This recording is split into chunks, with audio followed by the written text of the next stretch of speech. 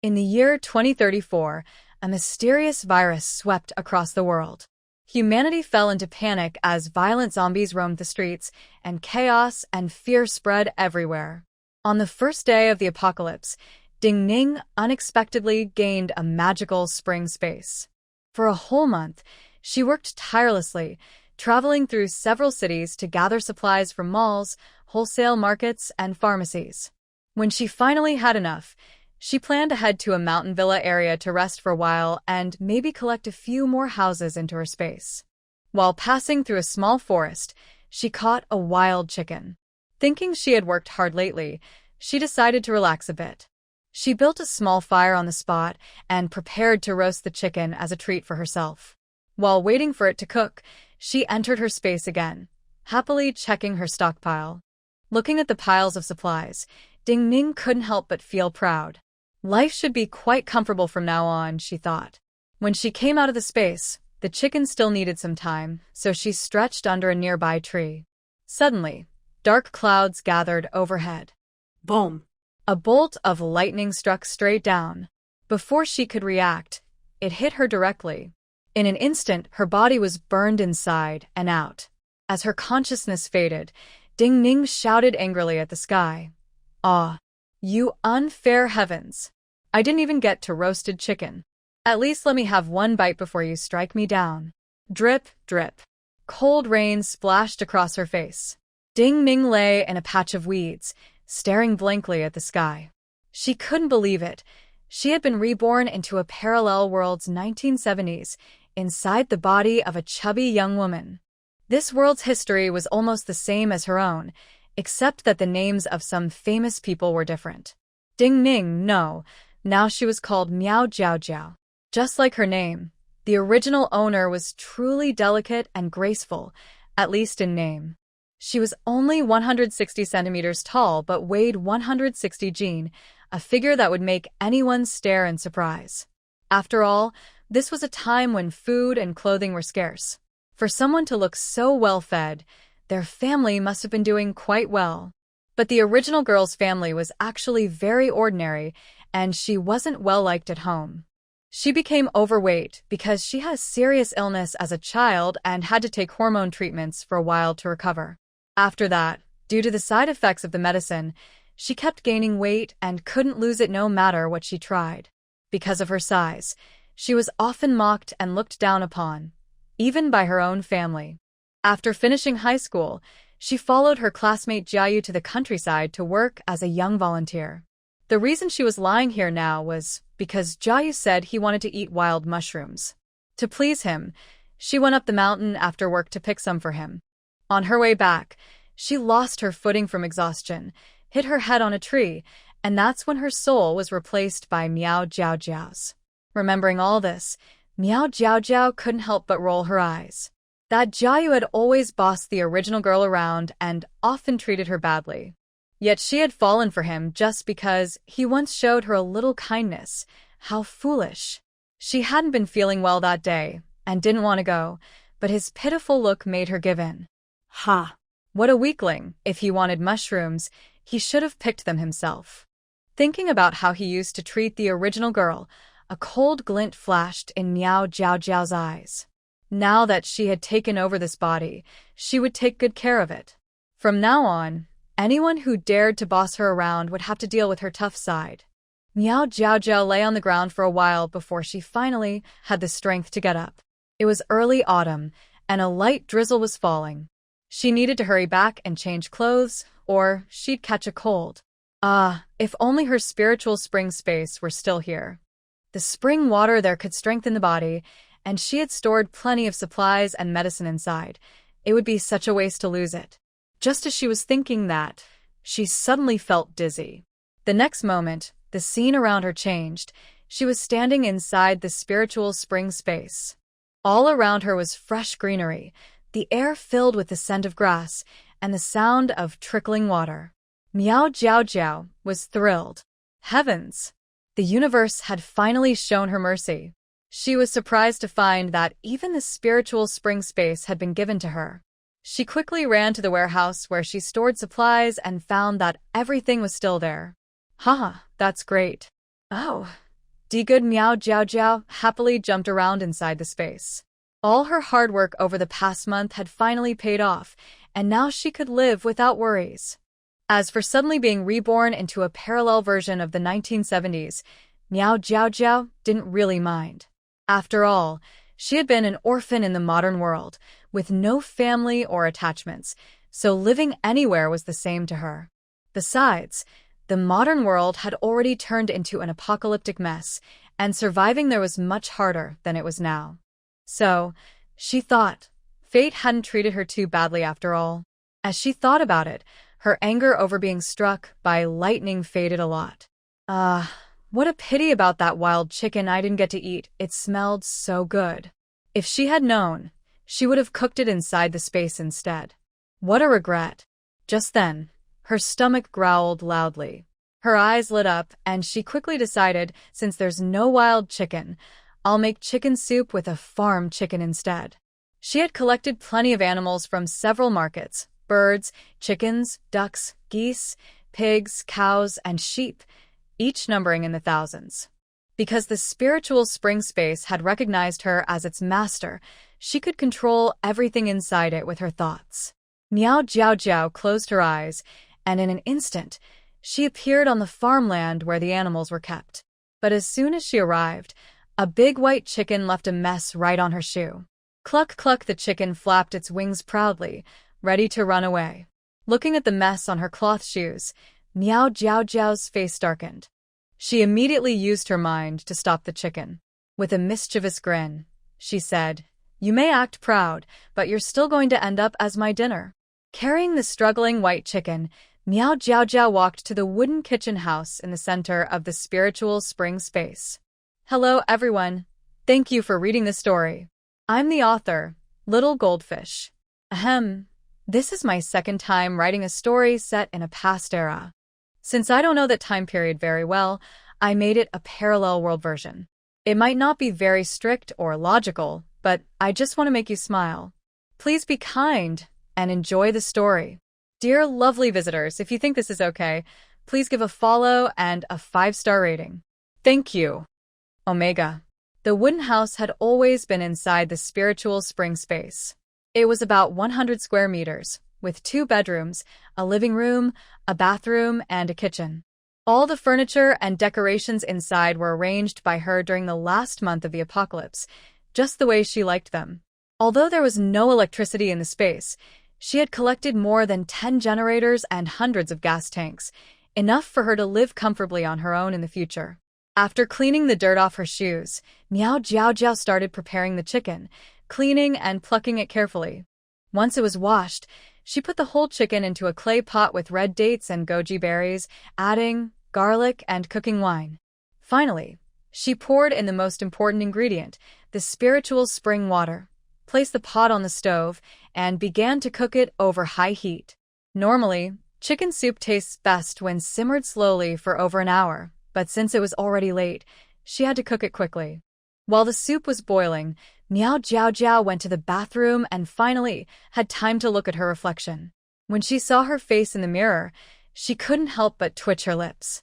Her appearance was quite hard to accept, very different from before. As the village ladies would say, "This girl has a round face and a strong build. She looks blessed and healthy." But in truth, her skin was dark and rough, her face was round and chubby, and her waist and legs were thick and sturdy. This description only refers to the character's appearance and has no connection to real people. The only 2 good features were her bright eyes and her strong figure. Still, which girl would like such a body shape? Maybe another lightning strike could send her back. But her modern body seemed to have already turned to ashes. It would scatter with just a breeze. Thinking of that scene made Miao Jiao Jiao shiver. Forget it. She decided not to go back. If she had to be strong, then so be it. As the saying goes, there are no ugly women, only lazy ones.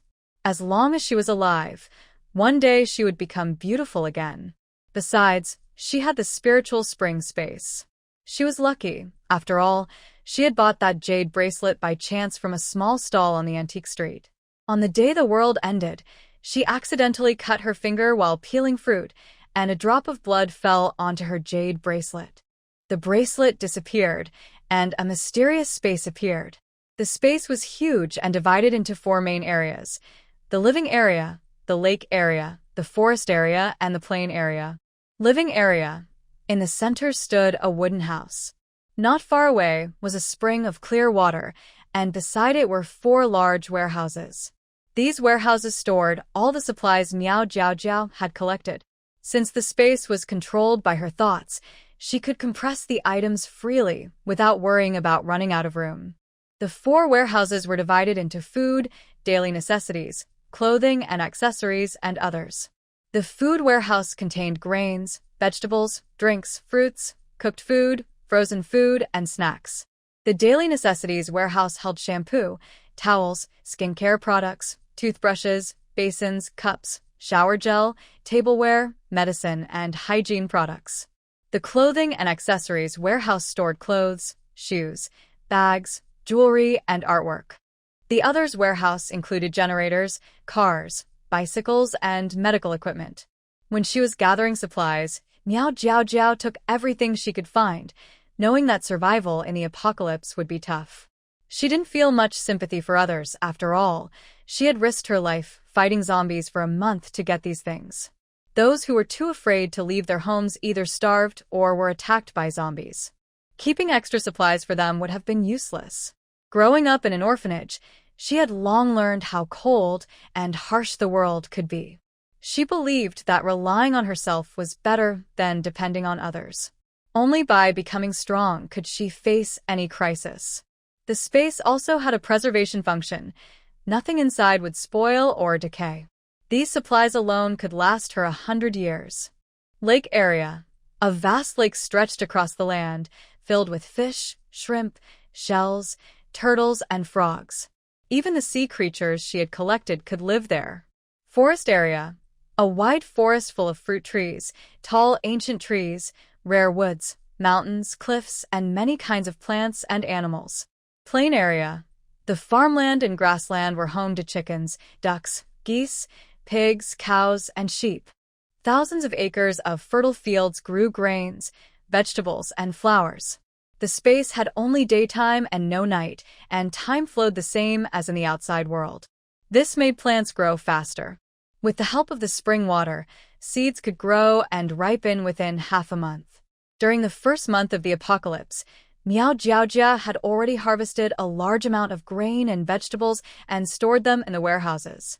The farmland was now bare, and she planned to start planting again once she had settled down in this time period.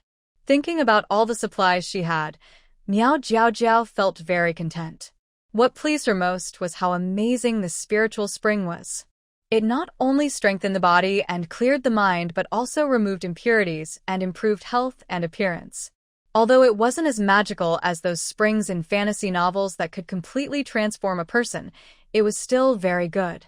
If she hadn't accidentally gained this spiritual spring space and benefited from drinking its water, she wouldn't have survived so long in the apocalypse. The original owner of this body had been teased since childhood for being overweight, so she often went on strict diets. But instead of losing weight, her health only got worse. So now, although this body looked plump on the outside, it was actually very weak inside. Even a little work or walking made her short of breath. To prevent further problems, she needed to restore her health as soon as possible. Thinking of this, Miao Jiaojiao quickly used her mind to draw a cup of spring water and drank it. As soon as the cool, sweet water entered her mouth, she felt something strange happening inside her body. In an instant, it was as if countless things were moving through her abdomen, and her stomach began to ache badly. Hiss! Oh no, my stomach hurts so much. She hurried to the bathroom. After a while, she felt completely exhausted, and a thin layer of dark residue appeared on her skin. Miao Jiaojiao quickly took out her bath brush and washed herself clean. When she came out in her pajamas, she felt refreshed and light, as if her whole body had been renewed. Looking in the mirror again, she noticed her skin looked a little fairer and healthier than before, though the change wasn't very obvious. Her body still contained many impurities and was quite weak, so she would need to keep drinking the spring water for some time to fully recover. As for the spring water's beauty effects, she had tested them before. It didn't work like magic, but gradually improved the skin. That was just how she wanted it. If the change were too sudden, others would surely become suspicious. Besides, everyone was now working in the countryside, and after 2 or 3 months under the sun, no one could stay fair anyway. Some people are naturally not easy to tan, and their skin makes others envious. Take Bai Yan from the capital, for example.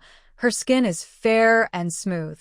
She has been working for a month, yet instead of getting darker, her face has become even rosier. With the help of the spiritual spring water, she too will soon become someone who never tans. Just thinking about it makes her happy.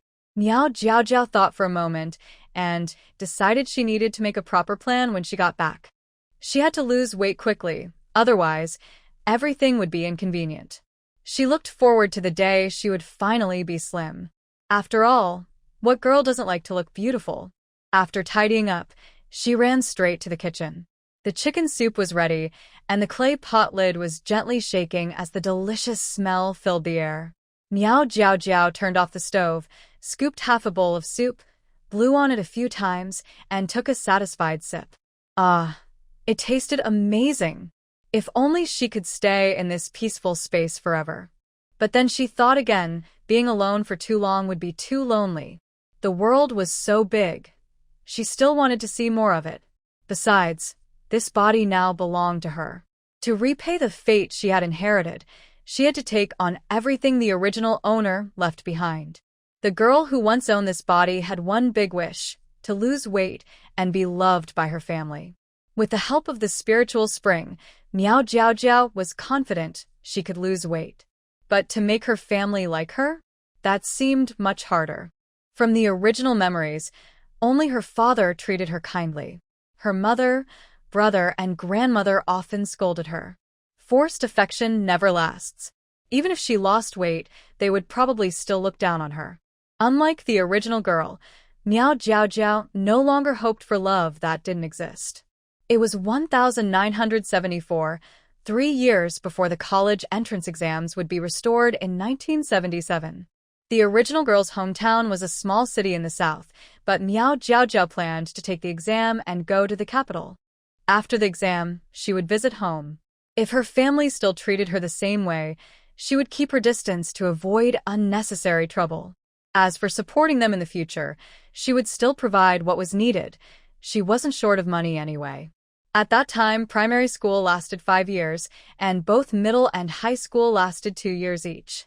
The original girl had started school late, so she graduated from high school at 18 and had only been working as a young educated worker in this village for a month. In her previous life, she was an 18-year-old who had just graduated from high school when the apocalypse struck. Then, a bolt of lightning sent her into the body of another girl. Same age, different fates, life truly plays strange tricks. Now, she was Miao Jiaojiao. She would live well, carrying both her own will and that of the original girl. She would live happily and freely, with no regrets in this life. In the educated youth courtyard, a few people were sitting around the table. Lin Ju glanced toward the yard, then turned back with displeasure. What's going on with Miao Jiaojiao? Everyone's ready for dinner, and she's still not back. Ma Fang pouted. Who knows? Probably just being lazy. Yan Yan and I made dinner, and she always looks so gloomy, like someone owes her something. So annoying. Bai Yan gently patted her hand and said softly, maybe she got delayed by something. Don't say that. Yan Yan, you're just too kind, Ma Fang huffed, then looked at Jiayu. Brother Jia, don't you think so? Yeah, Bai Yan, you're too soft-hearted, Jiayu said with a smile, though he felt a bit uneasy inside. Miao Jiaojiao had been up the mountain for quite a while. Normally, she should have been back by now. If he hadn't heard Bai Yan mention wanting mushrooms yesterday, he wouldn't have sent that silly girl to pick them. If something happened to her, it would be troublesome if others blamed him. Cui Dazhuang scratched his head and said honestly, I think she said she was going to pick mushrooms. Maybe she slipped and fell? Mushrooms? Bai Yan looked surprised. She glanced at Jiayu, who appeared calm, but something about it made her feel uneasy. The oldest of the group, Wang Gang, spoke up. Forget it. Let's save her some food and eat first. If she's still not back later, we'll all go look for her. The quiet Huang Daidi immediately agreed. Let's eat, then. All right, the others nodded. Meanwhile, a sturdy figure was hurrying down the mountain with a small basket on her back. It was Miao Jiao. The original girl's body had been slightly feverish, and after hitting her head earlier, she had felt dizzy and weak. But after drinking the spring water and chicken soup, Miao Jiao felt much better, light and refreshed, walking down the mountain with energy. A cool breeze blew. The world was quiet, and everything seemed peaceful and beautiful. But Miao Jiao kept her mouth tightly shut, looking as if she was struggling to hold her breath. Earlier, after drinking the spiritual spring water, her clothes had been stained with black marks and gave off an indescribably bad smell. To avoid being found out, she forced herself to endure the nausea, took off her pajamas, and changed into the original owner's dirty clothes. Now, with the wind blowing, the smell became even stronger. Oh no, it was just too smelly. Under a big tree in the village, a group of women were sitting together chatting. When they saw Miao Jiao coming down from the mountain so late, one of them asked curiously, "Hey, comrade Xiao Miao, what good things did you find up there so late?" Miao Jiao didn't dare to speak, afraid that if she opened her mouth, the awful smell would get in. Anyway, she had always been quiet in front of others, so she just lowered her head and hurried away. Luckily, she was far enough and ran fast, so by the time the women noticed the strange smell, the wind had already blown it away. These women worked hard in the fields every day, and when they finally had some time to rest, they loved to sit together and chat. Seeing Miao Jiao walk away without saying a word, they immediately started complaining. "Hey, that chubby girl is really rude. She never greets anyone when she sees them." Exactly. Look at the other educated girls. They're all so polite and well-behaved.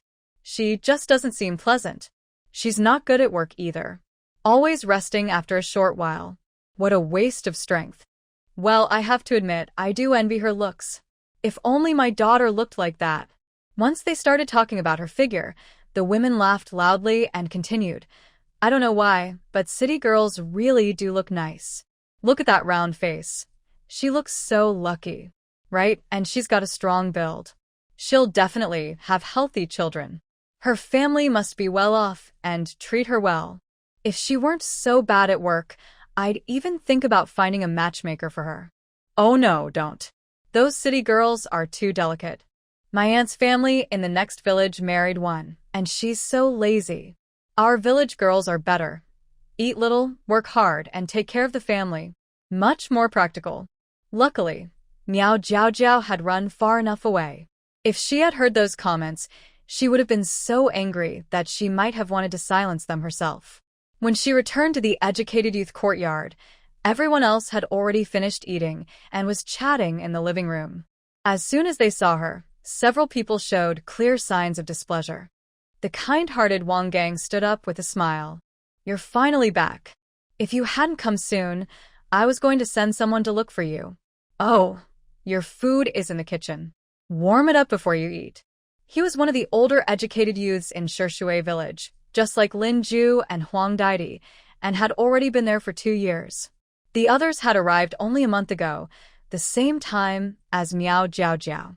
You still remember to come back, huh? Lin Ju complained, then suddenly frowned as a strange smell filled the air. What's that awful smell? Did you fall into a ditch or something? The others clearly smelled it too and covered their noses, looking at her with disgust. Miao Jiao gave an awkward smile. Without greeting anyone, she rushed to her room, grabbed some clothes, and went straight to the simple shower room. After washing up and changing, she came out to see her old classmate, Jiayu, walking toward her. Before she could say anything, he started scolding her. What's going on? How can picking mushrooms take so long? You're always so slow. Do you know how worried I was? Jiayu's name suited him well. He was both fake and slick. He had fair skin, a big nose, and small eyes, barely passable in looks. He had been her high school classmate. Once, when it rained, she slipped, and he helped her up. From then on, she secretly liked him and often gave him the best things she had saved. This time, she came to the countryside as an educated youth because he had encouraged her to, just so he could have someone to help him for free. The original Miao Jiao Jiao had been simple and eager for affection, unable to see through his motives. But the current Miao Jiao Jiao, who had long understood how people could be, saw right through him. He clearly disliked her but never showed it openly. Instead, he enjoyed her attention.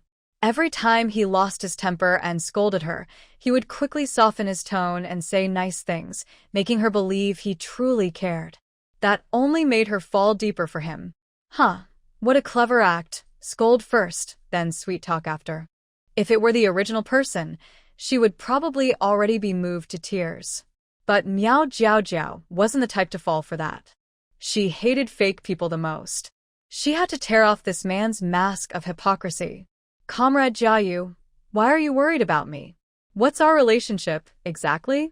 Jiayu frowned at her. What do you mean by that? We're old classmates, and we came to the countryside together to help build the country. Is it wrong for me to care about you? Oh, really? Miao Jiaojia raised an eyebrow, her expression suddenly turning sad. Then, do you actually like me? Jiayu froze for a moment, a trace of disdain flashing in his eyes. Then he quickly straightened his face and said seriously, Comrade Miao Jiaojiao, your thinking is off. We came here to work and build, not to talk about romance.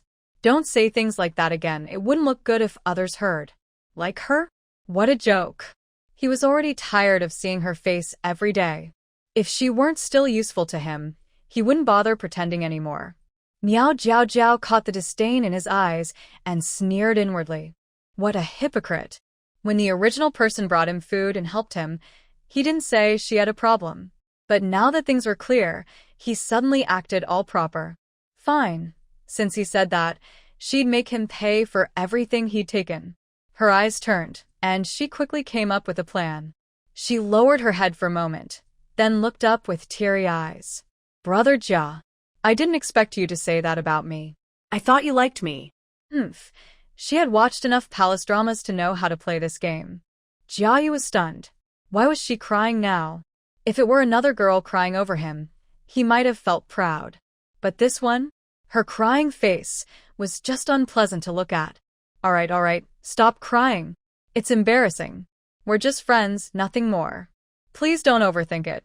Miao Jiaojiao's eyes flashed with mockery. That was exactly what she wanted him to say. Fine then. Do you dare to say that again in front of all the other young comrades? The original person had been sent to the countryside for a month, spending every day either working or following him around. Everyone at the youth camp knew she liked him. So today she had to make things clear once and for all, so no one would gossip about them anymore. Although Miao Jiaojiao was thick-skinned and didn't care about what others said, she didn't want to be connected with a man like him. It was best to settle this quickly and cleanly, to avoid future trouble. She had better things to do with her time anyway. When Jiayu heard her, his expression changed. Everyone's studying right now. Why bother others with such a small matter? Everyone knew Miao Jiaojiao liked him, but as long as no one said it out loud, he could pretend nothing had happened. After all, being liked by someone plain and chubby wasn't something to be proud of. Life here was already hard enough, and he didn't know when it would get better. At least this fat girl, as he thought of her, was useful. She could help him with work and make things easier for him. He didn't want to upset her just yet. So he spoke gently. What's wrong with you today? Why are you so upset? Are you feeling unwell? Don't overthink it. Go back and rest. Hearing his fake concern, Miao Jiaojiao almost laughed out loud. Enough. She wasn't going to waste words anymore. Time to settle this. Today. You're going to explain everything to me. Her eyes turned sharp as she grabbed him by the collar without hesitation. Her body had grown stronger after drinking the spring water, and with her solid build, dealing with this thin, weak man was no problem at all. Like picking up a chick, she dragged Jiayu all the way to the yard. Jiayu couldn't break free, his face turning red with anger. Comrade Miao Jiaojiao, What are you doing? Let go of me. Being dragged by a woman was humiliating for him. How could this woman be so unreasonable? Once this was over, he would definitely ignore her for a few days to teach her a lesson. Just then, Ma Fong came out of the outhouse and saw the scene. She immediately shouted, "Oh my! Miao Jiao Jiao, what are you doing? Let go of Brother Jia right now." Ma Fong and Bai Yan were both educated youths from the capital. From the moment they arrived, they acted as if they were better than everyone else. Ma Fong's family in the city was an ordinary working-class one. She had 2 older brothers and a sister, and she was the youngest. Although her parents were quite fond of her, after finishing high school she couldn't find a suitable job, so she went to the countryside as an educated youth to ease her family's burden. This time, when she came to the village, her family didn't have much savings to prepare things for her. So she decided that once she arrived, she would try to find someone reliable to rely on, which would make her life much easier. There were only 8 people in the educated youth compound. The older youth, Wang Gang, was a kind but poor man. His white undershirt had turned yellow and was patched, yet he still wore it. He was clearly poor, and she thought it was already good enough if he didn't ask her for help. Another older youth, Lin Ju, was sharp-tongued and difficult to get along with, so she didn't dare to provoke her. The third, Huang Daidi, was quiet and withdrawn, which made her uncomfortable too. The remaining 5 were all new arrivals. Cui Dazhuang, a tall and simple man, was honest but slow to respond. She had tried several times to get close to him, but he never caught on, which left her frustrated. Bai Yan was her high school classmate, and she had heard that Bai Yan's family was well off. Although she didn't know why Bai Yan had also come to the countryside, she thought that if she could get along with her, she wouldn't have to worry about food in the future. As for Jia Yu, he acted confident and stylish when he first arrived, and his clothes looked fashionable. The moment Ma Fong saw him, she began to take an interest in him. When it came to food, Ma Fong could rely on Bai Yan, but for field work, she needed someone to help her. Otherwise, it would be too tiring. However, she didn't expect that she couldn't even get close to Jia Yu. Every time she tried to approach him, Miao Jiao Jiao would suddenly appear out of nowhere and stare at her, startling her several times. Ma Fong already looked down on Miao Jiao Jiao, thinking she was clumsy and embarrassing. After being frightened a few times, her dislike grew stronger. So she often made subtle remarks about Miao Jiao Jiao in front of the others, causing them to form a slight bias against her. Seeing that her plan was working, Ma Fong felt quite pleased with herself. Recently, she had been planning to get closer to Jia Yu, and unexpectedly, the chance came sooner than she thought. Her eyes flickered with calculation as she put her hands on her hips and shouted angrily, "Miao Jiao Jiao, I'm talking to you. Let go of him. What's wrong with you? You start fights over nothing. Do you believe I'll go tell the village head?" "Enough noise," Miao Jiao Jiao said coldly, glaring at her. She decided to deal with what that person had done to the original owner later. For now, she needed to take care of the unfaithful man first. The look in her eyes, sharpened by a month of fighting for survival in the apocalypse, was not something ordinary people could handle. Ma Fong was so frightened by her fierce gaze that she almost lost control of herself. Her confidence vanished instantly. You can talk things out. Why do you have to hit people?" With a thud, Miao Jiao Jiao threw Jia Yu to the ground and narrowed her eyes. "Did you actually see me hit anyone?" Ma Fong's face turned pale, and she stammered, unable to say a word. Jia Yu landed hard, sitting on the floor and rubbing his sore back, groaning in pain. Everyone else had been studying in the living room. Hearing the noise, they all rushed out. It was already dark, but the moonlight was bright enough for everyone to see clearly. "What happened? Jia Yu, why are you on the floor?" Wang Gang hurried over to help him up. Thinking about how Miao Jiao Jiao had dragged him all the way there, Jia Yu felt humiliated. His face turned dark, and he said nothing. Lin Ju leaned against the door with her arms crossed, watching the scene with amusement but staying silent. Huang Daidi stood quietly behind the door, her small eyes observing everything. Cui Dazhuang, who loved excitement, stepped forward, scratched his head, and asked, What's going on? Did you two have a fight? Bai Yin noticed that Ma Fong looked uneasy. Her eyes flickered as she stepped forward. Ma Fong, what exactly happened? Tell us. Seeing that everyone had gathered, Ma Fong suddenly felt braver. She pointed at Miao Jiao Jiao and shouted, it was her. She dragged Brother Jia here and threw him to the ground. Huh. Everyone was stunned. They had only lived together for a month, but everyone knew that Miao Jiao Jiao liked Jiayu. Why would she hurt him? Besides, how could a grown man be dragged so easily? Wasn't that a bit weak? For a moment, everyone had different thoughts, and their looks toward Jiayu became strange. Seeing the moment was right, Miao Jiao Jiao stepped forward. She looked sad and upset as she said, yes, I was the one who dragged him here. He didn't want to come, but I had no other choice. Everyone was a bit confused by her words, and then she continued, as you all know, Brother Jia and I were classmates. We came to the countryside together. He used to treat me very well, and I thought he liked me. I figured it wouldn't be a problem if we became a couple someday, so I often helped him with his work. But just now, he told me that he never liked me. I got angry and acted this way because I wanted him to explain it clearly in front of everyone. When did I ever say I liked you? Jia Yu felt so frustrated that he could hardly speak, his face full of discomfort. He thought bitterly that he would rather run into a wall than be said to like her. Oh, really? Then why did you get close to me in high school and often ask me to hang out with you? If you didn't like me, why did you insist that I come to the countryside with you as a volunteer? If you truly didn't like me, why did you always ask me for help whenever you wanted something? And every time I wasn't feeling well, you were always the first to come and check on me. Isn't that what people do when they care about someone? Miao Jiao Jiao's questions came one after another, leaving Jiayu sweating nervously. Her words revealed a lot. Though they sounded simple, they exposed how the two had interacted before. At the same time, she made it clear to everyone that she had only treated him well because she misunderstood his feelings, not because she was being pushy. When she finished speaking, the atmosphere became awkward.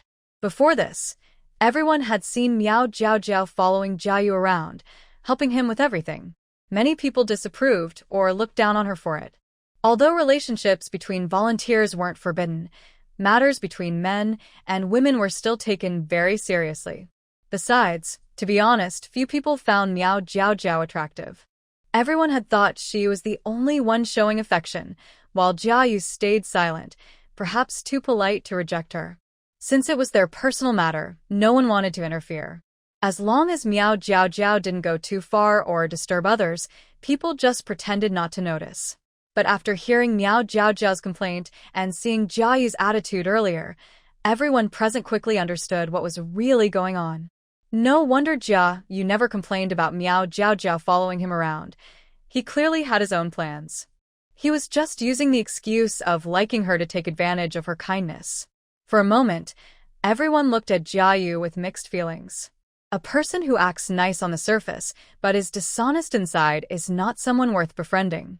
Comrade Jiayu, that's not very decent of you, said the outspoken Cui Dezhuang, the first to speak up. He always liked to watch drama and stand up for what he thought was right. Brother Jia, I didn't expect you to be this kind of person, Bai Yan said with disappointment. Although she spoke calmly, there was a hint of disdain in her eyes. He had once tried to get close to her in private. Luckily, she had good judgment and didn't fall for it, or she would have been dragged into trouble for no reason. You really can't judge a person by their looks. We should all be more careful in the future, Lin Ju said sharply. After 2 years of working in the countryside, Lin Ju's personality had become even more direct. She liked to comment on everything she saw. The usually quiet Huang Daidi pressed her lips together and stayed silent. Wang Gang gave Jiayu a complicated look, then quietly moved a little farther away. Seeing everyone's reaction, Jiayu felt both wronged and angry. He hadn't expected that foolish Miao Jiao Jiao to reveal everything in front of everyone. Didn't she like him? Why was she embarrassing him like this now? Was she trying to force him to say he liked her? Ridiculous. She should take a good look at herself first. How could she expect him to like her? What a joke. The more he thought about it, the angrier he became. That stubborn girl just wouldn't leave him alone. What bad luck to be caught up with her. Now, because of her, everyone thought he had been pretending to be nice while taking advantage of her. He had always acted polite and well-mannered in front of others, but if his reputation was ruined, how could he face anyone again? No. He had to stay calm and explain things clearly, or everyone would look down on him even more. Jiao Jiao, you really misunderstood me. I only took extra care of you because we're old classmates. Don't overthink it. Isn't it better if we just work hard together for our country? Miao Jiao Jiao rolled her eyes. What a clever way to change the topic. He had completely shifted the blame onto her, saying she was overthinking. Wasn't that just calling her narrow-minded? Sure enough, after he said that, the others started looking at Miao Jiao Jiao differently. She didn't want to argue anymore and replied, Fine. Since you've made things clear in front of everyone, I understand your meaning now. Don't worry, if you hadn't helped me before, I wouldn't have even thought about dating you. You don't like me? Well, I don't like you either. She looked him up and down and sneered. After all, no one likes someone who only takes advantage of others and talks slick. You. Jiayu was speechless for a moment, then said helplessly, Jiao Jiao. Don't make a scene. I know you're upset, but we're classmates after all. Why be like this? This annoying man was even trying to play hard to get. The more he acted like this, the more she disliked him. Miao Jiao Jiao. Was there something wrong with his head? Couldn't he understand plain words? Upset? Upset about what? Did he still think she was that foolish girl from before? Forget it, no more nonsense. Time to get to the point. All right, enough talk. Classmates are classmates, but you still owe me money. At the mention of money, Jiayu panicked. When did I ever owe you money? Miao Jiao Jiao gave a cold laugh. Since high school, you've taken plenty of things from me. Don't you plan to return them? If you won't admit it, fine, I've kept notes. How about we go through them one by one? Luckily, the original person had a habit of keeping records. She could really find those notes. Miao Jiao Jiao, you're going too far. Jiayu's face finally changed. He gritted his teeth and said, We've always helped each other. Talking about money like this just hurts our friendship. Friendship? Miao Jiao Jiao looked as if she had just heard a ridiculous joke. She glanced around at the people nearby, then turned back with a cold smile. I don't have any feelings for you. If you don't pay me back, I'll read it out loud right here, so everyone can see how our comrade Jia refuses to return what he owes. You're being unreasonable. Jia Yu's eyes showed panic, and his voice trembled with anger. Fine, I'll pay you. I've never met anyone like you. The others who overheard their argument were confused about how things had gotten so bad between them. After watching the whole scene, most people still felt a bit more sympathy for Jiayu. After all, he had always been polite and helpful, while Miao Jiao Jiao's temper often made her unpopular. Besides, in those difficult times when food and clothing were scarce, people usually helped each other instead of arguing over small debts. Hearing Miao Jiao Jiao speak like that made everyone feel awkward and uncomfortable. Ma Fong, who had never liked Miao Jiao Jiao, naturally didn't believe her words. Miao Jiao Jiao, you're going too far. Brother Jia has helped you a lot. How can you ask him for money? He took quite a few things from me. If I don't ask him, should I ask you instead? Miao Jiao Jiao stared at her, then suddenly said, Oh, I see. You're defending him because you're close to him. That's nonsense. Ma Fong's face turned red and pale in turns. We're just good comrades. Your thoughts are really inappropriate. Seeing her friend being scolded, Bai Yan quickly stepped forward. Miao Jiao Jiao, your words are too careless. You shouldn't spread baseless rumors. Be careful. Words can cause trouble. Her tone clearly warned Miao Jiao Jiao not to speak recklessly. At that time, relationships between men and women were taken very seriously, and false rumors could lead to real consequences. I didn't say anything wrong. Aren't we all just good comrades? Miao Jiao Jiao blinked innocently. Anyone could throw around big accusations. But Comrade Bai Yan, your words remind me if my problem isn't solved, I'll go to the commune leaders. I'm sure they'll give me justice. Bai Yan froze, clearly not expecting Miao Jiao to turn the situation around. She was left speechless. Enough. Stop talking. How much do you want? Jia Yu's face darkened so much it looked like ink could drip from it. This matter couldn't be allowed to spread any further, or it would become more than just a matter of pride. Miao Jiao smiled when she heard this. He was finally getting anxious. Pretending to think for a moment, she looked up and said, I don't want much. Since we're classmates, just give me 2 big unity notes. Each big unity note was worth 10 yuan, so 2 meant 20 yuan. In the 1970s, that was quite a large sum, enough to buy many things. The original owner had given Jia Yu small gifts over time, worth less than 10 yuan in total, all saved up bit by bit over several years. Now, Miao Jiao had doubled the price. After all, the original owner had helped Jia Yu many times, so the extra 10 yuan could be considered payment for her efforts. When he heard this, Jia Yu's voice rose in disbelief. What? 2 big unity notes? This greedy person was asking for far too much. He only had a little over 40 yuan in total, and who knew how long that had to last him. Losing half of it at once felt like having his heart cut open. What, you don't want to pay? Miao Jiao raised an eyebrow and smiled. Then maybe I should go talk to the commune leaders. Let's see if that scares you. In those days, the thing people feared most was being reported. It didn't matter whether the accusation was true or not. If the commune leaders got a bad impression, life would become very difficult. I'll pay, Jia Yu said through gritted teeth. Can I give you 1 note first, and the other later? Miao Jiao narrowed her eyes and refused. No. I want it all now, or else. Fine, just wait. Jia Yu, furious, limped into his room, took out the money, and handed it to her. Grinding his teeth, he said, Jiao, our friendship as classmates ends here. From now on, I won't help you again. You're on your own. It was a clear threat. If she got into trouble later, no one would help her. But was Miao Jiao afraid? Not at all. She was strong and confident. Smiling, she put the money into her pocket and said cheerfully, don't worry. My life will only get better from now on. Oh, by the way, please call me by my full name from now on. Calling me Jiao sounds strange and uncomfortable. We're not that close, so let's just keep some distance, all right? Jia Yu. He really wanted to hit something. Sorry for taking up everyone's time. Let me make it clear again, from today on I have nothing to do with Comrade Jia Yu. I hope no one misunderstands. Miao Jiao continued. Earlier, I went up the mountain to pick mushrooms. I gathered quite a lot. To make up for the trouble, I'll cook something extra for everyone at lunch tomorrow.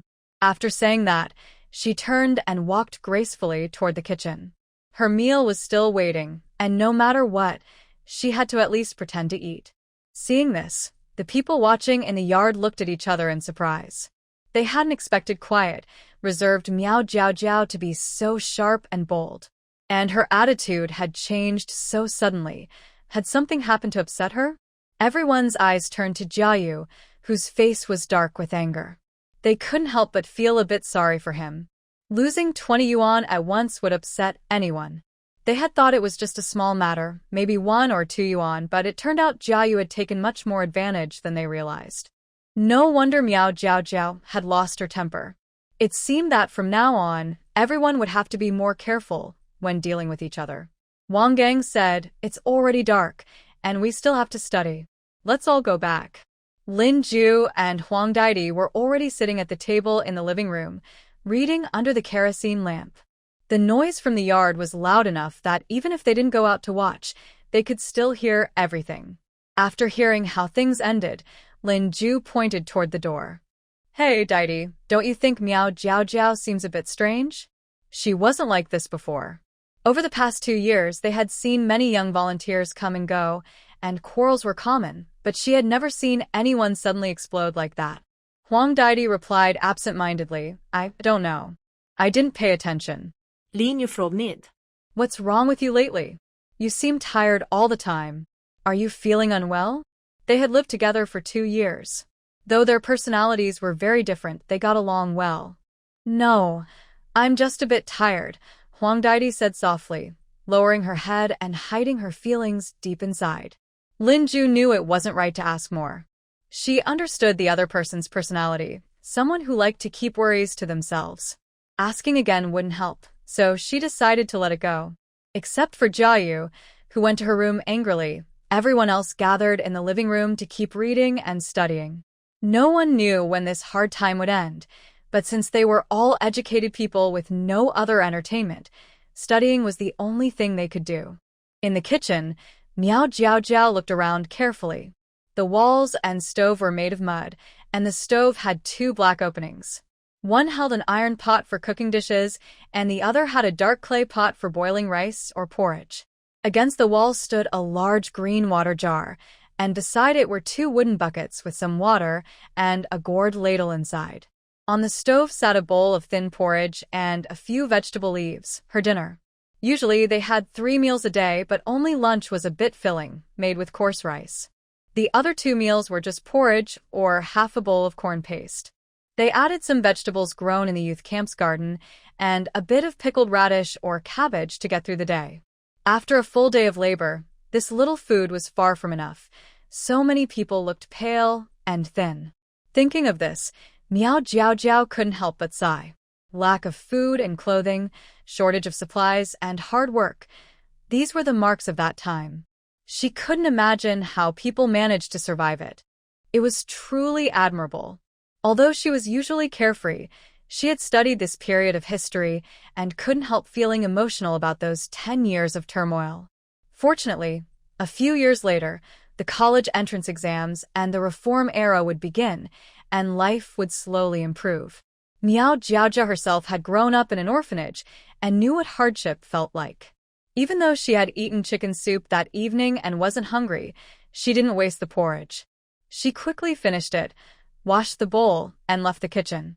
She put her dirty clothes in a wash basin, carried it, and walked to the nearby stream. By the water, she washed her clothes while thinking about what to do next.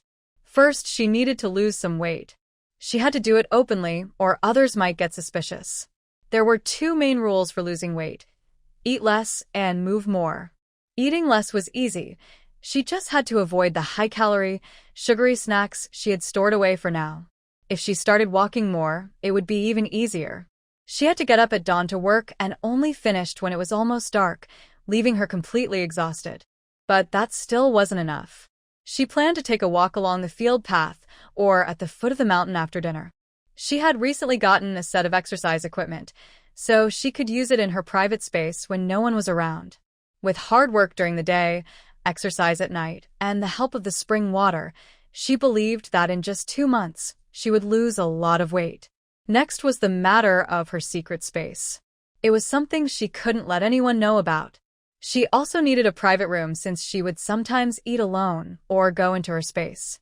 However, all the young women in the educated youth dormitory lived together, so she had to find a way to move out. Although it might make her seem distant, she didn't have a close relationship with the others, so there was no need to force herself to fit in. Since she had been given a second chance at life, she wanted to live as comfortably as possible. She remembered there was a small storage room behind the dormitory. She could move in there. That way, she would still be living near everyone, so safety wouldn't be a problem. In the dormitory, everyone shared meals. The girls took turns cooking, while the boys fetched water, chopped wood, and did heavy work. The boys ate more, but they also earned more work points, so they got more food. No one complained about that. Miao Jiaojiao thought that if she moved out, she might as well cook for herself. That would make it easier to prepare her own meals without having to hide. She also had to work in the fields, but she lacked experience and wasn't very strong. Since she had plenty of food and supplies in her space, there was no need to exhaust herself for few work points and risk her health. If she cooked separately, even if she earned fewer work points, no one would mind. Still, she couldn't be too lazy. She needed to earn at least the basic work points to keep up appearances. Shishui Village, also called Shishui Brigade, had about 200 households divided into 5 small production teams. Everyone in the educated youth compound belonged to Team 5. The work point system was simple. Adult men earned 10 points, ordinary women earned 8, and minors or elderly people earned 5. But to get full points, one had to work a full day and show good effort. Among the 3 senior educated youths, Wang Gang, Lin Ju, and Huang Daidi, after 2 years of training, they worked quickly and efficiently so they could earn full points. The others had only been there for a month. After some practice, Cui Dazhuang and Jiayu could now earn 8 points. The other 3 girls, Bai Yan, Ma Fong, and the original Miao Jiaojiao, had poor results, only 6 points each. Because of this, the senior educated youth Lin Ju got very angry. Work points meant food and survival. Losing even 1 point was painful. So, a few days ago, everyone held a meeting and decided that from now on, new male educated youths must earn at least 8 points a day, and female ones at least 7. Miao Jiaojiao thought that since they now ate separately, earning 6 or 7 points a day would be enough for her. After thinking about this, she finished washing her clothes.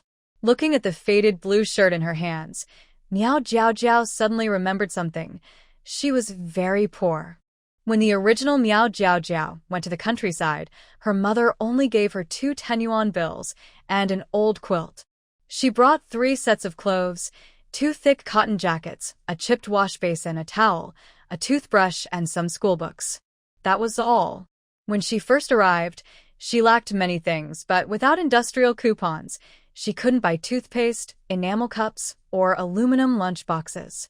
She had to spend a bit more money and ask other educated youths to help her buy them. At first, she wanted to get along with everyone and even bought some hard candies to share. But when she saw Bai Yan handing out white rabbit milk candies, she felt embarrassed and didn't give hers out. In the end, those candies were taken by Jiayu, that annoying guy. After buying a few other small things, she was left with only 1 10-yuan bill. If she hadn't asked Jiayu for 20 yuan today, she would have been even poorer. When she moved into the storage room, many things would need to be rearranged, and that would cost money too. Although she had plenty of supplies in her personal space, their styles were very different from what people used in this time. Those things couldn't be shown openly, so she would have to buy what she needed in town. Forget it. She would move first and deal with the rest later. If something was missing, she would find a way to fix it then. After making up her mind, Miao Jiaojiao carried the basin back. She hung up the clothes and saw that everyone in the living room was still busy, some studying, some taking notes. Not wanting to stand out, she took a book from her room and sat down to read quietly. Under the dim kerosene lamp, the weak light flickered softly. After reading for a while, her eyes began to feel tired. She rubbed them gently and glanced around. Everyone was focused on their work, and she couldn't help but feel moved. No matter their personalities, the young people who came to the countryside were truly hardworking. Even though they didn't know when their efforts would pay off, they kept studying. Maybe it was this kind of determination that would help the country build a better future. Miao Jiaojiao had a good memory.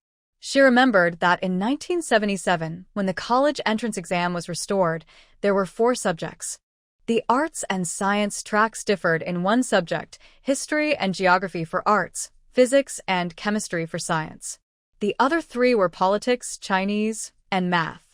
Each subject was worth 100 points, for a total of 400. In modern times, she had studied liberal arts in high school. She had just finished her college entrance exam when the world suddenly changed, so she never even found out her score. But she had always done well, so getting into a good university wouldn't have been a problem. Now she was reading a high school Chinese textbook. Although much of the content was different from what she had learned before, she wasn't in a hurry. After all, there were still 3 years before the exams returned, so there was plenty of time. After about an hour, the senior educated youth, Wang Gang, reminded everyone, "All right, it's late. Let's stop here. We have to get up early for work tomorrow, so go rest." "Okay," everyone agreed, nodding as they packed up their books. Miao Jiaojiao was the first to enter the room. The room was simple: a large shared bed, a table and a chair near the door, a thermos that Bai Yan had brought, and a few enamel cups on top. Against the inner wall stood a wooden cabinet filled with all kinds of odds and ends. Everyone's wooden boxes were kept under their beds to save space. Miao Jiaojiao's bed was in the innermost corner. A faded gray sheet and a patched quilt were piled there, looking lonely and worn. She took off her shoes, climbed onto the bed, and weighed the quilt in her hands. It felt no more than 3 or 4 pounds. Shishui village was neither in the far north nor the deep south. The weather wasn't as cold as in the north, but in winter, the temperature still dropped to just a few degrees. It was only early autumn, September, and this thin quilt could barely keep her warm. When winter came, she would surely be shivering. Miao Jiaojiao felt sorry for the original owner of this body. With such a family, what could she expect? They couldn't even spare a bit more cotton. She had been in the countryside for a month, yet her family hadn't sent a single letter. The thought made her heart ache. Just then, a mocking voice came from nearby. "What's that awful smell? It's disgusting." She looked up and saw Ma Fong pinching her nose and fanning the air, sneaking glances at her. It was obvious who she meant. Miao Jiaojiao was speechless. She had already bathed twice. How could she smell bad? If she really did, the others in the living room earlier would have said something. This person was clearly just trying to pick a fight. Fine. She had been wondering how to find an excuse to stand up for herself. Now someone had delivered it right to her. Her eyes flashed, and she put her hands on her hips, shouting angrily, "Ma Fong, who are you talking about? I've already taken a bath. Don't make things up." "I'll say it to whoever answers," Ma Fong replied, rolling her eyes. She had once thought this chubby girl was scary, but now she realized that except for being a bit strange when dealing with Jiayu, Miao Jiaojiao usually acted timid and quiet. Remembering how she had been frightened before made Ma Fong feel both angry and humiliated. She hadn't argued earlier in the living room because she didn't want to disturb others studying, but now that they were in the bedroom, she wasn't afraid to speak up. After all, everyone was here. Surely Miao Jiaojiao wouldn't dare do anything. But Ma Fong didn't realize that the new Miao Jiaojiao never played by the rules. Miao Jiaojiao believed that if words didn't work, actions would. A sharp light flashed in her eyes as she suddenly grabbed Ma Fong's hair and pulled hard. "So, you think I'm easy to bully? You've talked badly about me so many times behind my back. This time, I'm going to settle the score with you." "Humph, perfect timing. I'll deal with both old and new grudges today." Ow. "Let go." "Miao Jiaojiao, let go of me." Ma Fong's scalp tingled from the pain. Because of the angle, she was forced to lower her head, scratching upward with both hands, but she couldn't reach Miao Jiaojiao. Frustration and anger filled her heart. Seeing this, Bai Yan hurried forward, stomping her foot anxiously. "Miao Jiaojiao, stop it. You can't do this. Let go, or I'll call someone." Lin Ju and Huang Daidi rushed over too, each grabbing one of Miao Jiaojiao's arms as they tried to calm her down. "That's enough, Miao Jiaojiao. Stop fighting." But Miao Jiaojiao refused to let go. No. "She's been bad-mouthing me all this time. I'll only stop when she apologizes." Why should I? "I won't apologize." Ma Fong's stubbornness lasted only a second before the pain made her give in. "Let go. You're crazy." "Fine, I'll apologize." Hearing that, Miao Jiaojiao finally stopped. "All right, say it." "I'm sorry." Ma Fong gritted her teeth as she spoke. Miao Jiaojiao gave her hair another tug and raised an eyebrow. "Sorry for what? Will you do it again?" "No, I won't. Ma Fong, her hair a mess, buried her face in the blanket and cried pitifully. "You're so mean." She hadn't expected this chubby girl to actually fight back. Her hair was almost gone. How humiliating. Miao Jiaojiao finally let go and warned coldly, "Listen, Ma Fong. I'm only stopping because everyone asked me to. Next time you mess with me, it won't end this easily." Bai Yan glared at Miao Jiaojiao angrily. "You went too far. Ma Fong already apologized. Did you really have to be so harsh?" Miao Jiaojiao tilted her head and smiled. "Oh.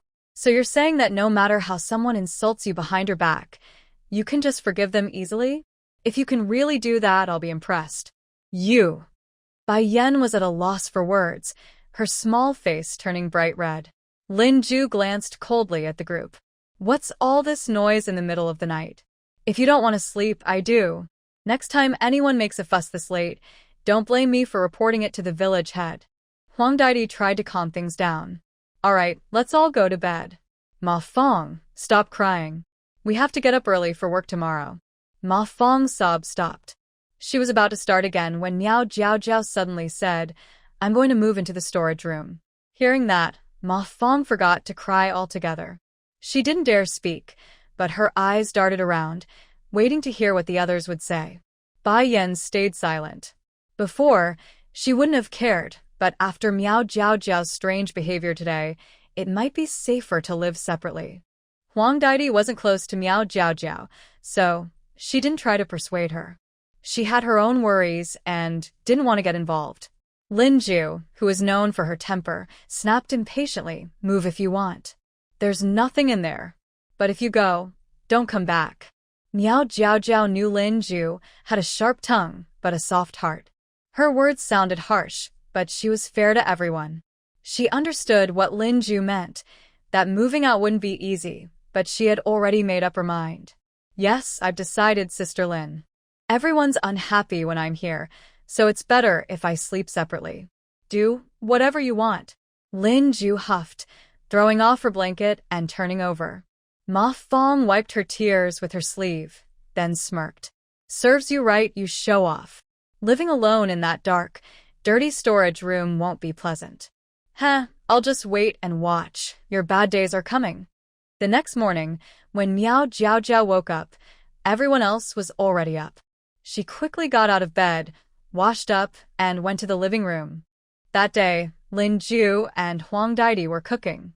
Breakfast was simple, half a bowl of corn porridge and a dish of spicy cabbage. After everyone finished eating, Miao Jiao told them she planned to take a day off tomorrow to clean up the storage room before moving in, and then go to town to buy some supplies. When Wang Gang heard that she wanted to move into the storage room in the backyard, he was surprised. That place is dark and damp, with no bed or window.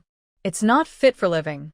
Cui Dezhuang, who liked to drink a big pot of water in the morning to fill his stomach, burped and said, Last time I saw a huge rat in there.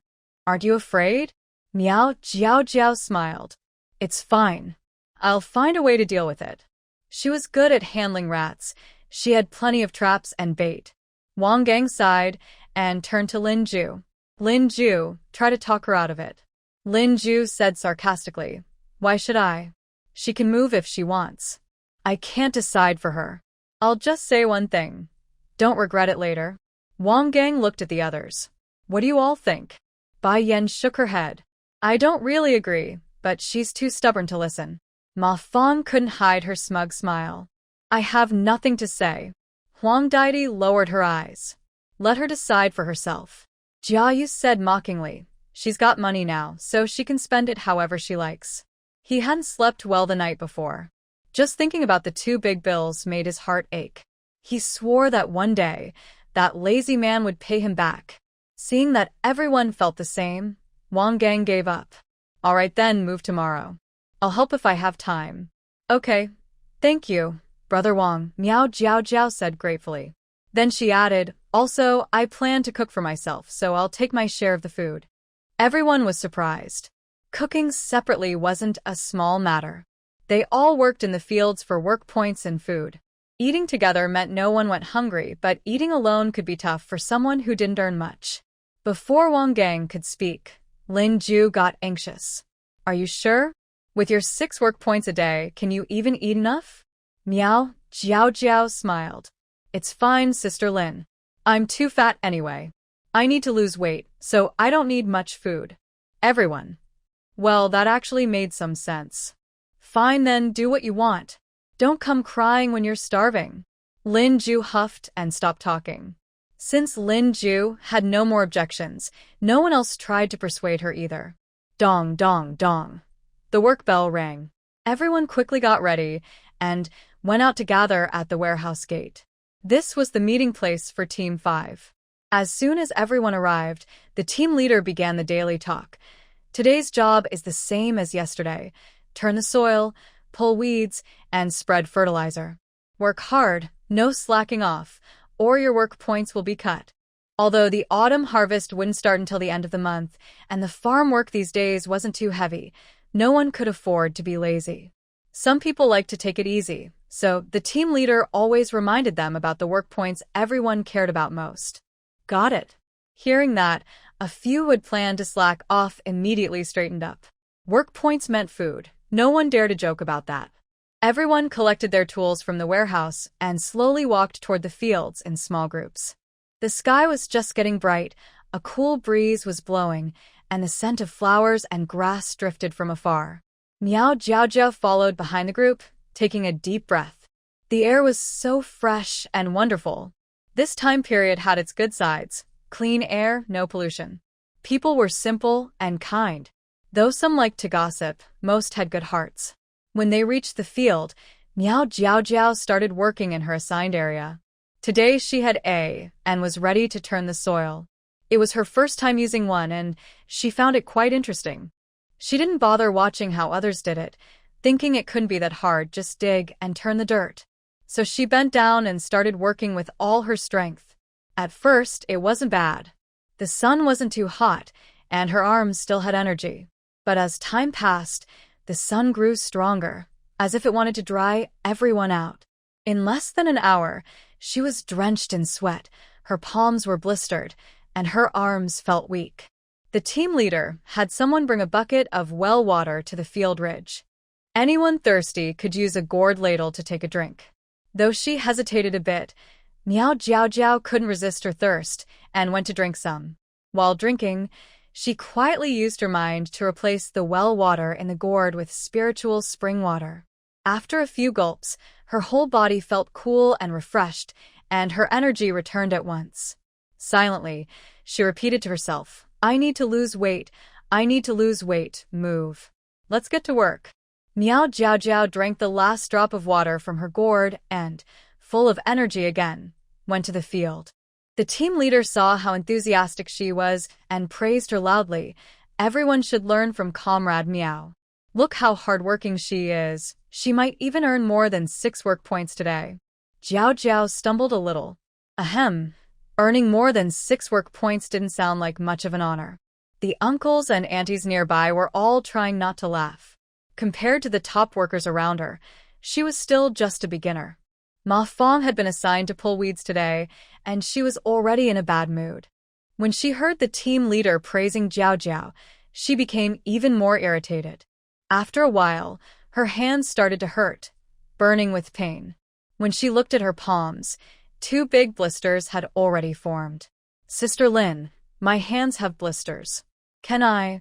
She asked pitifully, showing her palms to Lin Ju. But Lin Ju refused without hesitation. No way. You've been doing farm work for a month now, still not used to it? The rule we set a few days ago still stands. You and Bai Yan must each earn at least 7 work points a day. Don't even think about slacking off. Ma Fong muttered, but Miao Jiaojiao also. Lin Ju rolled her eyes. She's working on her own now, not under my supervision. If you can do that too, I won't say a word. All you do is complain. Look at Jiao Jiao. She's working much harder than you today. If you keep being lazy, the team leader might report you to the brigade leader. Hearing that, Ma Fong pouted, feeling even more upset. She didn't dare argue with Lin Ju, so she just glared angrily at Miao Jiaojiao. If it weren't for that annoying girl, she wouldn't have been scolded. Why did she have to work so hard? Who was she trying to impress? Jiao Jiao, who was nearby, heard their conversation and noticed Ma Fong's glare. She couldn't help but twitch her lips. Some people really forget their lessons quickly. Last night, Ma Fong had cried so hard after being taught a lesson, and now she'd already forgotten it all. Did she really think Jiao Jiao was still the kind of person who wouldn't fight back? Some people only bully those who seem weak. Maybe last night's warning wasn't enough. Her eyes caught sight of a small crawling figure. Miao Jiaojiao, with a mischievous look in her eyes, suddenly swung her and struck Ma Fong's face. The soil had been fertilized just a few days ago, and its smell was quite unpleasant. They, covered in dirt, also carried a strange odor. Ah! Ma Fong screamed as the scraped past her cheek and hit her foot. She collapsed onto the ground and loudly shouted, Miao Jiao Jiao, what are you doing? Why did you hit me with a Others nearby were drawn by her scream, and curious eyes looked over. The incident happened in just a moment. Only the people involved knew what really happened. Others were confused. "Stop fussing and get back to work," the team leader said impatiently as he approached. When he saw the two fighting, his eyebrows furrowed immediately. "What's going on?" Miao Jiao Jiao blinked innocently, lowered her, and pointed to a dead centipede on the ground. "Team leader, I saw a centipede here that might bite Ma Fong, so I killed it to help her. I didn't mean to hurt her." The team leader looked at Ma Fong with a helpless expression. "Little Miao is trying to help you. How can you say she hurt you?" Ma Fong, feeling wronged, her eyes turning red, said, "She was actually hitting my face with a dirt from the even got on her nose, and it smelled terrible." Enough. If there's nothing else, get up and work," the team leader said with a sigh.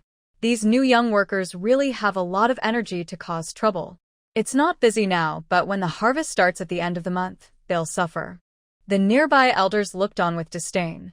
Just a small argument, and they were making a fuss. The city girl really is delicate.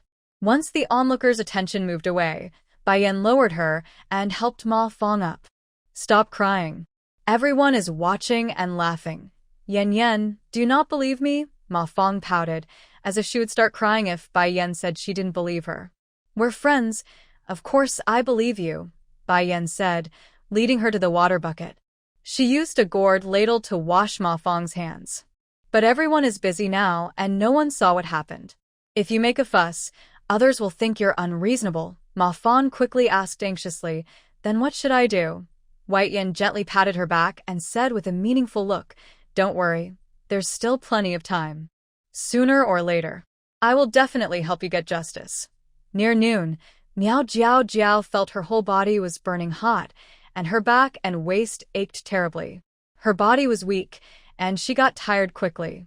If she hadn't drunk the spiritual spring water, she would have collapsed long ago. Although she was very tired, the results were still good. A normal farmer could half an acre of land in a day and earn full work points. She worked all morning and finished 1/5 of an acre. With the afternoon, she was close to half an acre. Her speed was pretty good, and she should be able to get 7 work points. Thinking of this, Miao Jiao Jiao felt proud inside. It's really different to work hard and earn food. She felt a strong sense of achievement. Looking over at Ma Fong and Bai Yan, they were still hesitating and following behind. Miao Jiao Jiao raised an eyebrow, thinking that Lin Ju would probably scold them again when they went back. Sure enough, at lunchtime, Lin Ju reminded them at the table, "Ma Fong, Bai Yan, you need to work faster this afternoon. You must earn 7 work points today." Ma Fong pouted and complained, "Sister Lin, my hands have blisters that are broken. I definitely can't work fast this afternoon." Her hands hurt just from holding chopsticks, and she wondered why people could be so unkind. Bai Yan was okay, but her back was very sore. "Sister Lin, I also feel a bit unwell. Maybe we can rest for a few more days." They had been used to slacking off for a month, and suddenly speeding up was hard for anyone. Lin Ju frowned and said, "All the food you're eating now is borrowed from the brigade. At the end of the year, your grain share will be deducted, and you'll need to pay back next year's grain in advance. If you don't earn enough work points and owe the brigade, other villagers will complain. If it goes on too long, you'll have to pay money to settle it. If you want to slack off, that's fine, but when the money runs out, you'll be crying." Although Lin Ju was scolding them, she was also indirectly warning Miao Jiao Jiao that if she didn't work harder, her future days wouldn't be easy. The end of the month was the busiest time, harvest season, and the best time to earn work points. If she didn't practice her speed now, she would miss the chance later. At first, earning only a few work points didn't bother them much. The young workers didn't complain because everyone had gone through similar times. However, if this continued, fewer work points would mean less food. If everyone still shared meals together, nobody would be happy. When Ma Fong heard she needed to buy food with money because her work points were low, her face changed immediately. She only had about 30 yuan left, which she planned to save for buying a new coat and face cream later. She knew her family's situation well. At most, they would send some cotton clothes and pants to keep warm, but they wouldn't give her extra money. She looked at Bai Yan, wanting to say something but feeling shy. She could only nod silently, saying, "Sister Lin, I understand." Bai Yen responded at the right time. "Thank you, Sister Lin. I know what to do now." Since her family had money, if her work points weren't enough by the end of the year, she could just buy food. It didn't matter. That's right. Everyone has a hard time. If you earn enough work points to get enough food, any extra can be shared or given out. If it weren't for understanding that they were new young workers, Lin Ju wouldn't bother to lecture them. Ma Fong and Bai Yen exchanged a look, both showing a hint of helplessness. They earned so few work points that they couldn't even get enough food, let alone share extras. Lin Ju was just trying to comfort them. Next to them, Miao Jiao Jiao ate her meal quietly, without saying a word. Anyway, starting tomorrow, she would eat alone, so she didn't have any particular thoughts. After finishing her meal, Miao Jiao Jiao didn't rest, but went straight to the storage room in the backyard. The backyard was quite large, with a big vegetable patch in the middle planted by the older workers like Lin Ju. On the far left were a simple shower room and a dry toilet, and on the far right was a large storage room filled with various items. You could enter the backyard either through the back door of the main hall or by walking around the walls on both sides. Miao Jiao Jiao looked around the storage room. It was about 15 square meters, enough space. But because it had no windows and was not maintained, it looked dark and damp, with a bad smell in the air. She stood there for a while, then decided on a plan to improve the room. She went back to get a pen and wrote down the main points. Looking at her notes full of details, she sighed, realizing there was a lot of work to do tomorrow. The afternoon passed quickly. Miao Jiao Jiao was happy to earn 7 work points. Ma Fong also worked hard to avoid losing money and earned 7 work points herself. As usual, Bai Yen only earned 6 work points. Before anyone could ask, she smiled and said she would use her money at the end of the year to buy grain. Seeing this, Lin Ju and the others didn't say anything. After dinner that evening, Miao Jiao Jiao took half a jean of brown sugar from her space, wrapped it in newspaper, and went to the village chief's house. Although she didn't need to tell the village chief about the affairs at the youth farmyard, she still had some things to ask him. The village chief of Shishui village is also the team leader. He is very friendly. His family was eating dinner at that moment. When he saw Miao Jiao Jiao coming, he immediately stood up and greeted her. "Comrade Xiao Miao is here. Have you eaten dinner? Would you like to join us?" Miao Jiao Jiao smiled and placed what she was holding on the table. "No, I've already eaten, village chief. I came back to ask you something." "Oh, just come in." "Why bring things?" The village chief's wife was clever. She happily took the items and said, "Just tell me what you need. My husband can help if he can." Miao Jiao Jiao explained, "It's like this. I plan to move into the storage room at the youth farmyard, but I still need some things. I don't know who to ask for help. Auntie, could you introduce someone?" "Ah, no problem. Why are you living separately? Did you have a disagreement with someone?" The village chief's wife asked with concern, but her eyes were full of curiosity. Miao Hiao Hiao replied casually. "No, auntie." "Don't overthink. I just want a private space to make things more convenient," the village chief's wife said. "All right. If you're looking for something specific, the old man Li at the village's end is a carpenter. Next door is Lu the blacksmith. Just ask for me, and I'll introduce you. The price will definitely be fair." Miao Jiao Jiao smiled and said, "Thank you, Andy. I'll go ask now."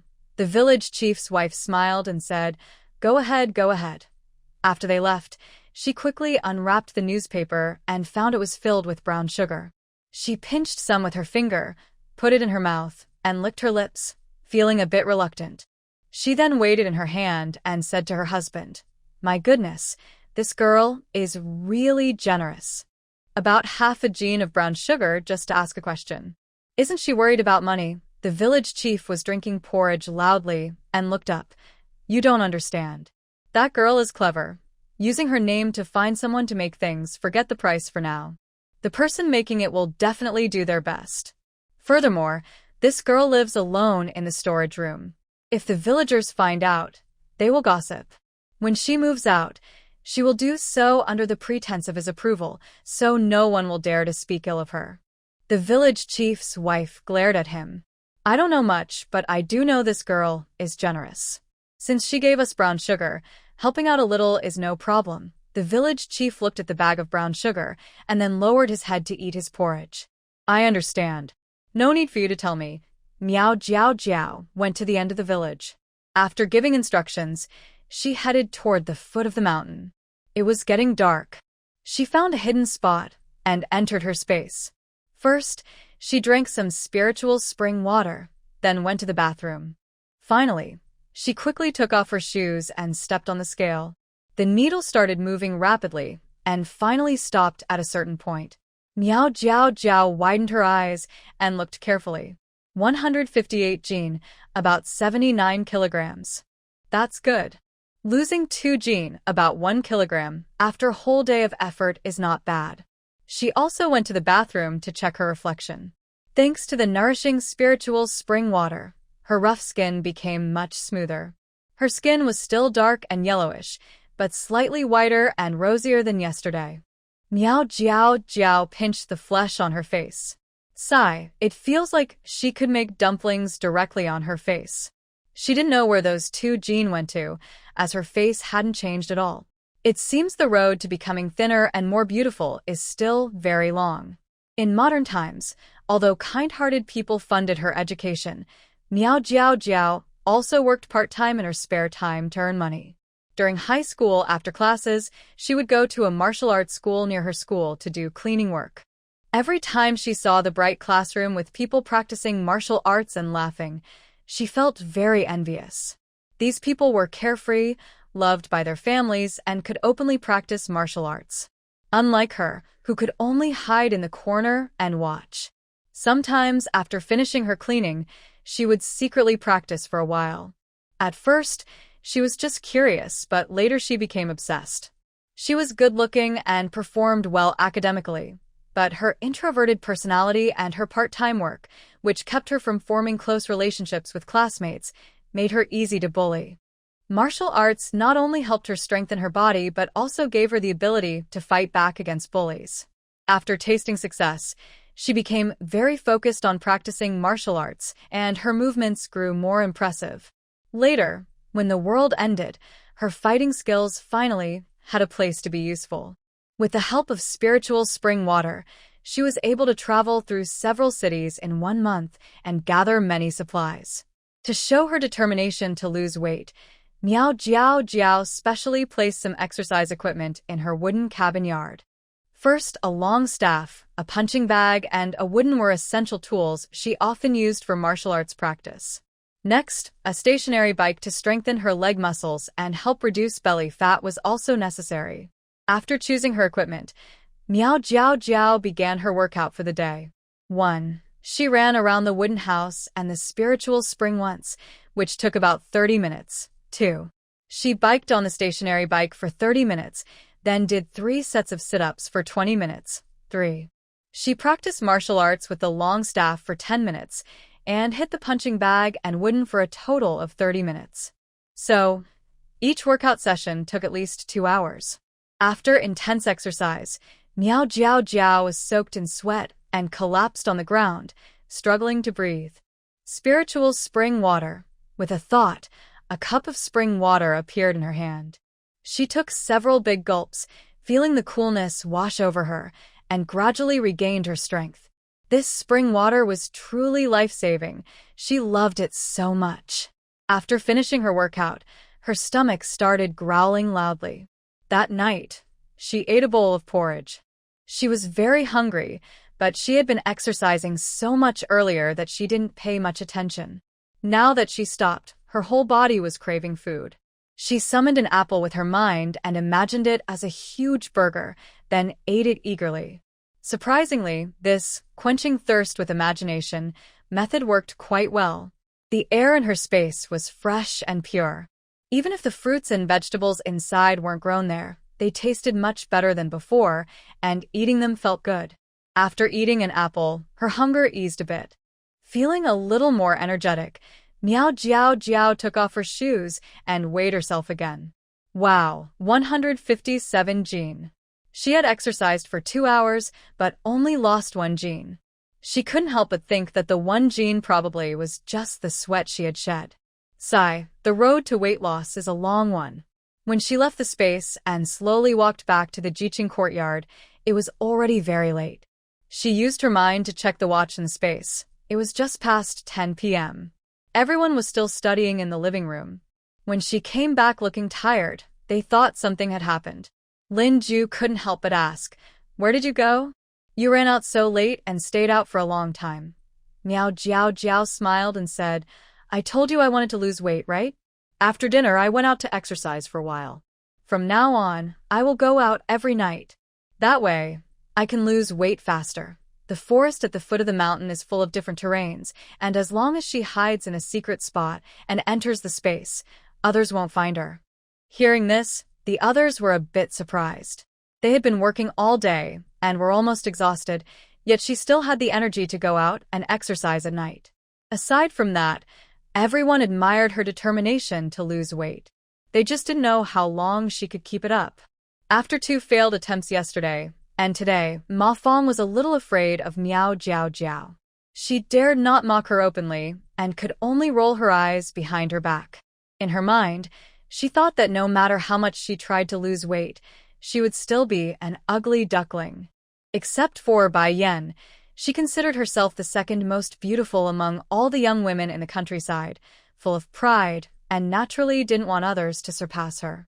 Besides Ma Fong, another person reacted strongly, Jiayu. During the day, he kept thinking about what happened last night. The more he thought about it, the more suspicious he became. Miao Jiao Jiao had liked him for several years. She had followed him wholeheartedly to the countryside to be a young worker. How could she suddenly stop liking him? So either she was playing hard to get or she had someone else she liked now. But she had only been in the countryside for a month, and the only people she had contact with were a few young workers in the courtyard. Besides him, there were only 2 other young men, Wang Gang and Cui Dazhuang, who didn't seem to be very familiar with her. Therefore, Jiayu didn't believe or didn't want to admit that Miao Jiao Jiao had fallen for someone else. The only possibility was that she was playing a game, deliberately arguing with him to attract his attention and make him confess his feelings. Jiayu thought he guessed right. See, to make her like him, he even went out to exercise. He wondered what she would look like after losing weight. If she wasn't ugly, maybe they could secretly date and see how it goes. Anyway, life in the countryside was very boring. If she lost weight, her figure would probably look good, and finding some fun wouldn't be a bad idea. Thinking of this, Jiayu's gloomy mood immediately improved a lot. Forget it. As long as she doesn't cause trouble and listens to him in the future, he will forgive her for what happened last night with a big heart. But he needs to keep her waiting for a while. Otherwise, this woman won't know her limits and will just throw tantrums.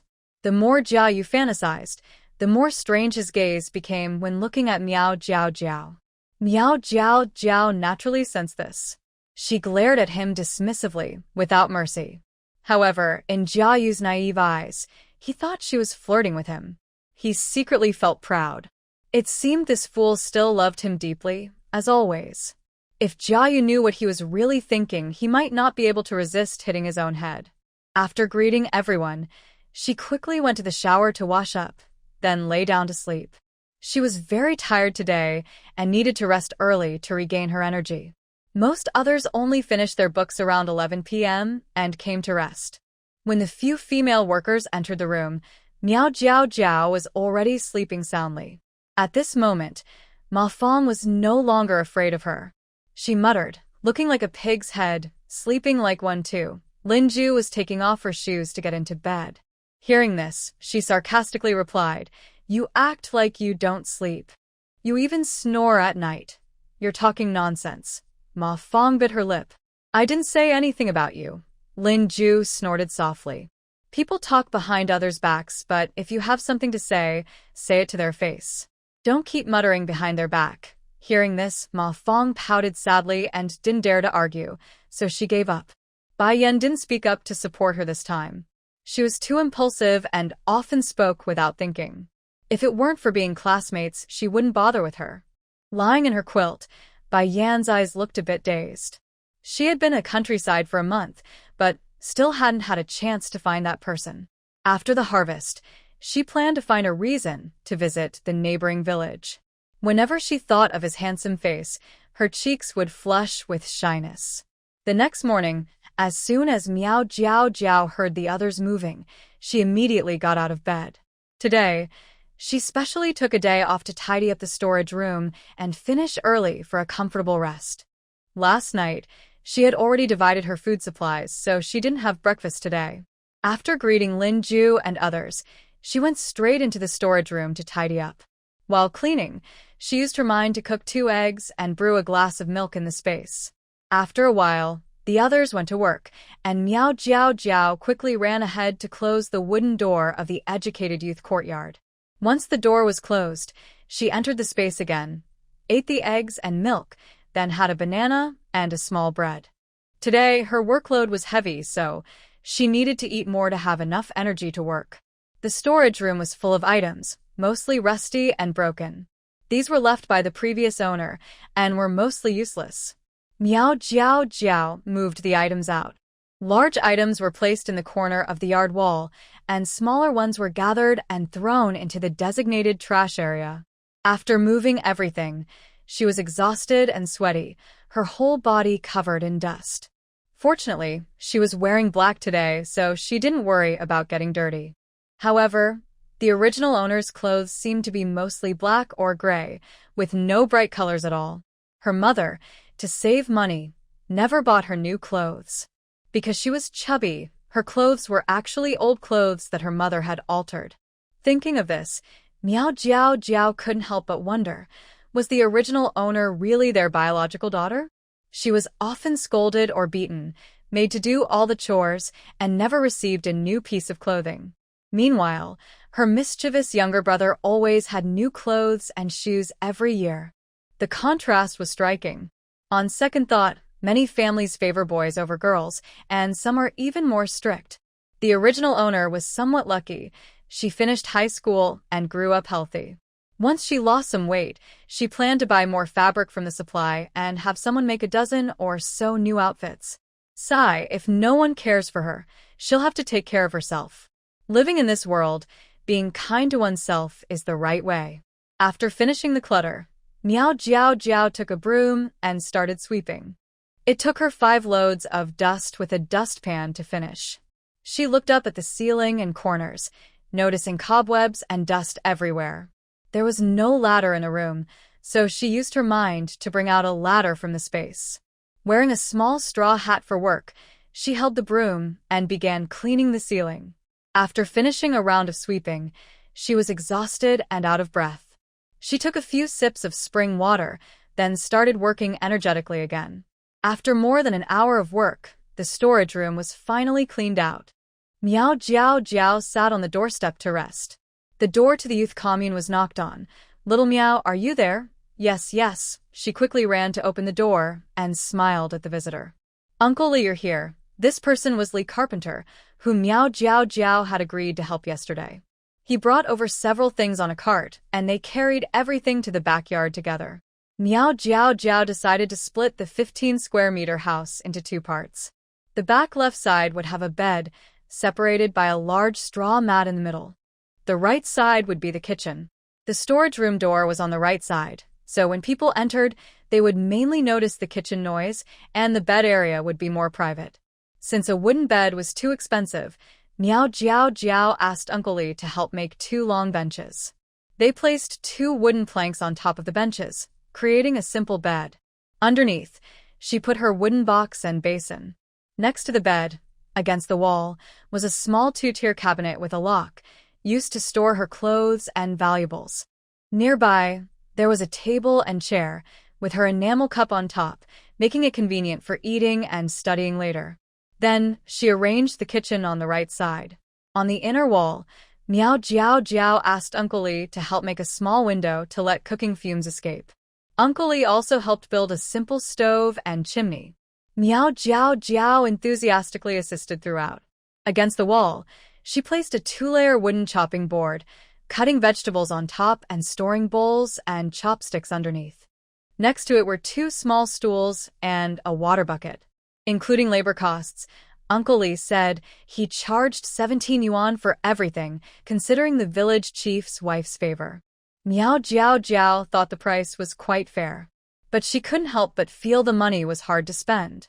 Last night, she also ordered a small iron pot and a kitchen knife from Blacksmith Lu. She would need to pick them up tonight, which would cost more money. Moreover, she still needed several other items.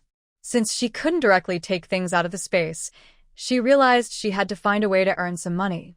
Fortunately, the original owner still had some belongings related to Jia Yu and hadn't told him about her situation at home. So he didn't know how much money or tickets she brought when she went to the countryside. When she bought some things later, the other person wouldn't suspect anything.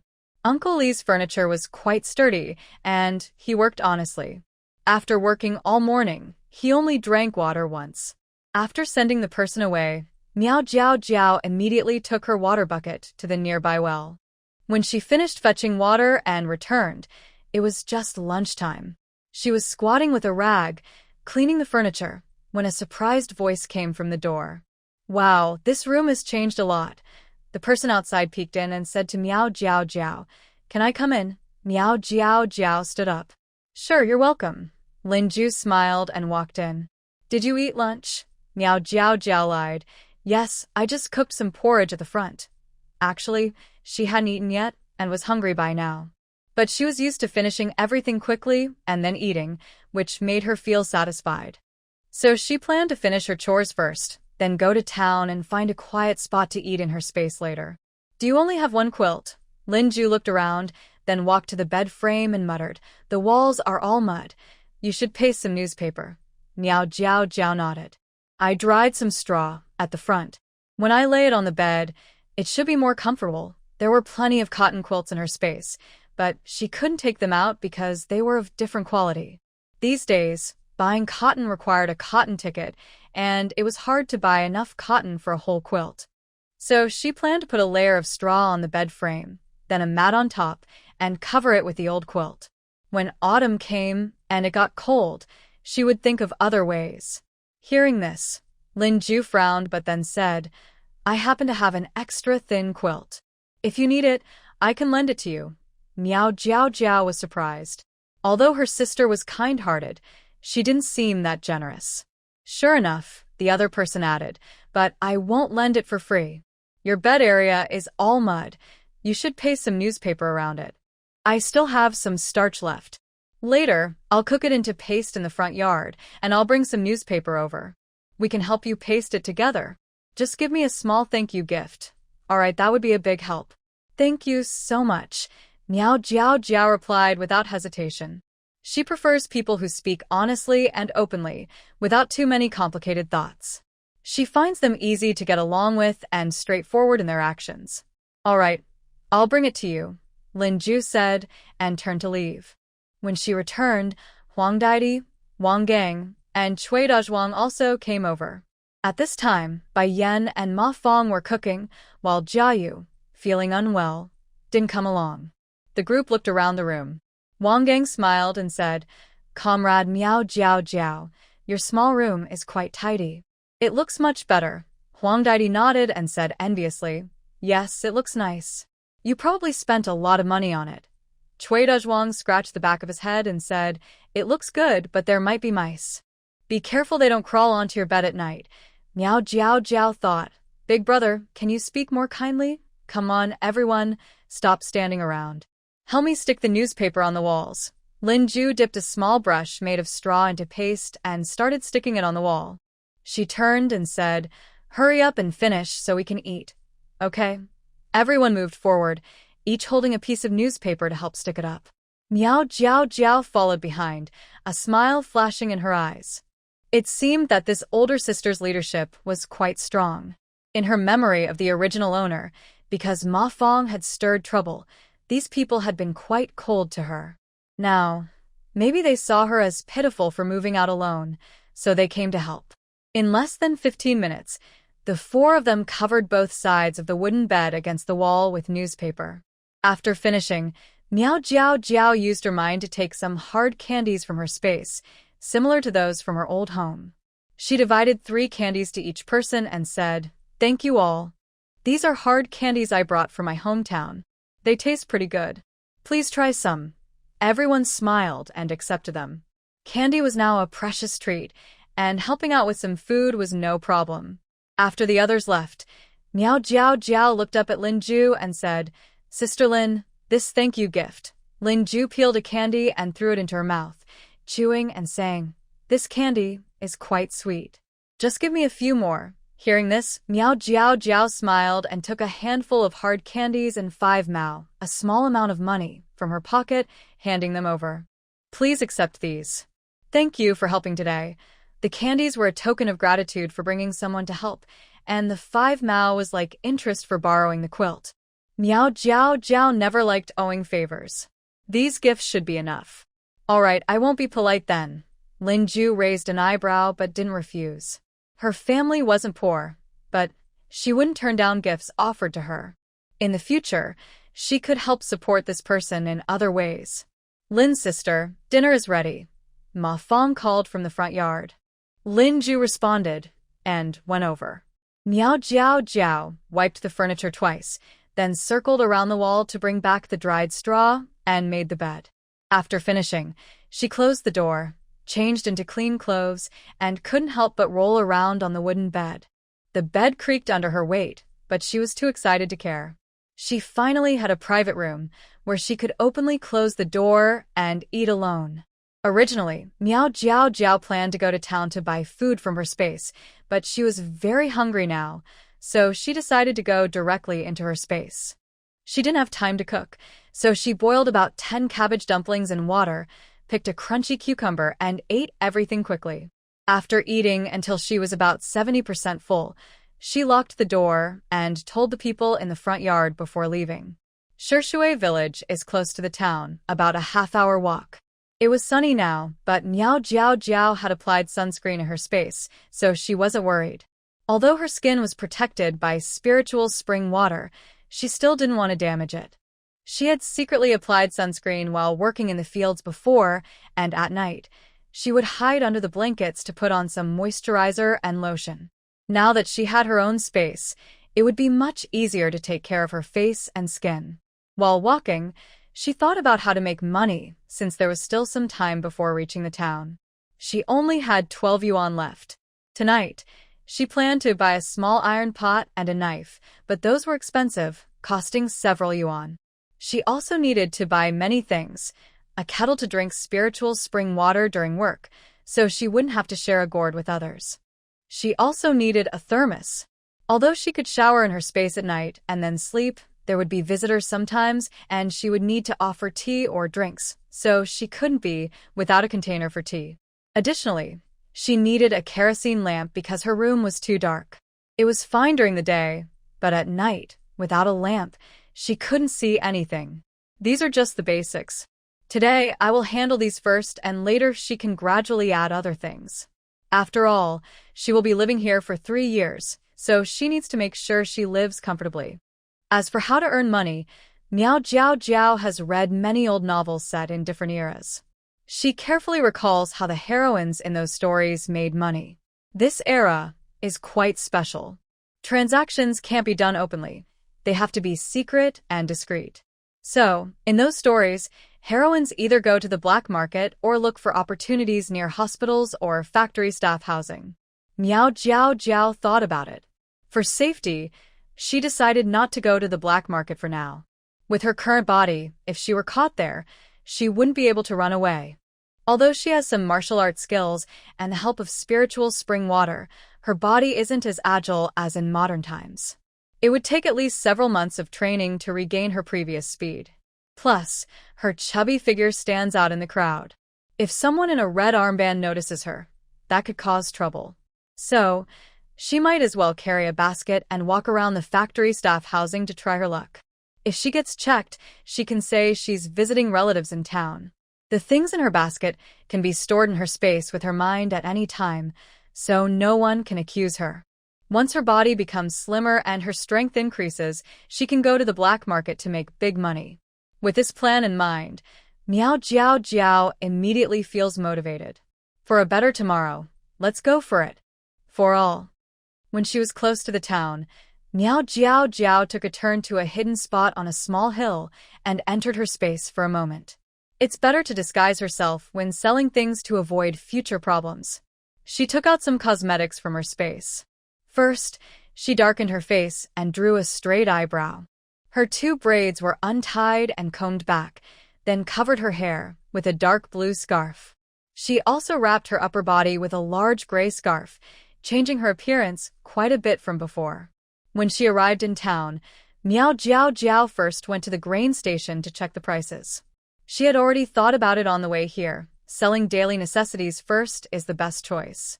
Ordinary rice costs only 1.3 cents per jean. Premium flour is a bit more expensive at 1.8 cents, and soybean oil is 6 cents per jean.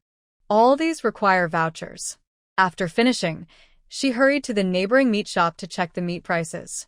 This meat is rarely updated throughout the year, and the prices are extremely high. Pure lean meat costs 80 cents per jean, and chicken costs 70 cents per jean, both requiring ration tickets. Actually, these prices are quite cheap here. In the black market, they are at least 4 or 5 times higher. If she sold at factory workers' residential areas along the street, the prices would be slightly lower than the black market, making it very popular. Miao Jiao Jiao remembered that Red Flag Town commune had a large steel factory with many workers. So, by asking about relatives and directions, she made her way near the factory's residential buildings. When she arrived, she first used her mind to place some items inside the basket, covered with a gray cloth, then started strolling slowly. It was the afternoon work time, so few pedestrians were on the street, making her large, chubby figure stand out. Before long, an older woman approached her. They exchanged glances, and immediately, they started acting as if they knew each other. The woman smiled and said, "Oh, you little chubby girl, I've been looking for you for a long time. Come on, let's go to my house and chat." Nowadays, everyone has many relatives, and pulling someone over on the street is common. Miao Jiao Jiao's mouth twitched. "Little chubby girl? Ma'am, please don't be so honest." Haha, okay, she said reluctantly but followed along. They reached a quiet alley, and the woman quickly asked in a low voice, "Big sister, what's in your basket?" Miao Jiao Jiao whispered mysteriously, "Sister, I have good stuff here. Rice, flour, soy oil, pork, chicken, you name it. What do you need?" The woman got excited. "Really? Pork and chicken are hard to find now. I haven't eaten any in months. Tell me the prices, and if they're good, I'll buy a few more jean." Hearing this, Miao Jiao Jiao's eyes flickered. This woman immediately asked about meat, indicating her family wasn't short of food and was quite wealthy. She needed to sell more. "Pork costs 80 cents per jean at the meat shop, but I sell it for $2.40 per jean. Chicken costs 70 cents per jean, and I have a whole chicken weighing about 5 jean, selling for 9 yuan. These prices don't require ration tickets. If you have other tickets besides food tickets, like industrial coupons, I can give you an even better price." Hearing this, the aunt's eyes flashed with a glint of excitement. The goods this person sold were much cheaper than on the black market. Half a year ago, she bought 2 jean of pork without a receipt from the black market, paying 6 yuan for it. Although cheap, she still tried to bargain. "Oh, young lady, your prices are quite high. Can you give me a better deal? I have an extra industrial coupon and a cotton ticket at home." These were tickets she had saved for a long time, but never used to buy anything. If her son-in-law hadn't recently had a big, chubby grandson and needed to eat meat soup to recover, she wouldn't have dared to take them out. Miao Jiao Jiao pretended to think for a moment, then said, "All right, I'll sell you pork at 2 yuan per jean, a chicken for 7.5 yuan. You give me those 2 tickets." She needed to set a middle price so the other person would be eager to make a quick decision. Sure enough, when the aunt heard this, she quickly said, "Young lady, it's fate that we met. My several sisters are also short of food. Why don't you take the whole lot? I'll take you to my home, and I guarantee everything in your basket will sell out quickly." Hearing this, Miao Jiao Jiao smiled slightly. "All right, sister. We're both straightforward people. I'll sell you pork at 2 yuan per jean and a chicken for 7 yuan. Great. Let's go to my place for some tea first." The aunt happily pulled her along toward her apartment building. When they arrived and put down the basket, Miao Jiao Jiao quickly used her mind to secretly stuff in 80 jean of supplies, 30 jin of rice, 20 jin of flour, 10 jin of soybean oil, 10 jin of pork, and 2 chickens weighing 10 jin. Her basket wasn't very big, just enough to hold all that. Any more would reveal her secret. The aunt first bought a chicken and 3 jin of pork from her, then poured a bowl of plain water and smiled. Wait a moment, I'll call my sisters over. Soon 4 or 5 other women came in from the door. One of them hurriedly asked, Young lady, I heard you have food. How much per jin? Miao Jiao Jiao smiled as she lifted the gray cloth, revealing the goods inside, and explained. Rice with tickets costs 0.25 yuan per jin, without tickets 0.4 yuan. Flour with tickets is 0.5 yuan per jin, without tickets 0.7 yuan. Soybean oil with tickets is 1.8 yuan per jin, without tickets 2 yuan. Pork is 2 yuan per jin, and a chicken weighing 5 jin costs 7 yuan. Both need tickets, but I don't need food tickets. Other tickets are fine. A few older women saw what was inside and immediately got excited. Oh wow, the price is so cheap, much better than that place. Give me 10 pounds of rice and 5 pounds of flour. Luckily, I have a coupon for some industrial goods. Give me a whole chicken. My grandson hasn't had meat in a long time. I'm going home to get an oil jug. Sell me 5 pounds of soybean oil. Everyone was talking back and forth, and soon, everything in Miao Jiao Jiao's basket was sold out. Before leaving, a few of the women pulled her aside, urging her to come back if she had good things next time. Miao Jiao Jiao happily agreed. That day, she earned 80 yuan and collected some receipts. It was a pretty good haul. Her first time selling things went smoothly, which made her more confident. Next, she used the same method to visit 2 more alleys farther away and sold quite a few items. Over several trips, she earned more than 200 yuan plus some miscellaneous receipts. This money was enough for her to buy many things, so she decided to stop for now. She felt her strength wasn't enough to take big risks, and she had plenty of time later, so she wasn't in a rush. She went to a hidden spot, took off her makeup, and then carried her basket to the supply store. After buying the few things she needed, she put everything back in her basket, hummed a little tune, and felt very happy as she headed home. Halfway there, she suddenly heard a cry for help from a small forest in the distance. Help! Someone please help me! Boo-hoo! Curious, Miao Jiao Jiao followed the sound. After 2 minutes, she found the source, standing in front of a big tree. She looked up and around, noticing that someone seemed to be sitting on the branches. When the person saw her, they immediately cried out happily, Comrade! Comrade! Help me! The voice was sweet and clear, probably a girl. But her figure was hidden behind thick branches, so she couldn't see her face.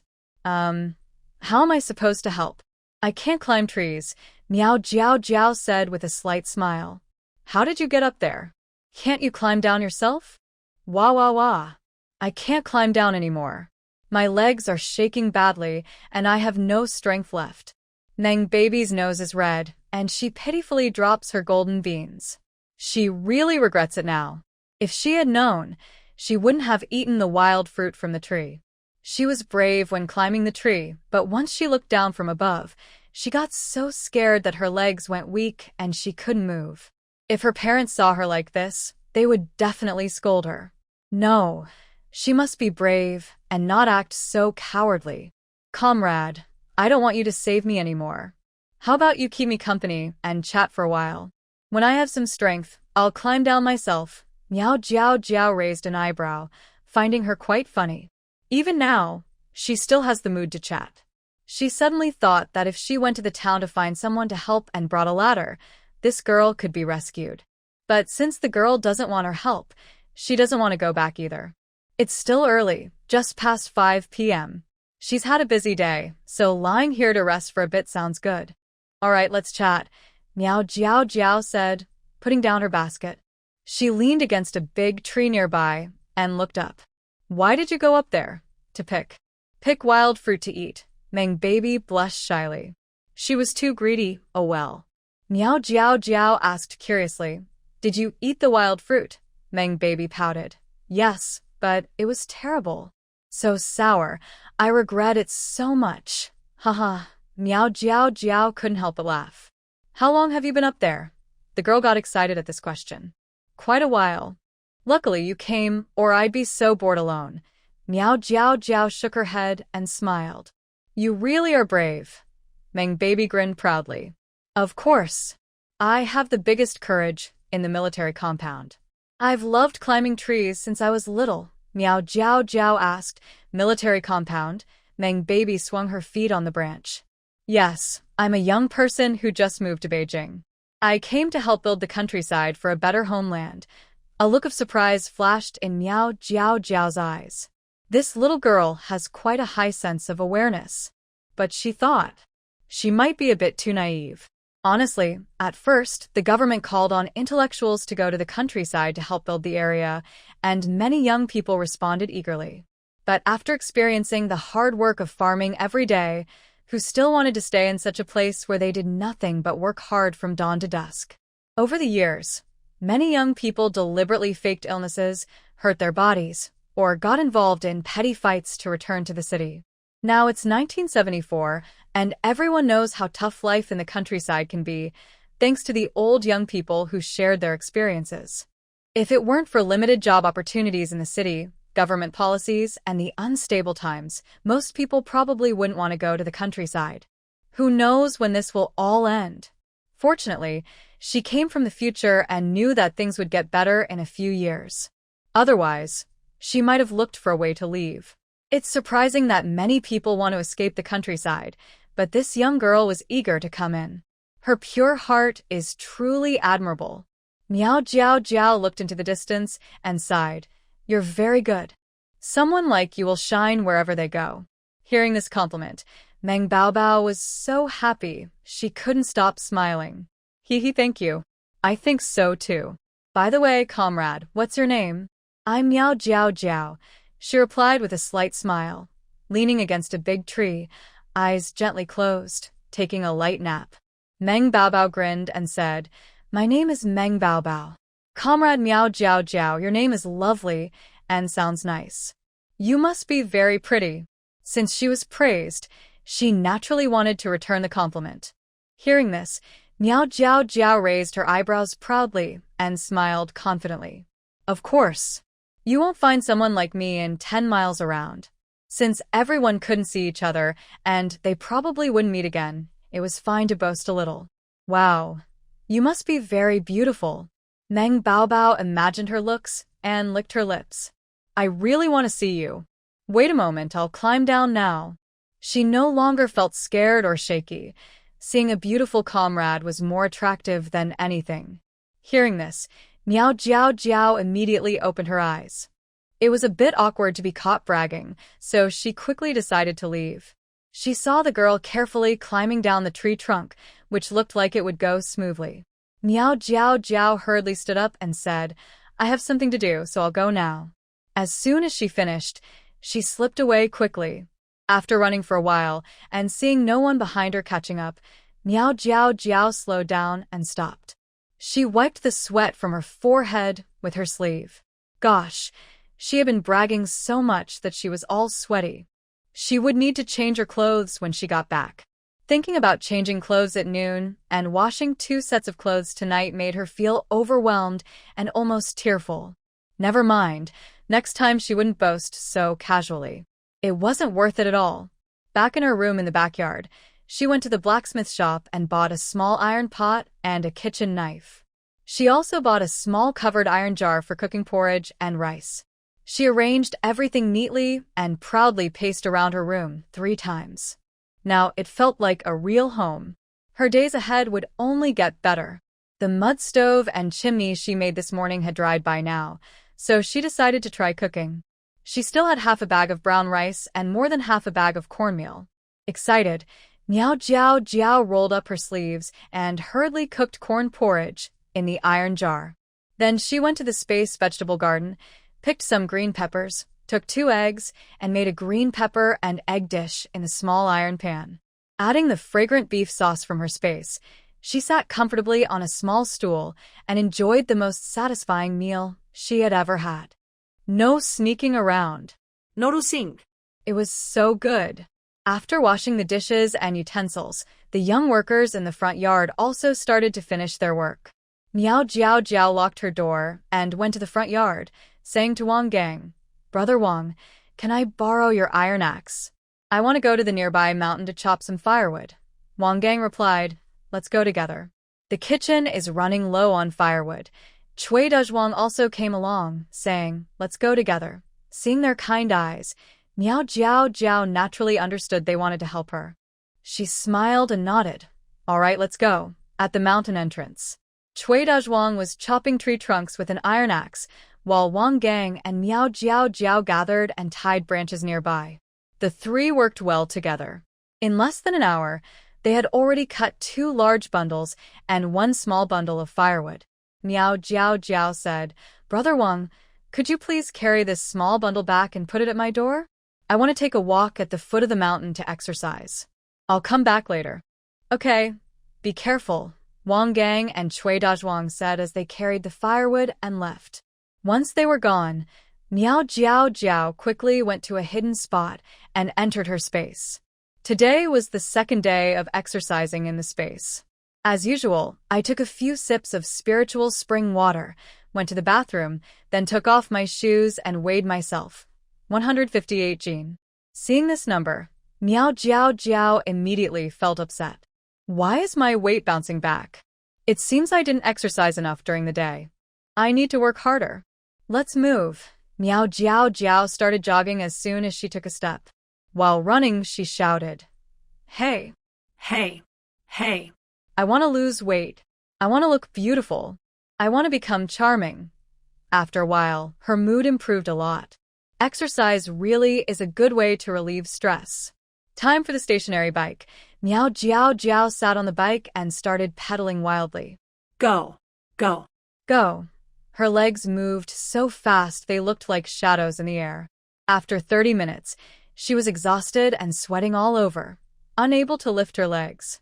She took a sip of spiritual spring water and then started doing sit-ups. After 3 sets, Miao Jiao Jiao felt her waist was no longer hers. It was tough. Losing weight really is hard. But for beauty and to increase her strength, she had to keep moving. With a blink, she summoned a wooden stick with her mind. Lying on the ground, she held the stick and suddenly became interested, planning to try a common modern move, the fish flip. She raised her legs high, lifting her hips, then quickly swung them down. Plop! She couldn't hold it and landed on her backside. Ouch! Miao Jiao Jiao covered her bottom, grimacing as she stood up. Her body's flexibility was still poor. She needed more practice. Next, she practiced with a stick, hit a punching bag, and a wooden. She trained for a full 2 hours. After finishing, she weighed herself again and found she had lost 2 Jin, now 156 Jin. Seeing this number, she couldn't help but smile happily. If she keeps losing 1 to 2 Jin a day, she'll be slim very soon. That was wonderful. When she finished exercising in the space and came out, it was already dark. It was 9 p.m., a bit earlier than yesterday. She could study now. Walking a few steps on the dark road, Miao Jiao Jiao suddenly heard a rustling sound from the bushes nearby. Under the moonlight, she looked carefully. Oh, it seemed to be a wild chicken. Her space has domestic poultry, but no wild animals. Could it be that heaven is making up for her not catching a wild chicken by sending her one? Miao Jiao Jiao felt happy and quickly took out a trap net from her space using her mind. She quietly moved forward and swiftly tried to catch the chicken with the net. Oh no! She missed. The wild chicken flapped its wings and ran into the nearby forest. Not wanting to miss this chance, Miao Jiao Jiao hurried after it. Huff huff, she chased the chicken through the forest until she was out of breath. She was too tired because she had exercised in her space earlier. Otherwise, she would have caught the chicken already. Watching the chicken run quickly ahead, Miao Jiao Jiao frowned and stopped.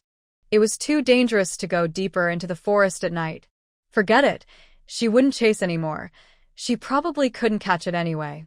She drooped her head and slowly headed back, feeling a bit sad. What a pity.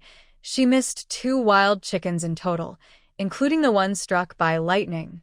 Clenching her small fist, Meow Jiao Jiao encouraged herself. One day, she would gather all the wild chickens here and hold a feast to vent her frustration. The chicken was startled and ran wildly. It just reached another hill when it suddenly fell into a deep trap.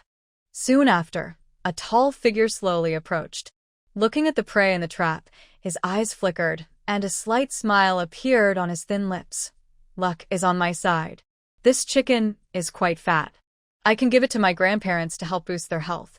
Meow Jiao Jiao first took a bath in her space and changed into clean clothes. Then she washed the 2 sets of dirty clothes from today in her space. Since no one was watching her in the backyard, and no one was bored enough to check when she took a bath or washed her clothes, she felt safe. As for cooking, there was a chimney, so she had to pretend to do it. Otherwise, others might become suspicious. Usually, she could cook rice or porridge and the good dishes she made in her space. When she closed the door, no one would know what she was eating. After washing her clothes, she ate a little in her space, then took some books to the front yard to read with everyone. Although she also bought kerosene lamps, she preferred to save money. When everyone studies together, they work more efficiently. Others saw she arrived but didn't react, each focused on their own studies. The main character brought her high school textbooks from home. Since they were heavy and hard to carry, she only brought books for Chinese and math. Meow Jiao Jiao planned to finish and memorize all her current lessons first, then go to the town's recycling station to find the remaining textbooks.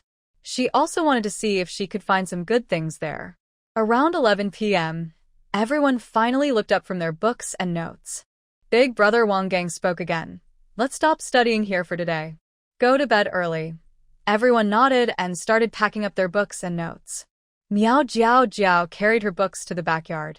After walking a short distance, she felt someone following her. She turned around, recognized the face, and immediately frowned. Why are you following me? Your room is in front. Jiayu looked sad and complained. I heard you gave hard candies to Brother Wang and the others at noon. Why didn't I get any? Meow Jiao Jiao was stunned. Could this person be so foolish? Coming to beg for candy? He didn't help with anything but still wanted to eat? How shameless. She was about to scold him fiercely. Brother Wang and Sister Lin helped me at noon.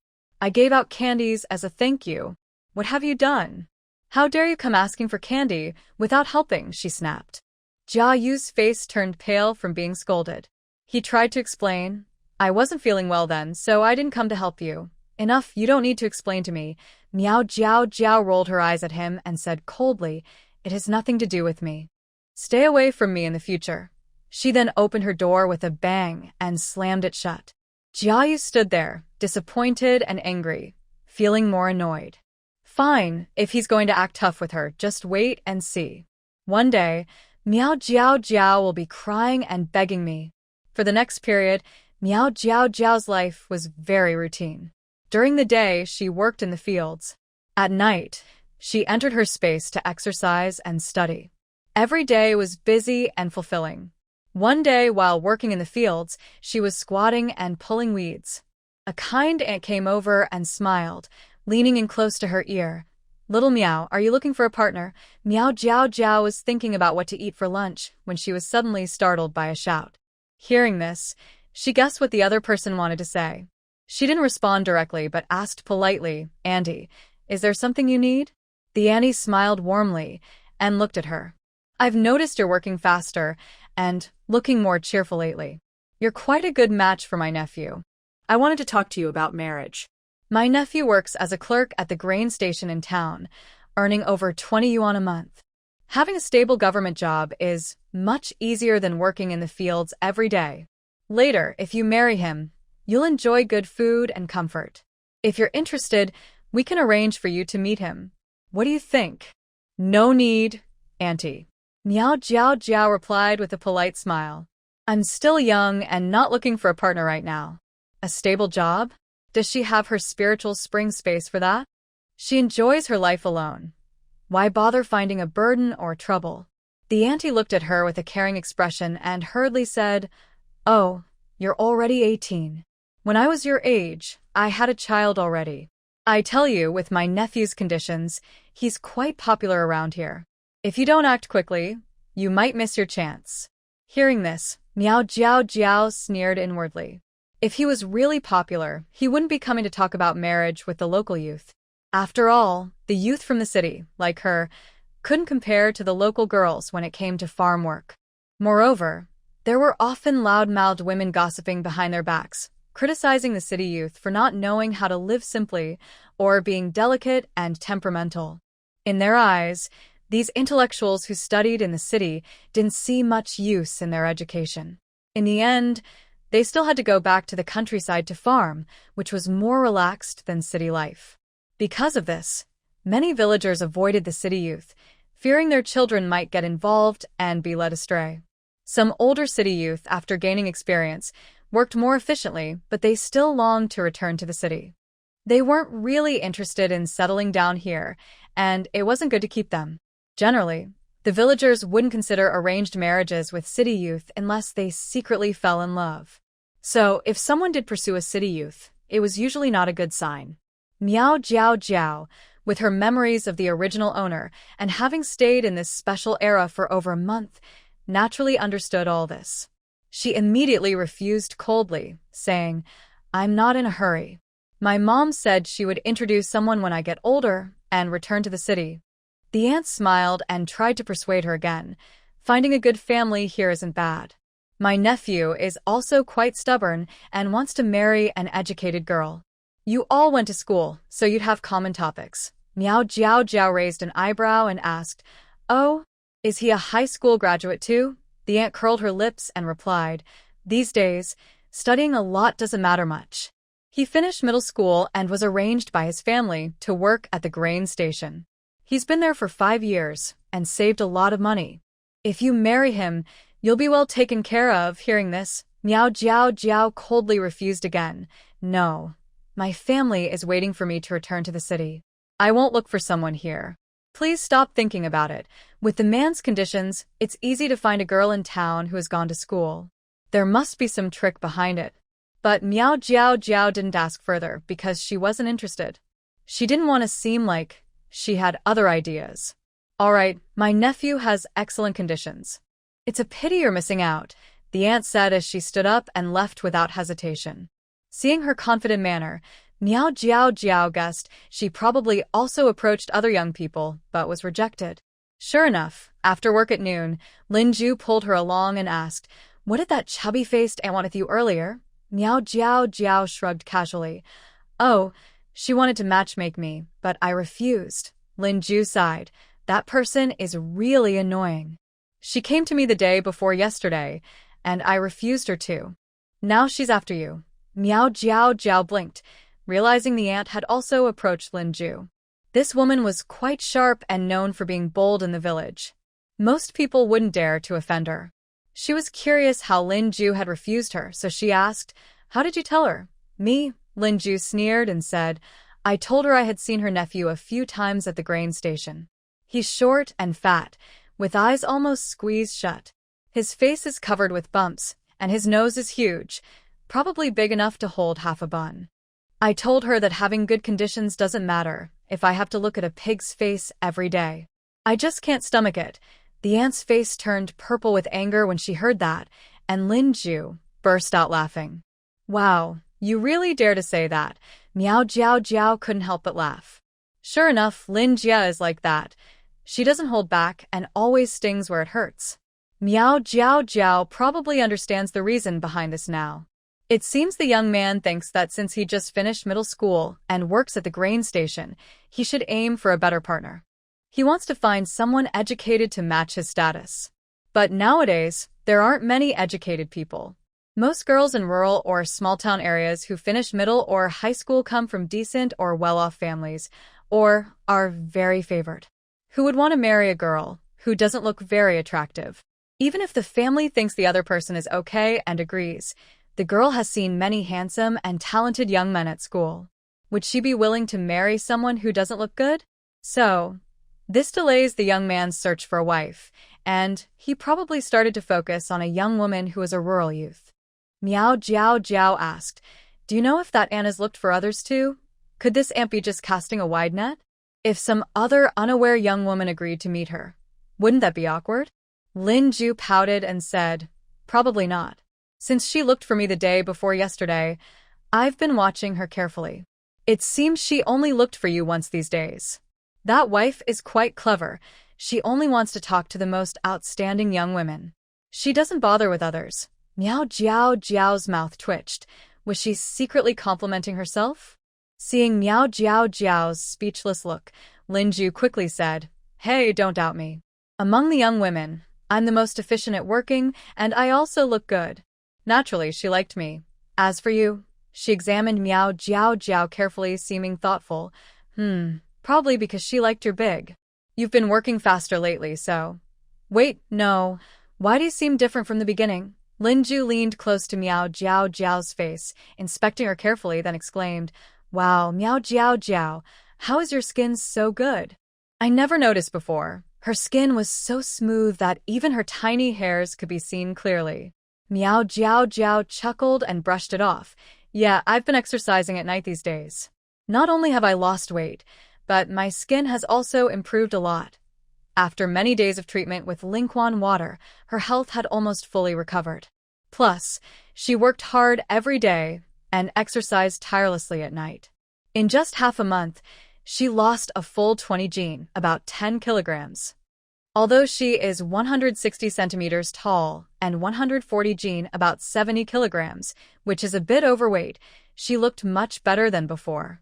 At least she could now do a fish jump move. Others didn't seem to notice her change much. Since arriving at the youth village, she mostly kept to herself, only close to Jiayu, and ignored others. After she came, she separated herself from the group. Besides reading together at night, she didn't spend much time with others. Sometimes, when they met, they didn't really look at her closely, so they didn't notice her change. Her appearance was better than before, but the difference wasn't very obvious. She used to be dark and chubby, but now she was a slightly plump girl with wheat-colored skin. If you didn't look carefully, you wouldn't realize how good her skin was. The 20 jin she lost mainly showed in her waist, hips, and legs. Her face didn't seem much thinner, so Miao Jiao Jiao wasn't worried about others noticing. But "I still feel like something's off." Lin Ju rubbed the back of her head, puzzled. She carefully recalled how Miao Jiao Jiao looked when she first arrived, but her memory was blurry. At first, she wasn't very likable, so she didn't pay much attention. Later, when she separated herself, she did talk to her a few times, but she didn't observe her closely. She never thought this girl had such good skin. Curious, Lin Ju asked, "Do you usually use snow cream?" Miao Jiao Jiao shook her head. "No, I used up all my savings at home and can't afford to buy any." Everyone saw the decorations in her room, so she had no extra money to buy snow cream. Lin Ju rolled her eyes and scolded, "You're so wasteful. You spent all your money right away. What will you do in the future? You're really stubborn. When you separated yourself, I tried to persuade you but couldn't." Miao Jiao Jiao awkwardly smiled. "Couldn't persuade me? It seems you didn't really try to persuade her. The older sister cares about her reputation and didn't want to embarrass her in front of others." She gently linked her arm with the other person's and smiled, saying, "It's okay, sister. I've been eating less food every day to lose weight. Now I earn 7 work points daily, so I won't go hungry." Lin Ju was a bit stiff from her affectionate gesture, but then nodded with an unnatural look and said, "All right, if you have trouble later, just find me." Jiao Jiao was about to thank her with a smile when she heard a familiar remark, "But I don't help for free. All right, my sister Lin is still my sister Lin. She's very sharp when it comes to money matters."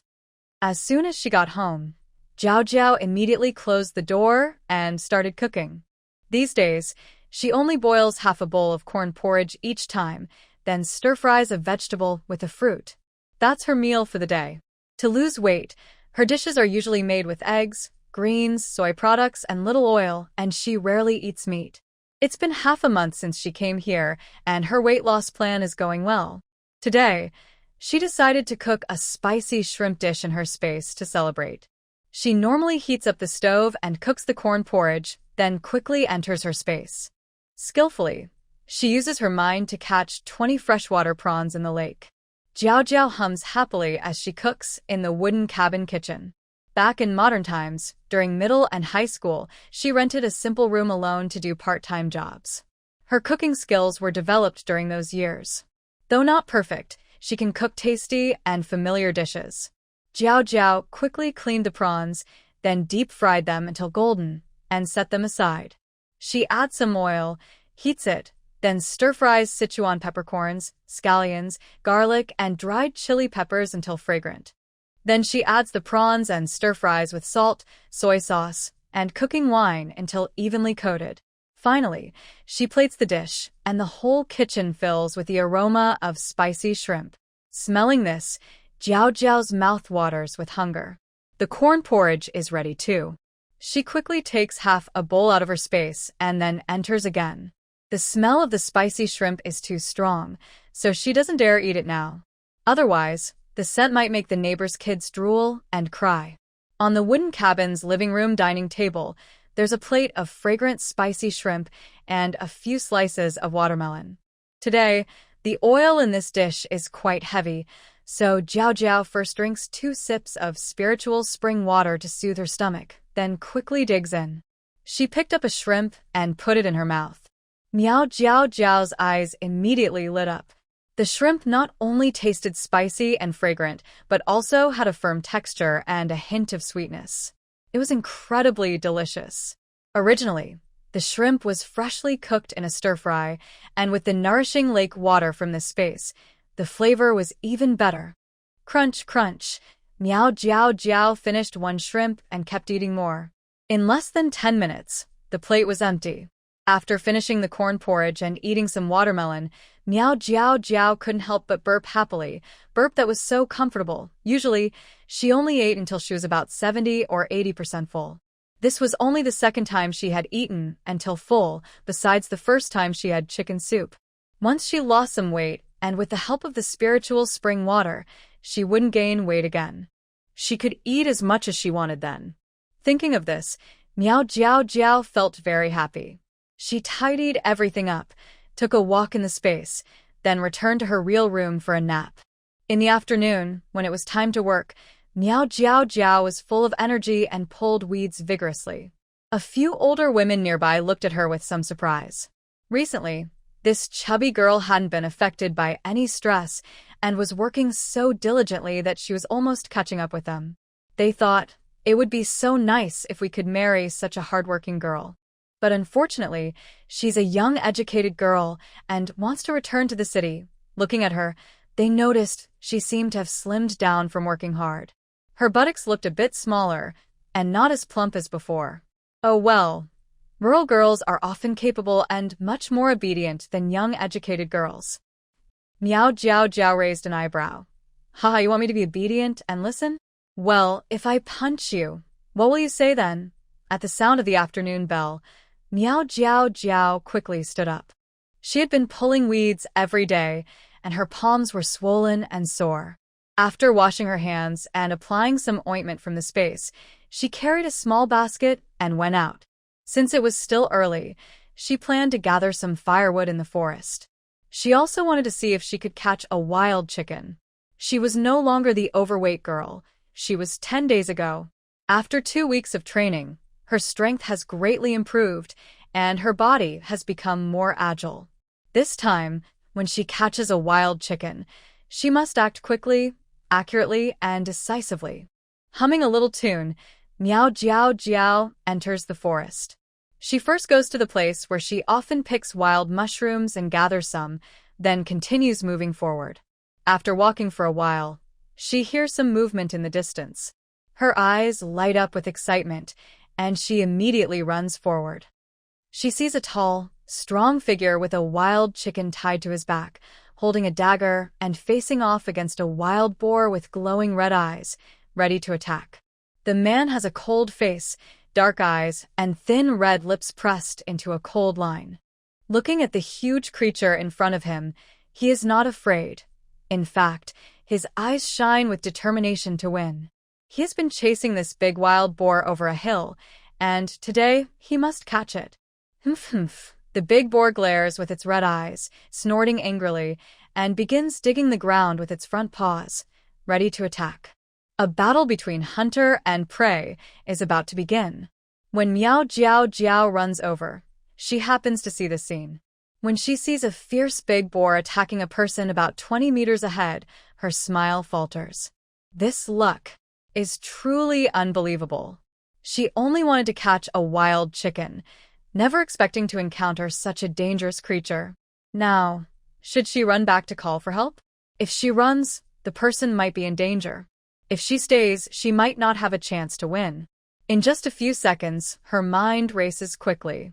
She likes watching animal shows in modern times and has seen information about wild boars. There's a saying, 1 pig, 2 bears, 3 tigers, ranking the most dangerous animals in the forest. This wild boar is considered the most dangerous because tigers and bears tend to stay deep in the forest and rarely attack humans proactively. But wild boars are different.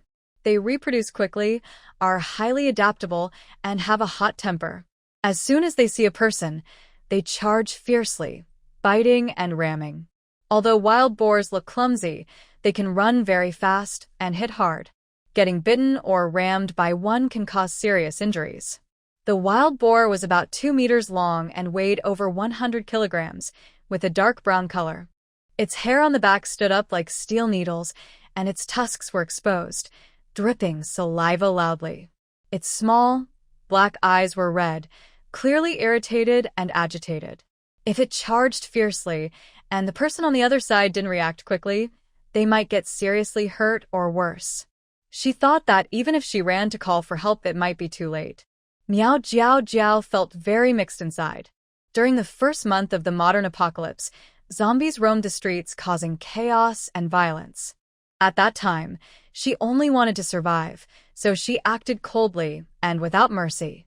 But now, it wasn't that time, and she wasn't risking her life to save others from zombies or being ambushed. She had a spiritual spring space, which could help lure the wild boar away and hide inside to avoid danger. If she had the ability but chose not to help, she would carry that regret forever, and that wasn't what she wanted. Thinking of this, Miao Jiao Jiao made a quick decision. She picked up a large stone from the ground and shouted at the man, "Comrade, run. I'll distract the wild boar for you." At that moment, she threw the stone forcefully and immediately turned to run away. The big wild boar, about to attack the man, was stunned for a moment after being hit. Once it recovered, it let out a loud roar and, furious, charged toward the girl. Just as Han Lingji was about to fight the boar with his knife, he paused. The wild boar he had been blocking had run away? Or was it chased off by a chubby girl? And did it seem like he was seen as weak? Han Lingji's cold eyes flashed with a sharp light. He moved quickly and immediately chased after her. Because Miao Jiao Jiao had some distance from the boar earlier, and she had been training in her spiritual spring space these days, she was running quite fast in the forest. After running for a while, she looked back to see how far the boar was and whether she should hide in her space. Suddenly, she saw someone behind the boar. She almost got so angry she could burst. Why was this big brother following her? Such an annoying guy. Just as she was feeling upset, she saw this big brother suddenly pounce on the boar. One person and one pig fought fiercely on the spot, and the scene quickly turned chaotic. This. Miao Jiao Jiao stopped in surprise. After 3 seconds, she simply crouched down and became a bystander. Wow, looking at the other person's quick and skillful moves, it's clear they're experienced in fighting. In just a few seconds, the man had made several blood holes in the wild boar, yet he remained unharmed. It probably won't be long before the wild boar is completely knocked down. Ahem, feeling guilty, Miao Jiao Jiao touched her nose. It seemed she was overthinking and acting unnecessary. All her thoughts about kindness and morality were pointless.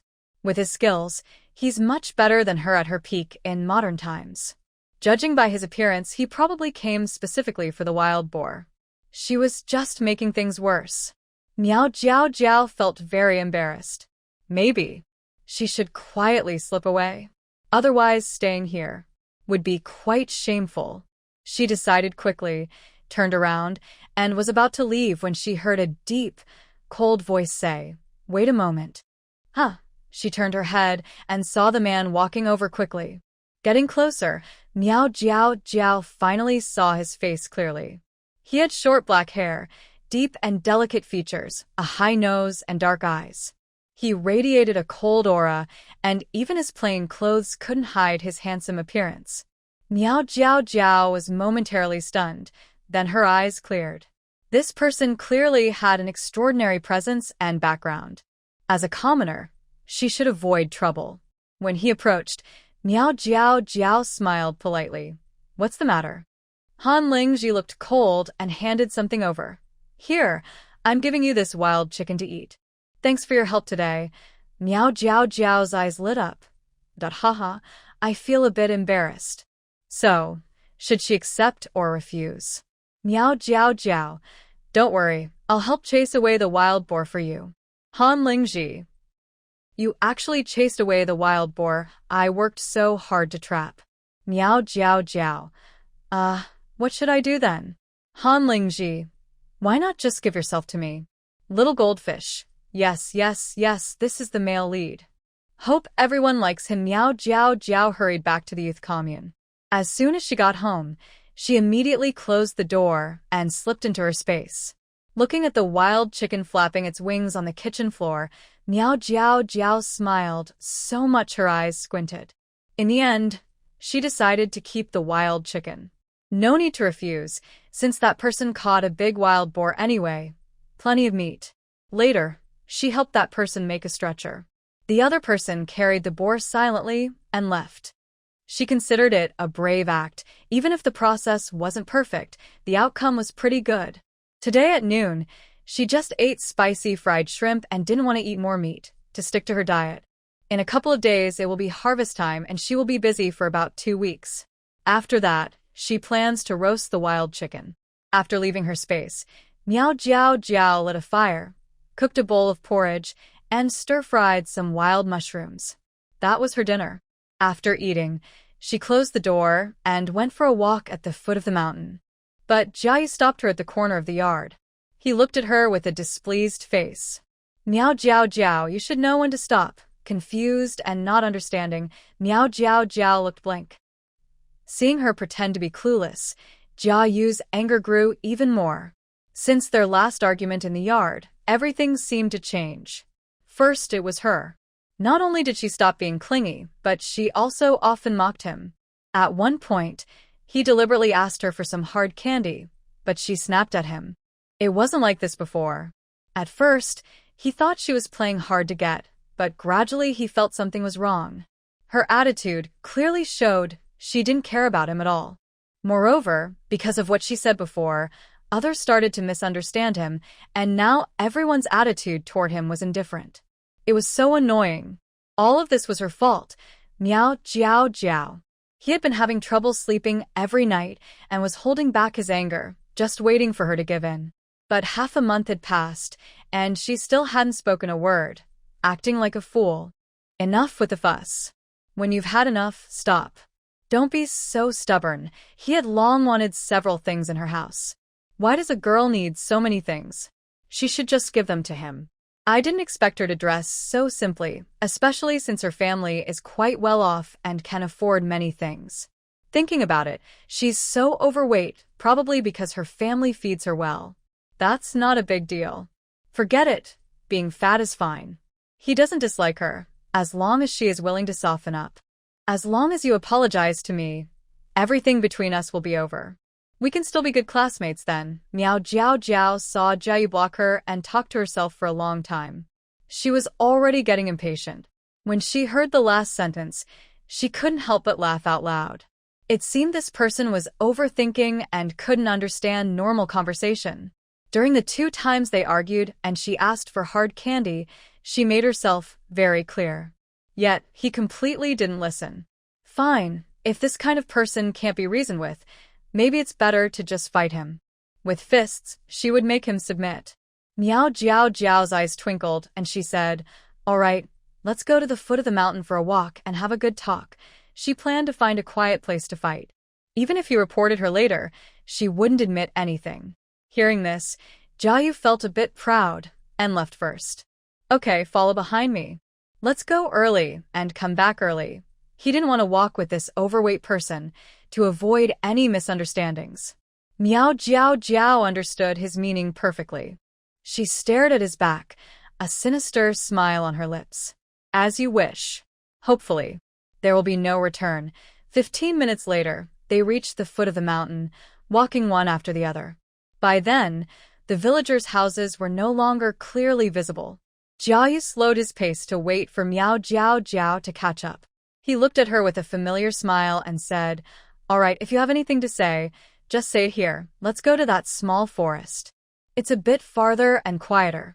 Even if she shouted loudly, no one would come to help. When Jiayu heard this, he thought she might want to tell him something secret, like confessing feelings. Feeling a bit proud, he smirked and said, "Fine, women are always so talkative." They walked together to the small forest. Jiayu asked, "What do you want to say?" "Now's the time." Of course. Miao Jiao Jiao's lips curled into a mischievous smile, and her eyes turned fierce. "I want to say, I'm sending you to your death." "How about that?" "What do you mean, Miao Jiao Jiao? You still want to act tough with me?" Bang, bang, bang. Miao Jiao Jiao didn't give him a chance to speak. She quickly punched him in the stomach with both hands. Her fists were trained through hitting over 100 pounds of sandbags and wooden dummies. When she punched, the force was heavy. To avoid unnecessary trouble, Miao Jiao Jiao didn't hit his face, only targeting the most painful spots on his body. In less than 10 minutes, Jiayu, unable to fight back, was beaten until he foamed at the mouth and collapsed on the ground, trembling with pain. He cried softly and begged, "Please stop hitting me. Let me go. I was wrong. I was wrong." Miao Jiao Jiao had a devilish smile and asked, "What did you do wrong?" "If you can't tell me, I might have to hit you again." Jiayu's pupils shrank in fear as he carefully tried to explain. I was wrong for insulting you behind your back. And what else?" Miao Jiao Jiao raised an eyebrow.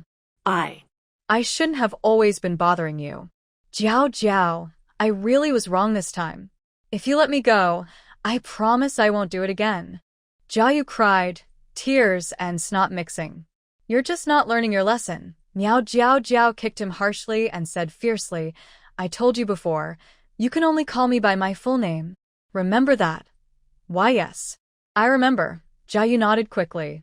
Miao Jiao Jiao stared at him and threatened, "And I really dislike you. From now on, if you see me, you must walk around me. If you block my way again without understanding, it won't be as simple as today. Also, this matter is over. Don't even think about telling anyone. No one is around now, and no one will believe you if you do. Got it?" Yes, I got it." Jiayu kept nodding, feeling very annoyed. After this beating, he finally saw her true nature. She didn't like him at all. All her previous actions were just acting, making him fall for her and then beating him. It was so frustrating. Miao Jiao Jiao rubbed her wrist and glanced at him. "All right, think about what to say when you go back. I'm leaving now." Once she left, Jiayu finally relaxed completely. He took a deep breath, but couldn't help but cry softly again. This woman is too scary. From now on, he must stay far away from her. Behind a large rock nearby, Han Lingji stood quietly there, his black eyes calm and steady. He was just returning to pick up his fallen bow and arrow, not expecting to see such a scene. But none of it mattered to him. He wasn't interested. Han Lingji coldly carried his bow and arrow on his back, silently turned around, and walked back into the forest. After all the fuss, Miao Jiao Jiao didn't feel like going for a walk anymore. She decided to go home early to read a book, then close the door and practice in her space later. It was getting dark now, and everyone was already in the living room reading by the kerosene lamp. Miao Jiao Jiao didn't disturb them.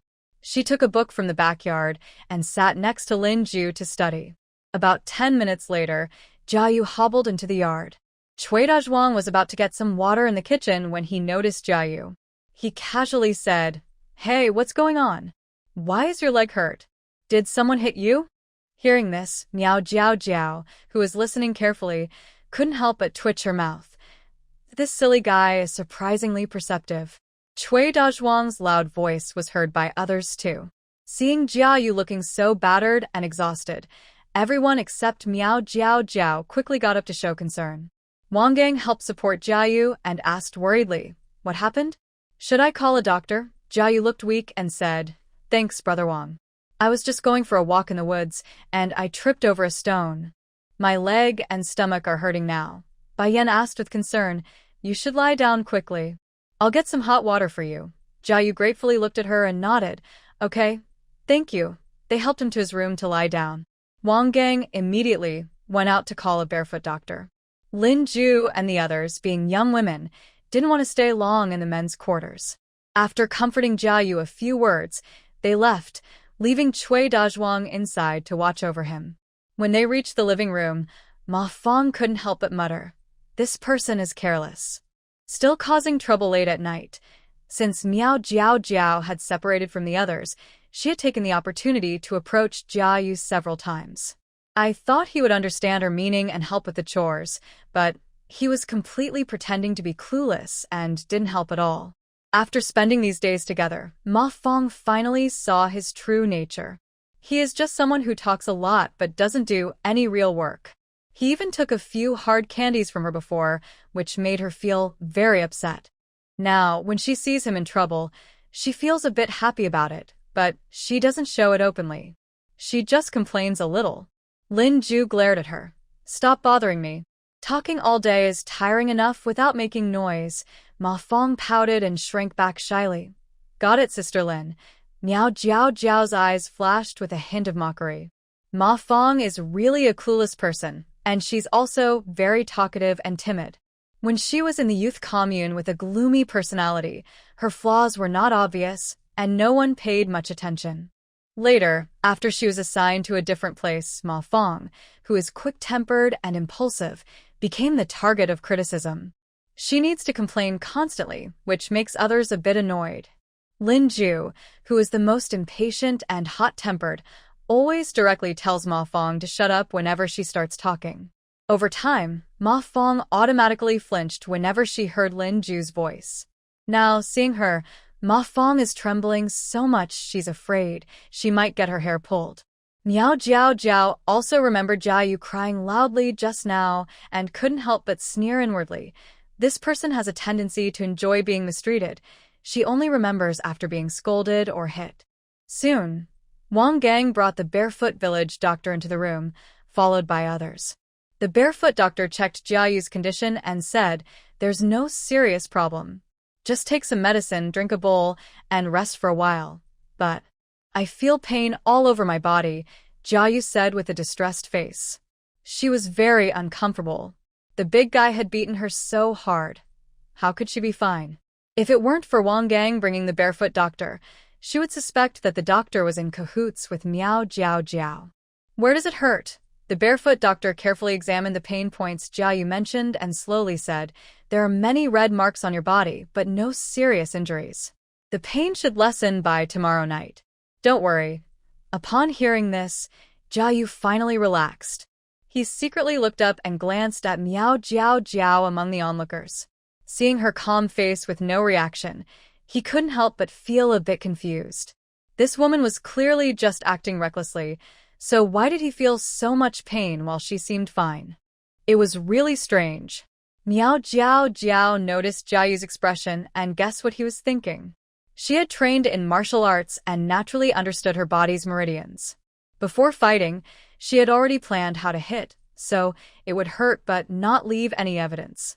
So there was nothing strange about it. After the barefoot doctor left and Jiayu took the medicine, he went asleep. The others went back to the living room to read. Miao Jiao Jiao watched for about half an hour before returning to her room. She closed the door, slipped into her space, and started her workout again.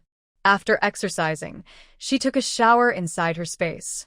When finished, she lay on the big 2-meter bed in her wooden house and rolled around. This soft big bed is so comfortable. The wooden bed in the storage room is too hard and uncomfortable to sleep on.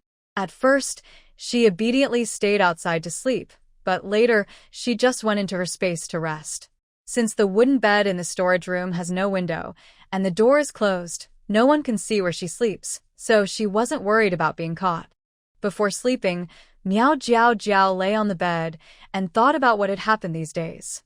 The storage room was a bit damp lately. She found some desiccant in her space, wrapped it in cloth, and hid it under the bottom of the wooden cabinet. It was small and private, so others wouldn't find it. There were quite a few mice in the room. A few days ago, her burlap bag of coarse rice was bitten through a little. When she noticed, she immediately bought a rice jar from the village team. The rice jar was medium-sized, black, oval-shaped. After putting in coarse rice and cornmeal, there was still plenty of space left. A couple of days ago, she also bought a mouse trap from the blacksmith's house and placed it under the bed, hoping to catch some mice. Soon it would be harvest time and she could have more food or she would lack the strength to work. Although life was simple, Miao Jiao Jiao seemed to particularly enjoy this peaceful yet busy life. Of course, she mainly credited the spiritual spring space, which gave her a worry-free place to rely on. So, she felt that heaven was still kind to her. So, every day from now on, she will work hard and leave behind all the unhappy memories. Thinking this way, Miao Jiao Jiao quickly fell asleep. The next morning, the space alarm clock rang. Miao Jiao Jiao opened her sleepy eyes and without hesitation, pulled back the blanket. She cheerfully shouted, "Get up! Time to work." Miao Jiao Jiao didn't expect that on the first day of the autumn harvest, her slim waist would shine. That feeling, that sensation, was more exciting than eating spicy crayfish in winter and drinking a cold soda afterward. It all started early in the morning. At the warehouse entrance, the team leader gave a speech to everyone. Afterward, everyone went to get farming tools and headed to the fields. Under the morning sunlight, everyone's eyes were fixed on the endless rice paddies. The golden rice fields swayed with the wind, creating waves of shimmering gold. Seeing this, everyone felt proud inside. This was the result of several months of hard work. It looked like another big harvest was coming. Come on, all members get moving. Let's get busy. With the team leader's enthusiastic shout, villagers went to their assigned fields and started working. The scene instantly became lively, with everyone sweating and working hard. Everyone in the youth camp was tasked with harvesting rice. The older group of young workers had already started quickly, but the new young workers were still a bit confused. They had never used a sickle before, so they watched others first and then tried slowly. This movement feels pretty simple. Miao Jiao Jiao looked around and saw everyone was cutting easily, so it didn't seem too hard. Thinking this way, she also started working quickly. At first, she was careful not to cut her hand, so she was a bit cautious. But after a while, as she cut more, her speed naturally increased. Heave dash. Heave dash. Miao Jiao Jiao became more skilled and felt proud. It seemed she could do farm work too. However, this wonderful feeling didn't last long. 2 hours later, the hot sun hung high in the sky, as if it wanted to dry the whole land. All the workers were sunburned and their faces turned red, with rice husks sticking to their bodies. They bent over and worked hard, determined to finish their tasks. Miao Jiao Jiao was now almost crying with frustration. She is a bit heavier than most people and sweats more easily. When she sweats, her cheeks and neck itch terribly. But she can't scratch it, or she would end up scratching all over endlessly. At first, she endured the itch while bending over to work. But later, she couldn't stand it anymore. She put down her sickle and reached behind her to scratch the itch. She worked all morning, and her back was already very sore and tired. Now, because of scratching, Miao Jiao Jiao stretched her arm back forcefully, making her movements a little bigger. And then, disaster struck. Her back suddenly sprained. Ow, oh my, that hurts. Miao Jiao Jiao's face twisted in pain, and she grimaced. Just then, the bell signaling the end of work rang. She hurriedly, holding her back, walked back quickly. Once inside, and the door was closed, Miao Jiao Jiao slipped into the spirit spring space. Compared to her back pain, she cared more about the itch. She used her mind to call water from the spirit spring and poured it into the bathtub, then took off her clothes and lay down. As her whole body soaked in the cool, refreshing water, She couldn't help but let out a soft moan. Ah, so comfortable. This was her first time indulging in a bath with spirit spring water. Truly, it was like divine medicine. While bathing, Miao Jiao Jiao didn't relax completely. She cleaned her face and applied a hydrating mask, then ate some fruit. 20 minutes later, when she dressed again and appeared in the storage room, she looked refreshed and radiant. To avoid suspicion, she used some makeup to make her face look a little tired and yellowish, then lit a fire and cooked a small pot of porridge. While cooking, she sat nearby and massaged her waist with her hand. After soaking in the spirit spring water, her back pain greatly improved. Now, she only felt a slight soreness. Luckily, she had the spirit spring water, otherwise, she wouldn't have been able to do heavy work today.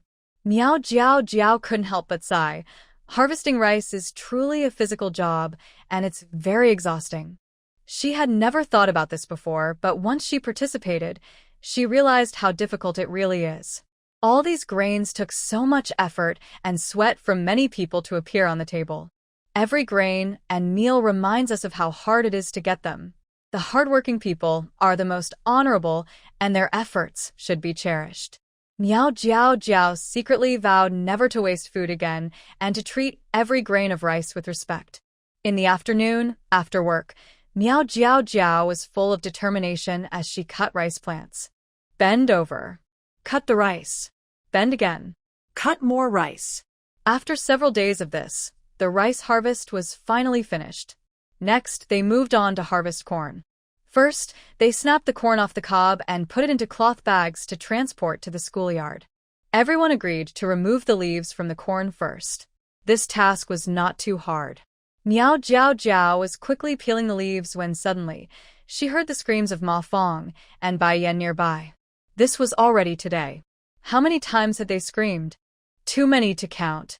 With so many corns, a bug appeared every 2 or 3 cobs.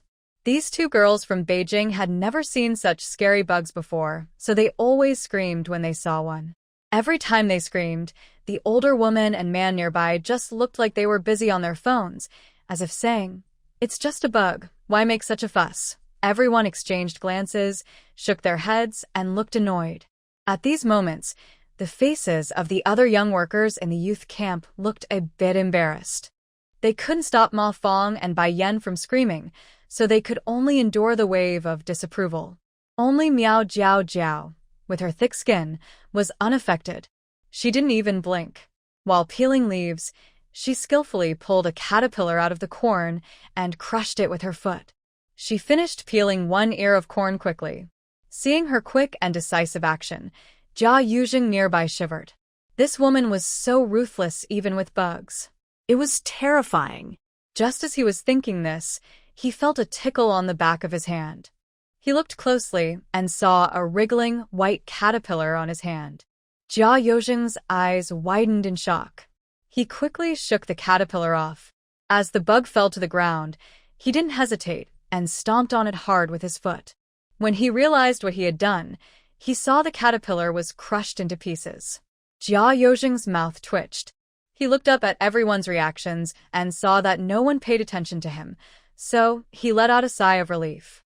After surviving the scream-filled ordeal, everyone finally finished peeling all the leaves from the corn.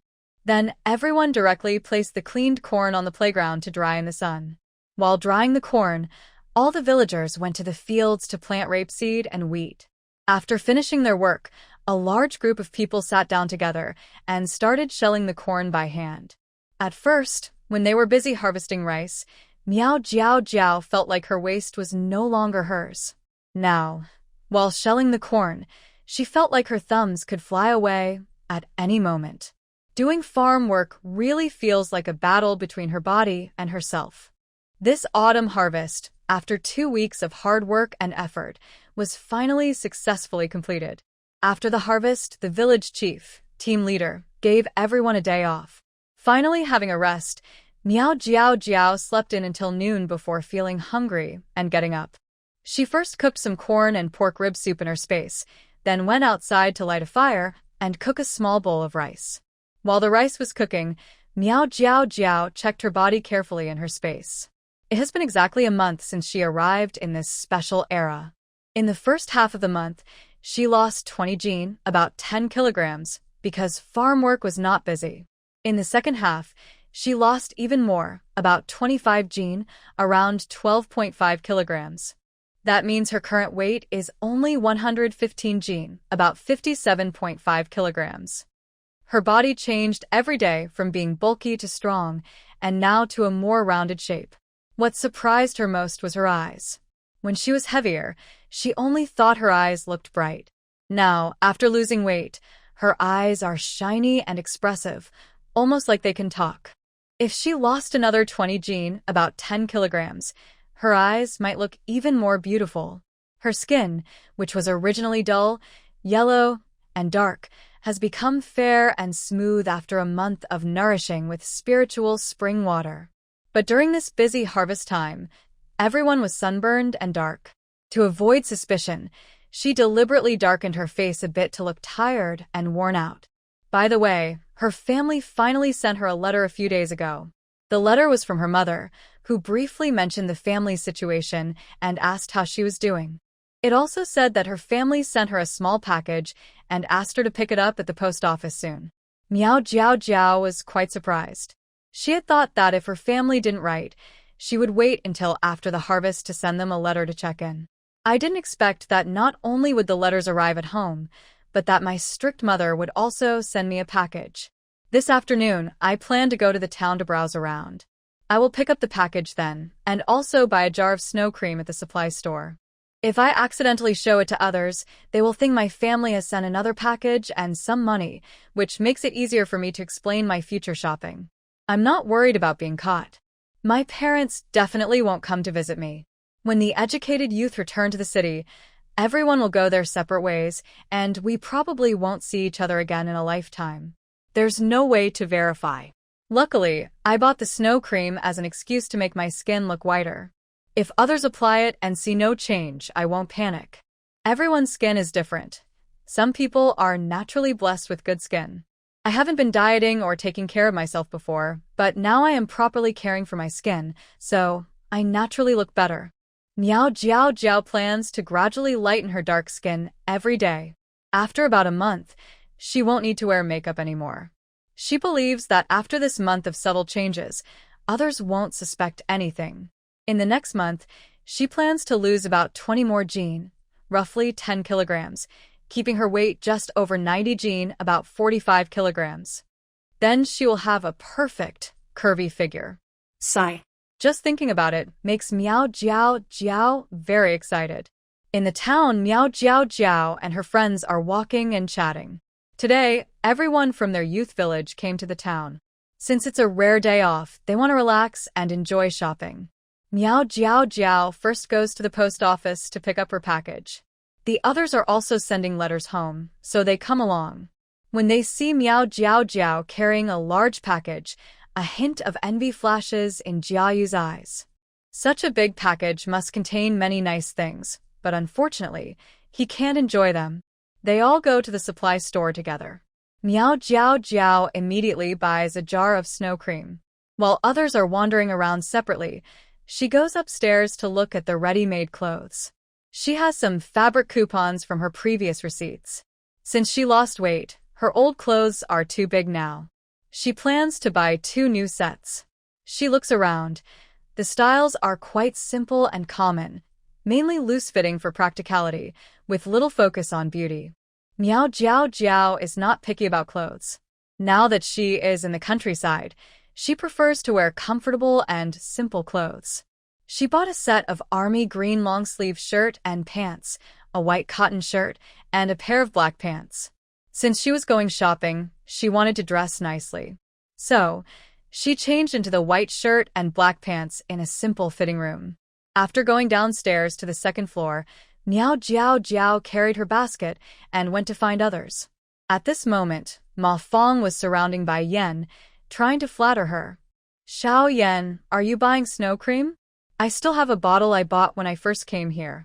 I've finished it long ago. If you buy some, we can share the cost, okay? Bai Yan was distracted and replied carelessly, I still have some snow cream. Maybe later. Ma Fong pursed her lips and said, "All right." She didn't have much savings and was afraid to spend money recklessly.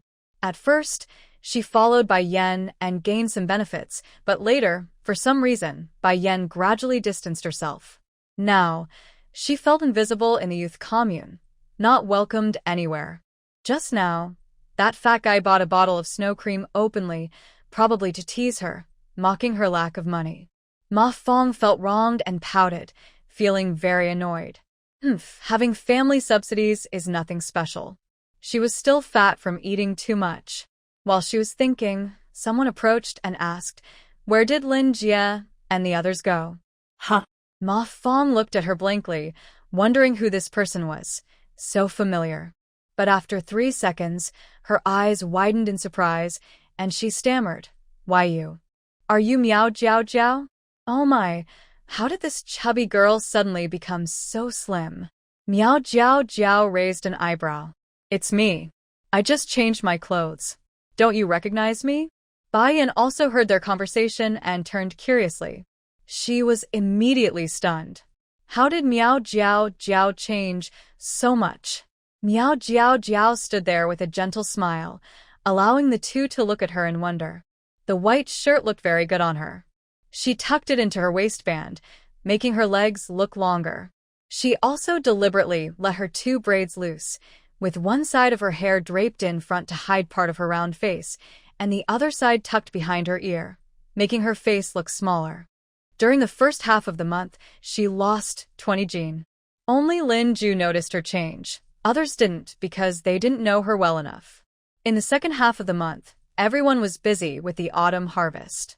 They worked hard during the day and had little energy to study at night, so they didn't spend much time together.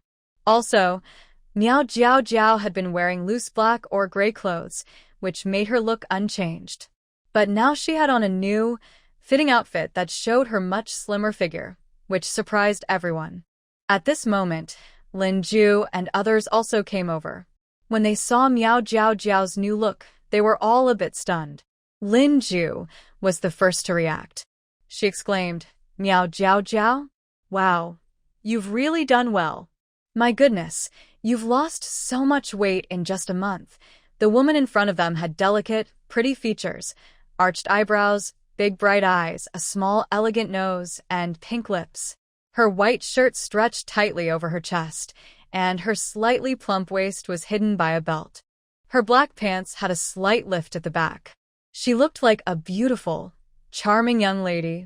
Her skin was a little darker, but if she had been a bit fairer, she would have looked even more beautiful.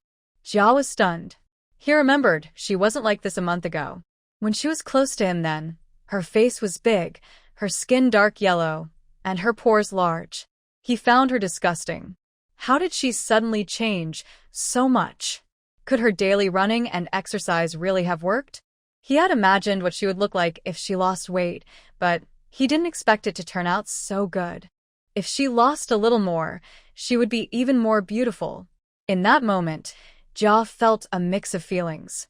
He regretted saying he didn't like her before. If he had known she would look like this, he wouldn't have rejected her.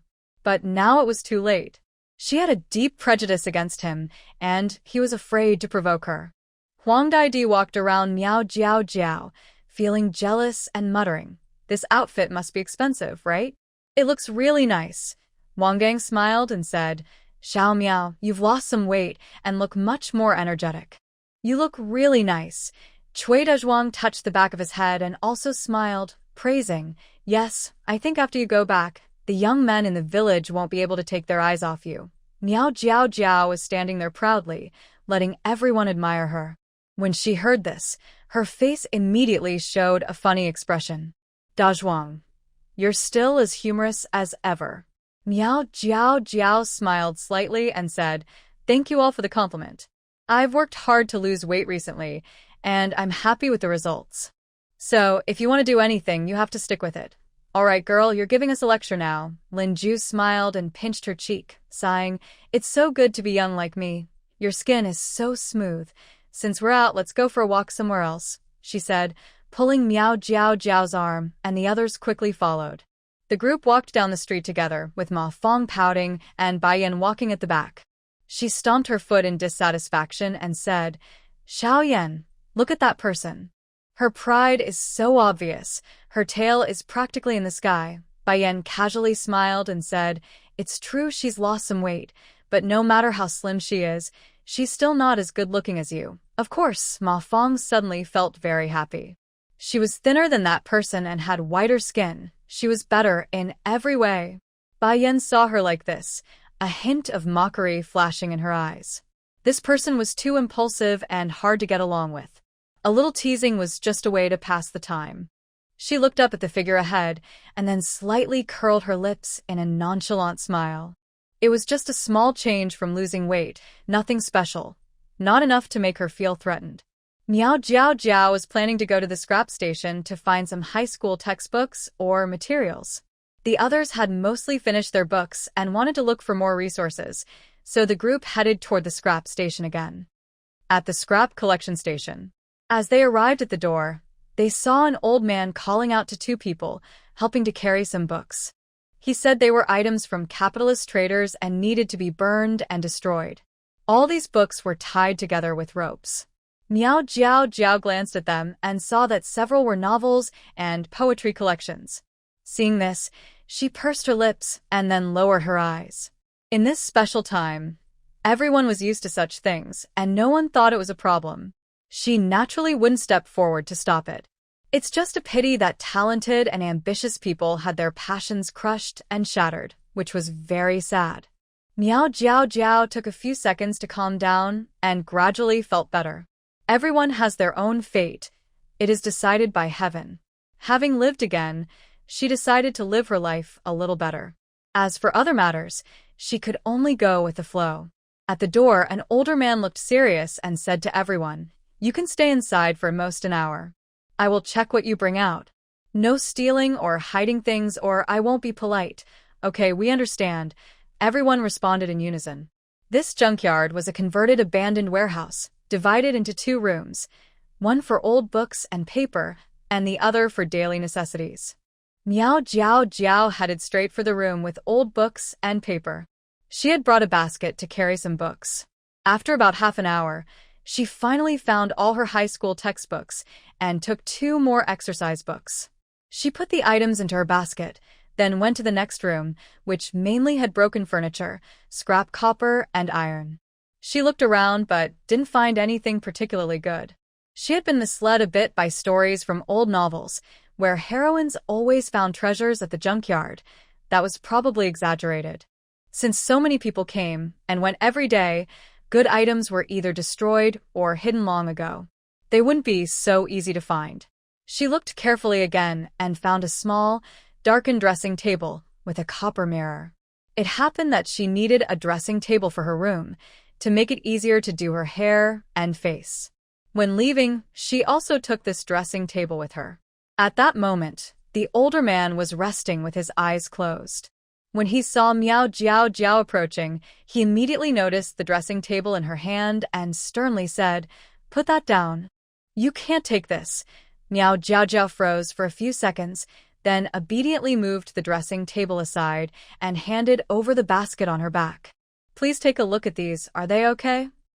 The old man flipped through the things in her basket with a blank face. When he saw they were all study materials, his expression softened a little. "These are fine. 3 cents will do." He then glanced at the dressing table and frowned. "What do you need this for?" Hearing that, Miao Jiao knew there was hope. She quickly explained, "You saw earlier that I came with others. We're all educated youth sent to the countryside. The kitchen is missing something to hold the wash basin and dishes, and I thought this table would work well, so I brought it out thinking it was cheap." She couldn't say it was for her own use, or she might get scolded. Since the others were still inside and couldn't hear, a little white lie wouldn't hurt.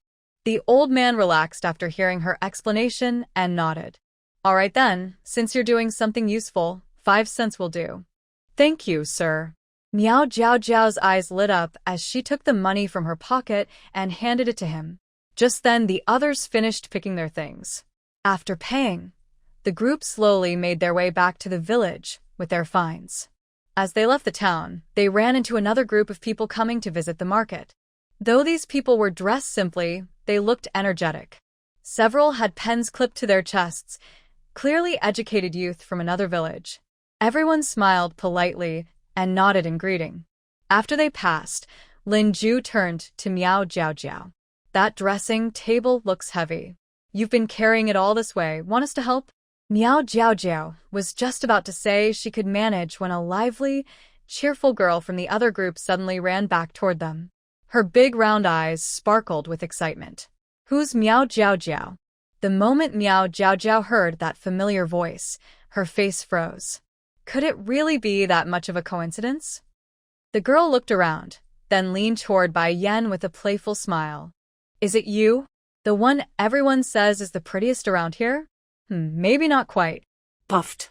Miao Jiao suddenly wanted to cover her face and disappear. This was pure social embarrassment in real life. I didn't expect that a person who boasted a month ago would still remember everything so clearly. Seeing Bai Yan's face turn dark, Miao Jiao knew she couldn't hide anymore. So she bravely stepped forward, held her head high, and responded calmly, I am Miao Jiao. Anyway, she had a thick skin, so she just laughed off the joke. Hey, it's you. I still remember your voice. Meng Bao turned to look at her. After recognizing her, a hint of doubt appeared in her eyes. What are you? Miao Jiao quickly pulled her aside and whispered in her ear, that last thing I said was a joke. Don't take it seriously. Oh, okay.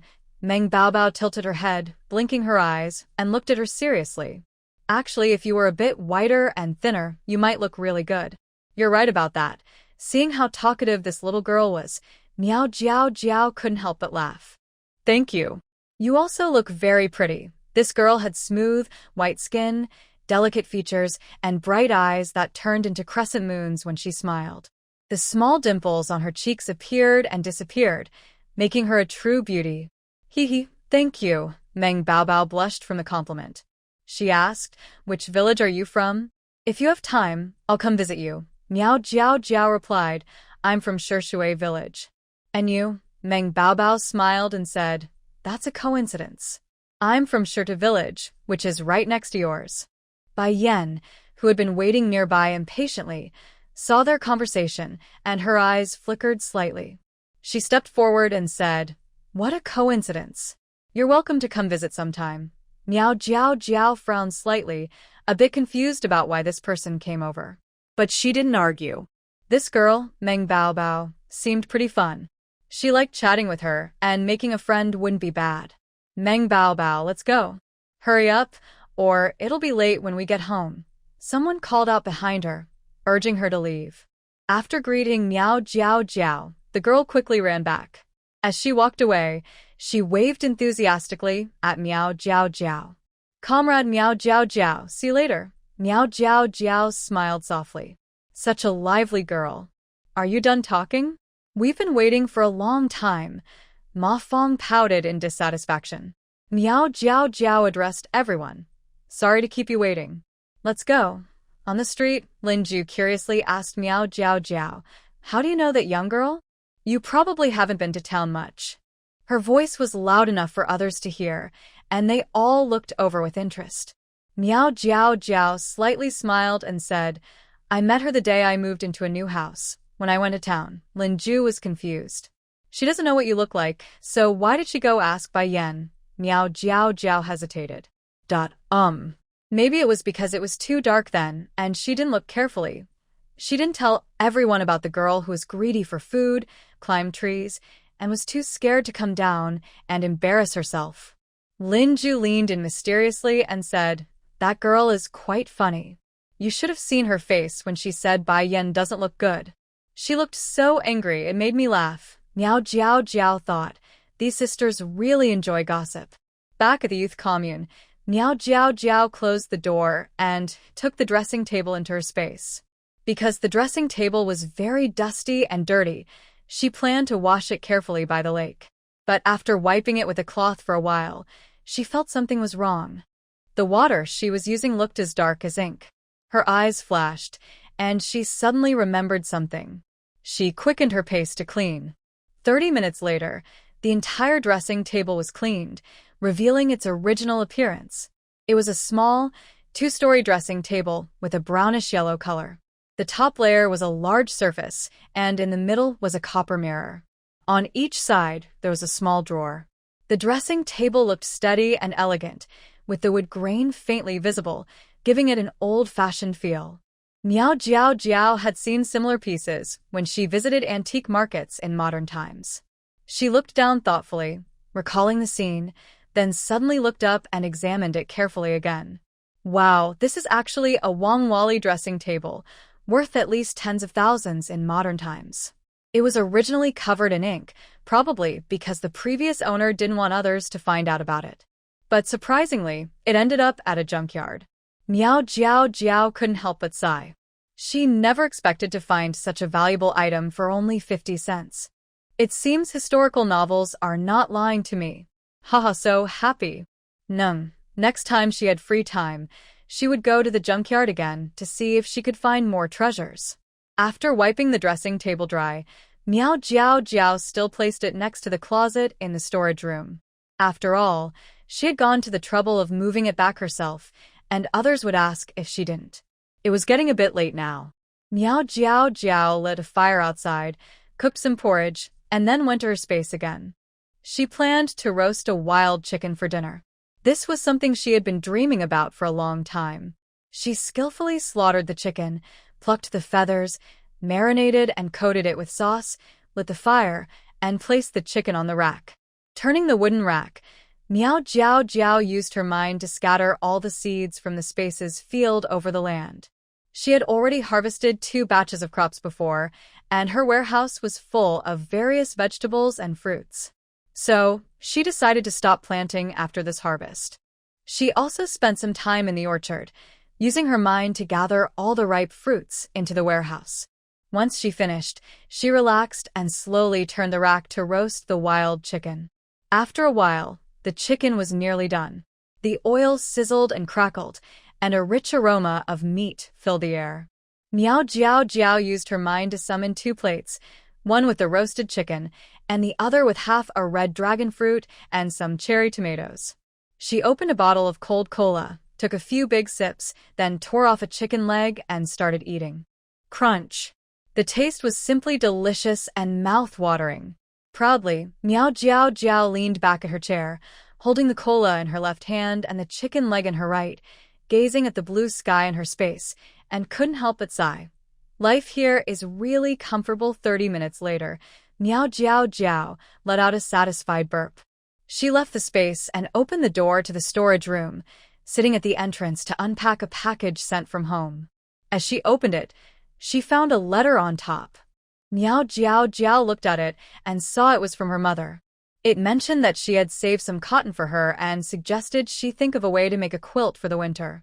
The letter also emphasized that the medicine she often took before had been sent along with the package. Her mother urged her to take it on time, but didn't say anything else.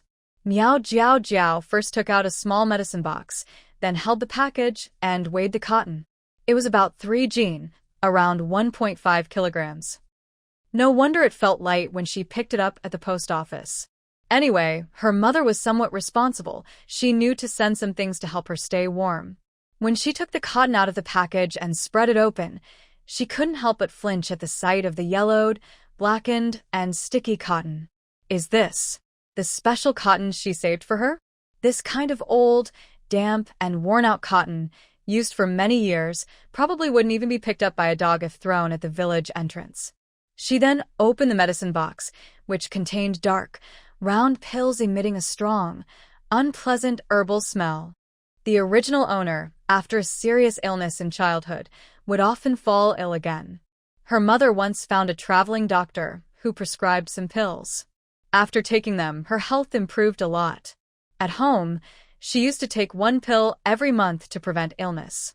When she went to the countryside this time, she also brought a few pills, but after Miao Jiao Jiao came through, she forgot about them. Miao Jiao Jiao counted the pills. There were 25 in total, enough for about 2 years. But her body had already been nourished by spiritual spring water, so she no longer needed them. Most importantly, she didn't trust this so-called mother.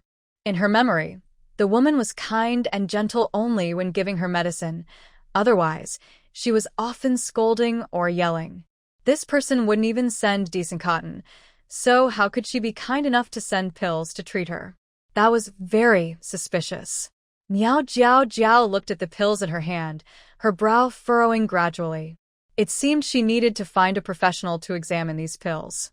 The next afternoon, shortly after finishing work, little Meng Bao Bao came over and said, "Miao Jiao Jiao, I'm here." Just as she was about to close the door and hide in the space to cook, Miao Jiao Jiao thought, this visitor really came at a bad time. They had just met yesterday, and she thought it would be a while before she came again. But she didn't expect her to come so soon. She welcomed her inside, poured a glass of water, and asked, "Did you eat when you came over?" Meng Bao Bao's bright eyes sparkled as she tilted her head and smiled. "No, I wasn't hungry." Miao Jiao Jiao was surprised. "You worked all day, and you're not hungry." Meng Bao Bao shook her head. "I didn't do any work. I teach at our village elementary school. It's not tiring at all. I really want to work in the fields and experience it, but my uncle won't let me." Miao Jiao Jiao felt a bit speechless. "That sounds a bit boastful, doesn't it?" She raised an eyebrow and said, "So you came to this area because you have relatives here?" Meng Bao Bao nodded happily and said, "Yes, my grandpa, grandma, and eldest uncle all live here. Otherwise, my family wouldn't have agreed for me to come. My uncle is the village chief and the team leader, and he treats me very well." She paused and added, "But sometimes he's too serious with me. Sometimes I get annoyed with him, and when I do, I run out to take a walk. That's why I came to find you." Miao Jiao Jiao's mouth twitched. It seemed this girl wasn't just here to play with her. She was just being friendly, and she had been happy for a little while. A little side note from Little Goldfish. Not really happy, just annoyed because she thought the other person came at the wrong time. Meng Bao Bao took a handful of candies from her pocket and said, "Here, I brought some white rabbit candies for you. Try one, they're really tasty." Miao Jiao Jiao raised an eyebrow. The girl was quite generous. "Thanks, I'll take two.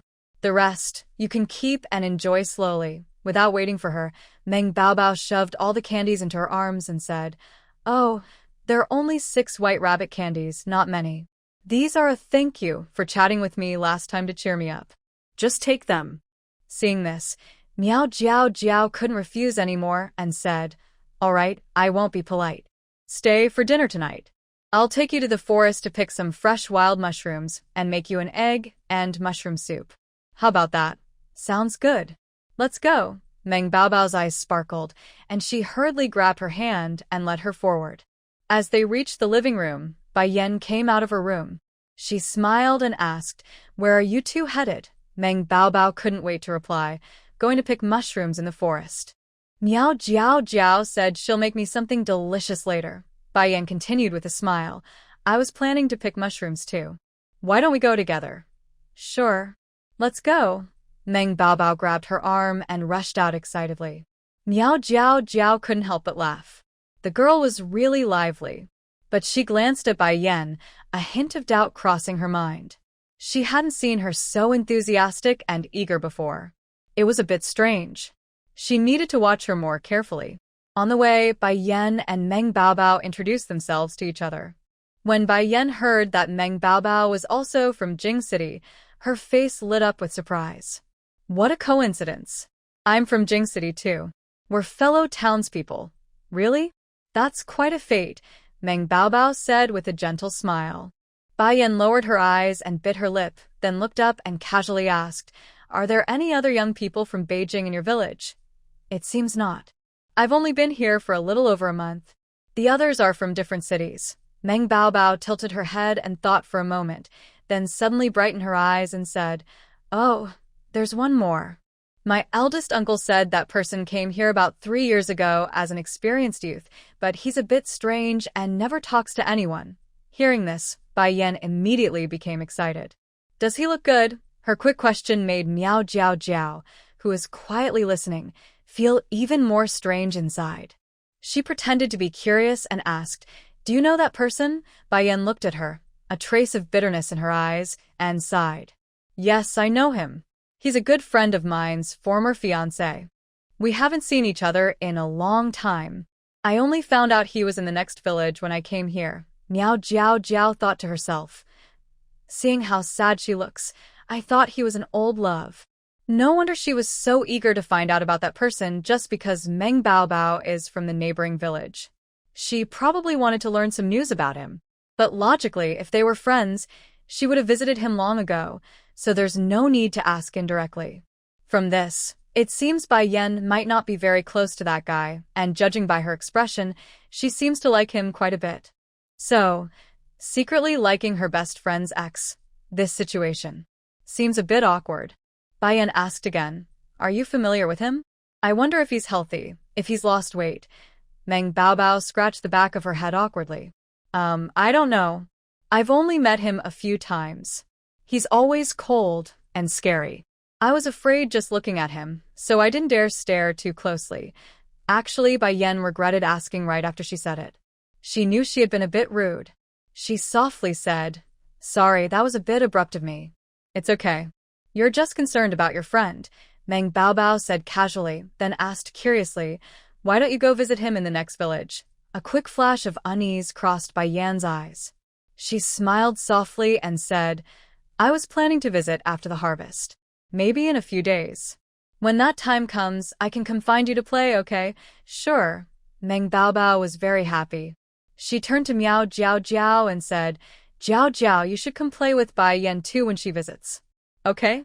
Miao Jiao Jiao raised an eyebrow. Sure. She wasn't very busy now anyway, so it was a good chance to satisfy her curiosity and see what kind of person Bai Yan liked. The group picked some wild mushrooms and gathered firewood before heading back. Once home, Miao Jiao Jiao started a fire and began cooking. While Meng Baobao washed the mushrooms, she went to Aunt Wang's house next door to buy 5 eggs. Although she had eggs stored away, she usually ate them in private so no one else knew. Since she was hosting Meng Baobao today, she needed a proper reason to have eggs, so she went to buy them. When she returned, she picked an eggplant from her garden and made garlic eggplant, then cooked a pot of delicious egg and mushroom soup. Her cooking skills were quite good, and since she used spring water mixed into the cooking water, the food tasted especially fresh. Meng Baobao ate 2 full bowls of rice before stopping. After finishing, she rubbed her stomach and said with a troubled look, "Oh no, I eat so much every day. I'm going to gain weight again. How annoying." Miao Jiao Jiao almost choked on her drink. If anyone else heard that, they'd probably want to scold her. She raised an eyebrow and smiled. "Then you can try losing weight like me." Meng Baobao shook her round face quickly. "No way. My uncle says food is life. The best way to respect it is to eat it all. If I diet, wouldn't that be a waste?"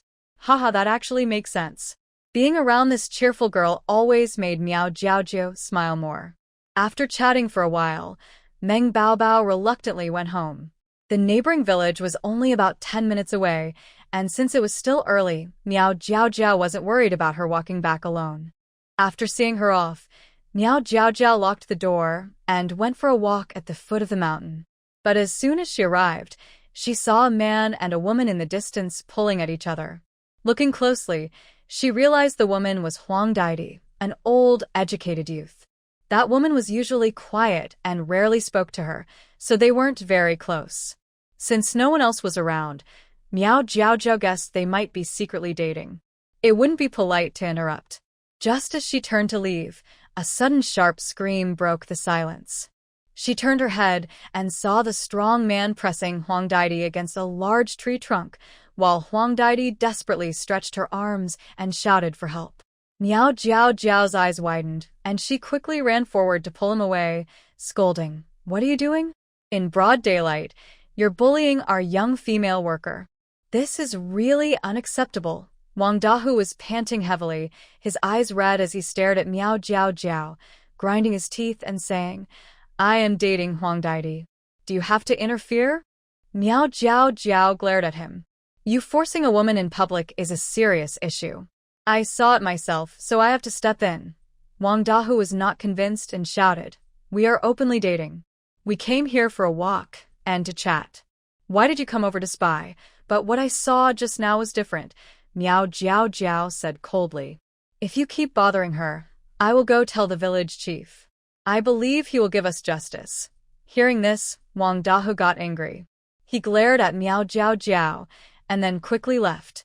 Once he was gone, Miao Jiao Jiao let out a sigh of relief. Such a situation could damage Huang Daidi's reputation, so she could only scare him away first. Huang Daidi was leaning against the tree trunk, trembling and crying softly. Seeing this, Miao Jiao Jiao stepped forward to comfort her. Daidi, are you okay? I'm fine. Thank you, Jiao Jiao. Huang Daidi looked up and forced a smile that was even more painful than crying. Sorry for making you watch a joke. Miao Jiao Jiao shook her head. It's nothing. But how are you involved with Wang Dahu? Wang Dahu was known in Shishui village for being difficult to deal with. He was impulsive and liked to cause trouble when drinking. Nowadays, people barely had enough to eat, but he still had money for drinking because his family raised pigs. Sometimes they sold pig fat to make some extra money for alcohol. Although Wang Dahu was not very kind, he inherited his father's skill in slaughtering pigs, which was rare in the countryside. Whenever there was a celebration or happy event within 10 miles, villagers would come to him to slaughter pigs. So even if he didn't work in the fields for wages, he still had enough to eat. He was known to be very violent. It was said that his previous wife had jumped into a river to end her life because he often beat her. So, even if her family is quite well off, no one dares to marry their daughter to him. As a result, he is over 30 and still unmarried. Miao Jiao Jiao didn't expect that he would turn his attention to the young female educated youth. Huang Daidi heard her question but didn't answer. She just kept crying softly. Seeing this, Miao Jiao Jiao didn't press further. Since they weren't close, she felt it wasn't her place to interfere. However, she still felt she should give a warning. This person has a bad reputation in the village. I heard he might have some connection with the widow at the end of the village. You should think carefully before making any decisions. This wasn't gossip she made up. She overheard two women chatting while working in the fields. They said they saw Wang Dahu leaving the widow's house one day, but she wasn't sure if it was true. Yes. I know. But Huang Daidi started crying again. Seeing her like this, Miao Jiao Jiao guessed she had some secret worries, so she said, "It's getting dark soon. Let's go back together and talk more." When they get home, she plans to tell Linju. They are good friends, so she might be able to share something with her. Wang Daidi nodded with pursed lips. Yes, thank you.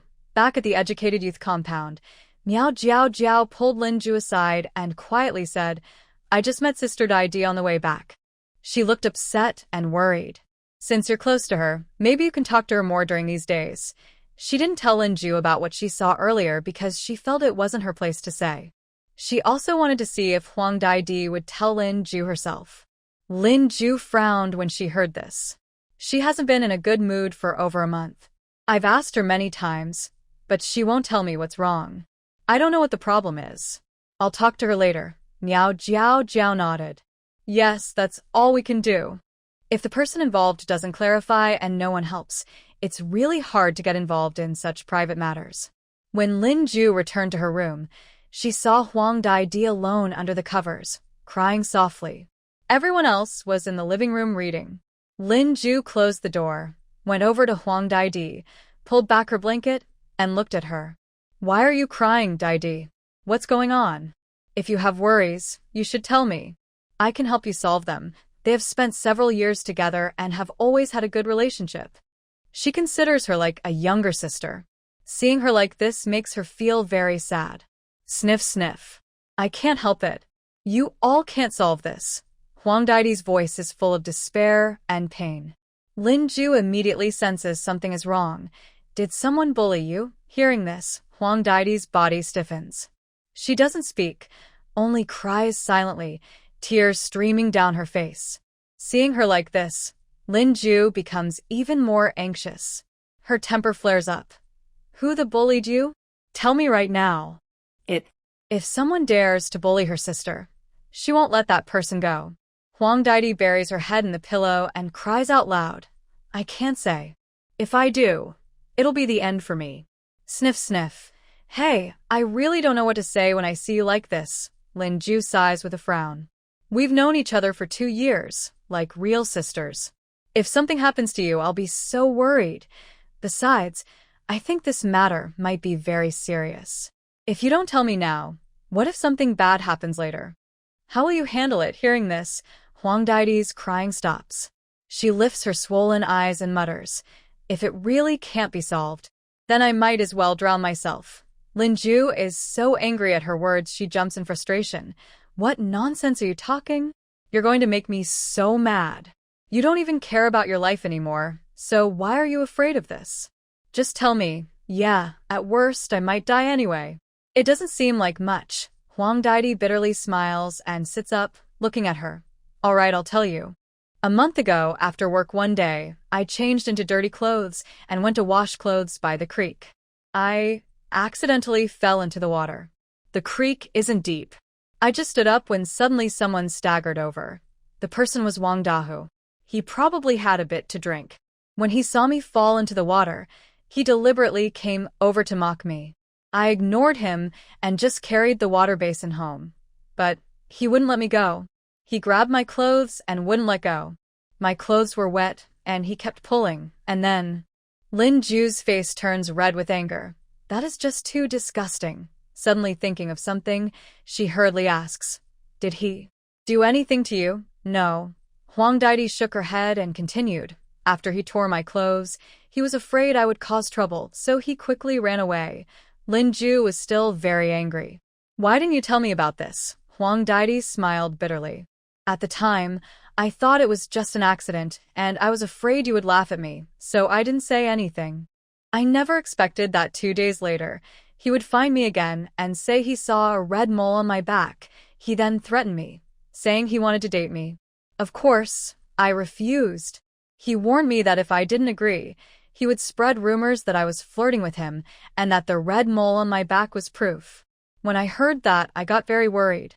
If those rumors got out, my reputation would be ruined. I couldn't bear to face that shame, so I had no choice but to accept it painfully. That's terrible. How could someone be so mean? Linju looked at Huang Daidi with concern, feeling upset. Huang Daidi indeed has a red mole on her back, which she had seen before. Even if the rumors aren't true, once the truth is checked and matches, no one would believe what she says. And if someone saw her back being pulled, it would be considered inappropriate. If it got out, people might even spit on her. Right now, there's a strict campaign against misconduct. If such false rumors spread, it could ruin her future. At first, Lin Ju thought she could help by talking to the village chief about other issues, but this kind of matter involving someone's reputation is really hard to handle. Lin Yu sighed head. And then what happened? Later, he kept inviting me to meet him in the woods or by the creek. Every time I saw him, he would try to get close to me. I was really fed up. Huang Daidi's nose turned red, and as she spoke, tears started to fall again. Her eyes showed anger as she continued. At first, he held back a little, but recently, he became more and more overbearing. Just now, in the woods, he almost took advantage of me without my consent. Luckily, Miao Jiao Jiao came to save me. Hearing this, Lin Ju remembered how Miao Jiao Jiao had hesitated when she visited her before and suddenly understood everything. That girl hadn't told her the full truth, probably to protect Huang Daidi's reputation. Thinking of this, a look of admiration appeared in her eyes. That girl is kind-hearted. I'll thank her later. Yes, thank you, Sister Lin. Huang Daidi looked at her gratefully and wiped her tears, saying, Wang Da who keeps bothering me. I really don't know how to get rid of him. What should I do? Lin Ju didn't know what to do either, so she comforted her. Luckily, you told me now. If something suddenly happens and gets out of control, it will be too late to fix. Previously, Miao Jiao Jiao also encountered issues involving the two of you. Over these days, I found her to be quite nice. Maybe we can talk to her about it. What do you think? For now, we won't tell others, since it involves Daidi's reputation. It's better if fewer people know. Huang Daidi's mind was in a mess, so she had no objections and just nodded. Yes, okay. Lin Ju patted her hand and said, let's go now and find her. We should explain everything clearly and discuss it together. Miao Jiao Jiao wasn't in the living room now. She was exercising in her space. When she heard the knock, she quickly wiped her sweat and opened the door. Seeing the two people at the door, She wasn't surprised at all. Come in. After closing the door, she walked forward with a smile and asked, Sister Lin, Sister Dai, what brings you here? Lin Ju, who was impatient, quickly explained everything that had happened. After she finished, she looked angry and said, that Wang Da, who is really not a good person. He even falsely accused me. He's just a beast. Huang Daidi covered her face, tears streaming down her cheeks again. Miao Jiao Jiao sighed inwardly and handed her a handkerchief to wipe her tears. In modern times, such problems could be solved with a quick punch and calling the police, but in this era, that wasn't possible. Although the people are simple and honest, their minds are quite conservative and old-fashioned. They are very strict about a woman's reputation. If something happens between a man and a woman, women are usually the ones who get judged and looked down upon. So, even if Huang Daidi is a victim, even if she explains clearly, some people will still talk behind her back. For women in this era, life is indeed much harder. She, coming from modern times, thinks more openly about reputation, but Huang Daidi is different. Women of their time value their purity more than life itself. If she makes a foolish mistake out of despair, it could very well lead to serious consequences. Daidi Jia, don't cry anymore. If you keep crying, your eyes will swell badly. If others find out, it will be hard to explain. We should think of a good plan. Daidi Huang wiped her tears with a handkerchief, feeling very sad. Woo-woo. I regret going to wash clothes so late. If I hadn't gone, this wouldn't have happened. Miao Jiao Jiao comforted her. This isn't your fault. It was all that Wang Dahe's doing. Think about it. You're crying so hard, and he might be laughing behind your back. We can't fall for his tricks. Exactly, Lin Ju gritted her teeth. That only threatened you because he saw you as easy to bully. I even want to go and cut him with a knife. Miao Jiao Jiao raised an eyebrow. This big sister really had a strong personality, and her way of handling things suited her. She also thought about hitting Wang Dahu a few times secretly, hoping he would behave.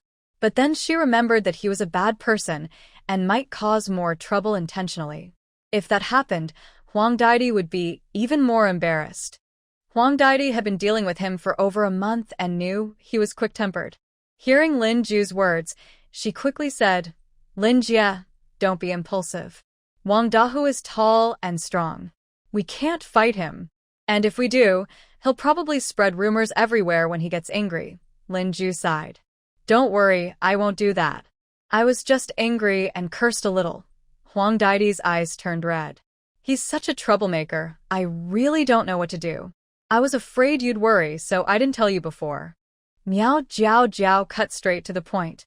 But if you keep going like this, it's not good. I think his goal isn't just to be your boyfriend. He might want to marry you after making you dependent on him. Hearing this, Huang Daidi's pupils shrank. She was scared and quickly shook her head.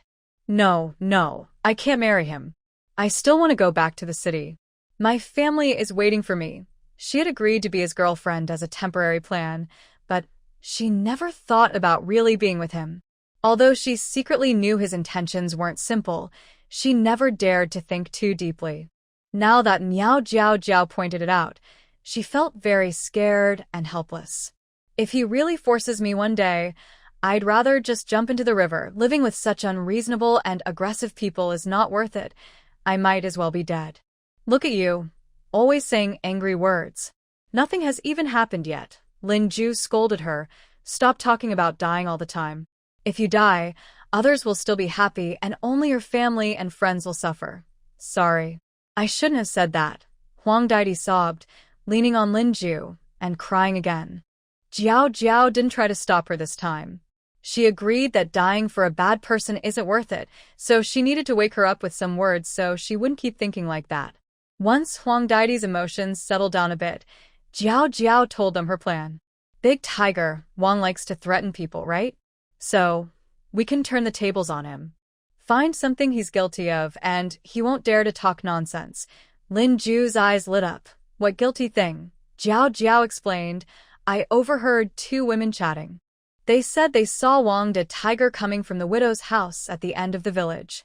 We can look into this. Lin Ju looked surprised. Huh? That widow at the end of the village is over 40. I've seen her a few times. She looks. The widow's name is Lu. 5 years ago, her family had a big fire, and her father-in-law, mother-in-law, and husband all died. She survived but was badly burned on her face, making her look quite ugly and frightening. Because she was cursed by bad luck, no one dared to marry her. So, she chose to live alone at the end of the village. Big Tiger Wang, though temperamental and having lost a wife, is only in his 30s and has a decent family background. He wouldn't choose someone like her out of desperation. Jiao Jiao also thought of this and analyzed. Knowing his lecherous nature, he must have some secret activity. I'll start by investigating him and that widow to see if I can find any clues. Also, Lin Jia, you need to stay close with Dai Di Jia during this time, to prevent Big Tiger Wang from acting alone against her and causing trouble. Wang Daidi quickly became anxious. No, that's not possible. He said before that I have to meet him secretly every 3 days. If I don't go, he'll spread rumors. Miao Jiao comforted her, saying, I'll find some clues and get evidence against him as soon as possible. If he really asks you to go out, let Sister Lin follow from a distance. If anything happens, she can come to help. Lin Ju patted her arm and smiled. That's right, don't worry. I have a loud voice. If he dares to bully you, I'll shout and rush over. He'll be scared off for sure. Uffed. Huang Daidi couldn't help but laugh through her tears. She knew they were joking to cheer her up, but it still made her feel warm inside. Seeing the genuine concern on their faces, a wave of warmth filled her heart, and tears of gratitude welled up in her eyes. Thank you, Sister Lin. Thank you, Jiao Jiao. Thank you both for helping me. Don't worry, I'll pull myself together and stand up to that awful man. Lin Ju and Miao Jiao exchanged a glance, both smiling. Lin Ju said with a grin, That's the spirit. Don't ruin yourself over someone like that. He's not worth it. Miao Jiao also smiled. Exactly. We're friends. No need to be so polite. The three of them talked for a while about their next steps. When they finished, Lin Ju and Huang Daidi went back to the front yard. As soon as they left, Miao Jiao quickly closed the door and began her training in her secret space.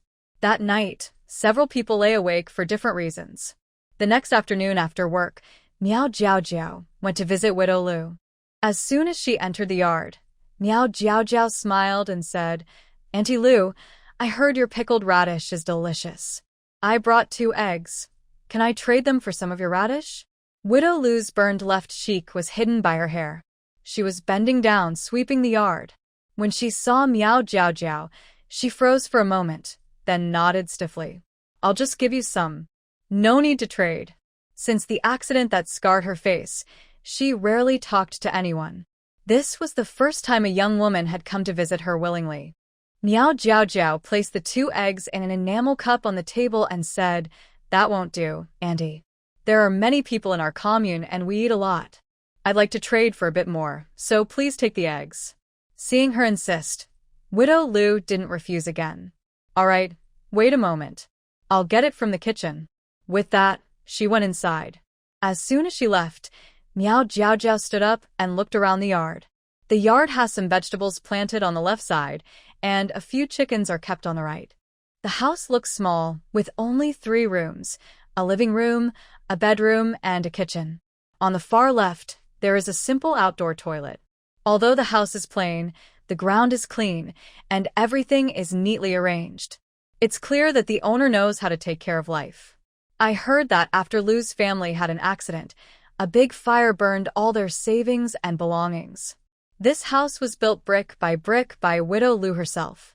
She, as a woman, not only had to bear the pain of losing her loved ones, but also had to endure rumors from outside about her family.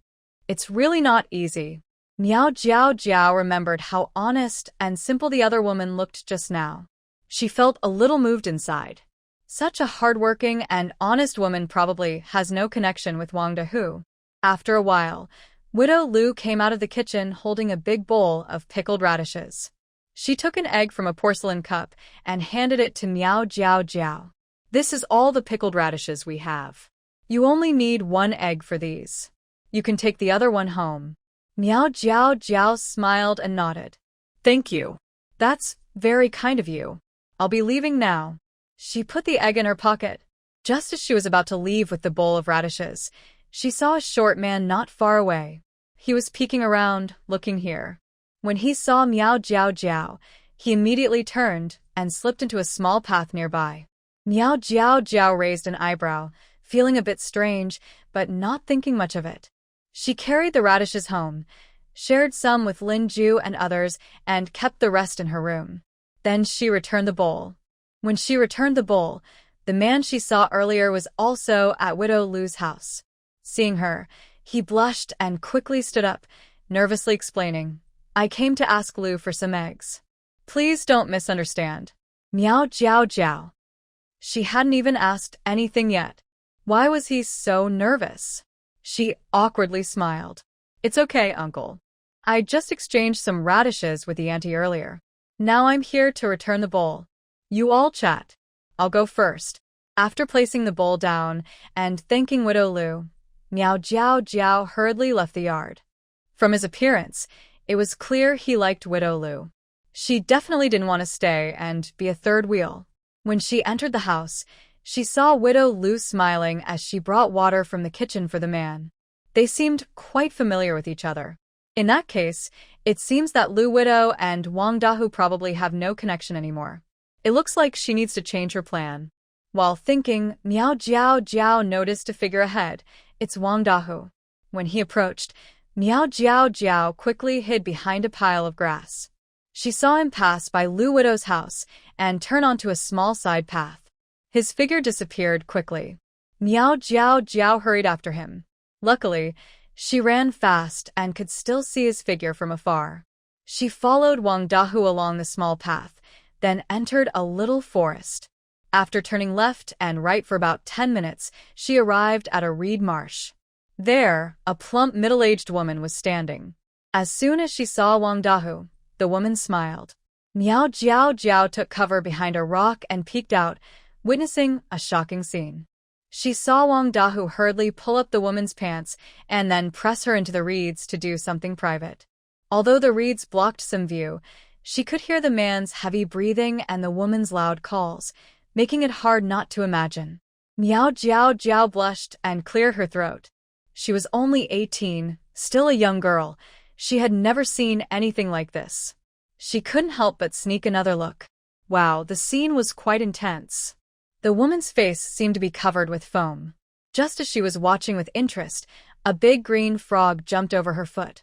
Ribbit, Miao Jiao Jiao suddenly shivered all over. It felt like a cold gaze was watching her from behind. She froze and turned around slowly, facing a pair of deep, dark eyes that looked like a black hole, dangerous and captivating. Wasn't this the big brother who once killed a wild boar and gave her a wild chicken? He looked at her strangely, then noticed the movement in the distance, and his expression suddenly froze. Seeing this, Miao Jiao Jiao couldn't help but want to cover her face and run away. What a coincidence! She really wanted to find a hole to hide in. Oh no, how can she explain this? Her innocence was just ruined. Han Lingji's mood was complicated. He only came to catch some frogs in the reeds to eat, but unexpectedly, he ran into this chubby girl. He knows this girl. Half a month ago, he chased away her wild boar and even made a big man cry. Recently, she seems to have lost some weight and become fairer, but he still recognized her at a glance. But those aren't the main point. The real issue is why every time he sees her, something bad happens. Listening to the noise from afar, Han Lingji couldn't help but frown. This young girl is not very old, but she has quite a mischievous mind. She's actually hiding here, watching the scene. Seeing her older brother's expression grow more serious, Miao Jiao Jiao felt guilty and smiled nervously. Cough, cough. Well, I just happened to pass by and saw this. Do you believe me? Han Lingji's mode wisha. Just passing by?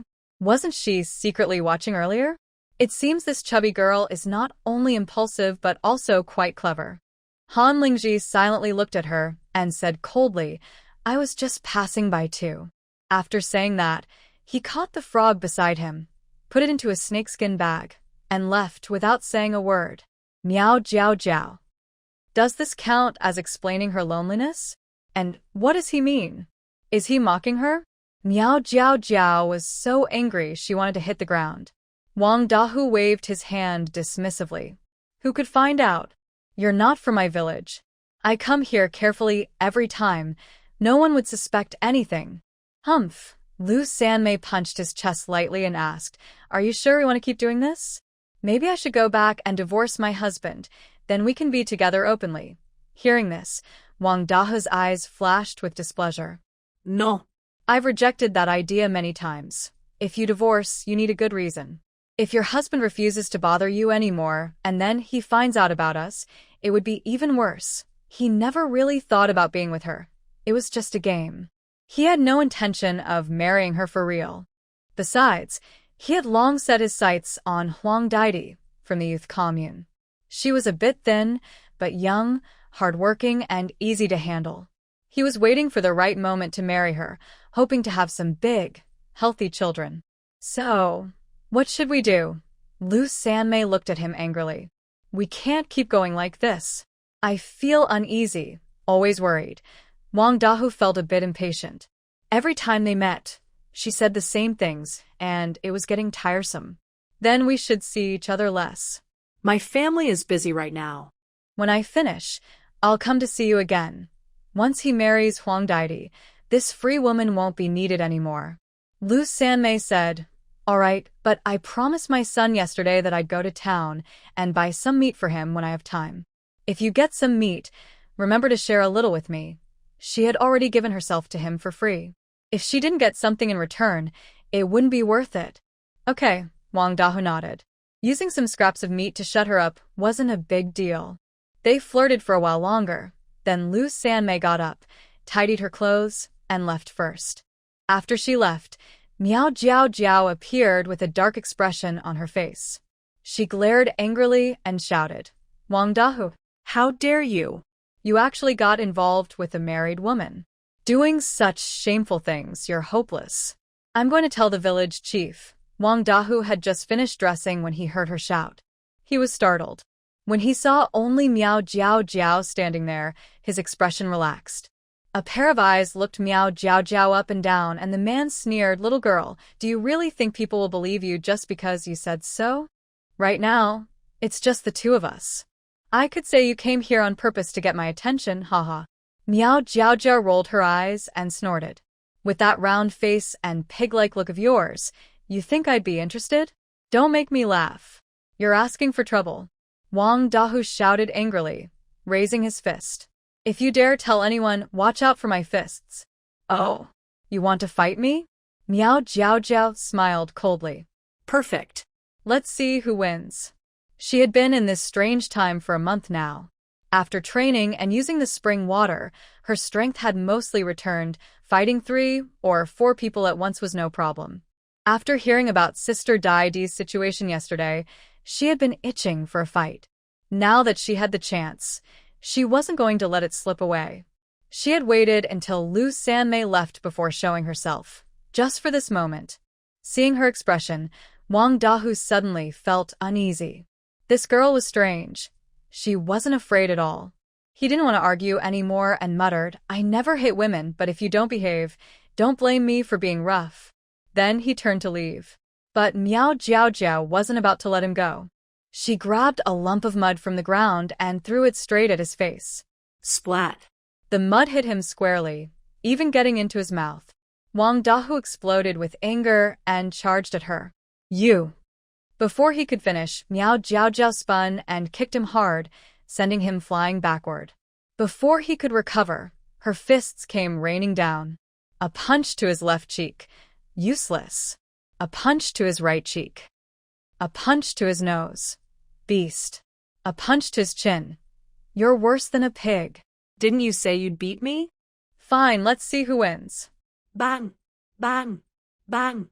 The sound of punches echoed through the reeds. Fists pounded heavily on Wang Dahu's face and body, making him dizzy and grimacing in pain.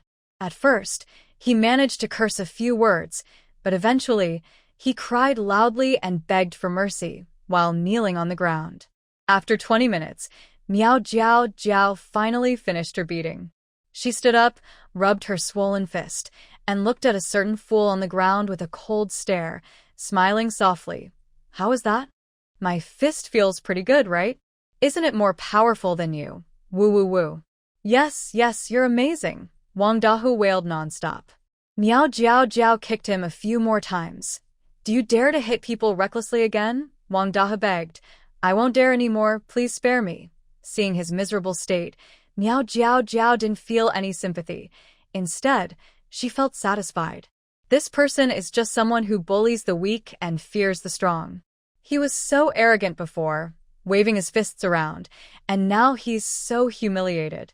It seems that sometimes fighting fire with fire really works. Miao Jiao Jiao said, I already know about your threats to Huang Daidi behind her back. I came here today specifically to talk to you about this. Hearing this, Wang Dahu's face froze, and a hint of hostility flickered in his eyes. You. What do you want to talk about? Miao Jiao Jiao noticed his expression and her tone grew colder. Huang Daidi is my sister. If you bully her, you're bullying me. She has nothing to do with you, so don't bother her anymore. If you dare to spread any bad rumors about her again, I will beat you a few more times, until you're afraid. Also, I've caught your weakness today. I happen to be friends with the niece of the village chief next door. If I say a few words in front of her, will the village chief believe you, or his niece? Then you'll just have to wait to be criticized and shamed in the street. Hearing this, Wang Dahu finally panicked. Please, I beg you to let me go. I was wrong, I was really wrong. I won't bother Huang Daidi again. I promise I won't say a word. Seeing his sincere attitude, Miao Jiao Jiao smiled and threatened. That's more like it. If you listen and behave, I will let you go. Today, I can pretend nothing happened, but you need to be more careful. If her husband finds out, it could be very bad. After Huang Daidi's issue is resolved, I will kindly tell her husband about this. What happens next depends on him. Wang Dahu quickly nodded. Yes, yes, I won't bother her again. All right, just find a reason to explain your injuries to your family. We didn't see each other today, Miao Jiao Jiao said casually, and then left gracefully. When they returned to the youth commune, it was almost dark. Lin Ju saw her coming back so late and asked, Jiao Jiao, did you go to the mountain again? Have you not cooked dinner yet? Miao Jiao Jiao smiled with a sparkle in her eyes and replied, Something good happened. Call Sister Daidi over to my room. I want to tell you both. 2 minutes later, in the room, Lin Ju asked curiously, What is it, Jiao Jiao? Miao Jiao Jiao smiled mysteriously. It's good news about Sister Daidi. Huang Daidi looked down sadly. Oh, what good news could I have? Miao Jiao Jiao looked at her with a smile. Today, I caught Wang Dahu in a lie. Do you want to know what happened? Really? Huang Daidi looked excited and grabbed her hand. Tell me quickly, Lin Ju also hurriedly urged. Jiao Jiao, stop teasing us. Just tell us. Don't be in such a hurry. Let me take a sip of water. Miao Jiao Jiao took a drink, then saw both of them staring at her and slowly began. After work, I went to Widow Lu's house to buy some pickled radishes. When I was returning the bowls, I happened to see Wang Dahu. He was sneaking down a small path, so I followed him. Lin Ju immediately got worried.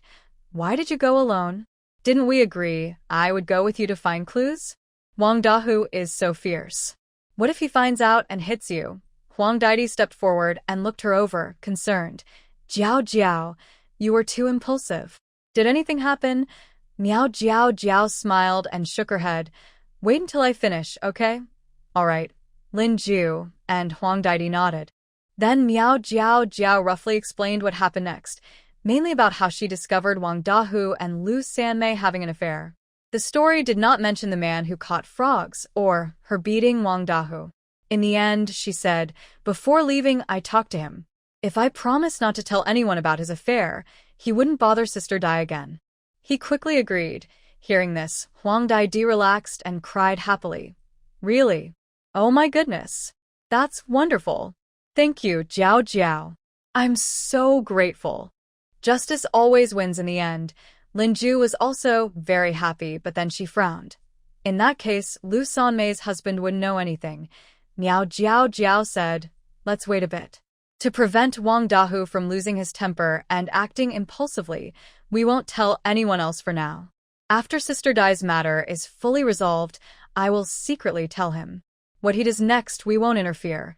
It seemed these two had been secretly involved for a long time. The husband of the person involved must have noticed something. Also, from Lu Sanmei's words, she often gave her son good things from Wang Dahu. Normally, he should have noticed something. So, Miao Jiao Jiao thought this husband was either turning a blind eye or was simply too naive and trusted his wife too much. Either way, it was up to the person involved to handle it.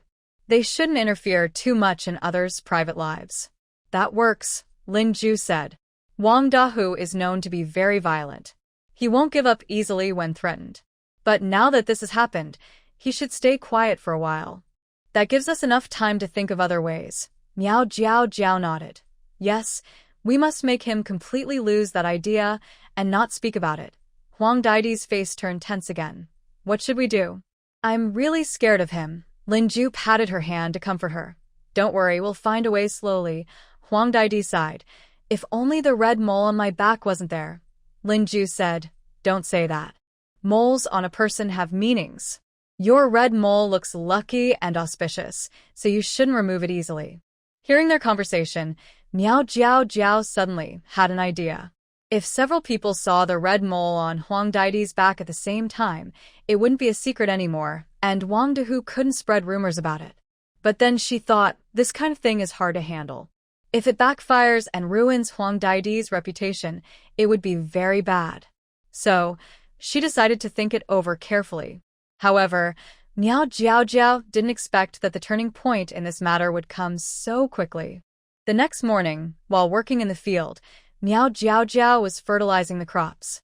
Suddenly, dark clouds gathered in the sky, and soon heavy rain started pouring down.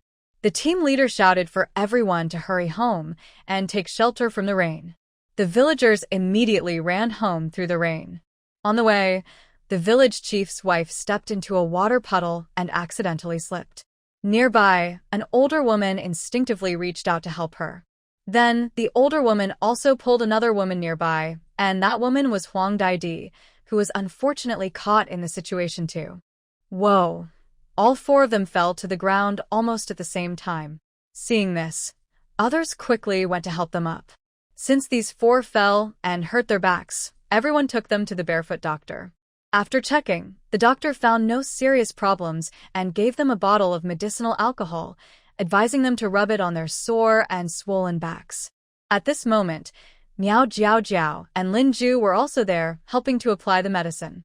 When they reached Huang Daidi's back, the sharp-eyed older woman noticed a red mole on her shoulder blade and smiled. Little Huang, your red mole looks really good. This kind of mole, called a wealth and happiness mole, means a worry-free and prosperous life. You will be lucky in the future. Hearing this, Miao Jiao Jiao's eyes flickered slightly. She pretended to be curious and asked, Auntie, where exactly is this mole, and is there such a saying? The older woman smiled proudly. Of course. I have a niece who has a mole on her shoulder blade. She married into a good family. I heard this saying from her. Really? That's amazing. Let me see. A few other older women also gathered around out of curiosity. The village chief's wife chuckled and said, if this saying is true, then little Huang, no matter who she marries, will be lucky. It's a pity my son is already married. Otherwise, I would want to go ask for her hand. Hearing these words again, the aunt's face turned even redder. Not long after wiping off the medicinal wine, that afternoon, news spread in Shishui village that there was a wealth mole behind the young yellow girl in the youth courtyard. It is said that this kind of mole can bring good luck and wealth. Whoever marries her will be lucky. Once this news spread, several families with sons started to feel a bit eager. That evening, Miao Jiao Jiao, Lin Ju, and Huang Daidi gathered in her small room and talked happily for a long time. Miao Jiao Jiao smiled and said, I didn't expect things to go so smoothly. From now on, Wang Dahu can't threaten you with the red mole anymore. Lin Ju clapped happily. Yes, now we have no worries. Haha, wow, I am so happy, Huang Daidi said, starting to cry again. She looked at the two of them gratefully and said, Thank you, Sister Lin and Jiao Jiao. I will remember your kindness forever. Lin Ju waved her hand casually. Oh, no need to be so polite. We are sisters. Miao Jiao Jiao also nodded with a smile. Yes, we are all friends. Wait a moment, you two. Huang Daidi wiped her tears quickly and hurriedly left for the front yard. Just as the two of them were wondering what she was doing, Huang Daidi returned quickly, holding something in her hand. I have a pair of cloth shoes I made myself that I haven't worn yet, and this 3-foot piece of tender red cloth, which came from my home. I haven't had the heart to make clothes with it. These are my favorite items. You helped me so much, so this is my gift of thanks. I hope you won't mind. Linju looked at her with some dissatisfaction. What are you doing? We said we're sisters. Why are you still being so polite? Miao Jiao Jiao said. Yes, Daidi, there's really no need to be so polite. No way. Huang Daidi, usually gentle, spoke firmly for the first time. You each have to choose one. If you don't choose, then you don't see me as a sister. Oh, you little thing, Lin Ju snorted and turned to Miao Jiao Jiao. Jiao Jiao, you choose first. Since she insists on giving, we'll accept it. Miao Jiao Jiao was a bit amused and said, All right, Sister Lin, you go ahead and choose. I don't mind. Miao Jiao Jiao picked up the cloth shoes, glanced at them, then looked up with a smile. Sister Daidi, your handiwork is really fine. I think I can wear these shoes for several years. Seeing that both of them liked her gifts, Huang Daidi beamed with joy. I'm glad you like them. Of course we do. Miao Jiao Jiao and Lin Ju said at the same time. The three of them looked at each other and burst into laughter. Miao Jiao Jiao had never thought friendship could come so quickly. Just a few days ago, she and Lin Ju were only acquaintances, and she barely knew Huang Daidi. But after an unexpected event, the three of them had become much closer. She had always believed that friendships came naturally, and she hadn't expected to make 3 good friends, Meng Baobao, Lin Ju, and Huang Daidi, in such a short time. That night, as she lay in bed, a happy smile stayed on her face. She was starting to look forward to this simple, peaceful life more and more. While Miao Jiao Jiao was feeling cheerful, Bai Yan and Ma Fong were not so happy. Bai Yan was worried about meeting someone in the neighboring village and didn't know how to talk to him, which made her a bit upset. Ma Fong, on the other hand, was simply jealous of Miao Jiao Jiao. She had noticed that Lin Ju and Huang Daidi visited Miao Jiao Jiao's house every day. She couldn't understand what charm Miao Jiao Jiao had that made those 2 former educated youths suddenly become so close to her. Ma Fong had complained to Bai Yan a few times, but Bai Yan hadn't paid much attention. Now Ma Fong didn't even have anyone to talk to, and the more she thought about it, the more annoyed she became.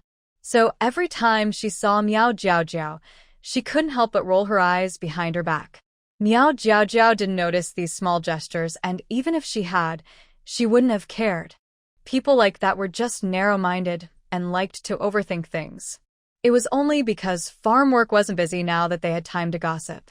During the busy harvest season, no one would have the energy for such thoughts. After being hit by Miao Jiao Jiao that day, Wang Dahu limped home, holding his face.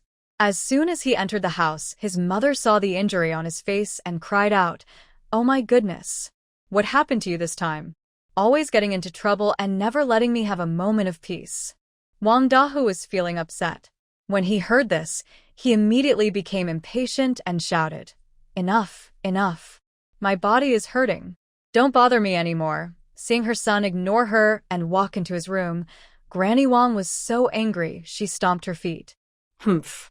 Always causing trouble. If your father were still here, he would have already dealt with you."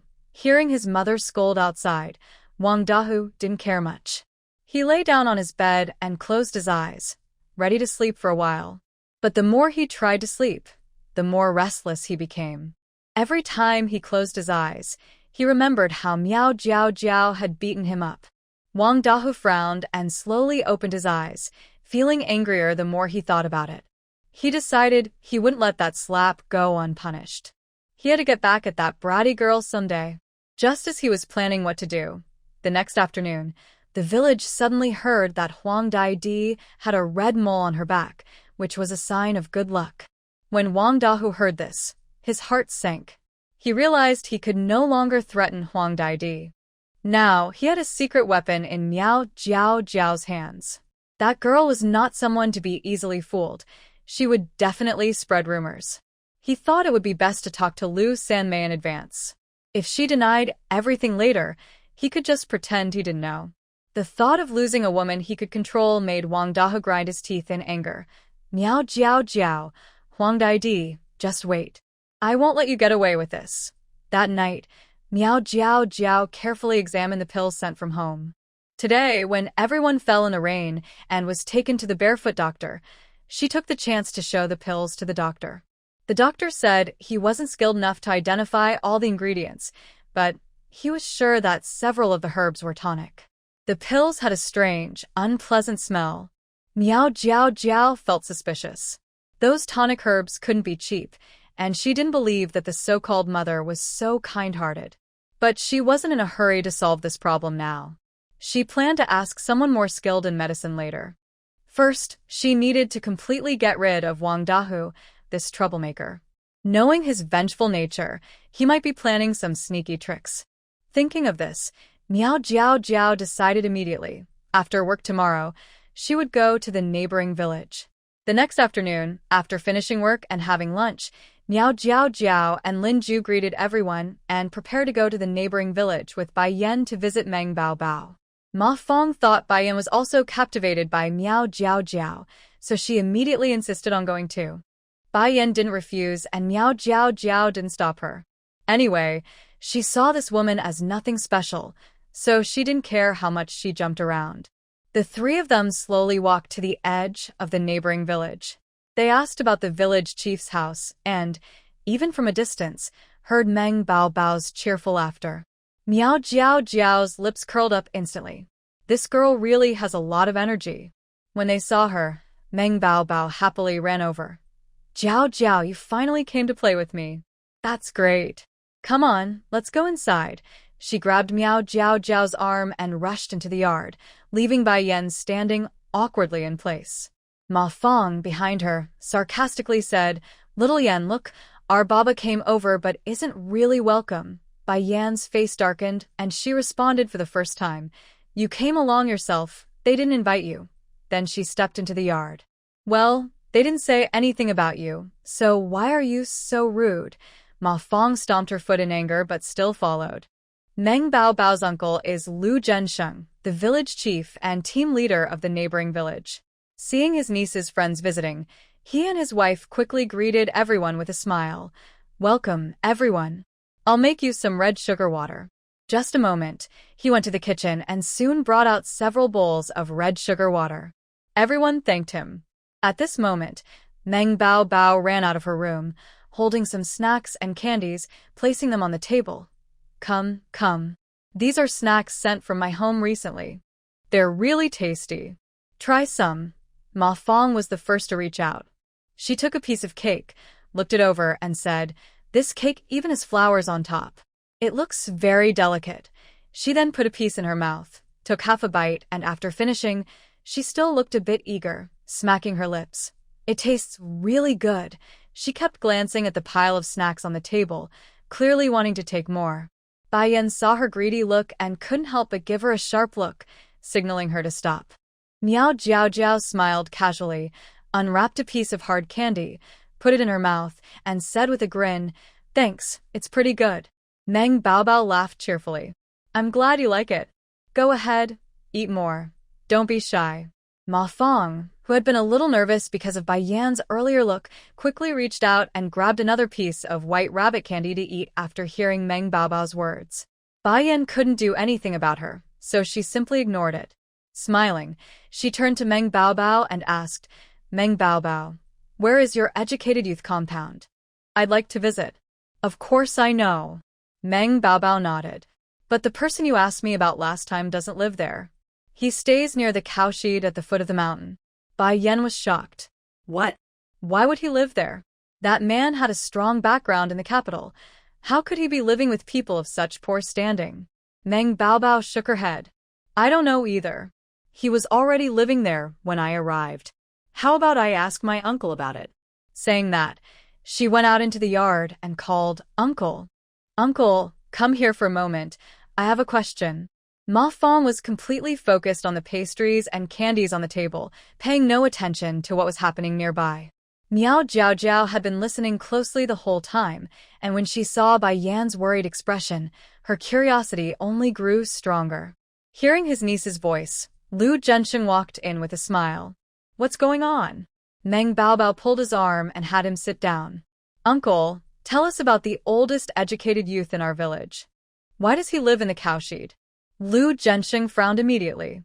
Why are you asking about that? Meng Baobao explained. This is Comrade Bai Yan.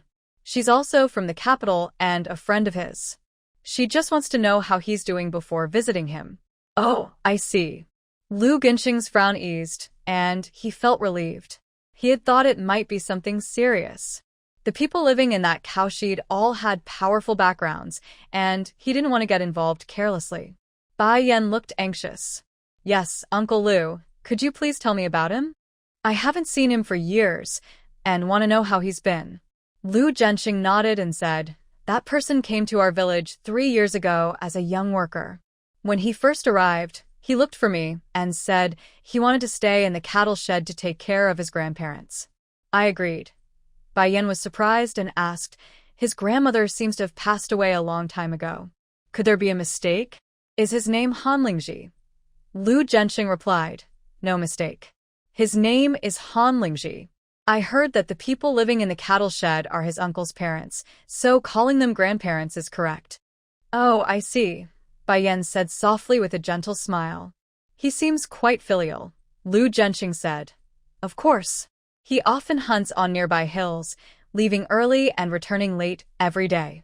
He catches quite a few animals, and the villagers are jealous. Meng Baobao asked curiously, does my big brother not have to work? A trace of guilt flashed in Lu Gensheng's eyes.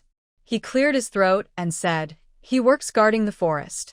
That's his job, along with a few older people in the cattle shed. It's considered work. Those people are important figures, so he doesn't dare assign him heavy tasks. Meng Baobao asked again, does my big brother know anything else? Why does he always seem so strange and distant? Lu Zhensheng shook his head. Not much. He's been here for 3 years. Besides being friendly to the few people in the cattle shed, he always keeps a stern face with others. That's just his personality. Cold outside, warm inside, Bai Yan said with a smile, a hint of anticipation in her eyes. Let's go see him now. On the way to the cattle shed, Ma Fong asked Bai Yan, Xiaoyan, I don't think I know this friend of yours. We didn't mention him in high school. Bai Yan glanced at her and said, yes, he's a friend of my middle school classmate. I've met him a few times. As for the complicated relationship, him being her classmate's former fiancé, I don't want to tell her. When she mentioned it in front of Miao Jiao and Meng Baobao, she accidentally revealed it. She felt a bit regretful afterward. She usually keeps her thoughts very hidden. If she hadn't been so excited at that moment, she wouldn't have shown her feelings.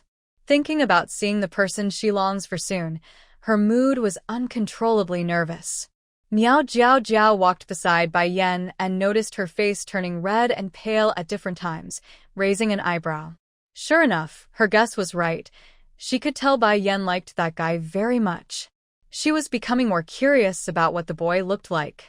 As the 4 of them walked down to the foot of the mountain, they passed by some villagers' homes. Whenever she saw someone at the door, Meng Baobao would cheerfully greet them. Hello, Uncle Lu, Aunt Zhang, have you eaten? Aunt Li, I'm going to the mountain. The villagers all responded with warm smiles, seeming to like this lively and cute girl. Seeing this, Miao Jiao smiled and said, Meng Baobao, you seem to be quite popular. Meng Baobao puffed up her chest proudly and said, of course. I am the most popular in Shirtu village. Both kids and adults like to play with me.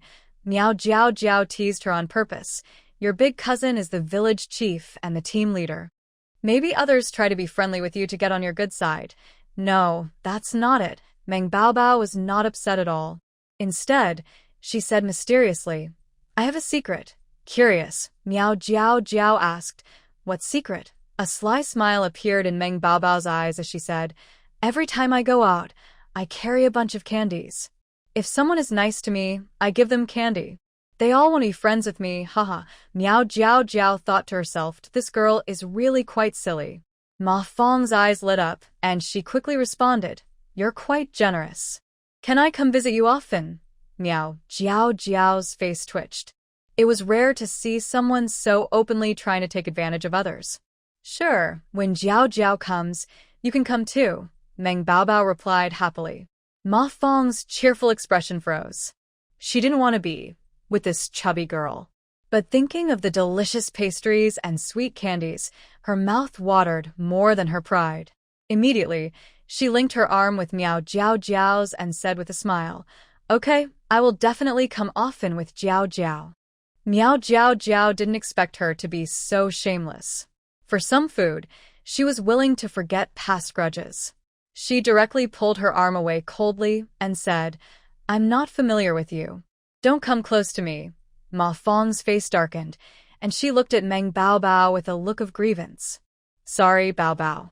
I didn't expect Miao Jiao Jiao to say that. I won't come anymore. However, Meng Baobao, who is usually very careless, didn't follow the usual way and simply nodded honestly. Okay, since Jiao Jiao doesn't like you, you don't need to come anymore, so you won't upset her. Ma Fong. Ma Fong turned to look at Bai Yan, seeking some comfort, and said sadly, Xiao Yan. Before she finished speaking, Bai Yan coldly replied, actually, I don't really know you either. This person has always been loud and doesn't pay attention to the situation. She had been annoyed with her for a long time. She decided it was better to just confront her early, so she wouldn't cause trouble later that might involve her. Hearing Bai Yan say this, Ma Fong's face turned pale. She and Bai Yan were high school classmates. Although they didn't get along well before, when they first came to the countryside, they had a good relationship. She didn't understand why Bai Yan said such things, but it really hurt her feelings. Seeing Miao Jiao Jiao over there still sneering and laughing, Ma Fong felt even angrier. It must be that fat girl talking behind her back, which caused Bai Yan to treat her like this. It made her so mad. One day, she would definitely step on that fat girl and crush her to feel better. Ma Fong pouted and said angrily, fine. Since you don't like me, there's no point in me staying here. I'm leaving now. Without looking back, she walked away. The people present, Miao Jiao Jiao and Bai Yan, didn't react much to her departure. Instead, Meng Baobao sighed and said, oh, people are so narrow-minded. She didn't say anything wrong, but she got angry. I really don't understand. Miao Jiao Jiao patted her shoulder and said, don't mind her. That's just how she is. After walking for a while, Bai Yan suddenly saw 3 thatched huts ahead and asked, is that it? Meng Baobao looked curious and said, yes. But I've never been here before. These grass huts look pretty sturdy. It shouldn't be cold inside in winter. At the entrance of the grass hut, a tall figure was chopping firewood. Hearing the chattering sounds behind him, he put down his iron axe and turned around with a cold expression. When he saw the person in front of him, he was slightly surprised. This chubby girl came here. Miao Jiao Jiao was also a bit confused. Isn't this the big brother from last time? The first time they met, she kindly tried to do a good deed, but ended up scaring away his wild boar. The second time, she hid to watch someone secretly meeting a lover and was accidentally caught by him. This was the third time. She just wanted to see what Bai Yan's crush looked like, but unexpectedly, they met again. Suddenly, a thought popped into Miao Jiao Jiao's mind. When fate comes, it can't be stopped. Ahem, enough of that. This big brother might dislike her very much, yet she kept imagining and fantasizing. She really is quite bold. Bai Yan was now very excited. She blushed and took 2 shy steps forward, trembling as she said, Big brother Han, long time no see. Han Lingji frowned slightly and said calmly, who are you? Next to her, Miao Jiao Jiao, eager to listen, choked on her saliva. This big brother's words are really sharp. Seeing Bai Yan's face turn paler, Meng Baobao suddenly blurted out, she said you're her good friend's ex-fiancé. Don't you know her? She came specifically to find you. Puffed. Miao Jiao Jiao wanted to cover her face. This girl really has no sense of occasion. Didn't she see that the big brother's face darkened? Han Lingji caught the look of schadenfreude in Miao Jiao Jiao's eyes and pursed his lips. He looked up at Bai Yan coldly and said, "I'm not familiar with you. There's nothing more to say." After saying that, he prepared to enter the grass hut. Bai Yan hurriedly stepped forward to stop him. "Big brother Han, I am Bai Yan. We've met before. I just wanted to see you, nothing else." At this moment, several elders inside the grass hut heard the noise outside and came out. "You're here to see Lingji, right?" "Haha, welcome, welcome," said a lively, vigorous old man. This old man is named Wang Jiangsheng. He was once the director of Beijing City First Hospital, but was betrayed by a close friend and fell into his current situation. Next to him, an old lady smiled warmly and said, "Welcome, everyone. Come in and sit. I'll brew some brown sugar water for you." This old lady is Yun Romu, gentle-looking and well-mannered. She used to be the head of the literature department at Beijing City University. She and her husband moved to the countryside together. Her husband was bedridden now. Hearing the noise outside, he coughed a few times and said, "Lingji, bring the people in." Seeing how warmly the three elders welcomed them, Han Lingji had no choice but to nod to the people outside. "Come in." In the small shed on the far left, an elegant old man with graying hair was lying on a bed. Seeing the three girls at the door, he gave a weak smile and said, "Welcome, everyone. I don't feel well today, so please forgive me for not getting up to greet you. Please sit next door and enjoy some sweet water while we chat." This man is named Wu Minxian. He used to be the principal of the foreign language college in Beijing, but due to changes in the world, he was sent here. His son married a girl from the Han family, who is Han Lingji's aunt. The two families have always been close. When Han Lingji was young, he often visited the Wu family. Grandpa Wu and Grandma Wu treated him like their own grandson with love. Now that they see several young girls visiting their grandson, the old man is naturally very happy. Bai Yan quickly responded, "It's okay, Grandpa. Your health is more important." Miao Jiao Jiao and Meng Bao Bao also said they were fine. Grandma Wu and Grandpa Wang took the three girls to sit in the shed next door. After a while, Grandma Wu smiled and brought over some bowls. Come, have some sweet water." "Thank you, Grandma," the three girls all said in unison. Grandpa Wang sat nearby, smiling happily. This is the first time girls have come to visit Lingji. He's usually quite reserved, so thank you for coming. Grandpa Wang has been friends with Grandpa Wu and Grandma Wu for decades. He watched Han Lingji grow up. Bai Yan happily tucked her hair behind her ear and said confidently, "You're welcome.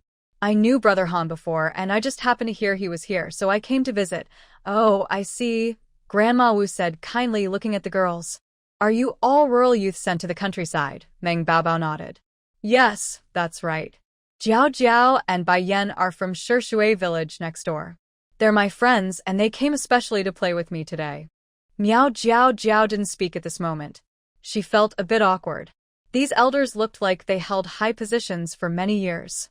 The older brother probably comes from a powerful family background. She had unpleasant experiences with him before, so now she thought it was best to stay invisible. Grandpa Wang saw Han Lingji standing stiffly at the door like a piece of wood and said unhappily, "Lingji, they came all this way to see you. Come, sit and chat with them." "Go ahead and talk," Han Lingji said, picking up an iron axe beside him and pressing his lips. "I'm going to the forest to chop some firewood." He spoke and then left directly, ignoring Grandpa Wang's calls behind him. Grandpa Wang frowned and said angrily, "This kid's temper is just as bad as always." Seeing this, Grandma Wu sighed and said, "Please forgive him. Lingji has been through a lot of hardships, so he's become a bit cold. But deep down, he's a kind person. The more you get to know him, the better he'll be." "Yes, I understand." Bai Yan nodded obediently and softly said, "He's a good person. I've always known that." Grandma Wu smiled and looked at her, asking, "Can you tell me how you two met?" "Of course." Bai Yan's ears turned red as she smiled and recalled. "It was a few summers ago. I was out shopping with a friend, and my wallet was stolen. Luckily, Brother Han happened to pass by and helped us catch the thief. That friend was naturally his former fiancé, but she didn't want to mention that in front of the elders." "Oh, what a coincidence." Grandma Wu's smile grew kinder. Grandpa Wang chuckled nearby. Who would have thought this kid was so helpful when he was young? Miao Jiao Jiao raised an eyebrow, thinking that since these two had only met once, Bai Yan had already fallen for him. The speed of love at first sight was really fast. But that guy, with his good looks and figure, and who had stepped in to catch the thief, naturally easily won a girl's heart. Meng Bao Bao curiously interrupted. Hey, didn't you say you've met him several times? What happened later? Why didn't he recognize you just now? Bai Yan's face stiffened. Miao Jiao Jiao's face turned red. Puffed. This girl was really a master at making jokes. She wanted to laugh, but was holding it in. Bai Yan awkwardly smiled and explained, the last few times, I was with friends. Maybe after so long, he just doesn't remember. Grandma Wu nodded casually. That's just how he is. He's liked to be alone since he was young. Meng Bao Bao, who was both a bit clumsy and curious, blinked and asked innocently, why is he like that? Doesn't he get lonely without any friends? This remark brought up Grandma Wu's sad memories. Her eyes dimmed, and she slowly said, he was very lively and cute when he was little. Unfortunately, his mother and father separated, and some bad things happened afterward, which changed his personality. Oh, I see. Meng Bao Bao noticed the old lady looked upset and didn't ask further. Inside, Bai Yan felt a wave of sympathy. No wonder he always seemed lonely. Now it all made sense. Miao Jiao Jiao sipped her sweet water slowly, feeling little emotional about it. Growing up in a modern orphanage, she had experienced life's coldness and had become tough-hearted. She thought he was probably luckier than her. At least he knew who his parents were and had family around him, which was much better. They chatted for a while longer. When it started to get dark and the person they waited for hadn't returned, Bai Yan stood up to say goodbye. Grandpa and Grandma, I'll come visit you again when I have time. Grandma Wu smiled and nodded. Yes, you're welcome. Grandpa Wang looked outside and muttered, that kid really doesn't know how to come back when guests are here. Bai Yan went next door to say goodbye to Grandpa Wu. Miao Jiao Jiao followed politely and also said a few words. They walked to the village entrance. Bai Yan waved goodbye with some reluctance. Jiao Jiao, Bai Yan, be careful on the way. I'll come visit you next time. Miao Jiao Jiao urged her. Okay, you should go back now. On the way, Miao Jiao Jiao plucked a dog tail grass and chewed on it, humming a little tune absent-mindedly. She didn't talk to Bai Yan. Honestly, they weren't very close and had little to say.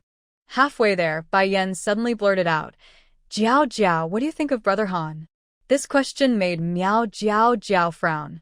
She could tell what Bai Yan was thinking just by looking at her. The other person thought she had some feelings for Han Lingji and was testing her. It was funny, Han Lingji hadn't even looked at them properly, yet she still had the mood to ask this. Fine, since she asked, she might as well give her some trouble. Miao Jiao Jiao smiled and said, he's pretty good, tall and handsome. It's obvious many people like him. White Yan's eyes quickly flashed with disdain as she looked at her. So, you probably like him too. Someone like you isn't even qualified. Of course not. Miao Jiao Jiao shook her head and said, someone like him probably only matches with a fairy. Hearing this, White Yan's eyes gleamed with pride.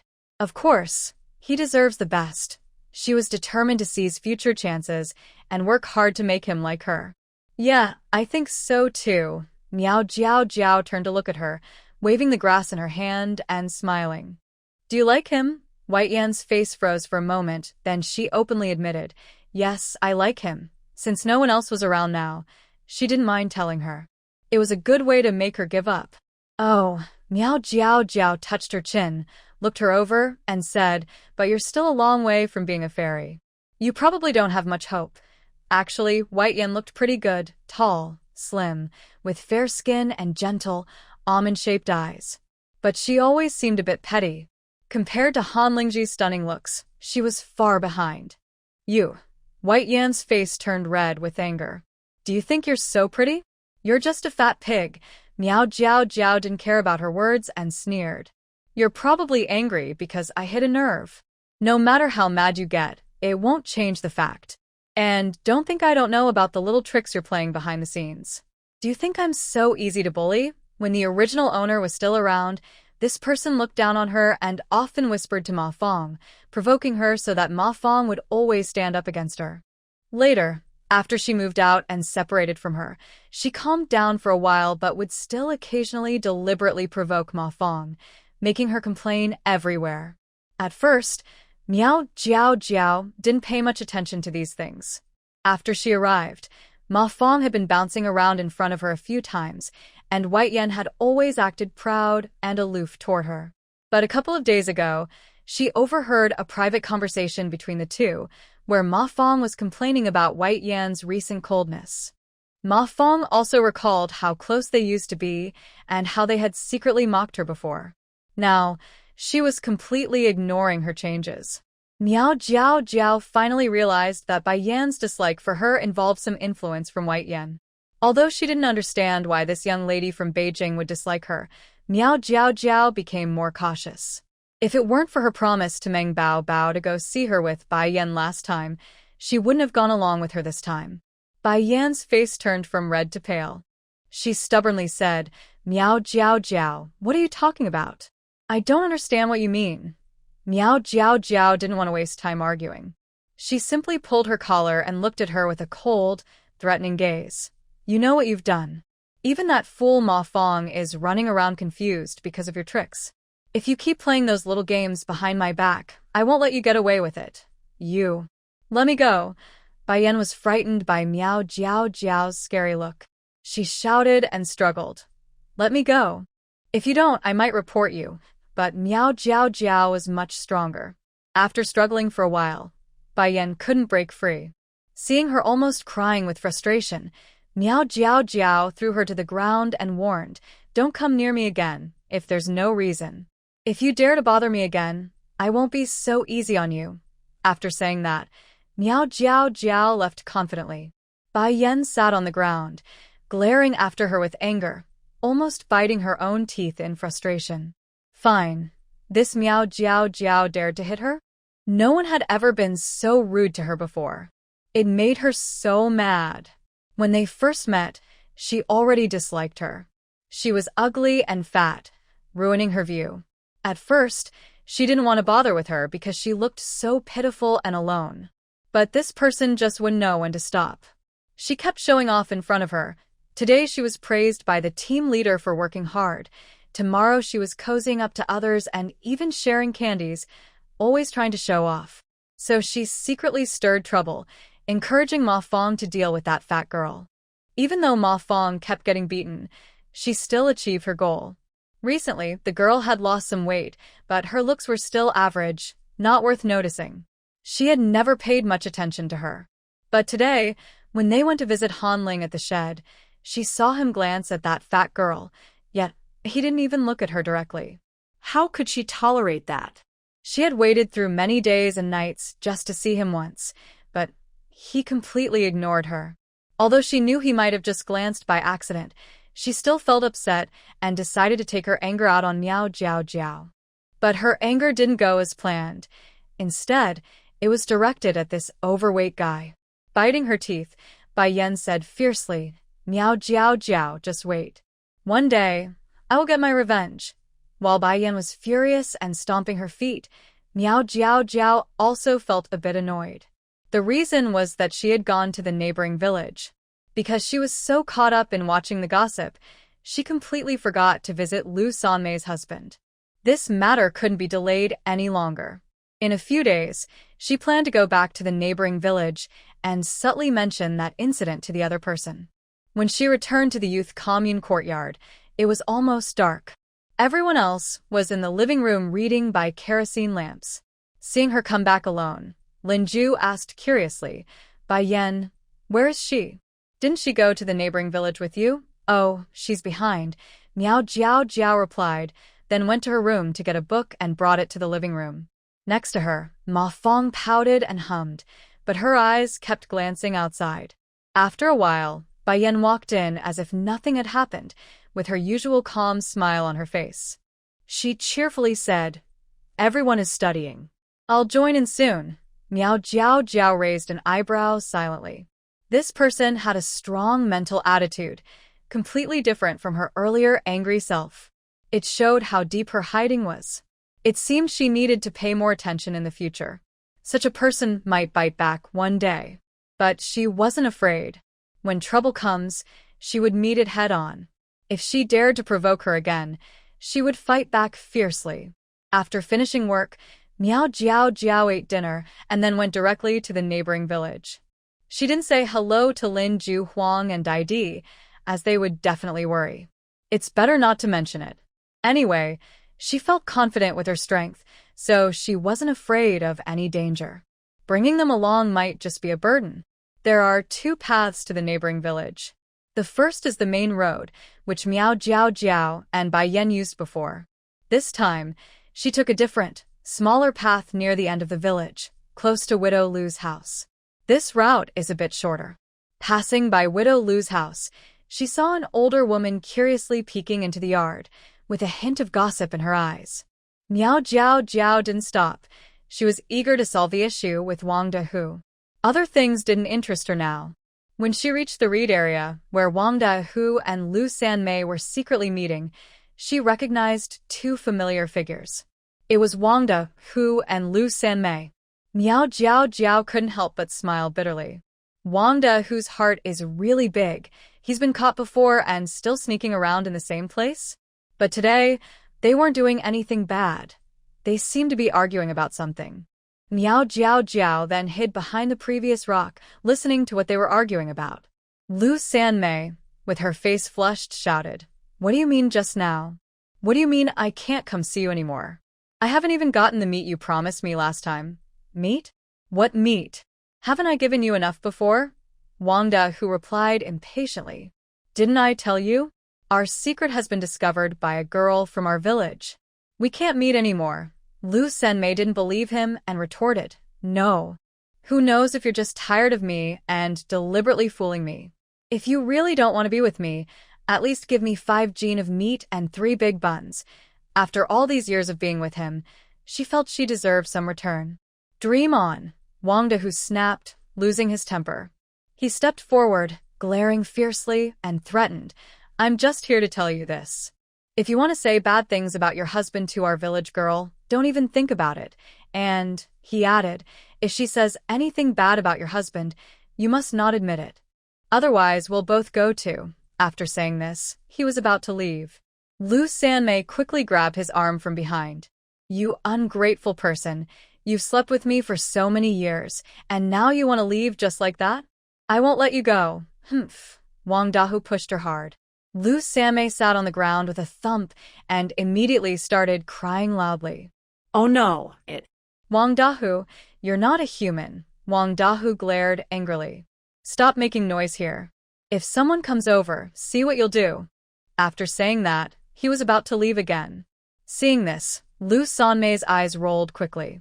She hurriedly got up and hugged his waist from behind, glaring fiercely. "You can't leave. Even if you don't give me meat, just give me 3 big pieces of bread. I don't have a single penny," he replied. A few days ago, he had just been beaten up by Miao Jiao Jiao and was feeling very angry. Now, he didn't expect this stubborn woman to keep bothering him, which made his anger grow even more. "Let go of me." Wang Dahu pulled her arms, which were holding onto his waist, but Lu Sanmei's hands were tightly clasped and refused to loosen. She refused to give in. "I won't let go. If you don't give me money, don't even think about leaving." "Fine, but don't blame me for being rude." Wang Dahu suddenly took 2 steps back. Taking advantage of her confusion, he forcefully pulled her arms apart and then quickly turned around and pushed her hard. Bang. Lu Sanmei's whole body slammed backward, making a loud noise. She fell to the ground, and suddenly, she was silent. This all happened in an instant. Even Miao Jiao Jiao, who was watching nearby, didn't react right away. Her eyelids twitched, and a feeling of unease suddenly rose in her heart. Wang Dahu thought Lu Sanmei was pretending to be dead and didn't get up, so he kicked her a couple of times. "Stop pretending. Get up for me." But after a few kicks, he realized something was wrong. He slowly crouched down and looked carefully. He saw Lu Sanmei lying on the ground with her eyes wide open, blood slowly flowing from her head, which was resting on a large stone. Wang Dahe's pupils shrank suddenly, and his back turned cold. He tremblingly reached out to check her nose for breath and found she had no heartbeat. Ah! Wang Dahe was so scared he collapsed to the ground. Did he? Did he kill someone? No. He couldn't let anyone find out. He had to leave quickly. Thinking of this, Wang Dahe quickly got up, stumbling and crawling, and hurriedly ran toward Miao Jiao Jiao's small path. At this moment, Miao Jiao Jiao also knew that Wang Dahe had committed murder, so she naturally wouldn't let him escape. She quickly summoned her usual practice weapon, a stick, from her space, jumped out, and struck hard at Wang Dahe's neck, who was extremely surprised. Thud! He immediately fainted and fell to the ground. After putting the stick away in her space, Miao Jiao Jiao found a wooden stick nearby and placed it against Wang Dahe's neck, creating the illusion that he was trying to escape and accidentally fell, fainting. Once she finished, she screamed loudly, running toward the village entrance next door. Ah!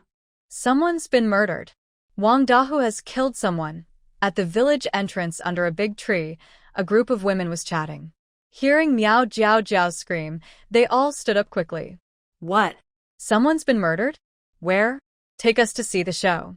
Miao Jiao Jiao clutched her chest, gasping for breath, pointing toward the reed marshes and trembling as she said, "It's there. I just saw Wang Dahe from our village kill a woman. I think her name was Lu Sanmei." What? Sanmei? Come on, let's go see right now. The group of women hurriedly rushed toward the reed marshes. Miao Jiao Jiao didn't follow. Instead, she ran to Meng Baobao's uncle's house. Village Chief Lu. Come quickly, let's go see. Someone has been murdered. Seen at the reed bush. The crowd gathered around, watching the scene. Wang Dahe was still unconscious, but Lu Zhensheng, Meng Baobao's uncle, had someone tie him up with a rope. Lu Sanmei was lying on the ground, eyes wide open, staring deathlessly. Next to her, a thin, dark man was holding a small boy about 5 or 6 years old. Both were kneeling on the ground, crying sadly. Sniff, sniff. Sanmei, you died so tragically. You took my heart with you. Mommy, mommy. Please wake up. Wake up, okay? I won't eat meat anymore. I'll be good. Just wake up. The heartbreaking cries and shouts moved everyone present. They all had red noses and teary eyes. Lu Zhensheng frowned and looked at her, then sighed and said, "Comrade Xiao Miao, please tell everyone what happened." Miao Jiao Jiao leaned against Meng Baobao's arms, her eyes red from crying. I just wanted to visit Baobao today. I thought taking the small path would be faster. But when I got here, I saw Wang Dahe and Madame Lu arguing about something. Then Wang Dahe suddenly pushed her, and she fell to the ground and stopped moving.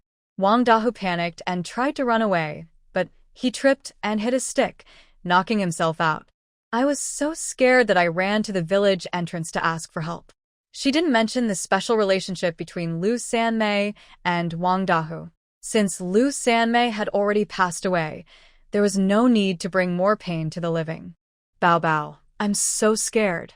Miao Jiao Jiao said, burying her head in Meng Baobao's arms, her shoulders trembling. Her pitiful look made everyone around feel sympathy for her. Poor girl, she was still so young and had to witness such a frightening scene. It would surely leave a shadow in her heart. Lu Sanmei's husband's eyes filled with anger after hearing her words. He rushed toward Wang Dahe and kicked him hard several times. You murderer! You must pay for what you've done. The villagers didn't stop him. They all thought Wang Dahe deserved punishment for taking a life. If it had been their own family member, they might not have been able to hold back either. After being kicked a few times, Wang Dahe slowly woke up. When he opened his eyes, he saw Miao Jiao Jiao standing not far away. Before he could see clearly, he gritted his teeth and shouted, "You little brat! How dare you hit me? I'll make you pay!" But then he realized something was wrong. His heart sank as he noticed he had been surrounded by angry villagers. What? What are you all doing? Wang Dahe asked nervously, realizing his crime might have been exposed. What are we doing? You took a life, and now you must face the consequences. Lu Sanmei's husband shouted, grabbing a stone from the ground and striking him. At first, no one stopped him, but soon a few villagers pulled him back. Enough, Goa. Stop. If you keep going, it'll be hard to explain to the police. Wang Dahu, unable to move, was left bleeding and weak. He was also very hot-tempered. Although he knew he had killed someone, he refused to admit fault and shouted loudly, "That dared to blackmail me. I didn't mean to kill her. I just pushed her, who knew she would die." Lu Sanmei's husband, Goa, stepped forward and kicked him twice in anger. "Shut your mouth. My wife is a good person. Why would she blackmail you?" Wang Dahu decided to give up and told the truth directly. "Haha, why did she blackmail me? We were having an affair secretly. Afterward, she often took things from me. When I refused, she caused trouble." The villagers watching nearby looked surprised, their eyes filled with disbelief. Goa's face turned purple with anger, and he punched him in the face. "I won't let you talk badly about my wife."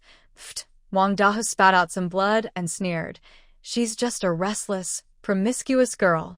If you don't believe me, ask that dead girl. When I was having an affair with your wife, she saw everything." Following his gaze, everyone looked at Miao Jiao Jiao. Goa trembled and looked at Miao Jiao Jiao, asking nervously, "Comrade Xiao Miao, is what he said true?" The little boy beside them also stopped crying, staring with big, round eyes, looking scared and nervous. Everyone around looked at her with curiosity, gossip, disdain, or shock. If Miao Jiao Jiao said yes, everyone would feel a little disgusted with that woman who was not at peace after death. Seeing Goa's heartbroken face and the innocent, pure eyes of the boy, Miao Jiao Jiao felt a heavy weight in her heart. After a moment, she shook her head. "No, it's not true. I didn't see anything." As soon as she said that, the atmosphere in the room eased quite a bit. Goa collapsed to the ground, his face relaxing. If his wife really had an affair, all the face of the Lu family would be lost. Luckily, this wasn't true. "You're lying." Wang Dahu was so angry that his nostrils flared. "You were there that day, and afterward, you even beat me." A middle-aged woman spat on Wang Dahu and cursed, "You heartless thing. You've killed someone and still insult the dead. You're nothing." Meng Baobao also jumped out and said, "What? My little Jiao Jiao is so kind and small in size. How could she hit you?" Others threw stones at him, saying, "Exactly. You're so big. How could a little girl like her hit you?" "That's just funny." Wang Dahu was hit so hard that his head was covered in bruises. He shouted loudly, but no one believed him. Finally, the village chief Lu Zhensheng called the police from the town. The police arrived, recorded everything at the scene, and then arranged armed officers to take Wang Dahu away. Later, the villagers made a cart and carried Lu Sanmei's body back to Lu Goa's house. Before leaving, Xiao Jiao Jiao was approached by Lu Goa. This man in his 30s was crying tears of sadness and kept bowing to her, saying, "Thank you, Comrade Xiao Miao. Thank you." His son had just told him that his wife often secretly met with Wang Dahu. The meat they had before was not brought from her family, but was given by Wang Dahu. His child was innocent and too young to understand everything. He couldn't blame his son for not telling him the truth. Thinking about Wang Dahu's confident attitude earlier, he knew Xiao Jiao Jiao must have known something. But she didn't reveal it publicly to protect his reputation. He was very grateful. Xiao Jiao Jiao also saw something in his eyes, so she guessed he had figured it out. She sighed and said, "It's okay. Just live well. To get through life, sometimes you have to accept a little trouble." Maybe. This is the reality of many unhappy families. When Xiao Jiao Jiao returned to the village, it was already dark. Now, the villagers of Shishui village also knew about Wang Dahu killing someone in the reed marsh, and they knew Xiao Jiao Jiao was the one who found out. So, when she reached the village gate, many villagers gathered around her voluntarily. Someone asked curiously, "Little Miao, can you tell us what happened? Why did Wang Dahu kill someone?" Xiao Jiao Jiao repeated what she had said before. After listening, everyone shook their heads and sighed. It's a pity about Lu Sanmei. I don't know what she did to offend Wang Dahu, but it was so cruel. I have long said that Wang Dahe's quick temper would eventually cause trouble. It's a pity for his mother. She was a good person, and now she has no hope for her son. I just passed by her house and saw Granny Wang sitting at the door, wiping tears. It must be hard for her. Everyone praised Miao Jiao Jiao for her brave rescue, which made her smile and laugh at the same time. When we returned to the youth commune, Huang Daidi saw her and quickly stood up. Jiao Jiao, you're finally back. Are you okay? I'm fine. Nothing serious. Miao Jiao Jiao reassured her with a calm look. Lin Ju stood up and pulled her to sit down. Curious. Tell us what happened. Miao Jiao Jiao skillfully recounted the story again. After hearing it, everyone felt a bit sad. Lin Ju looked at her silently. You really are brave. Luckily, Wang Dahu fainted when he was running away. If he had seen you there, it would have been trouble. Huang Daidi patted her chest and sighed. Yes, just thinking about that scene makes me nervous. Wang Gang frowned. I've met Wang Dahu a few times. He's really hot-tempered. Luckily, we didn't provoke him. Hearing this, Huang Daidi's face changed, and her fingers clenched unconsciously. Miao Jiao Jiao gently patted her hand under the table and softly said, He's really scary, but now the police have caught him, so we don't have to be afraid anymore. This was also to comfort Huang Daidi. Since Wang Dahu was caught, he wouldn't bother her again. Ma Fong snorted softly, thinking to herself that if she had been there, she might have run away in fear. She didn't expect this chubby guy to be so brave and go ask for help. Jia Yoshin absent-mindedly pressed her forehead, but didn't speak. Since Miao Jiao Jiao lost weight, she had been feeling very regretful inside. If only he hadn't been so firm in saying he didn't like her, maybe everything would be different. But it's too late now. Bai Yan felt resentful toward Miao Jiao Jiao. After hearing what she said, she dropped her usual polite and graceful attitude and sarcastically said, Why didn't you step in to stop Wang Dahu and Lu Sanmei from arguing and pushing each other? If you had, maybe Lu Sanmei wouldn't have died. Don't you feel guilty? When Bai Yan spoke, others looked a bit uncomfortable, but no one argued back. This was because Bai Yan usually treated everyone politely and never caused trouble. She was also pretty and generous, so people generally liked her. At this moment, everyone didn't notice that her tone was off. They just thought she was overthinking. But Miao Jiao Jiao clearly understood her meaning. She was basically blaming her for Lu Sanmei's death. This made Miao Jiao Jiao laugh angrily. So, Lu Sanmei was killed, but the blame was being shifted onto others. Is it fair to expect strangers to risk their safety to help someone? Besides, she didn't expect anything to happen that day. Everything happened so quickly. Who could have predicted? She didn't feel guilty. She just happened to be there. If she hadn't gone, the outcome would have been the same. If Wang Dahu hadn't been so hot-tempered or Lu Sanmei hadn't been so stubborn, the tragedy wouldn't have happened. Bai Yan, on the other hand, didn't blame the person responsible but instead blamed others. She really was a typical hypocrite. It seemed she didn't take her harsh words from a few days ago seriously. If she didn't do something, others might think she was easy to bully. I feel guilty? I didn't kill anyone. Why should I feel guilty? Miao Jiao Jiao retorted sharply, then continued, Wang Dahu is known for being violent. Do you really think I should step in to help? If I did and got beaten up, would you then mock me for being impulsive? I didn't mean that. Bai Yan blushed and stammered. I just think as young people, we should help others when we see someone in need. Miao Jiao Jiao smiled slyly and set a trap. Oh, so you're saying you're willing to risk getting hurt just to help others? Bai Yan straightened her back and said confidently, Of course. If someone needs help, I am happy to step in. Miao Jiao Jiao suddenly understood and nodded. Oh, your sense of responsibility is pretty good. So, if next door Aunt Zhang has another argument tomorrow, you should go and talk to her. Later, all of us young workers can learn from your spirit.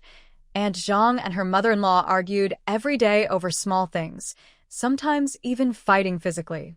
This mother-in-law and daughter-in-law were famous in Shishui village for being fierce and bossy. Their shouting matches were intense, and anyone trying to stop them would get scolded badly. Miao Jiao Jiao was sure Bai Yan was too timid to intervene, which was why she said that. Sure enough, Bai Yan hesitated and refused, stammering, That's their family matter. I shouldn't interfere. Miao Jiao Jiao raised an eyebrow. But we young workers need peace. Sometimes the noise is too much. Can't you think of everyone? You said you're willing to help. Bai Yan was speechless. But it's hard to manage, and nothing serious like someone getting hurt. Her words hinted at Wang De, whose incident. Miao Jiao Jiao sneered and said, What about Wang Mozi's family at the village entrance? Every time Wang Mozi gets drunk, he hits his wife. Several times, she was taken to the hospital, almost causing a tragedy. Shouldn't you do something about that? Bai Yan got anxious. How can I? Wang Mozi is violent. What if he hits me? Before she finished, her face turned pale, and she froze. Oh no, she just shot herself in the foot. Others nearby, overhearing their conversation, understood the sarcasm in Bai Yan's tone. They looked at her with strange eyes. Bai Yan felt their gazes and became both embarrassed and hot. She was about to get up and go to her room, but clumsy Cui De Zhuang suddenly said, Comrade Bai Yan, I believe in your character. You must be willing to help others. When Bai Yan heard this, she felt warm inside and said, Thank you. Before she finished saying, Thank you, Cui De Zhuang added, I've been eating too much grain lately. Could you lend me some? Bai Yan. Miao Jiao Jiao secretly gave Cui De Zhuang a big thumbs up. Since the incident with Wang De, who, Miao Jiao Jiao often went to the front yard to chat with Lin Ju Huang Daidi, their relationship became even closer. During this time, Miao Jiao Jiao deliberately mentioned the benefits of using snow cream in front of them every time to prepare for having fair skin soon. Look, just in a week, I feel my face has become much whiter. Lin Ju carefully examined her and nodded in surprise. Yes, your skin was yellowish and dark before, but now it seems a bit whiter. How did you do it? I've been using snow cream every day, but I don't think it works that well. Miao Jiao Jiao smiled proudly. It's almost winter now, and I'm not busy with farm work, so I don't get as much sun. Everyone's skin is different. I didn't take good care of it before, but now I use snow cream every day, so it naturally improves. Lin Ju sighed with envy. Your skin was already very smooth before, just a bit dark. If it turns white, it will look even better. Huang Daidi laughed and said, Jiao Jiao isn't bad now either. I think you look a bit thinner. Your figure is becoming more charming. A week ago, when Miao Jiao Jiao went to town to buy snow cream, she weighed about 115 jin. To lose face fat faster, she found a face slimming device in her space and used it every night. She also increased her leg exercises, losing another 5 jin, mainly around her face and thighs, making her face look noticeably slimmer. Lin Ju asked curiously, Jiao Jiao, why is your exercise so effective? You're losing weight so fast. Miao Jiao Jiao gently rubbed her cheeks and smiled. Before I came here to the countryside, I accidentally helped an old man with a white beard. He felt we were destined to meet and taught me some martial arts with sticks. I practiced many times during my workouts, so maybe that's why. This laid the groundwork for her future martial arts skills, so if she ever shows them, no one will doubt her. What? You actually know martial arts? Lin Ju immediately shouted and clapped, laughing. Quick, show us something. The three of them were sitting in the front yard chatting. Lin Ju's loud voice attracted everyone's attention. Miao Jiao Jiao smiled modestly. I only know a little, just messing around. Huang Daidi looked curious. No problem, show us a bit. Wang Gang and others gathered around, teasing. Let's see it. All right, I'll try with a stick, Miao Jiao Jiao said reluctantly, feeling shy. Don't laugh if I don't do well. Lin Ju shook her head repeatedly. No, I'll cheer for you. Huang Daidi also smiled. Me too. There were some branches in the corner of the yard. Miao Jiao Jiao picked a suitable stick. She picked up the stick, leaned it on her leg, and bowed to everyone. Then, under everyone's curious eyes, she lightly kicked the stick with her foot, sending it into the air. She spun around, extended her right hand, and the stick easily landed in her palm. Wow. Amazing! Lin Ju clapped loudly. Next, Miao Jiao Jiao demonstrated some of her usual stick-fighting moves. Her movements were very fast, like a butterfly dancing, jumping, and attacking back and forth. Her actions were quick and sharp, sweeping and striking with the stick, making a lot of dust and debris on the ground. Everyone watched in amazement, feeling shocked. Wang Gang and Chueda Zhuang looked at each other, both surprised. Lin Ju and Huang Daidi hugged happily, jumping around in the yard, cheering for Miao Jiao Jiao. Jiaoyu looked paler and paler. Luckily, he hadn't done anything worse before, or the stick might have hurt him badly. Ma Fong pouted, but her eyes showed excitement. She didn't expect Miao Jiao Jiao to have such skill. Suddenly, she realized, maybe she didn't dislike her that much anymore. Bai Yan watched the scene with a gentle smile, but a hint of disdain flashed to her eyes. It's just some stick tricks. So what? Coming from a small city, what's the point? In everyone's different expressions, Miao Jiao Jiao finished her performance. Good. Krui Dazhuang shouted loudly, then smiled happily and clapped his hands. The others also smiled and clapped along. Miao Jiao Jiao happily put away her stick and joked, "Looks like I won't need to clean the yard for the next few days. I've swept away all the dust." Ha. Everyone nearby laughed. At this moment, everyone forgot their past arguments and grudges. The atmosphere in the youth commune was better than ever. The wooden door of the yard creaked open. Miao Jiao Jiao glanced over and saw a small child quickly passing by. She didn't pay much attention and told the others she was going to exercise at the foot of the mountain before leaving. Not far from there, she felt someone following her. Turning around, she saw a small girl wearing patched clothes, with a yellowish face and thin build. Miao Jiao Jiao asked, "Little girl, why are you following me?" Wang Daniu, with her dark face and big grape-like eyes, looked nervous and said, "Big sister, you know martial arts. Can you teach me?" Miao Jiao Jiao raised an eyebrow. "Oh? Why do you want to learn martial arts?" Wang Daniu bit her lip and looked serious. "I want to protect my mother and sister. Today, her father got drunk and caused trouble. Her mother was beaten and bleeding from her head, but her father wouldn't let her go find a barefoot doctor. She felt very upset. She secretly went to get some medicine from the barefoot doctor. On her way back, she heard laughter coming from the youth commune. Curious, she peeked through in the door and saw a beautiful older sister practicing martial arts in the yard. Watching her graceful yet fierce movements, Wang Daniu felt very envious and admired her. If only she could learn martial arts too, she could protect her family and stop her father from hurting them. Thinking of this, she quietly followed behind Miao Jiao Jiao. Hearing the little girl's reason, Miao Jiao Jiao paused in surprise. She asked, "What's your name? How old are you?" Whose child are you?" Wang Daniu bit her lip and then said, "I'm from the Wang family. My name is Wang Daniu and I'm 8 years old." She didn't like talking about her father in front of others. Every time she did, everyone looked at her with pity, which she disliked. Miao Jiao Jiao carefully looked at the girl. At 8 years old, she was very thin like a 5-year-old and looked malnourished. Although the other person was small and dressed in old, torn clothes, the girl stood straight without fear. Her clear eyes showed she was a stubborn and strong-willed little girl. Miao Jiao Jiao remembered how the village and often gossip about Wang Mozi's family. She heard that Wang Mozi disliked his wife because she couldn't have a son, and he often got drunk and hit her. Seeing such a young child wanting to learn martial arts to protect her family, Miao Jiao Jiao felt a little moved. "I can teach you, but I won't do it for free. You have to help me with something."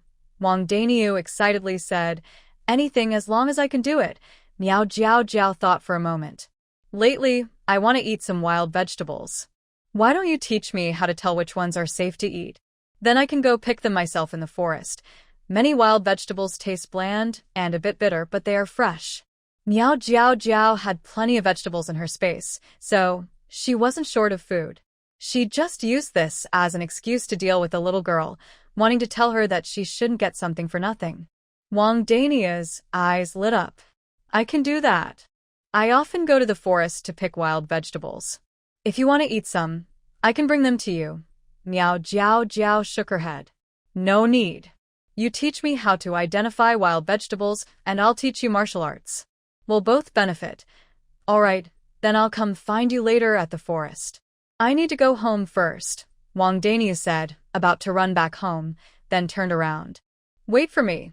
She wanted to bring medicine to stop the bleeding for her mother before practicing martial arts. Miao Jiao Jiao watched the little girl's back, a slight smile on her lips. She hummed a little tune and headed toward the forest. After a while, Wang Daniu ran over excitedly. Big sister Jiqing, I'm here.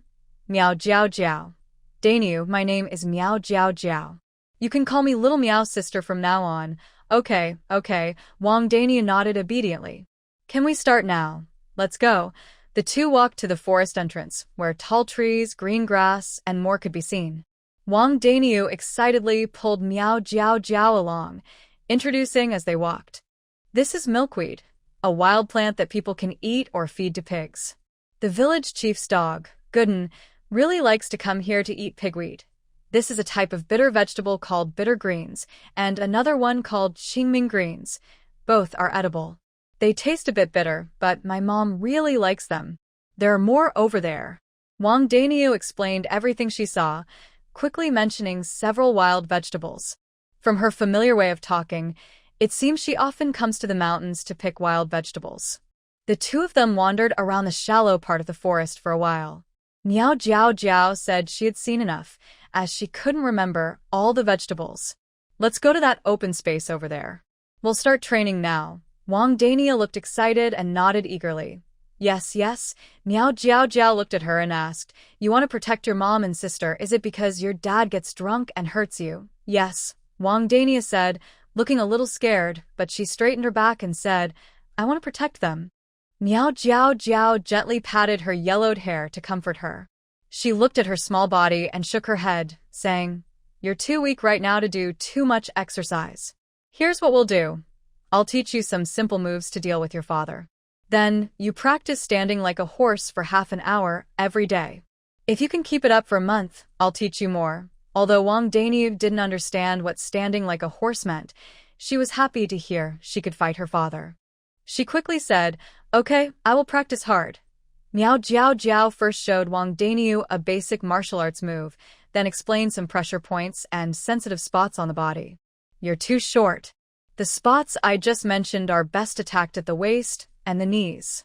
When your father hits you, punch those spots hard. It will make him dizzy temporarily, giving you time to escape. Note: the above is fictional. Please do not try to imitate. Wang Daniu listened carefully. When she heard this, her eyes lit up. Okay, I understand. Her father only hits her when he's drunk. When that happens, they can run to the side and hide for a while. When her father sobers up, they can go back. Seeing how serious she was, Miao Jiao Jiao was pleased and said, Good. First, practice the basic moves with me a few times, then squat in a horse stance for half an hour. I'll teach you everything later. Wang Daniu nodded again and said, Thank you, Sister Xiao Miao. Then the two of them began practicing in a clearing in the forest. After teaching Wang Daniu, Miao Jiao Jiao picked up a wooden stick nearby and started practicing on her own. From then on, she practiced staff skills and running here. When Wang Daniu went back, she would enter her space to train other skills. Soon, an hour passed, and Wang Daniu finished her first day of practice. Because it was her first time doing horse stance, her movements weren't very precise, and her waist and thighs were very sore. Miao Jiao Jiao gave her a massage and told her to use a hot towel to soothe the soreness. Wang Daniu nodded seriously and said, I'll go now, little Miao sister. Go ahead. The little girl's home was nearby, not far away. Although it was dark, it was okay for her to go alone. After she left, Miao Jiao Jiao went to a hidden spot in the woods and entered her space. Meanwhile, on the other side, when Wang Daniu returned home, her father, Wang Matzi, was already drunk and sleeping soundly in bed. Her mother was holding her younger sister, Wang Ernyo, leaning against the door, dozing lightly. She had a cloth wrapped around her forehead. Seeing Wang Daniu return, her eyes showed love as she said, You're back. Where did you go to play? It's already dark. In the future, don't come back so late, okay? Big sister, hug. 2-year-old Wang Ernyo, thin as a little monkey, happily stretched out her arms as soon as she saw Wang Daniu. Wang Daniel held Wang Ernyo in her arms, kissed her face twice, then looked up at her mother. She was straightforward and didn't like lying, so she said honestly, I want to learn martial arts from Sister Jiqing. Learn martial arts from Sister Jiqing? Her mother frowned slightly when she heard that. They're from the city. How would they know martial arts? Don't go causing trouble. Yes, Sister Xiao Miao can do it. She just taught me a little while ago. Wang Daniu proudly puffed out her chest and said, Mom, I'll show you right now. Wang Daniu then demonstrated some basic moves that Miao Jiao Jiao had taught her. Since it was only her first day, she didn't remember everything very well. Her movements were light and floaty, more like dancing randomly, which made Wang Ernyo clap and laugh happily. Big sister. That's fun. Her mother, who had been upset earlier about her husband Wang Matzi hitting her, couldn't help but smile when she saw her daughter's playful antics. When Wang Dania stopped, she noticed that her mother and sister were both covering their mouths to hide their smiles. She blushed and stubbornly said, Today is only my first day practicing, and I didn't do well. It will get better. I will become very strong. Her mother praised her. You did very well today too, as long as her daughter was happy. That was enough. Wang Daniu was encouraged by her mother's praise and immediately brightened her eyes, saying, I have even more strength. In the future, I will protect you all. Hearing this, her mother understood what her daughter was thinking. But nothing could be changed. Since she was young, her mother had told her that once she married, she had to listen to her husband. She was beaten by her husband because she couldn't have a son, but she could endure the unfairness. However, it hurt her deeply to think of her two daughters suffering the same fate. Her mother's nose twitched with emotion, and she pulled her daughter into her arms. The grown-up and the two children snuggled together. All right. Daniu is very strong. Mom is grateful to you. In the following days, Miao Jiao Jiao's life was very fulfilling. During the day, she worked, and at night, she went to the forest to teach Wang Daniu martial arts. After people left, she would go into her space to train. During this time, she also made a point to show her face at the front yard every day. Her complexion, which was originally yellow and dark, gradually became much lighter, looking much whiter. At first, the people in the youth commune were a bit surprised by this change, but later they got used to it. It had been about half a month since she started using snow cream. During this time, she lost a total of 15 jin, about 7.5 kilograms, and now she only weighed 100 jin, about 50 kilograms. Compared to when she first arrived in the countryside, she had undergone a huge transformation. The most obvious change was in her face. She used to have a round face, but now it was shaped like an egg. Her skin, which was rough and yellow before, had become fine, smooth, and glowing. Although she was still slightly dark, she deliberately hid her true appearance. It didn't affect her beauty at all. Once she slimmed down, her attractive features became more prominent. Plus, with the help of spiritual spring water, she seemed to have a faint, fairy-like aura. Her previous body, with a water bucket waist and elephant legs, had slimmed down by 50 jin. Her body, which used to be wide and bulky, had shrunk by half. Plus, she often exercised, making her figure more curvy, slender, and charming. The villagers of Shishui village watched her change with curiosity. At first, some older women wondered why she had changed so much.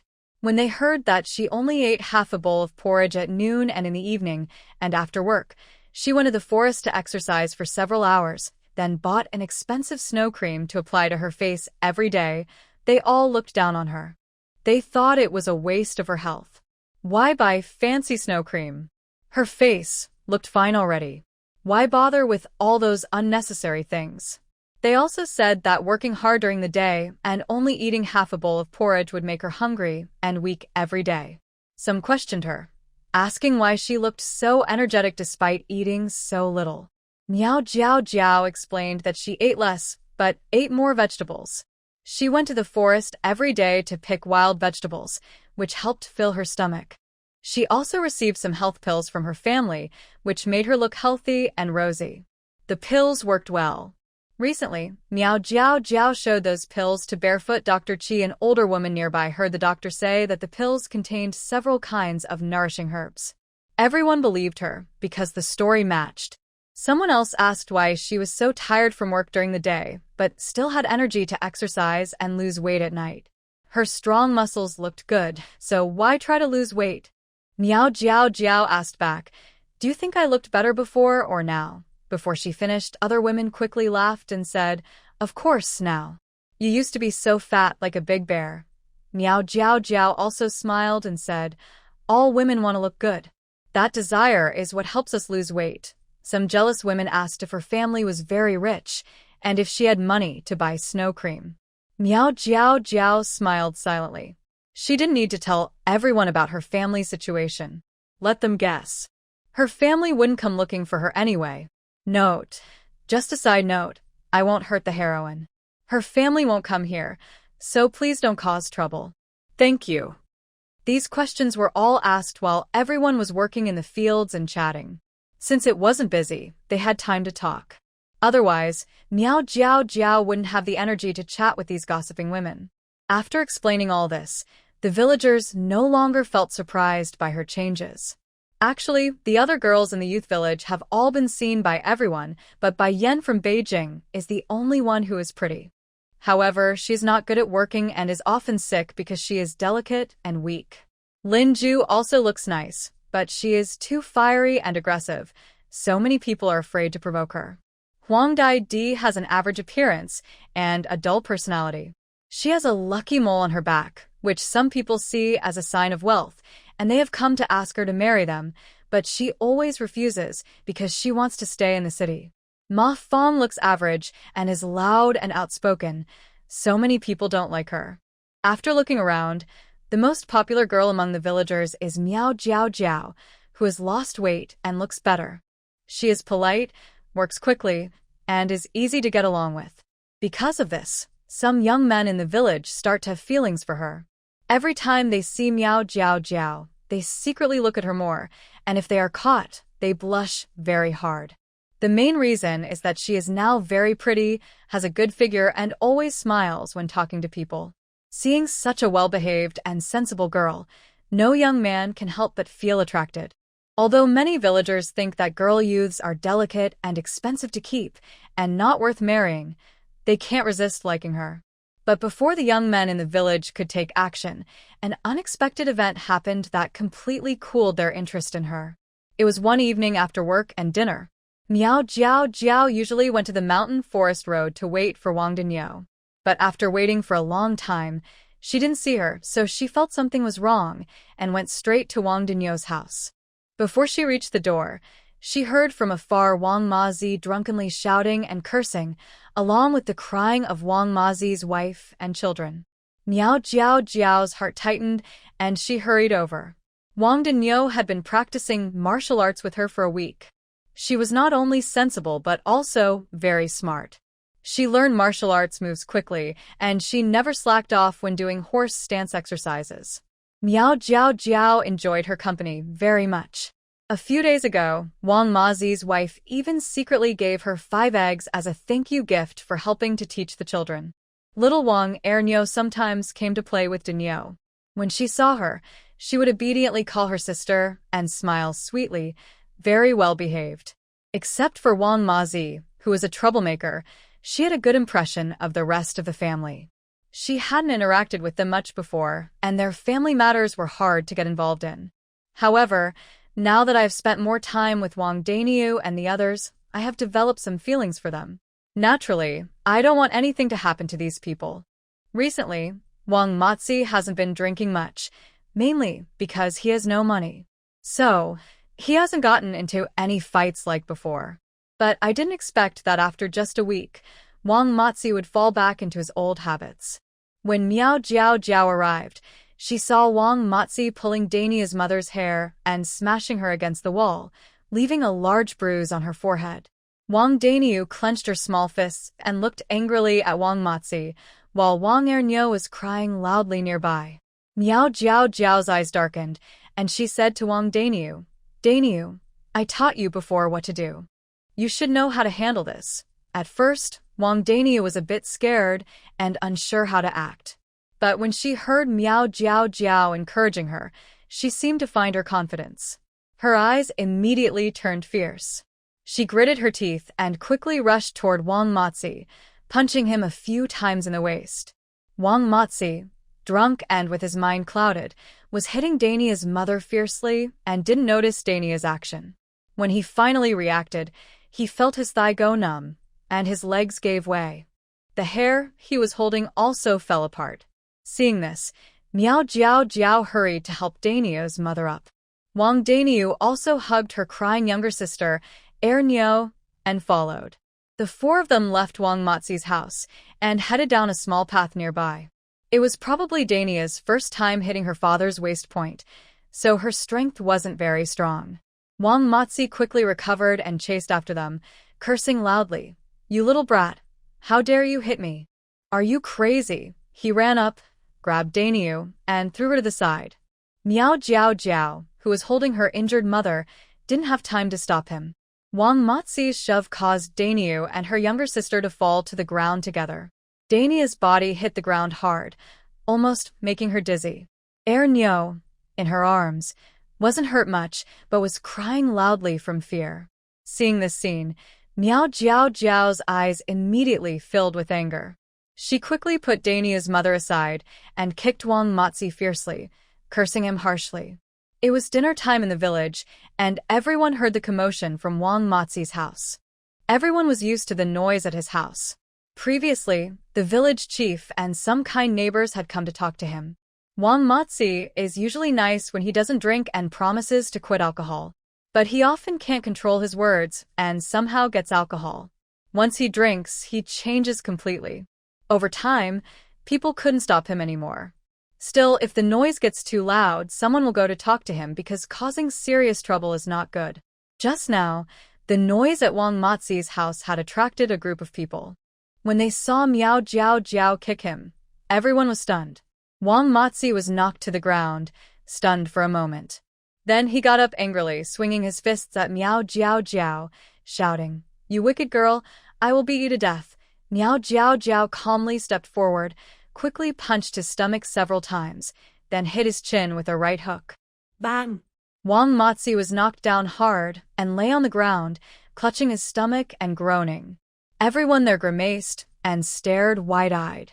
They couldn't believe this usually smiling girl was so fierce. It seemed she also knew some fighting skills, which no one had noticed before. The young men watching looked pale and scared. If she married someone and they argued, she might beat him badly. The young men felt cold and shivered. They were afraid. Such a violent wife was too scary to want. Miao Jiao Jiao ignored the strange looks. She helped the two girls up and took them to their mother. Then she turned to the crowd and said, "Today, this is Wang Matzi's family matter, and I shouldn't interfere. But I can't stand to see a grown man bullying his wife and daughter.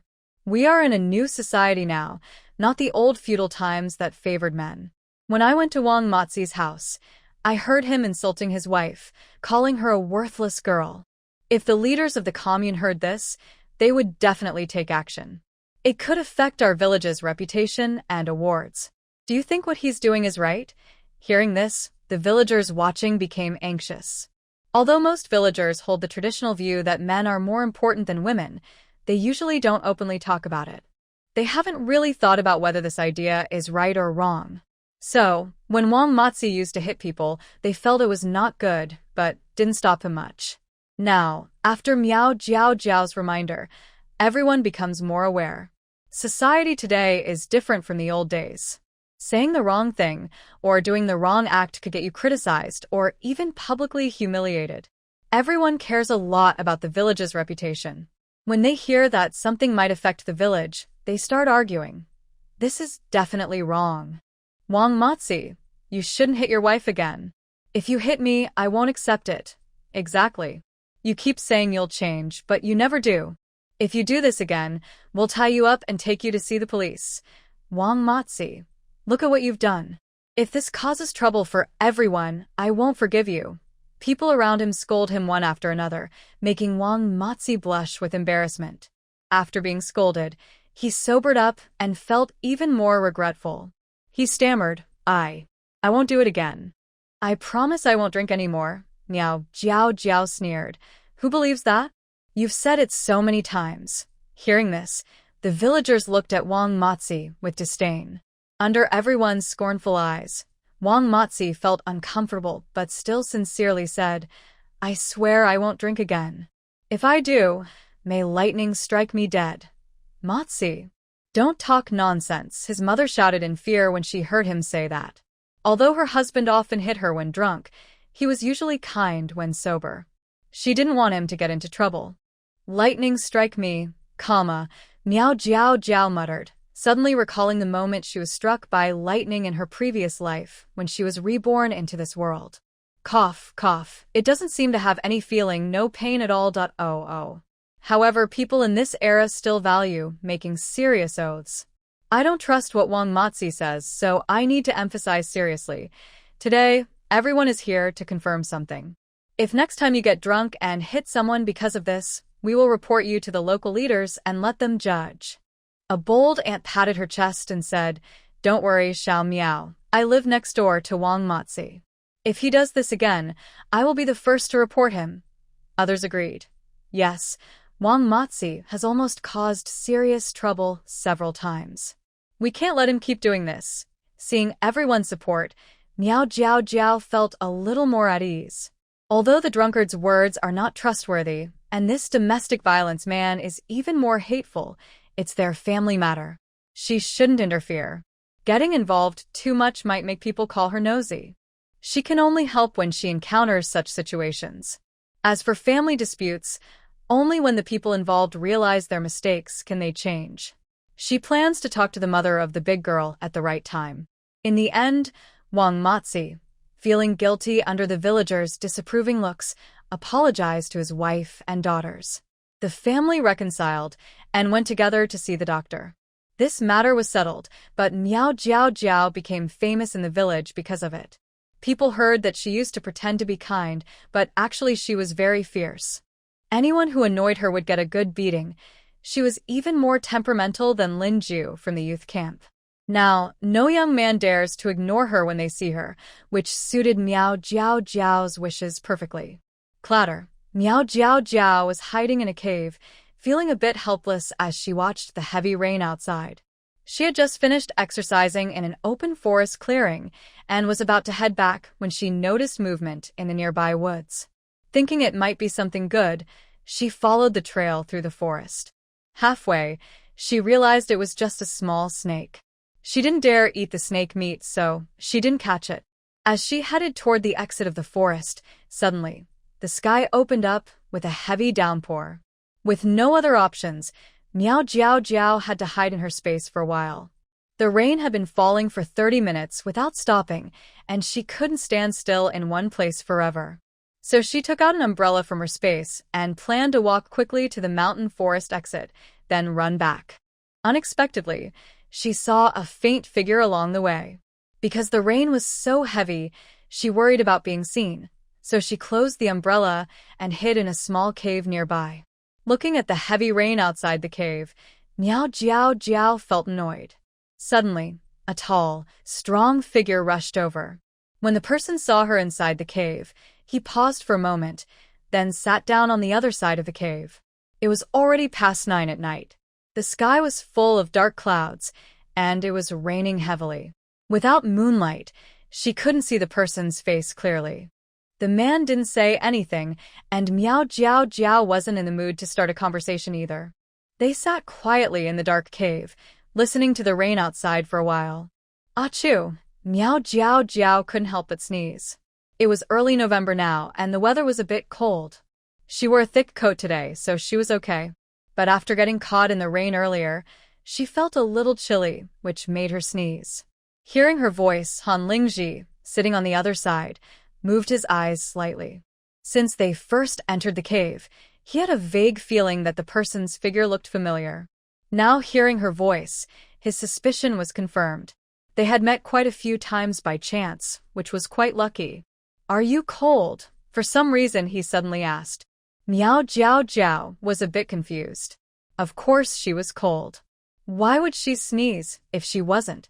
But when she heard him speak, she felt a bit familiar. Thinking for a moment, she suddenly widened her eyes. Wait, isn't that the guy from the cow shed in the neighboring village? Why did he come to this hillside? They had only met 4 times so far, and had spoken fewer than 5 sentences. The first time they met, he called her a wild chicken, and after she thanked him, they carried a makeshift stretcher with a wild boar on it. He silently dragged the boar away. The second time was when she was hiding in the reed bushes, spying on Wang Dehu's affair. He left with a sarcastic remark and walked away. The third time was when I followed Bai Yen to the cattle shed. He didn't even look at her directly before leaving. The fourth time is now. Seeing her so helpless again, I feel really awkward. Click, sound from a match being struck interrupted my thoughts. I looked across and saw Han Lingji had already started a fire with some wood. He said coldly, "Come closer, it's warmer." "Oh, okay, thank you." I moved a few steps forward, and in the firelight I saw a small basket behind him, probably holding more wood. As the fire grew bigger with more wood added, I finally felt the warmth. Since he was kind enough to help start the fire, I decided to say something polite.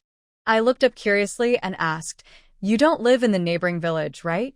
Why did you come to our mountain at night?" Han Lingji glanced at me faintly, a hint of surprise in his eyes, then replied softly, "Hunting."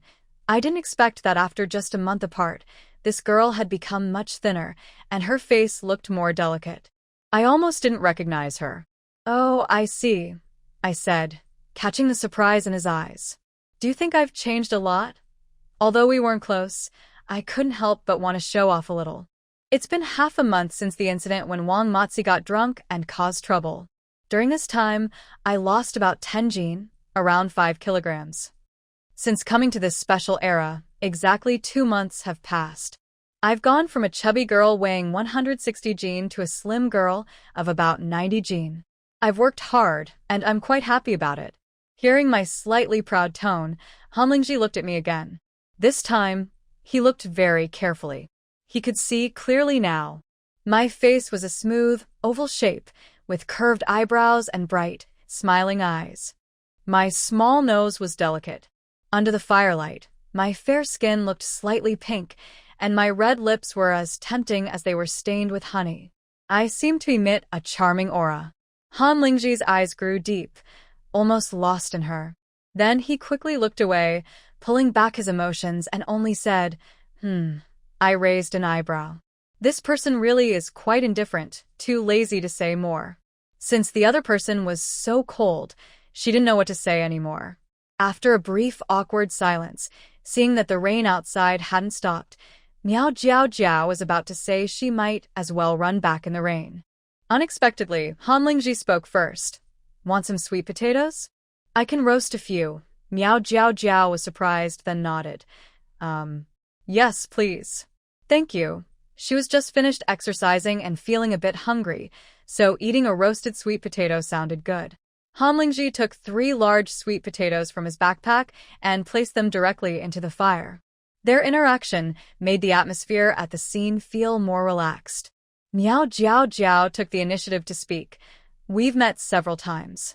Let's introduce ourselves. Just as friends. My name is Miao Jiao Jiao. I'm from Ning City, a young person sent to the countryside. And you?" Han Lingji remained cold. Han Lingji from Beijing. She was used to his quiet nature, so she didn't mind and casually asked, "Did that old man get better last time?" Earlier, when she went to the cattle shed with Bai Yen and Meng Bao Bao, there was an old man lying sick in the shed on the left. Hearing this, Han Lingji knew she was talking about Grandpa Wu. His tone softened slightly. "He's better now." "Thank you for asking." Miao Jiao Jiao nodded. "That's good." After that, she fell silent again. The two of them were quiet for a while. The fire crackled as it burned the wood. Miao Jiao Jiao rested her chin on her hands, staring blankly at the red sweet potatoes in the fire. She was thinking, hurry up and cook so she could eat and leave. Staying here felt too awkward. Just as she was lost in thought, a lightning bolt streaked across the sky outside the cave. Boom! A loud thunder exploded nearby. In that moment, Miao Jiao Jiao remembered the time she was struck by lightning in modern days. The sweet potatoes were burnt on the outside and raw inside. Disgusting. Afraid of thunder, Miao Jiao Jiao instinctively grabbed the person next to her and threw herself into his arms. Note: at this moment, I really want to scream like a groundhog. Ah. The heroine is close to the hero now. Oh, intersection, comma, intersection. Oh, haha. When the girl crashed into his arms, Han Lingji was stunned. He was about to push her away when he looked down and saw her forehead sweating and her face turning pale with fright. She closed her eyes, her long eyelashes trembling slightly, and muttered, I don't want to be struck by lightning. She looked very scared, not pretending. But he was a bit confused. The girl who had run faster than a wild boar, beaten a man until he cried, and daringly hidden in the reeds to watch secretly, was afraid of a small thunderstorm? The small girl leaned against his chest, trembling like a sad little dog. Han Lingji pursed his lips and finally didn't push her away. Boom! Another loud thunder sounded. The girl closed her eyes tightly and snuggled closer to him. Her body was soft and pressed against him. A faint, pleasant scent drifted into his nose, making Han Lingji quietly blush. He paused for a moment, then gently raised his hand and patted her back in a comforting way. His deep, magnetic voice said, It's okay, don't be afraid.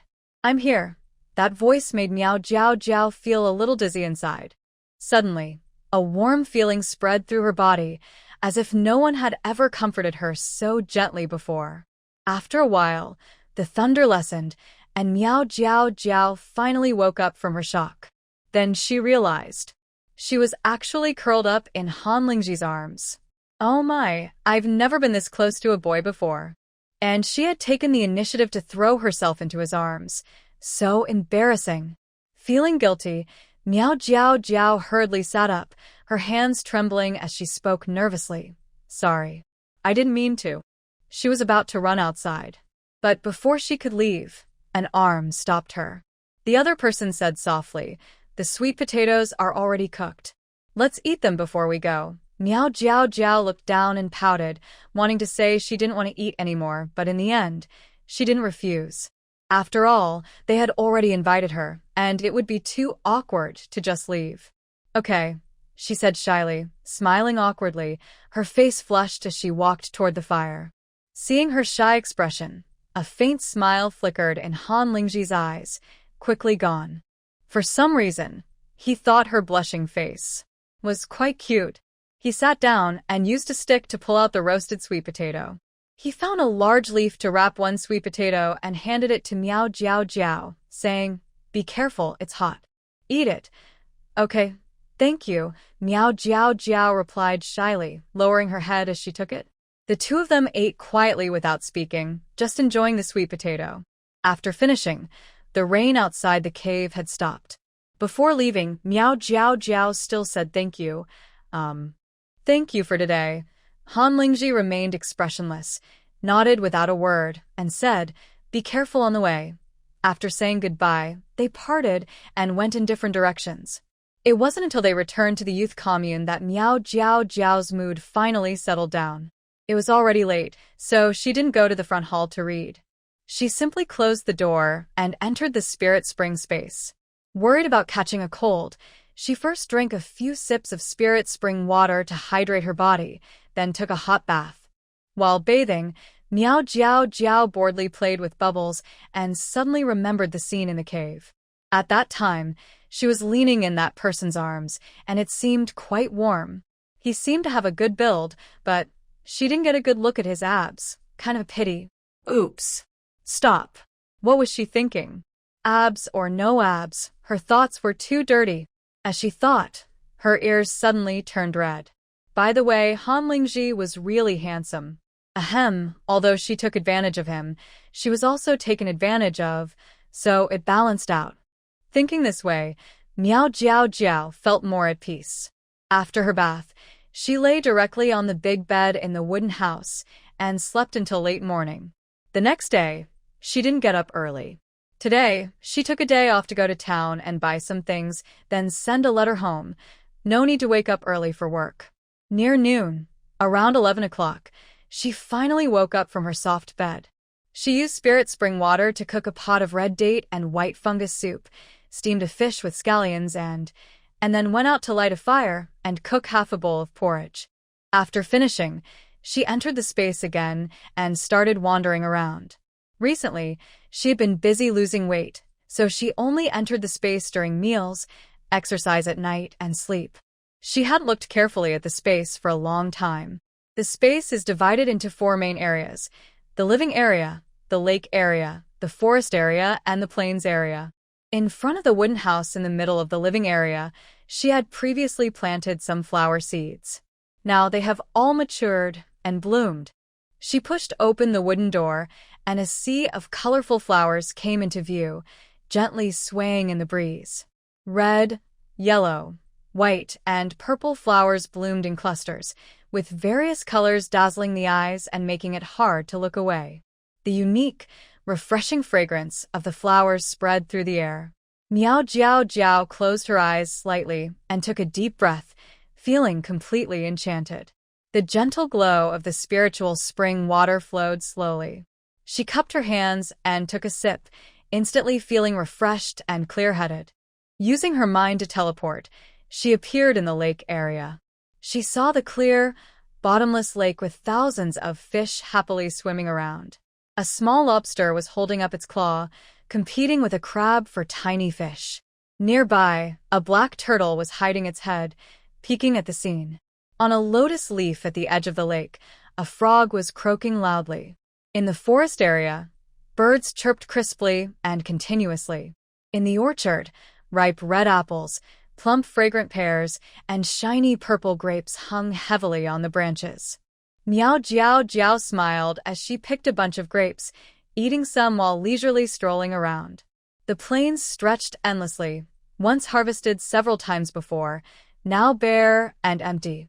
Next to it was the farm, where chickens, ducks, geese, pigs, cows, sheep, and goats were freely roaming.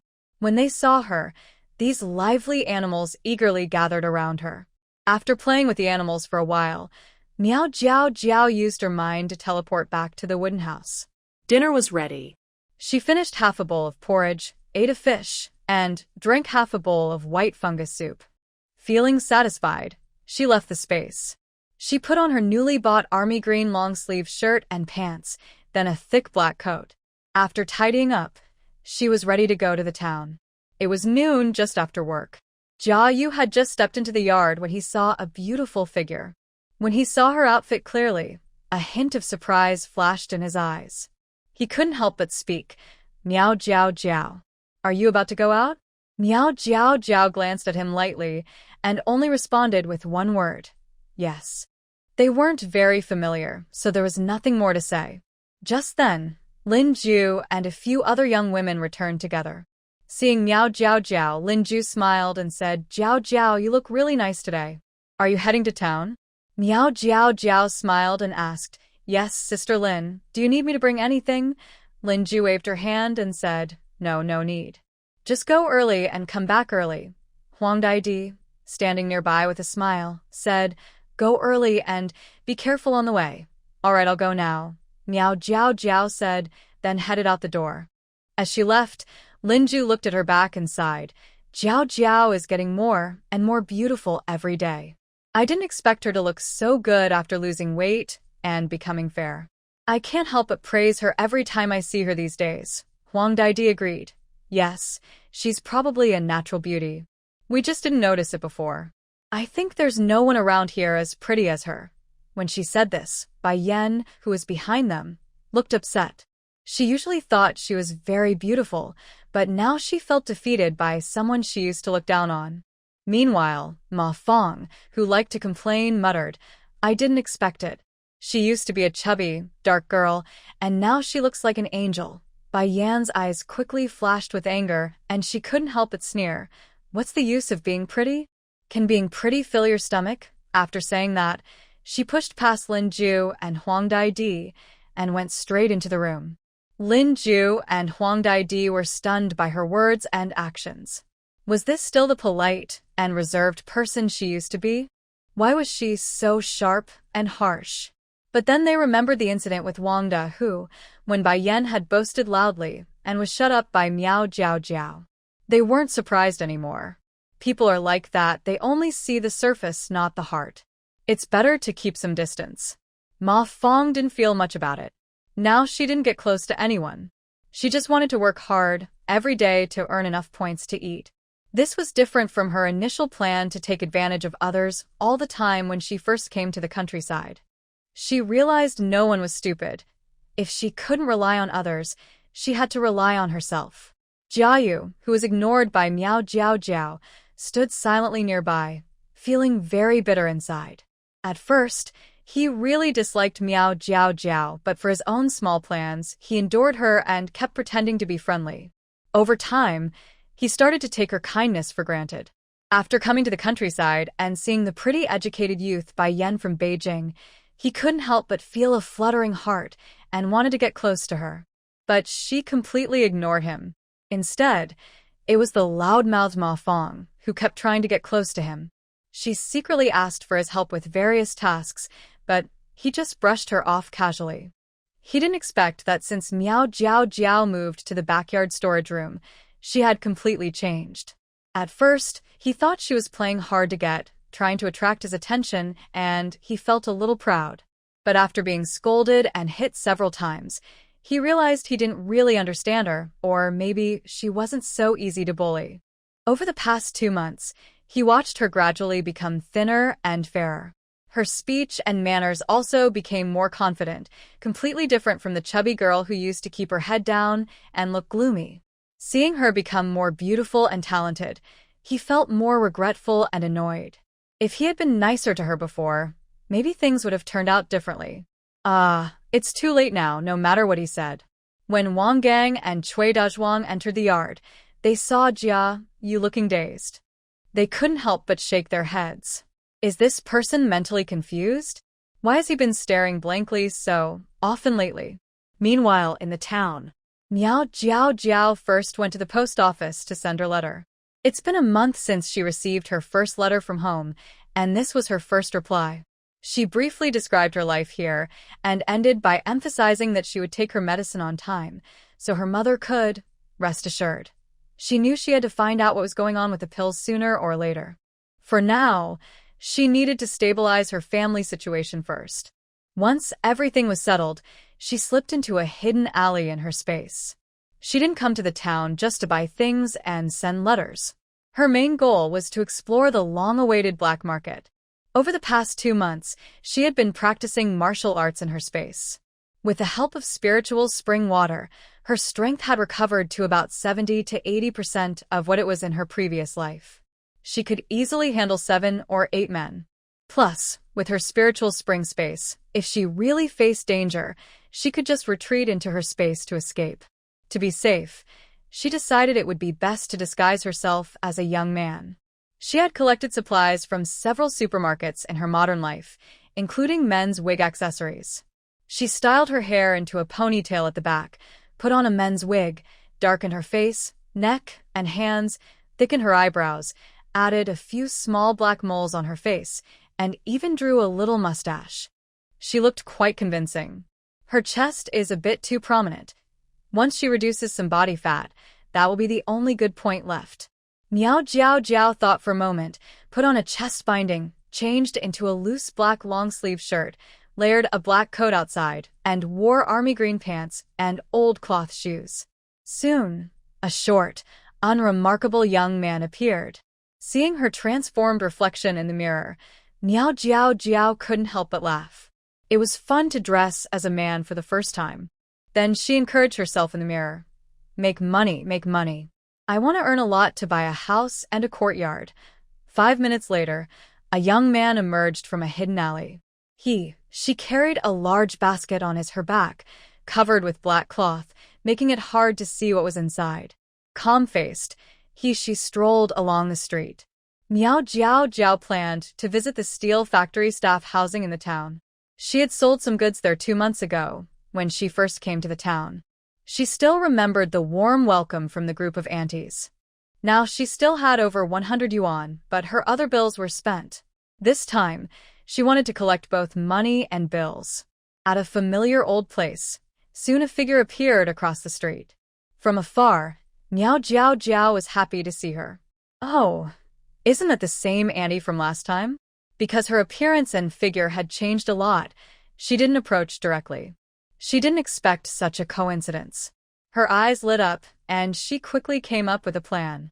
She stepped forward, approached the auntie, and in a deep, husky voice said, "Auntie, I was introduced by Fat Girl." Fat Girl? The auntie was stunned for 2 seconds, then looked at the young man's basket and suddenly remembered.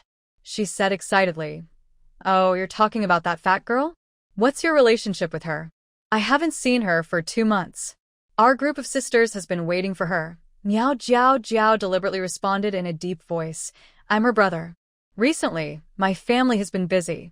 She mentioned your appearance to me and said you're very kind, so I've been waiting here." The proud Auntie Nyo looked pleased. Of course. Who in the steel yard doesn't know that Auntie Nyo is the most kind-hearted? She carefully looked at Miao Jiao Jiao again and awkwardly smiled, saying, "You really care for your sister, big brother. That chubby girl looks so happy eating, but you're so thin, like a monkey." Miao Jiao Jiao, being called chubby and thin, couldn't help but swallow her saliva and say, "Haha, yes." Aunt Nyo saw her basket was full of things and brightened her eyes, inviting her inside. Come on, come to my house for a bowl of sweet soup." They walked into Aunt Nyo's house. After she served her a bowl of brown sugar water, she smiled and asked, "What good things do you have in your basket? Are the prices the same as last time?" Miao Jiao Jiao nodded. "Yes, the items and prices are the same as last time. There's rice, flour, soybean oil, pork, and chicken, 5 kinds. But Auntie, I need to ask you about something. Last time she sold, rice had a ticket price of 25 cents per jean, and without a ticket, it was 40 cents. Flour had a ticket price of 50 cents per jean, and without a ticket, 70 cents. Soybean oil had a ticket price of $1.80 per jean, and without a ticket, $2. Pork was $2 per jean, and a chicken of about 5 jean cost $7. Both pork and chicken required tickets. These items were bestsellers. After selling here, she planned to check the black market location first to see the situation. Aunt Nyo listened and, hearing the prices were the same, immediately said warmly, "Sure. What do you want to ask?" Miao Jiao Jiao pretended to sigh and said, "My elderly family member is sick. The doctor said I should find some good ginseng to make soup for their recovery, but I don't know where to buy it. Do you know where I can find some?"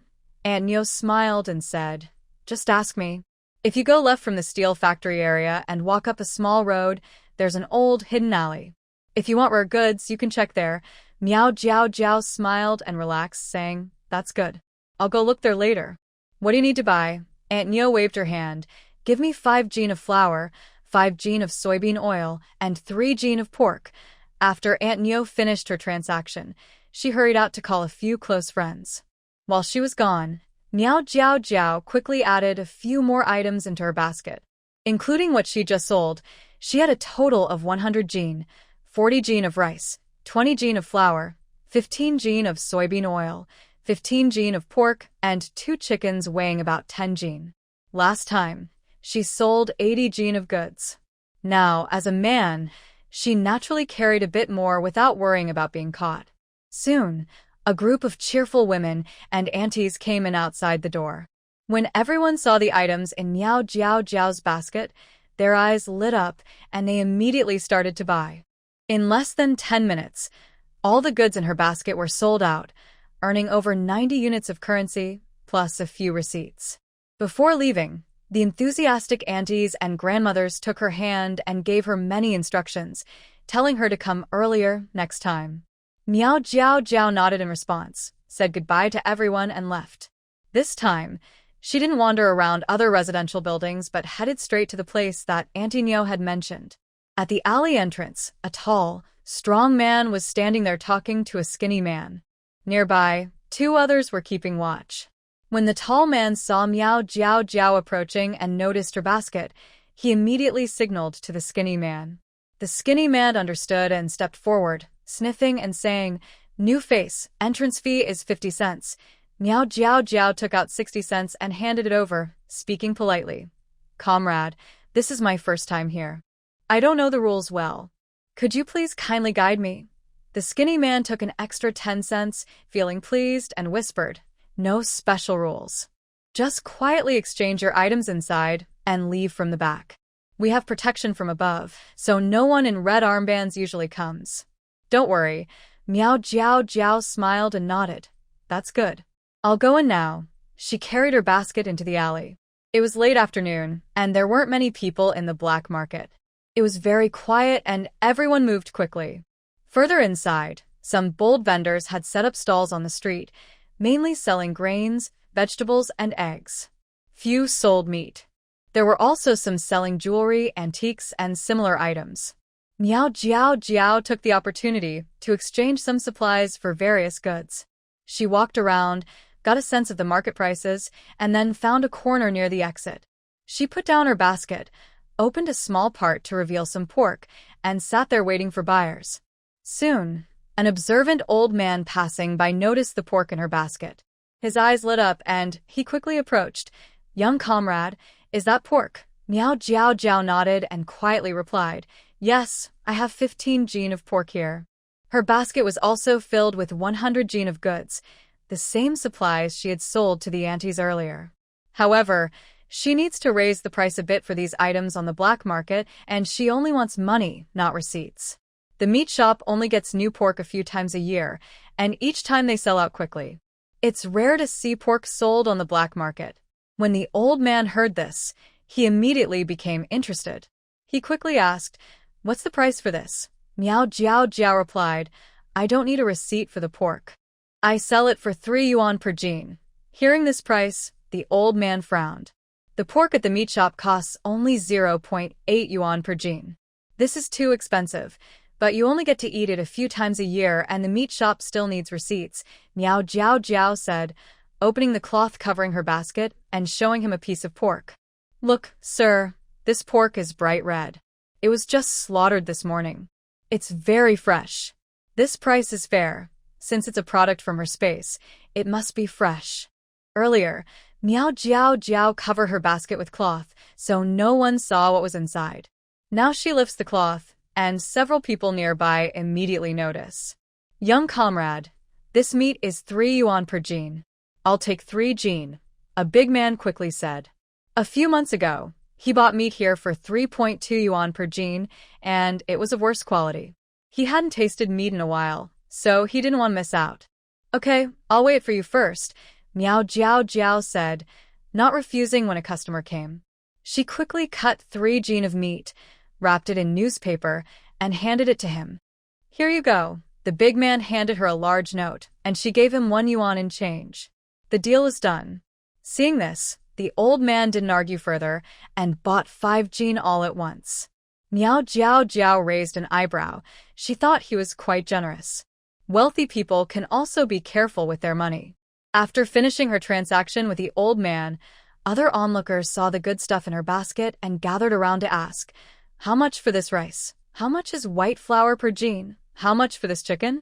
In less than half an hour, all the items in Miao Jiao Jiao's basket were sold out. These items were more expensive than what she sold to the older women earlier, so she earned over 100 yuan. Adding the previous 90 yuan, she made more than 200 yuan today. Adding her original savings of over 100 yuan, she now had more than 300 yuan, along with a few receipts and some antique items. However, that still wasn't enough. If she wanted to buy a traditional courtyard house in the city later, even a small one would cost several thousand yuan. So, she needed to work hard to earn more money. She had just put her basket on her back and was heading toward the exit when the thin man she saw at the door earlier ran over and said, Comrade, wait. Miao Jiao Jiao turned around. What's the matter? The thin man smiled and said, Our brother has something to discuss. Please come with me. Miao Jiao Jiao raised an eyebrow and calmly said, All right, lead the way. The two of them walked out of the alley, turned right into a small side street, and continued for about 5 minutes before reaching the courtyard. At the gate, a tall man was standing. He was the same person she saw earlier at the exit. He nodded at her and then led her inside. The tall man quietly and respectfully said to the person sitting in the living room, Brother Hao, she's here. Okay, you can go now. replied the man, who was wearing black-rimmed glasses and appeared to be in his 30s. He was reading a book when he saw Miao Jiao Jiao come in. He quickly stood up and said, "Comrade, please sit. Monkey, serve some tea." "Got it." The thin man quickly went to the kitchen and soon returned with a cup of tea, placing it on the table. "Thank you." Miao Jiao Jiao sat nearby but didn't pick up the cup. She looked up and asked, "What do you want to talk to me about?" Brother Hao noticed her actions but didn't mind and directly said, "I am the leader of the black market here. Our people found out that the things you sell are good quality, so I want to work with you." Hearing this, Miao Jiao Jiao became interested. "How do you want to work together?" Brother Hao crossed his arms. "Let me see what you have and how much you can supply." Miao Jiao Jiao thought for a moment. "I mainly have grains, vegetables, and fruits. I also have some miscellaneous food items. My sources are reliable, so it depends on what you need." Hearing this, Brother Hao's eyes lit up. He quickly responded, "All right, I'll make a list for you. Take a look first. In such a big town with so many people, many rare goods are hard to find." Plus, he was connected to the city and provincial markets. If he could find good sources, he wouldn't have to worry about opportunities for advancement in the future. He didn't care where the young man got his goods from. These days, everyone has secrets. It's all about making a living. As long as he could make money, that's all that mattered. Miao Jiaoju nodded. "All right, write it down for me to see." Brother Hao lowered his head and quickly wrote a long list with his pen. Then he handed the paper to Miao Jiaojiao and said, "Take a look.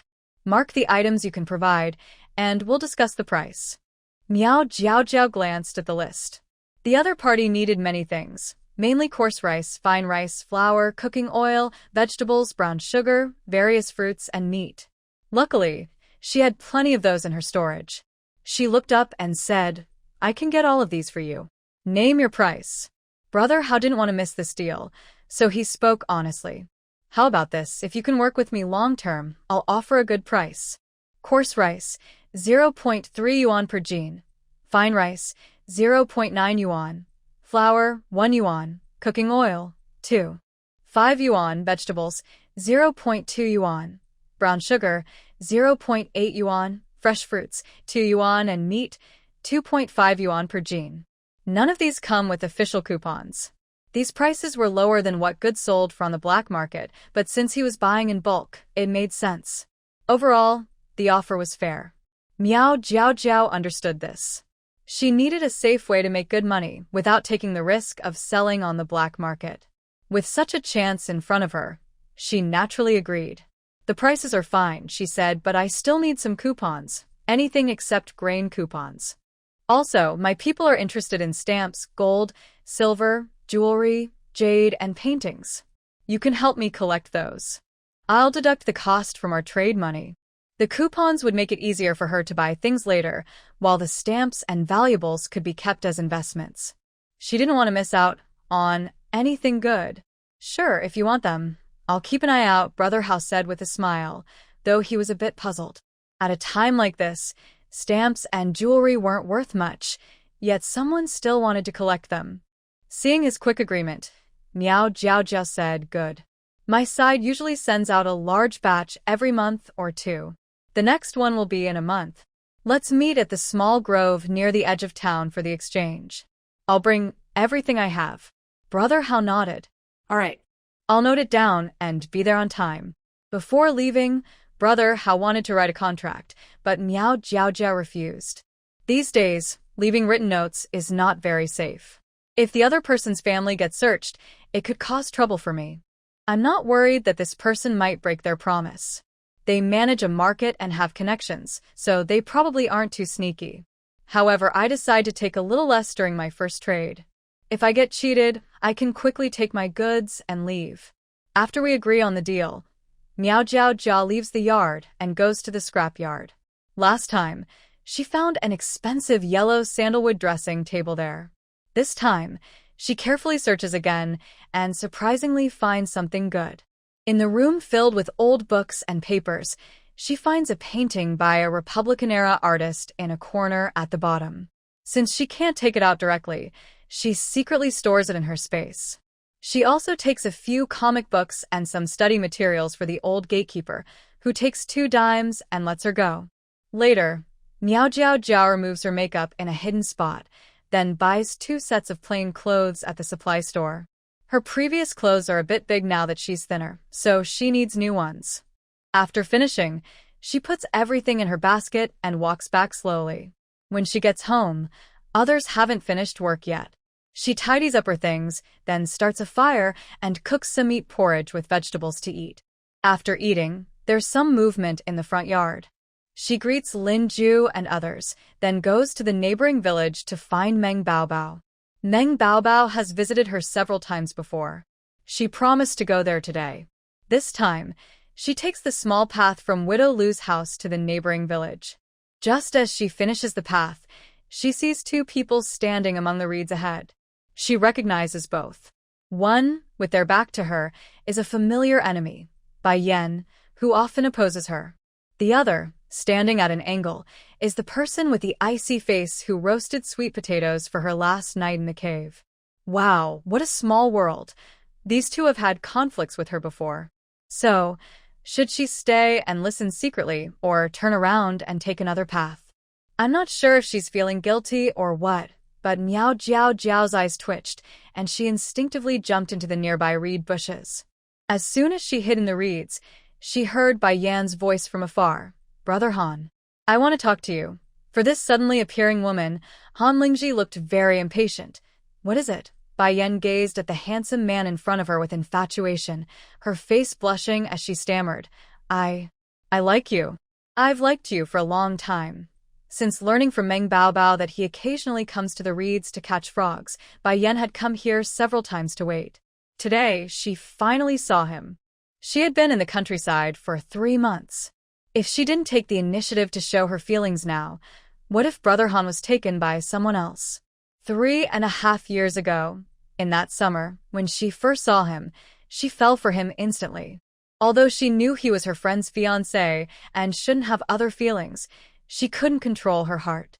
At that time, she felt both jealousy and envy towards her friend, but also helpless.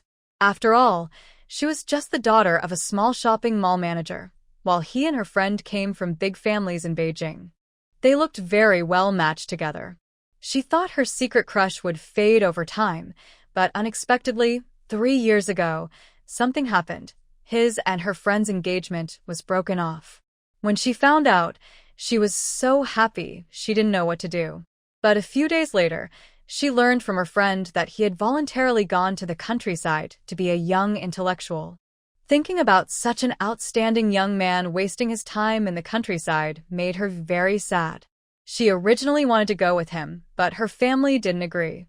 She was still young, and her family couldn't let her go to the countryside. During high school, she repeatedly explained his situation to her family. Seeing how deeply she was involved and hearing about his strong family background, her family finally agreed to help her arrange to go to the countryside. Before leaving, she promised her family she would bring this excellent future husband back, so she was determined to win him over. Listening to Bai Yan's confession from the reeds, Miao Jiao Jiao couldn't help but twitch her mouth. So, she had just stumbled upon a love confession scene? Forget it. Since she's already hiding here, she might as well listen to some gossip. Cough, cough. She was quite curious about how the ice-faced person would respond. Miao Jiao Jiao curiously poked her head out, her eyes sparkling with gossip. Han Ling Ji just happened to look to the side and caught sight of that little girl. So, he hadn't been mistaken earlier. That gossip-loving girl was indeed hiding there. His eyes flickered slightly, then he withdrew his gaze and coldly said to the person in front of him, "Sorry, I have no feelings for you." But Bai Yan's eyes suddenly reddened. She bit her lip in frustration and said, "I traveled a long way from Jing City just to be with you. Can't you give me a chance?" She knew he was cold, but she believed she could warm his heart someday. "No." Han Lingji's face darkened like ink, and he said coldly, "I'm not familiar with you, and I have no feelings for you. Please mind your own business and don't bother me anymore." After saying that, he turned and left directly. "Big Brother Han, Bai Yan's tears streamed down as she grabbed his sleeve, her voice full of grievance. Are you still thinking about Shuyu? She broke off the engagement with you, so why can't you forget her? These two have been apart for so long. Why couldn't he accept her? Han Lingji was just a little impatient at first, but when he heard the name, Shuyu, his face darkened completely. Miao Jiao Jiao saw this scene and immediately imagined a big story in her mind. It seemed that this ice-face guy was probably a poor soul abandoned by his ex-fiancée. TSK, with such good looks and figure, how could anyone dislike him? You're overthinking. Han Lingji didn't want to say more to her. He shook off her hand, glanced into the distance, and then coldly and mercilessly left. Seeing this, Bai Yan sank to the ground in defeat, quietly crying. Woo-woo. Big brother Han, you're so heartless. She wouldn't give up. She absolutely wouldn't give up. One day, she would conquer his heart and win him over. As an onlooker, Miao Jiao Jiao watched this good show and naturally left quietly.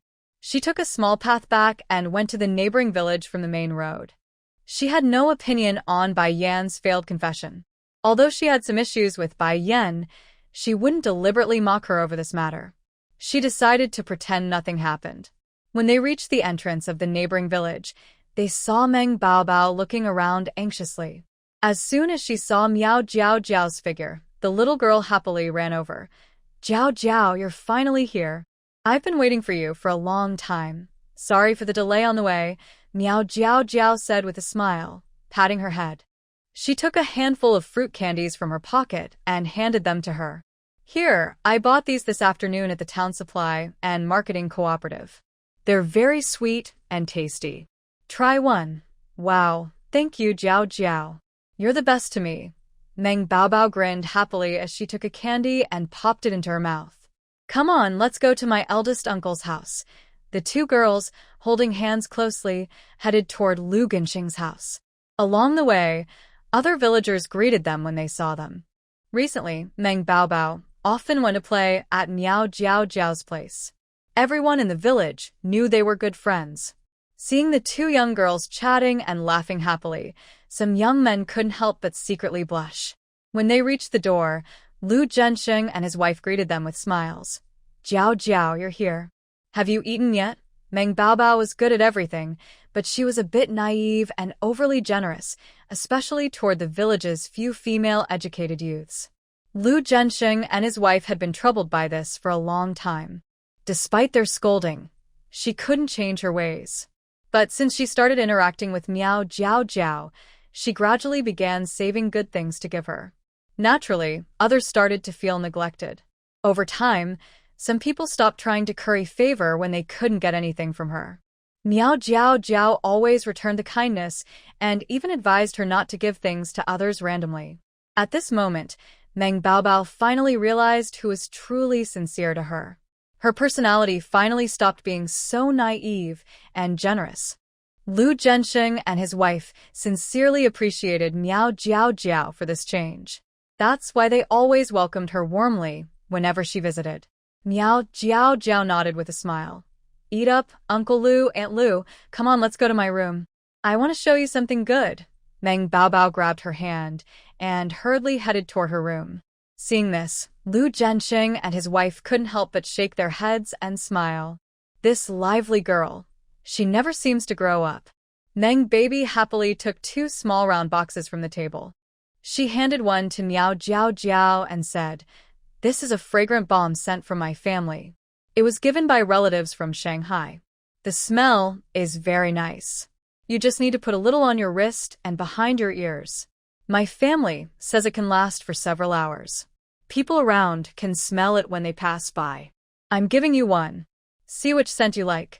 Miao Jiao Jiao took it and looked at it. It was a small round box with a picture of a beautiful woman in a traditional dress from the Republic era. It said, jasmine scent. The one Meng Baby had was rose scent. It's similar to modern perfume. She also has many in her space, but she doesn't like to put on these things. They are quite expensive now, and she wouldn't want to keep them. She immediately refused. Both of these are very pretty, but I can't take them. You keep them and use them slowly. Meng Baby was upset and said, "Why? Didn't you just give me some fruit candies?" "That's called politeness. You should accept it," Miao Jiao Jiao replied. "No, these are more expensive than my candies." "That's an unequal exchange. I won't take them. Besides, I don't like to wear these things." But Meng Baby wanted to say more but was silenced by a look from Miao Jiao Jiao. "I've told you many times before, good things should be kept for yourself. Don't just give them to others." Meng Baby pouted and sat aside. "You're not just anyone." Seeing her like this, Miao Jiao Jiao shook her head. This girl is only 2 years younger than her, but her mind is so simple. While being spoiled by her family is a kind of happiness, life is long, and she can't always rely on her family. If this girl remains so innocent and naive, she might get into big trouble in the future. As her friend, Miao Jiao Jiao thought it was necessary to talk to her and give her some guidance. She gave an example. "Let me ask you, if one day I accidentally fall into a cave with you and can't get out, and you only have one piece of cake, would you share half with me?" Meng Baby quickly nodded. "Of course I would." Miao Jiao Jiao continued. "And what if we've been in the cave for 2 days without eating, and there's only a little bit of cake left, and you're very hungry? Would you still be willing?" Meng Baby hesitated for 2 seconds, then nodded. "I am willing. You are my good friend, and we will face difficulties together." Miao Jiao Jiao, "But I wouldn't want to. I would just take all your snacks and eat them all." Meng Baby's face quickly changed. "You wouldn't do that. You're so kind. Why would you do such a thing?" "That's not certain." Miao Jiao Jiao raised an eyebrow and continued. "In special situations, people can be very selfish. To survive, you have to do whatever it takes." Meng Baby crossed her arms and said unhappily, "Humph. You just like to scare me on purpose. Anyway, you wouldn't do that to me." Miao Jiao Jiao felt a little headache. This girl was really straightforward, but seeing how much she trusted her made her feel happy inside. "I want to tell you that people are naturally selfish. They usually think about themselves first. All your snacks were sent from your family, not earned by your own effort. Do you think your family would be happy if you used their support to give things to others for free?" Meng Baby pouted. "They don't know. Even if they did, they wouldn't mind because you're my good friend." Miao Jiao Jiao spread her hands. "Before I met you, weren't you always sharing good things with others?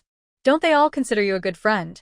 "No, before I only shared some cheap candies and snacks with the villagers or the young workers." Meng Baby blinked and smiled. "Every time I shared, they would help me with whatever I needed. They are very obedient. Since I met you, I only give good things to you. Gradually, I stopped hanging out with them." Miao Jiao Jiao was stunned. "So, this girl isn't stupid. She's just clever in her own way." Oh well, she had just given her a good lesson again. Meng Baby happily leaned in. "We are true friends. You always give me good things, right?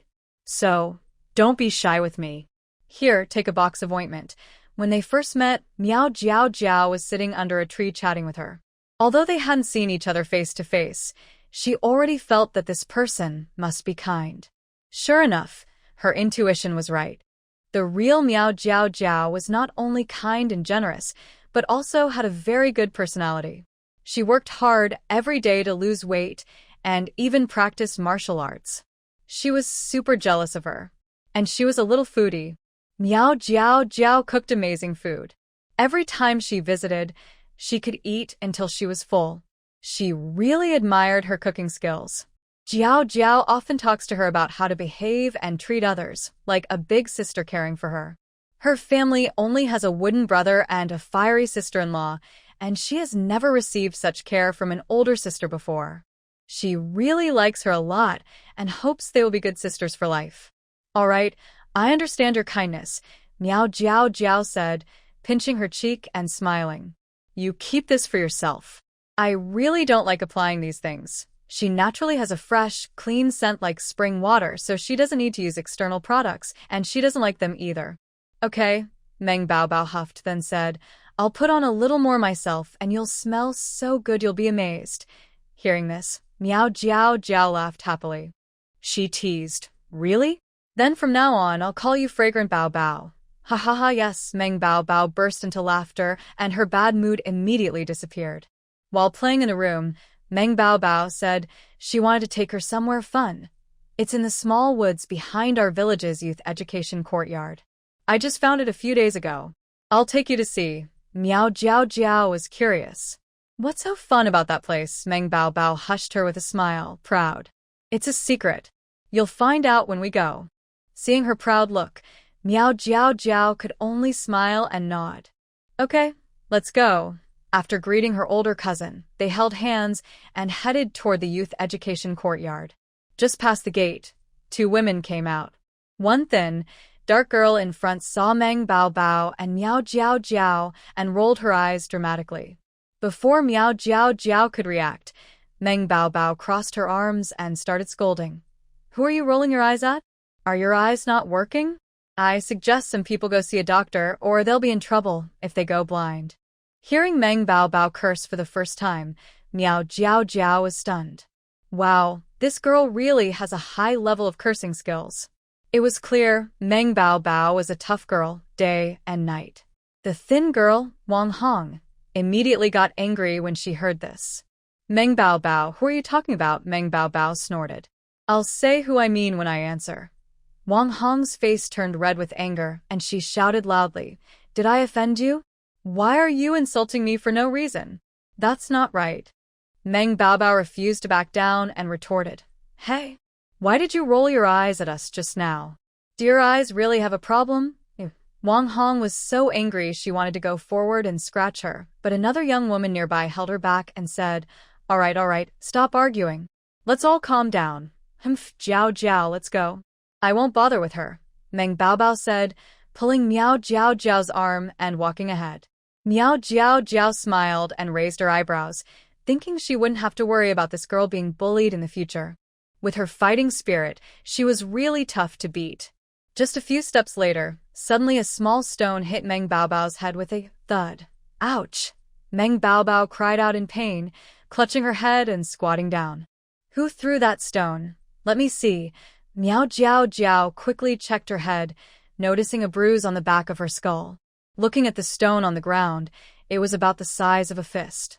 If the stone had been bigger or thrown harder, it might have broken her head. Miao Jiao Jiao's face darkened. She looked behind them but saw no one there. Sniff, sniff. It hurts so much, Jiao Jiao, Meng Bao Bao said sadly, pouting with tears in her eyes, which made Miao Jiao Jiao feel a little sad too. She comforted her. All right, let's go see the barefoot doctor first. We can come back later to find the culprit and settle the score. Meng Bao Bao refused. She stood up angrily and said, It must have been Wang Hong who did it. She sneaked into the yard. I can't swallow this insult. I want to find her and settle this now. Miao Jiao Jiao glared at her. Are you not feeling any pain? Do you still have the strength to fight? No, I don't.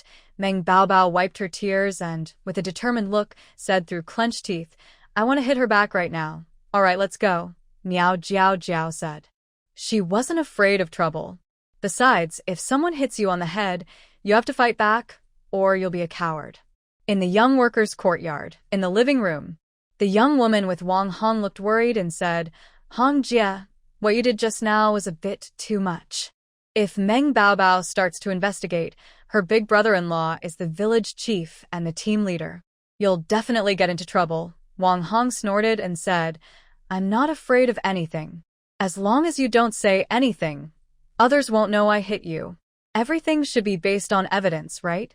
The young female worker bit her lip and hesitated. But, what do you want to say? Wang Hong looked at her with displeasure. That Meng Bao Bao is someone who likes to change favorites. She used to be very close to us, but now she's hanging out with Miao Jiao Jiao from the neighboring village. She no longer considers us friends. Are you still on her side? Wang Hong is someone who likes to take small advantages from others. When Meng Bao Bao was friendly with her, she liked to flatter her. Now that Meng Bao Bao has ignored them and lost some benefits, she naturally feels resentful. No. The young female worker bit her lip and then lowered her head silently. At this moment, Miao Jiao Jiao and Meng Bao Bao just happened to walk in quickly and overheard this conversation. Meng Bao Bao suddenly rushed forward, grabbing Wang Hong's hair and tearing at it fiercely. You wicked woman. If you can't get benefits from me, you'll resort to hitting people. Today, I won't let you get away with it. Oh, ouch, ouch, ouch. Meng Bao Bao, let go. Wang Hong quickly reached out and scratched at her. Miao Jiao Jiao, determined not to let her hurt Meng Bao Bao, looked coldly and stepped forward, locking Wang Hong's arms behind her back, making her unable to move. Seeing the situation, Meng Bao Bao took the opportunity to pull her hair further and hit Wang Hong's head several times with a wooden stick. Ah! Meng Bao Bao, you wicked woman, Wang Hong cried out in pain, tears welling up in her eyes. Stop. Stop fighting. The young female worker nearby was anxious and wanted to step in to stop them but was intimidated by Miao Jiao Jiao's fierce gaze. At this moment, other workers heard the commotion and hurried out of their rooms.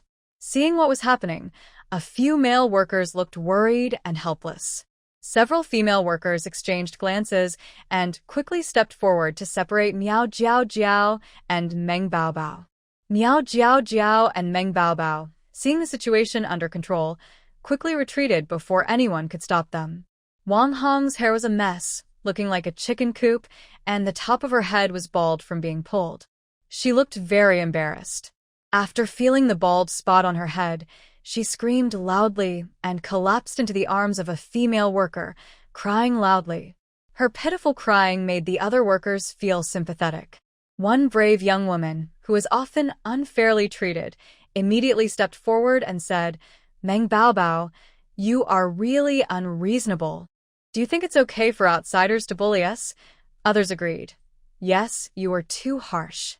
You even pulled out all her hair. Meng Bao Bao, feeling disgusted, threw the hair in her hand onto the ground and crossed her arms. She said, it was her who threw a stone at me first. I even have a big bump on my head. If I didn't hit her, who would I hit? Wang Hong, crying and sniffling, lied with her neck stretched out. You're talking nonsense. I didn't hit you. What proof do you have? I saw it myself. Miao Jiao Jiao stepped forward with a cold expression, speaking seriously but falsely. I still have that stone. It was covered in chicken droppings. If someone picks it up, their hands will smell terrible. You can smell her hands if you don't believe me. Hearing this, the others looked uncomfortable, thinking, who would want to smell chicken droppings? Wang Hong was not very clever.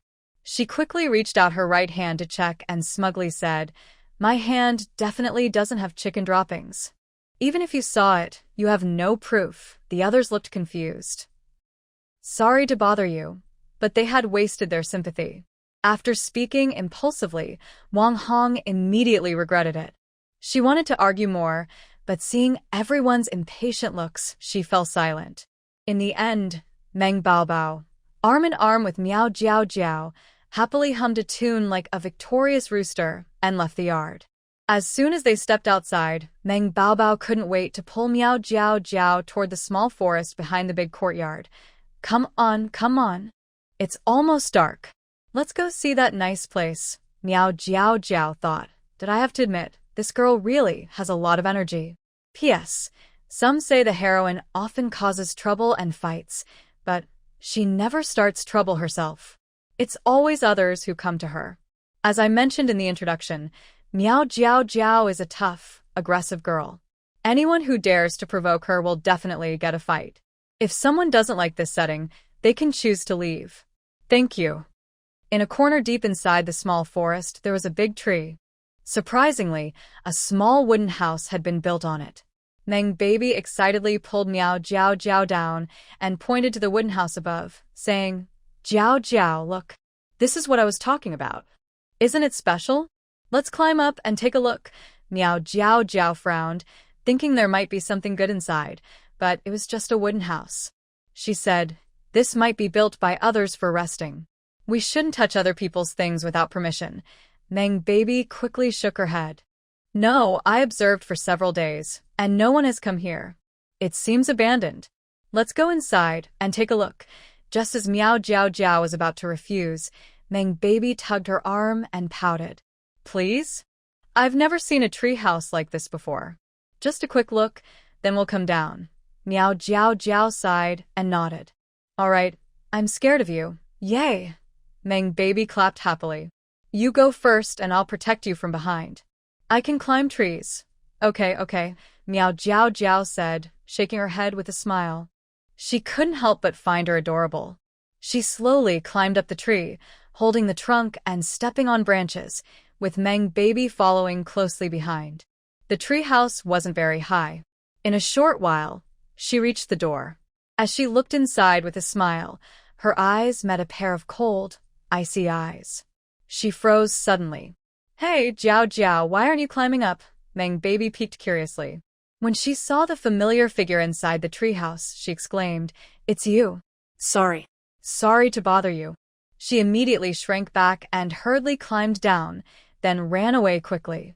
Meow Jiao Jiao was stunned, feeling abandoned. "She's still hanging on the tree. You little traitor. Come back here right now." Meow Jiao Jiao was furious. She had thought that guy was her good friend. But now, he ran faster than a dog when trouble came. Fine, their friendship was over. Hanling Ji was a bit confused. He had seen that treehouse in a book, a boring story from half a year ago. Sometimes, when he was feeling down, he would go to the treehouse to rest with his eyes closed. Lately, he hadn't been there for a long time. Today, a woman I didn't know suddenly showed kindness to me, mentioning someone that made me think of an accident from 3 years ago, which made me feel very upset. So I came here on purpose to rest and relax my mind. But just as I closed my eyes for a moment, I heard a chirping sound outside. When I opened my eyes, I saw a pair of bright, starry eyes smiling at me. The moment I looked into her eyes, my heart started beating faster.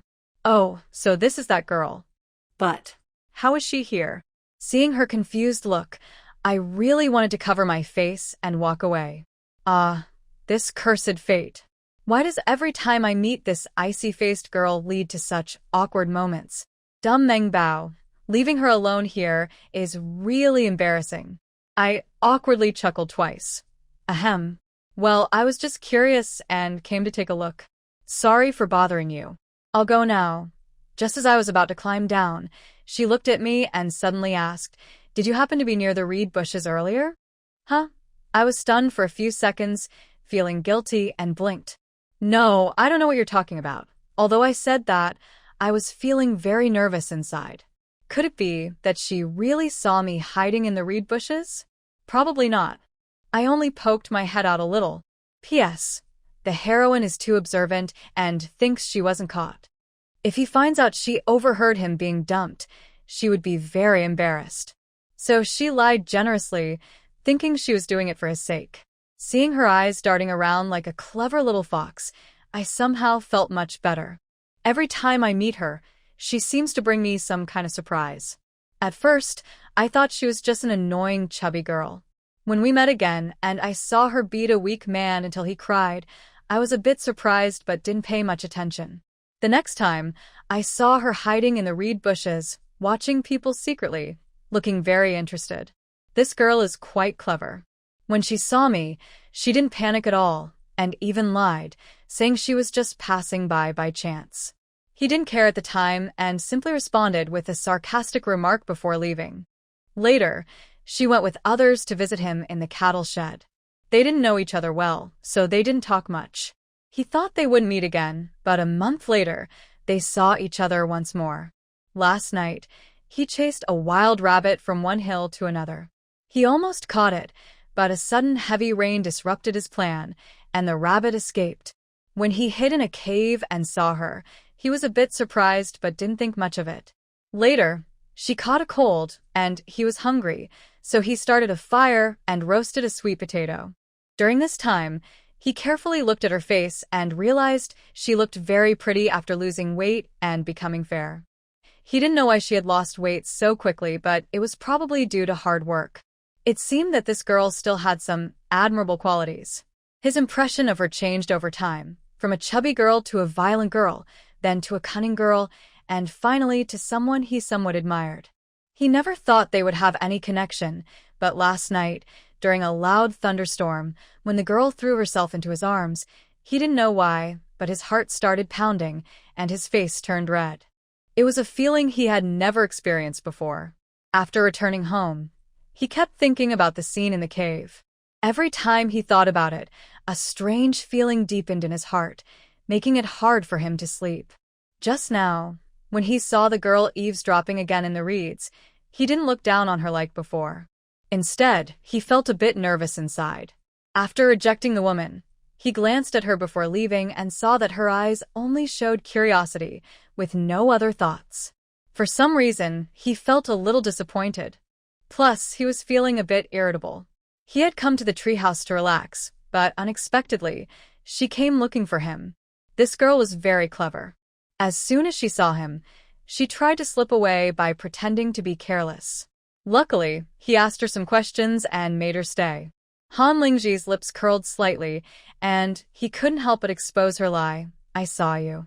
You were hiding in the reeds. Why were you hiding there? Were you eavesdropping on purpose? This was the first time he had spoken so much to her. He wanted to see how she would react after asking that question.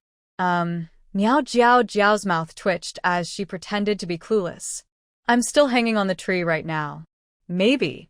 I should come down first and then I can explain. Explain what? Just come down quickly and slip away. Anyway, she wasn't close to him and had nothing to say. Okay, Han Lingji looked into her eyes and knew what she was thinking. He deliberately said, You come down first, I'll follow later. He originally wanted to invite her into the treehouse, but it wouldn't be good if they were alone and someone saw. When Miao Jiao heard this, she was surprised. Why was this icy-faced person still giving her a hard time? Forget it, if she couldn't understand, she wouldn't think about it. She decided to come down first. But just as Miao Jiao got off the tree, Meng Baobao, who was useless, came back again. Meng Baobao had met Han Lingji several times before, but he always looked cold and unfriendly, never giving her a proper look. So she was afraid to deal with him. When she saw him on the tree, she instinctively got scared and ran away. Halfway, she realized Miao Jiao hadn't followed, so she gritted her teeth and turned back. Seeing Miao Jiao still standing under the big tree, Meng Baobao hurried over to check on her. Jiao, are you okay? After saying that, she nervously grabbed Miao Jiao's arm, secretly glancing at Han Lingji. Miao Jiao pinched her ear and gritted her teeth. You useless little thing, you came back after all. I just came back. Meng Baobao knew she was in the wrong. She rubbed against Miao Jiao's arm and tried to make amends. Sorry, I won't do that next time. Miao Jiao looked at her speechlessly. You have a next time? If there was a next time, she wouldn't be friends with her anymore. Humph. Meng Baobao immediately smiled and flattered her. No, I won't do it again. I'm really. Miao Jiao was about to pinch her little useless face again when she suddenly caught sight of a tall figure out of the corner of her eye. Her face turned red with embarrassment. Oh no, that icy-faced person was still waiting to ask her something. Her eyes flicked, and suddenly, she had an idea. She quickly grabbed Meng Baobao's arm and said, Let's go. I'll deal with you when we get back. Meng Baobao thought she was afraid of that icy-faced person, so she happily ran off, and the two disappeared in the blink of an eye. Standing nearby, Han Lingji watched helplessly as the little girl slipped away right under his nose. So, was she playing him like a fool? Miao Jiao hurriedly pulled Meng Baobao back to her older uncle's house. Once there, after Meng Baobao repeatedly assured her, Miao Jiao pinched her chubby face several times before finally letting her go. Honestly, pinching her own face feels different from pinching someone else's. When Miao Jiao was overweight, she disliked having her face pinched because it looked like a bun. Now, pinching Meng Baobao's small face, she found it quite fun. By the way, Meng Baobao isn't very fat. She's about 163 centimeters tall and weighs around 100 jin. Her weight is mainly on her small round face and upper body, while her legs are surprisingly long. Miao Jiao and she stood together, one a delicate beauty, the other adorable, looking like a pair of pretty sisters. After saying goodbye to Meng Baobao, Miao Jiao headed back home. When she arrived at the youth camp, it was already completely dark. Big sister, what are you doing here? Miao Jiao was a bit surprised to see a small figure squatting at the gate of the youth camp. Yesterday, she specifically told Wang Daniu that she wouldn't be exercising today because she had something to do. Why was this little girl back again? Wang Daniu happily stood up. Little sister Meow, you're back. The girl opened her padded coat, took out something wrapped in newspaper from the innermost layer, and handed it over. With bright, clear eyes, she looked at Meow Jiao Jiao.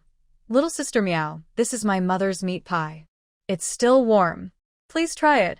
Meow Jiao Jiao was slightly taken aback. So, you came specifically to bring me food? Wang Daniu nodded obediently. Yes. Today, our family finally had some meat.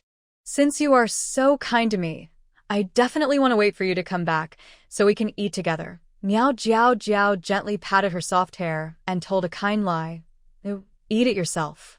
I'm not hungry. I just went to the town's state-run restaurant for a meal. Oh, okay then. Wang Daniu carefully unwrapped the newspaper, revealing part of the meat pie, took a bite, and smiled with her eyes squinting. It's really delicious. Meow Jiao Jiao sat with her on the doorstep, smiling as she asked, Has your father stopped drinking lately? No, Wang Daniu spoke excitedly. Ever since that incident, I haven't drunk any alcohol again. Meow Jiao Jiao asked curiously, Did your father buy this meat? Wang Daniu happily replied, Yes, my mother was just checked by the barefoot doctor yesterday and found to be pregnant with a little brother. My father was so happy that he specially asked someone to buy some meat today. Meow Jiao Jiao was surprised. Your mother is pregnant again?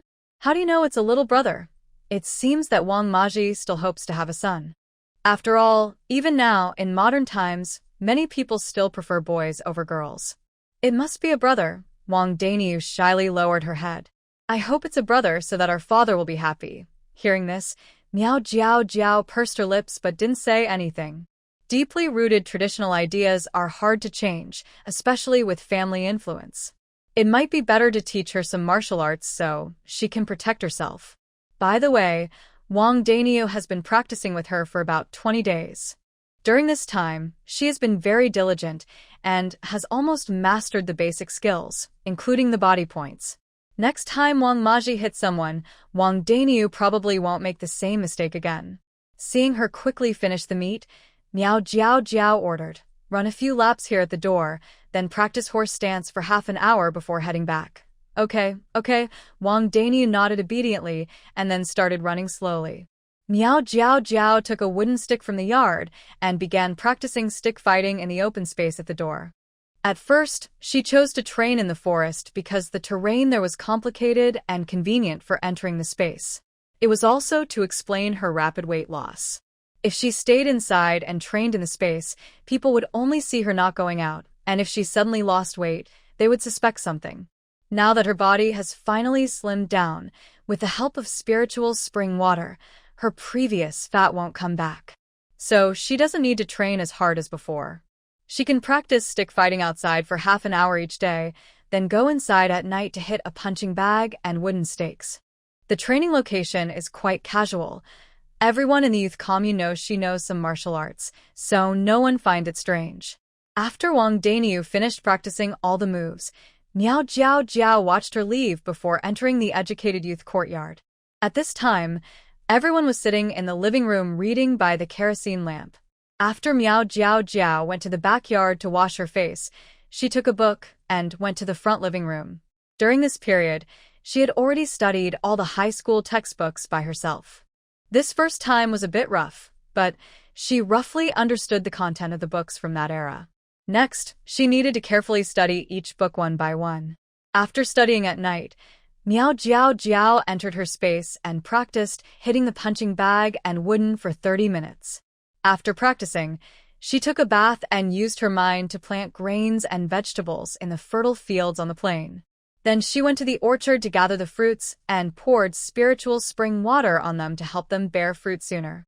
This afternoon, when she went to the town, she had already negotiated a deal with the black market boss, so these preparations were for future supplies. In the following days, Meow Jiao Jiao continued her routine life and did not go to the neighboring village to find Meng Bao Bao. She was a bit worried about running into Han Lingji. She still hadn't explained the incident of eavesdropping in the reed marsh, which was quite awkward. One morning half a month later, while fertilizing the fields, Meow Jiao Jiao heard the sound of drums and gongs.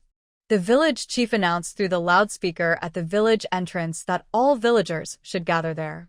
Everyone put down their work, carried their farming tools into the warehouse, and hurried to the village entrance. When they arrived, they saw 2 police officers in uniform and 2 militia members escorting a disheveled Wang De-hu, all 5 coming down from a tractor. Da-hu, my son.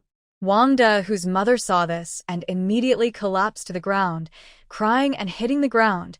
"You ungrateful scoundrel! You've taken my life. How am I supposed to live now?" Others nearby whispered, "That's Wang De-hu, a murderer. Why is he being brought back now? Probably the police deliberately brought him here to show everyone, to warn us not to commit crimes."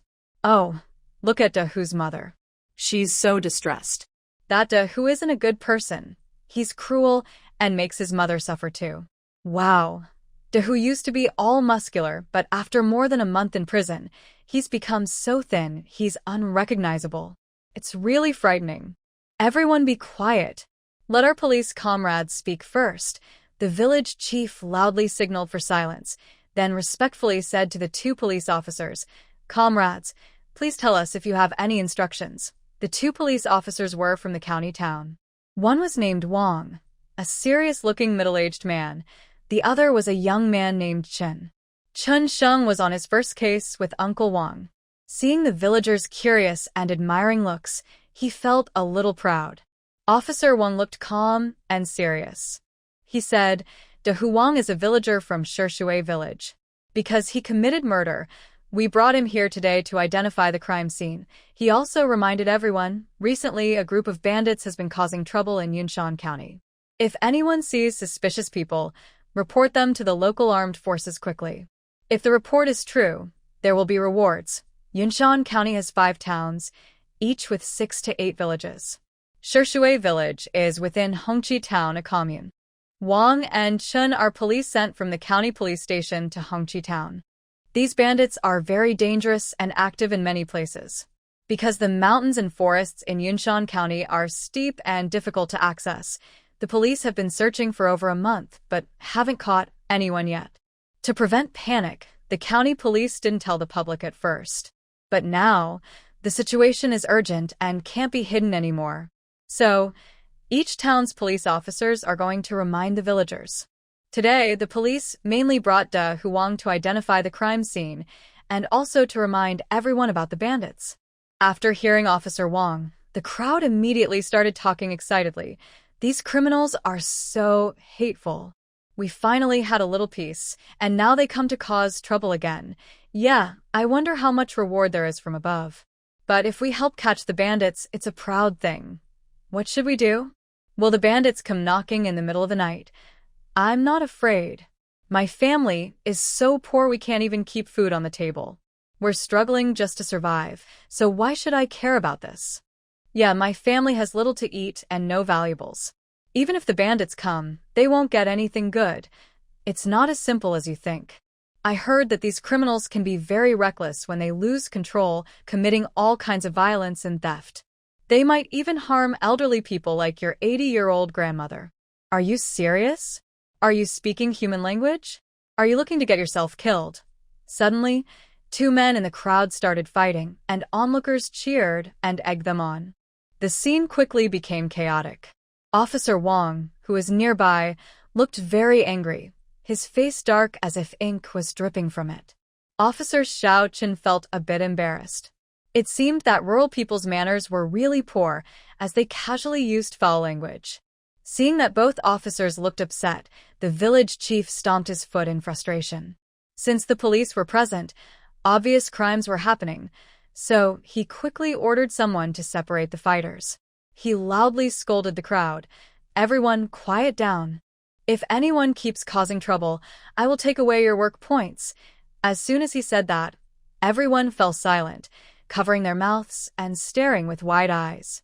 Nothing was more important to them than earning work points and food, not bandits, glory, or fights. Seeing how obedient everyone was, the village chief felt relieved. He turned to the police officers and said politely, "Sorry, comrades.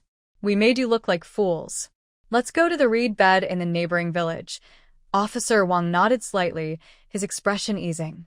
He was used to villagers fighting over trivial things, so he wasn't surprised anymore. Officer Xiao Chen followed behind, still feeling a bit awkward. He had just been assigned to Hongqi town. Before, he worked in the county, handling factory disputes. People working in factories usually had good manners, unlike villagers who fought over small issues. Thinking about having to deal with villagers fighting over petty matters made him feel a little annoyed. A few young people from the Jiqing courtyard watched the whole scene from the back. Ma Fong immediately noticed Xiao Chun in the middle of the crowd. Xiao Chun was tall and handsome, and being so young and working as a police officer meant his family was probably well off. If she could win him over, she thought, she would also enjoy a good life. With this thought, Ma Fong's excitement grew, and her face showed her eagerness. Miao Jiaojiao stood nearby and noticed Ma Fong's dreamy expression. Following her gaze, she saw the tall, thin man in the crowd and couldn't help but raise an eyebrow. Before, Ma Fong had always tried to please Bai Yan, and later she deliberately got close to Jiayu, hoping to gain some benefits from them. But Ma Fong's loud and pushy personality made it hard for anyone to get along with her, so in the end, no one stayed close to her. Lately, Ma Fong had been working hard in the fields, and Miao Jiaojiao thought she had finally changed for the better. She didn't expect that it was only because a bigger temptation hadn't appeared yet. So this time, did Ma Fong have a new target? Miao Jiaojiao's guess was right. When the young officer Xiao Chen walked past them, Ma Fong suddenly let out a small cry, lost her balance, and fell right into his arms. Miao Jiaojiao couldn't bear to watch. That clumsy move was just too obvious. Still, it worked surprisingly well. The young officer, probably inexperienced with women, blushed instantly and didn't know what to do with his hands. "Comrade, are you all right?" he asked nervously. Ma Fong quickly stood up straight, biting her lip and looking innocent. "I'm sorry, comrade officer. I didn't mean to. I think I might be a little dizzy from the heat." Miao Jiaojiao twitched her lips. Heat? It was already mid-November, the start of winter. What heat? Putting aside her usual loud personality, Ma Fong's shy expression at that moment could easily stir sympathy in someone who didn't know her well. Sure enough, the young officer's face softened. He coughed lightly and said, "It's all right. Go back and rest." Ma Fong smiled SHYLY. "Thank you." After that little scene, the villagers continued walking toward the reed field to see what was happening. Since there wasn't much work that morning, the village head didn't say anything. Except for Ma Fong, the other educated youths weren't interested and went straight back to their quarters. In the afternoon, while the villagers were working in the fields, a child suddenly shouted from afar, "Village head, come quick. I just saw a group of strangers at the foot of the mountain. They took 2 of the educated sisters into the deep forest." What? The village chief immediately stood up in a hurry after hearing this. "Where exactly at the foot of the mountain did you see them?" The 10-year-old boy looked scared and said, "It was near the foot of the mountain at the youth commune. I was about to pick some wild vegetables there when I heard Ma Jiqing calling for help from far away. Then I hid in the grass and peeked out, and I saw about 10 strangers grabbing Ma Jiqing and Bai Jiqing. This afternoon, Bai Yan and Ma Fong both took half a day off to rest. The other young people are working in the fields." When they heard this news, everyone was very worried. It must be those bandits the police mentioned this morning. The calm old youth, Wang Gang, was the first to lose his composure. He looked at the village chief anxiously. "Village chief, please send some people to look for them in the forest. If we're too late, Bai Yan and Ma Fong will be in real trouble." Lin Ju and Huang Daidi exchanged a look and nodded. "Yes, village chief, let's go find them together." De Zhuang Chui clenched his teeth and said with a strong sense of justice, "These bandits, they are really outrageous." Jiayu trembled a little and didn't say anything, feeling a bit scared. Miao Jiaojiao stood calmly in place without speaking. At times like this, she wanted to see what the village chief would say first. Other villagers nearby also felt angry, but they weren't as anxious as the young people. After all, they didn't know the young people very well. The village chief, experienced from many storms, waved his hand and quickly arranged what everyone should do. "Young men among the young people, follow me and some villagers into the mountains to look for them. Dog Wonton, and you 2 go to the commune's armed forces department to borrow some militia and also inform the police. As for the others, continue working in the fields as usual. Don't worry, we will find them. Although he wasn't completely sure, he was the village head. If he panicked, everything would fall apart. After hearing the village chief's orders, Dog Wonton quickly ran to the town. He said there were about 10 people, so the village chief immediately selected 20 strong men to go with him. But when the selected men's families heard this, they refused. No. My family has elders and children. If something happens, how can we survive? My son is still young and in a couple of years he will have to join the army. If he encounters any danger and gets hurt or injured, it would be terrible. I don't agree either. If those bandits have big weapons, it would be almost certain that we would lose. Everyone was shouting and arguing.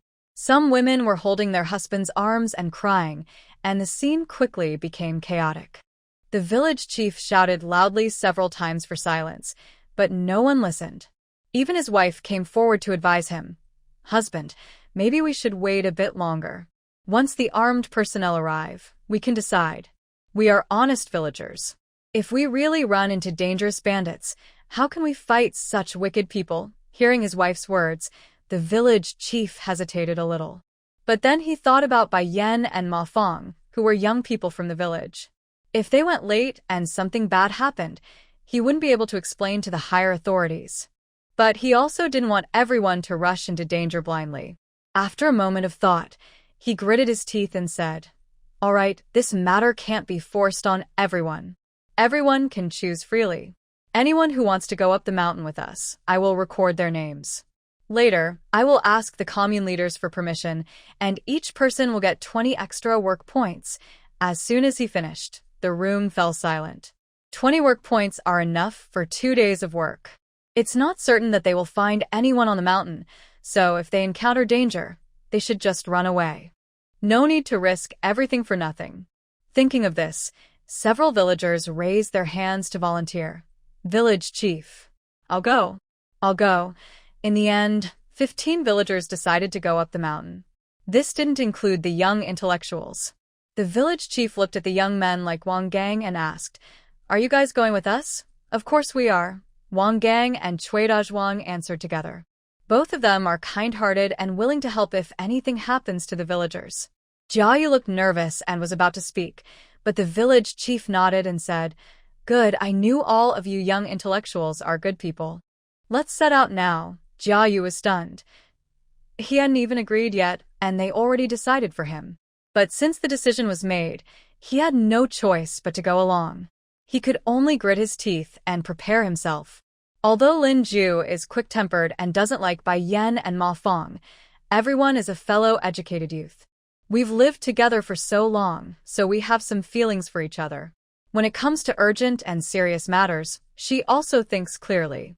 So she and Huang Daidi also wanted to go find the people, but they were still refused by the village chief. After all, such matters are not to be taken lightly. If the girls went along, they might slow things down. Miao Jiao saw this and naturally didn't ask to go with them.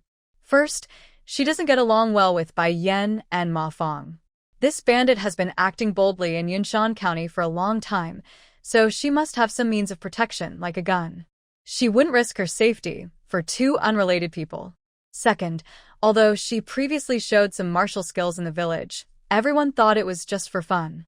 Last time, when Wang Mazi was drunk and fighting, many saw her hit someone, but they just thought she was lucky to win and didn't pay much attention. So, even if she asked to go, she would probably be refused.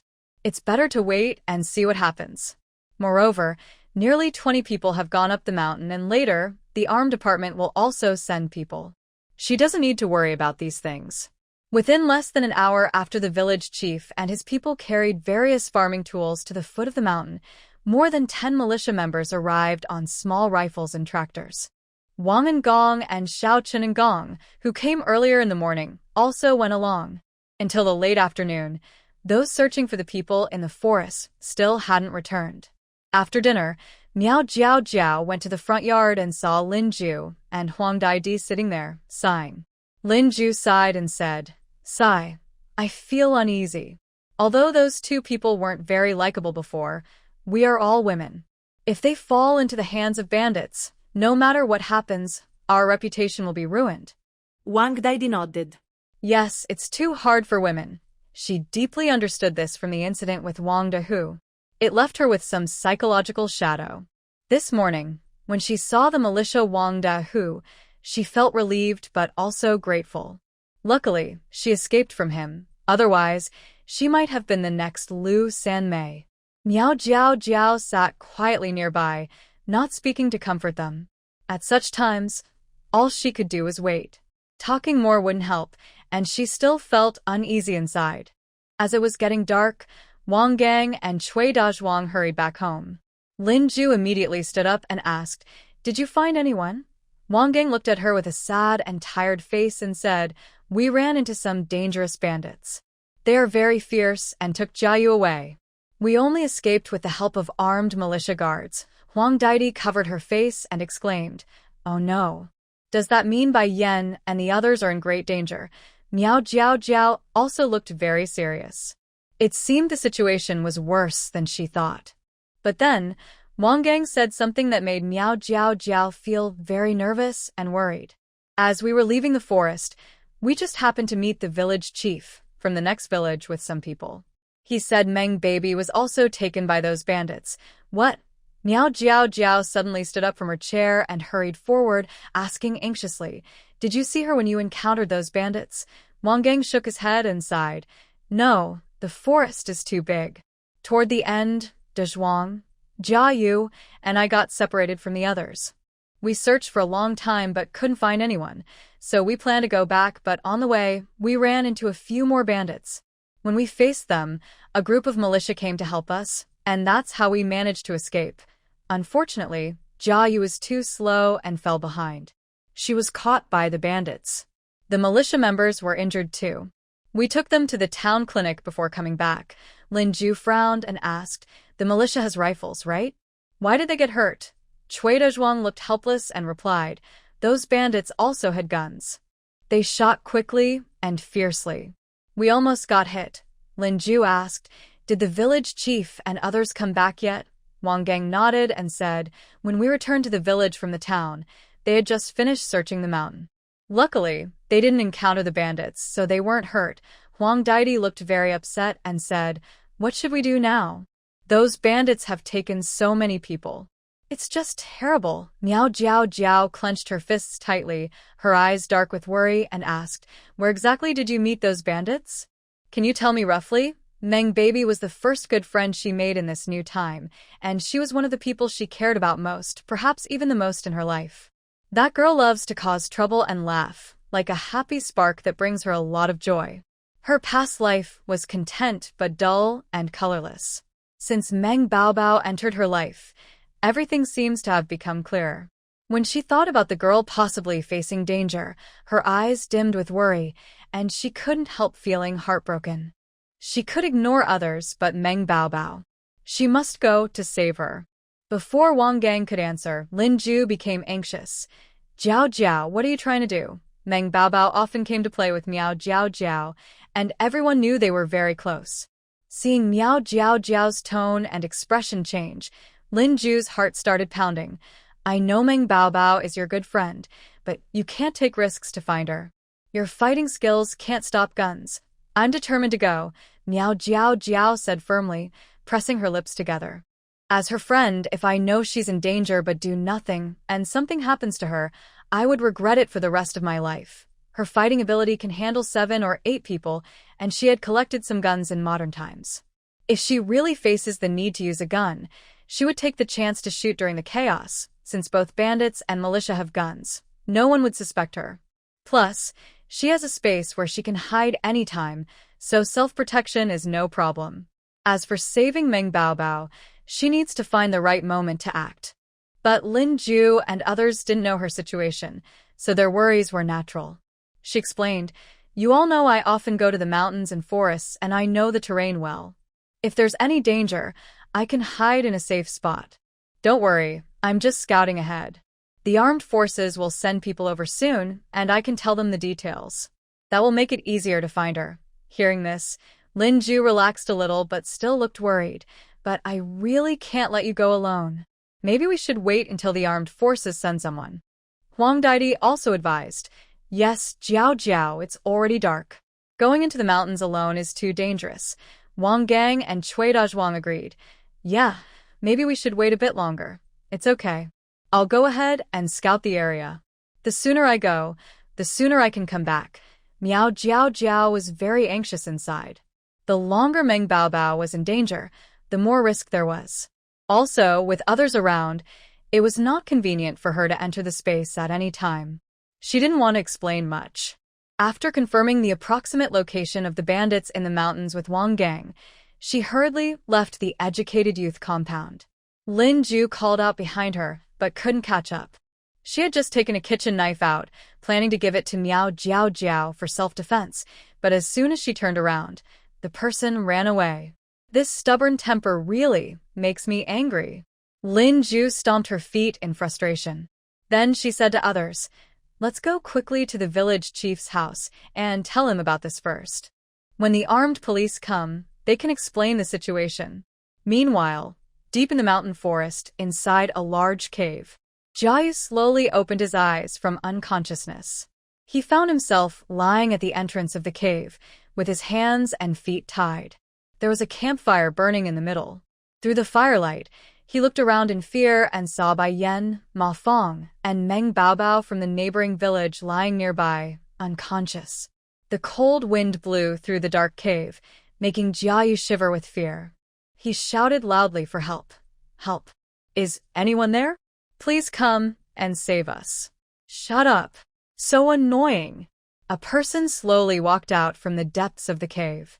This person looked to be in his 20s, with a pointed face and a strange appearance. He rubbed his blurry eyes, saw Jiayu awake, and then kicked him a few times, saying, "Why are you shouting? You're disturbing my sleep." Jiayu was terrified and quickly apologized. Sorry. Please, let me go." The man sneered, twitched his ears, and said dismissively, "Let you go?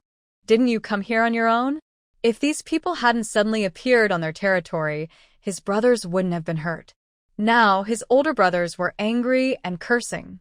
He found an excuse to say he was guarding prisoners in a neighboring cave and thus avoided trouble.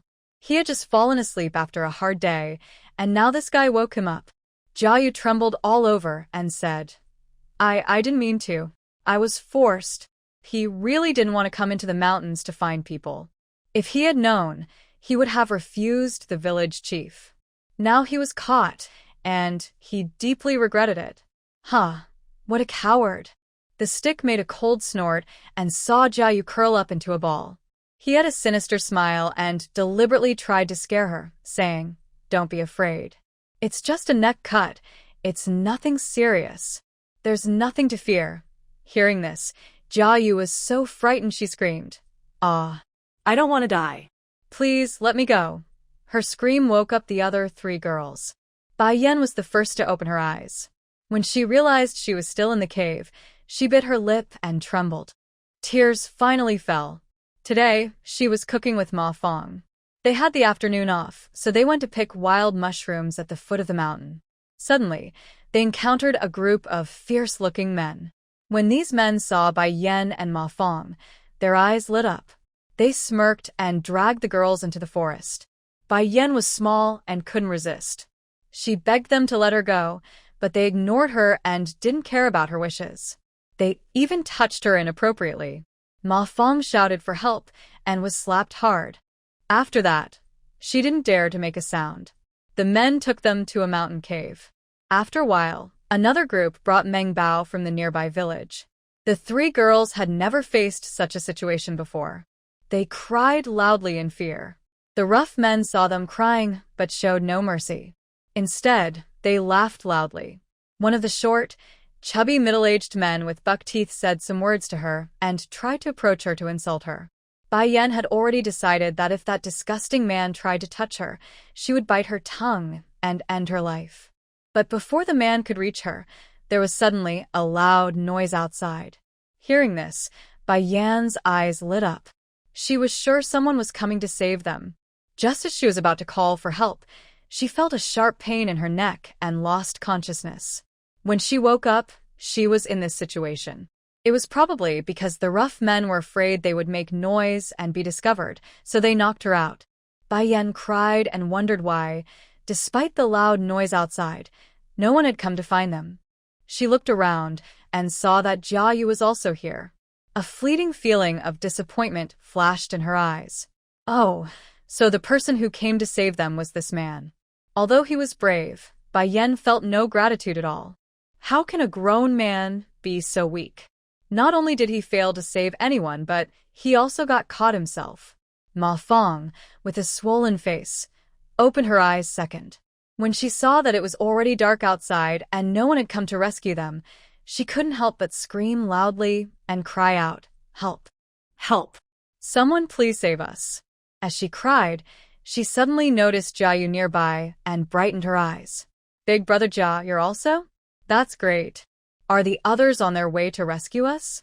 Jia Yu twitched his mouth. This tone sounds a bit like gloating. He secretly glanced at the carefree stick standing beside him, shrank his neck, and didn't respond to Ma Fong. Although he was scared being, he knew right from wrong and wouldn't reveal any information to these bandits. Otherwise, the villagers and militia would be in danger, and they wouldn't be able to come to rescue them. But Ma Fong was just not smart.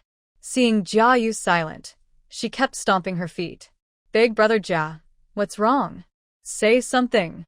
Boo-hoo, is anyone coming to save us?" Jia Yu's eyebrows twitched twice, and he gritted his teeth. "I don't know." Ma Fong screamed. "How can you not know? Otherwise, how did you find us here?" "Shut up." Bai Yan finally couldn't bear it anymore and scolded her. She gritted her teeth and said, "Big brother Jia is helpless now. How can he come to save you?" Bai Yan's shouting finally scared Ma Fong into silence. She curled up and could only sniffle and cry. Jia Yu let out a sigh of relief. If she kept arguing endlessly, he wouldn't be able to take it. Meng Baobao sat nearby without speaking, looking very defeated. Large tears rolled down her face, clearly frightened. The stick saw that these people were talking among themselves as if he wasn't there. He snorted. First, he walked over to Ma Fong and kicked her hard in the stomach. "You're too noisy." "Shut up." Ma Fong was kicked so hard that her stomach hurt terribly. She fell to the ground, crying out in pain. Then Megan chuckled and walked over to Bai Yan, squatting down to look at her face. "You're pretty smart, no wonder the boss likes you." After saying that, he reached out with his dirty hand and touched her smooth face, making a teasing sound. "Look at how soft and smooth your skin is. Once the boss is done with his fun, I'll have him give you to me. Then you'll be with me, eating well and living comfortably." "Haha, don't touch me." Bai Yan suddenly became angry and shy. She bit her lip and tried to dodge, but he still groped her a few times. "Hee hee, I like shy little beauties like you." "It's so exciting." Megan took the chance to touch her face a few more times before standing up. He glanced at Meng Bao in the corner, feeling a brief sense of regret. That little girl was the purest and most beautiful. Unfortunately, his second brother was too protective and wouldn't let anyone else touch her. Otherwise, he also wanted to go up and touch her pretty face. "Stay here quietly. I'll come back later to deal with you all." Megan shouted at the people inside the cave, then went to report to the next cave. Their hands and feet were tied, and brothers were guarding around them. He wasn't worried they would escape. When Megan arrived at the next cave, the three gang leaders were standing at the entrance, discussing something. Seeing him come over, Ergo Minggo raised an eyebrow. "Are those people awake?" Mingji's real name is unknown. He's in his 30s, always wearing black-rimmed glasses without lenses. He looks harmless and refined, but he's actually the most cunning and cold-blooded among the gang. He studied abroad before, but due to a love affair gone wrong, he caused a death and had to return home. Eventually, he was caught and imprisoned. After serving his sentence about a year ago, he met the boss Huang Ge. By chance, they got involved in crime, and their group grew bigger and bigger. There are 15 members in this gang, all with criminal records and dangerous lives. They've hurt several girls before, leaving them to die in the mountains after abusing them. Now, the police are chasing them hard. The gang members haven't had fun with women for a long time and are in need of some to vent their anger. Today, he ordered his men to go to a nearby village to catch some girls, then moved to another town's mountain to hide. But this time, they were seen during the kidnapping, which led to the trouble that followed. "All right, Brother Ming." The stickman nodded respectfully. Brother Ming whispered, "Good, you're awake. Once you're awake, cover the mouths of these people with cloth. We're leaving for another mountain soon." "Okay." The stickman waved to a few small followers nearby. "Come with me, let's get to work." Then he headed toward the mountain cave. When they arrived inside, Bai Yan was commanding Jiayu to bite the rope on her mouth. As soon as she saw the newcomers, her face turned ghostly pale. The stickman frowned, quickly stepped forward, and kicked Jiayu. How dare you try to escape?" Jiayu was hit directly in the backside, falling face first onto the ground, scraping some blood on his face from the small stones. The stickman, furious, slapped Bai Yan hard. The slap was loud enough to echo through the entire cave. Bai Yan's fair skin immediately turned red and swollen. She bit her lip, tears streaming down uncontrollably. "It seems if I don't teach you a lesson, you won't understand how powerful I am." The stickman grabbed Bai Yan's collar and dragged her toward the cave entrance. He ordered the others, "Take these people out too." "Yes, Brother Stick." The small followers immediately grabbed the collars of the others and dragged them out. Ma Fong was screaming in fear. Jiayu was completely limp, unable to move. Bai Yan's eyes showed despair, and Meng Bao's big eyes had lost their shine. The boss, Brother Huang, was sitting at the next cave entrance, smoking a dry pipe. Seeing this, he immediately frowned. "What's going on?" The stickman respectfully replied, "Boss, this woman is ungrateful and trying to persuade others to escape. Maybe we should just teach these people a lesson right here and break them down." Brother Huang paused his smoking, squinting at Bai Yan's pretty face. A wicked fire suddenly ignited in his heart. "All right, let's do it here at the entrance. I want to show you how I can be mighty." "Yes." "Boss is powerful." The others cheered and clapped happily.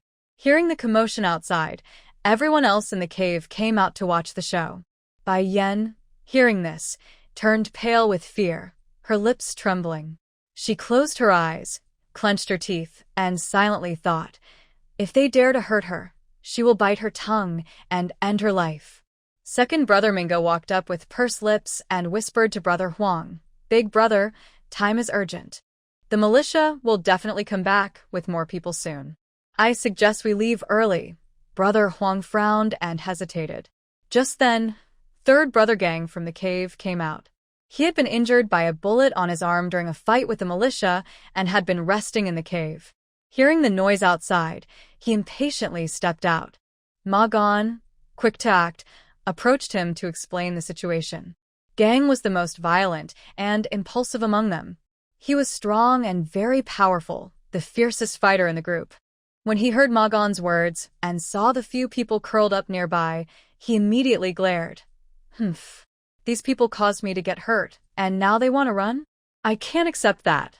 Big brother, second brother, let's give it about 10 minutes. We should be able to handle this." He then looked directly at the 4 people sitting on the ground. His gaze quickly swept over Bai Yan, Ma Fong, Meng Bao, and finally stopped on Jiayu. His tone was bold but sounded like a demon from, "Haha, this pretty boy looks quite delicate. Playing with him should be fun." Jiayu's mind was instantly shattered. He stared in shock. What does this person mean? What does playing with him mean? Why can't I understand it all? Bai Yan, Ma Fong, Meng Bao, and others nearby looked just as confused. They had only heard about such things between men and women. How could men do that with other men? At that moment, it felt like a new door had opened in their hearts. They completely forgot they were also in danger. Third Brother Gang didn't say a word to the big brothers or second brother. He just grabbed Jiayu, laughing loudly, and prepared to drag him into the cave. Once inside, Gang threw Jiayu to the ground, unfastened his belt, and ordered, "Kneel down and stick out your." Jiayu didn't understand what was happening and felt more and more strange. When he saw someone suddenly reveal a big tool, he instantly understood. His face lost all color, and he screamed, "No, this can't be happening. I can't allow this. What kind of devil is this? Please, someone come and save him." Meanwhile, outside the cave, the boss, Brother Huang, heard noises inside the cave and looked at the second brother. Seeing that he had no reaction, he smiled happily. Without hesitation, he leaned forward with a mischievous grin and tried to kiss Bai Yan. Because he hadn't washed properly for many days, he smelled strongly of sweat and bad odor. Bai Yan was overwhelmed by the smell and kept dodging and vomiting. Ugh. Go away. At that moment, her accidentally splashed onto Brother Huang's face. Hey! How dare you spit on me? He shouted angrily. He wiped his face and slapped her hard, causing her lips to bleed. Then, he roughly tore off Bai Yan's outer clothes, and a greasy, pig-like face immediately started biting her neck. Seeing this, Meng Bao was so scared her pupils widened. She never expected that she was just picking wild mushrooms at the foot of the mountain to show respect to her uncle and aunt, but suddenly she was captured by a group of people. Throughout the journey, a man wearing glasses, Mingo, kept looking at her with a smiling expression. Until a fat man tried to take advantage of her, Mingo kicked him away and warned everyone not to touch her. The others finally stopped. Meng Bao thought he might be a good person who had gone astray. She begged him to let her go halfway through. But this seemingly polite and well-mannered man's words made Meng Bao feel like she was falling into an icy pit. He said, you look like someone I knew long ago. She was my first love. We went abroad to study together, but she betrayed me. I couldn't accept that, so I used a fruit knife to cut her and her lover's flesh. The screams they made were so loud, it made me feel very happy. Then he looked at her with a sly smile, his eyes full of a dark, possessive desire, and slowly said, If you don't listen and want to leave me, I wouldn't mind starting over again. From that moment, Meng Bao was completely terrified and silent. She was usually lively and brave, and when faced with sudden danger, she would call for help. But today, she curled up in a corner and said nothing all afternoon.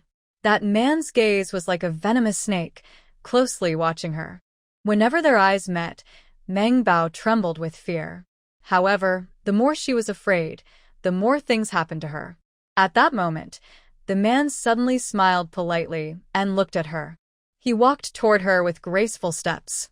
Don't be afraid. As long as you listen carefully, I won't hurt you. Meanwhile, another man with a mischievous smile grabbed Ma Fang's collar and led her to an open space. Ma Fang screamed in terror. Ah! Don't touch me. Just at this critical moment, a figure suddenly rushed out. The person trapped inside the cave was in the worst condition. His hands and feet were tied, and his pants had been almost completely pulled off. He was almost subjected to a humiliating ordeal. When he heard the commotion outside, Jiayu started crying loudly. Sniff, sniff, no matter who it is, I thank you. Oh, heavens. He felt like his savior had arrived. Comrade, now that everything has stopped, you should put down your gun. Brother Huang's face was trembling with fear. He was very afraid of dying. After spending over 10 years in prison and finally being released, he didn't want to die so easily. First, have someone untie those hostages and let them go. Xiao Chen, a police officer, gritted his teeth, trying not to show his nervousness. If you don't do as I say, I will shoot. These people were very dangerous, so he couldn't take any risks. He could only make this demand. Big brother. The third brother called out to the leader. He didn't want to give up what he had just gotten. Let's fight him. Cowards like him don't dare to shoot. Gang, the leader, was always violent and never understood what surrender meant. He only fought harder when faced with trouble. Big brother, I will cover you. Second brother Ming also didn't want to lose Meng Bao. The girl had innocent, bright eyes, just like the girl he once loved. Since he had missed his chance at love before, he didn't want to lose her this time. Fine, since you all disagree, I will shoot now. Xiao Chen's forehead was bulging with veins. He quickly loaded his gun and prepared to fire. He couldn't rush. If he did, everything would be ruined. Wait. Wait. Brother Huang was so anxious that his voice quickened. He shouted softly to the others. Let my people go. If anyone dares to ignore me, I will shoot him. When he said this, everyone froze. The third brother was so angry his nostrils flared.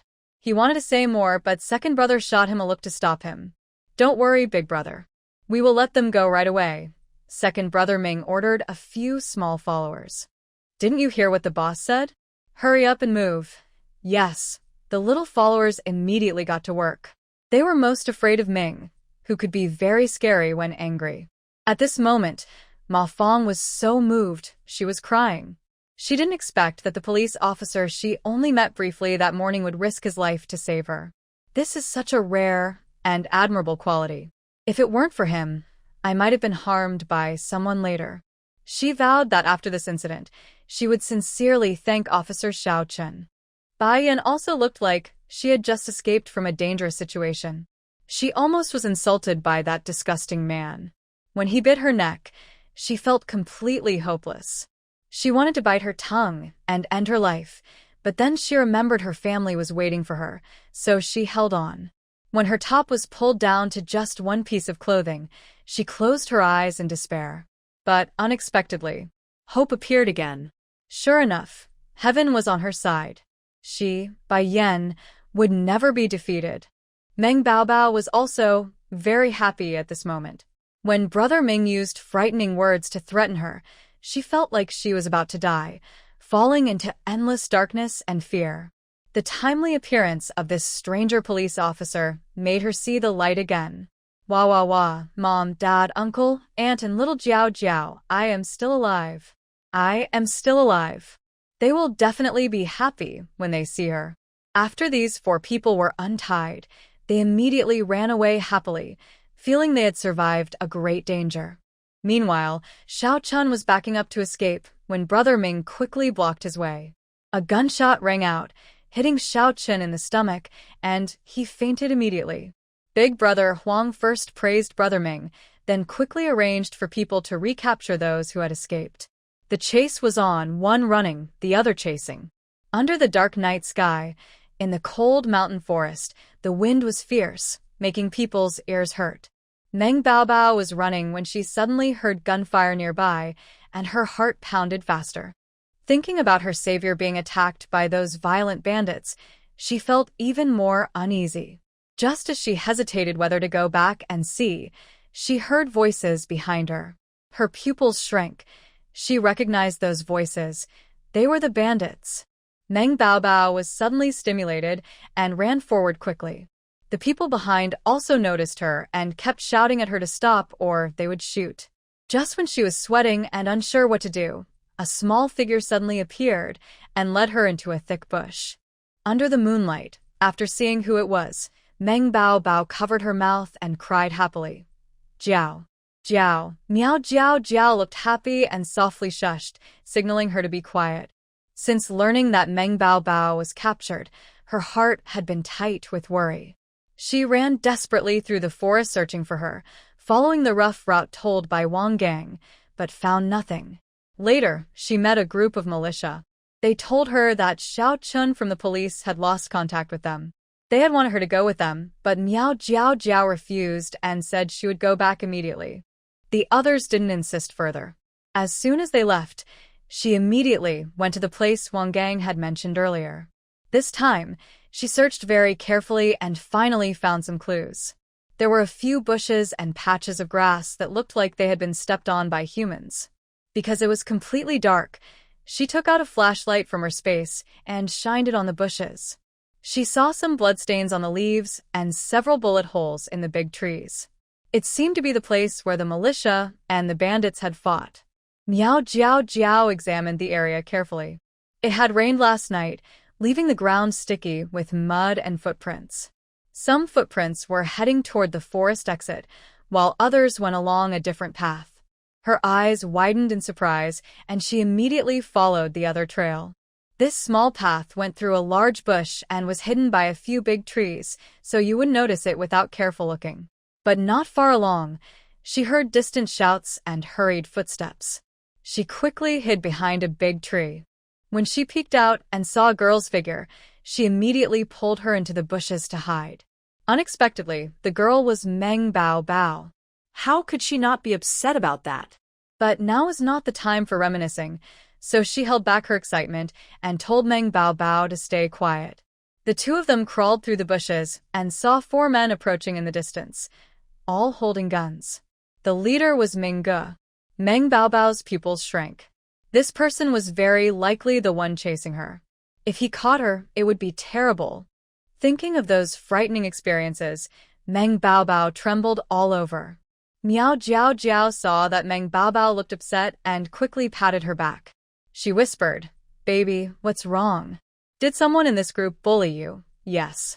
"The man with the black-rimmed glasses," Meng Baobao whispered, crying softly. "He said if I didn't listen and tried to run away, he would cut me with a knife, piece by piece." "Boo-hoo, Jiao Jiao, I'm so scared. Don't be afraid. I'm here. Now that I'm here, you don't need to worry." Miao Jiao Jiao gently comforted her, her voice soft and caring, but her eyes burned with anger. It was shocking that this person used such cruel words to scare Meng Baobao.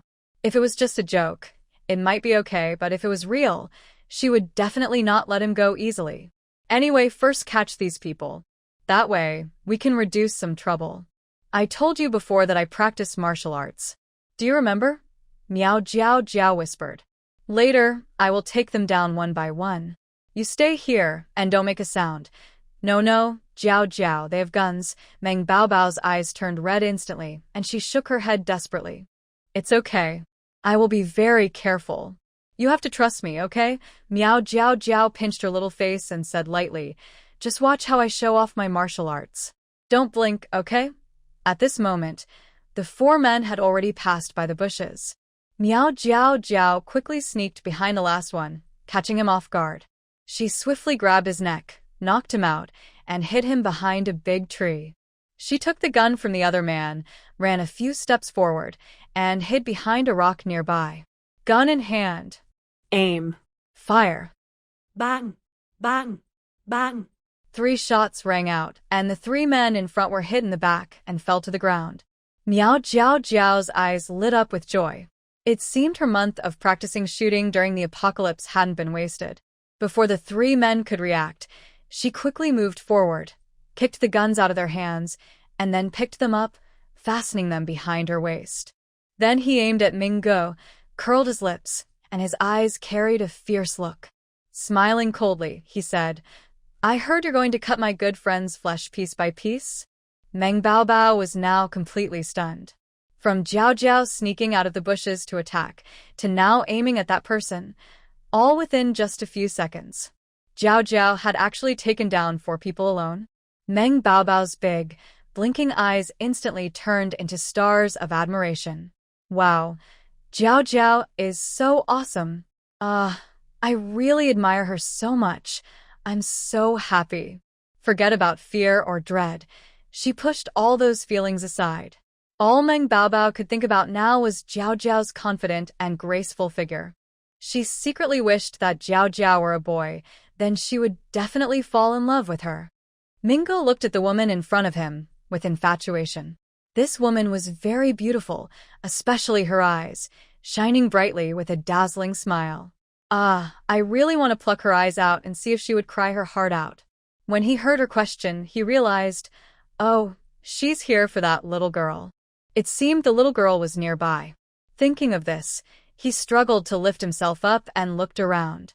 "Don't move." Jiao Jiao, who had just been disgusted by his gaze, immediately aimed her gun at his head and said coldly, "If you move again, I'll shoot you."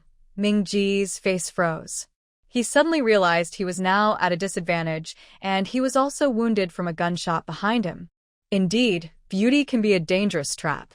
He had been defeated by women before because of it. He definitely wouldn't let that happen again. Thinking this, his eyes turned fierce. He picked up a stone from the ground and threw it. Bang! The stone hit Jiao Jiao's hand holding the gun. She trembled, and the gun fell to the ground. Mingo endured the pain in his back, quickly got up, and threw a fierce punch at Jiao Jiao. He wanted to knock her down, pin her to the ground, and tear her apart. After the gun was knocked away, Jiao Jiao didn't have time to pick it up. She saw him move. She quickly kicked the gun into the bushes and, before his fist could land, bent down and punched back. Punching? She was very good at that. Let's see who can hit harder. Bang! Bang! Bang! Just as Brother Ming swung his fist toward Miao Jiao Jiao's face, he suddenly felt a sharp pain in his waist. He looked at the girl in front of him in disbelief. Before he could react, he was hit and beaten. Thud. After 2 minutes, he was exhausted and fell to the ground. In an instant, everyone present was stunned. Han Lingji arrived just in time to see the scene. He had gone to the town this afternoon for some errands and only returned at night.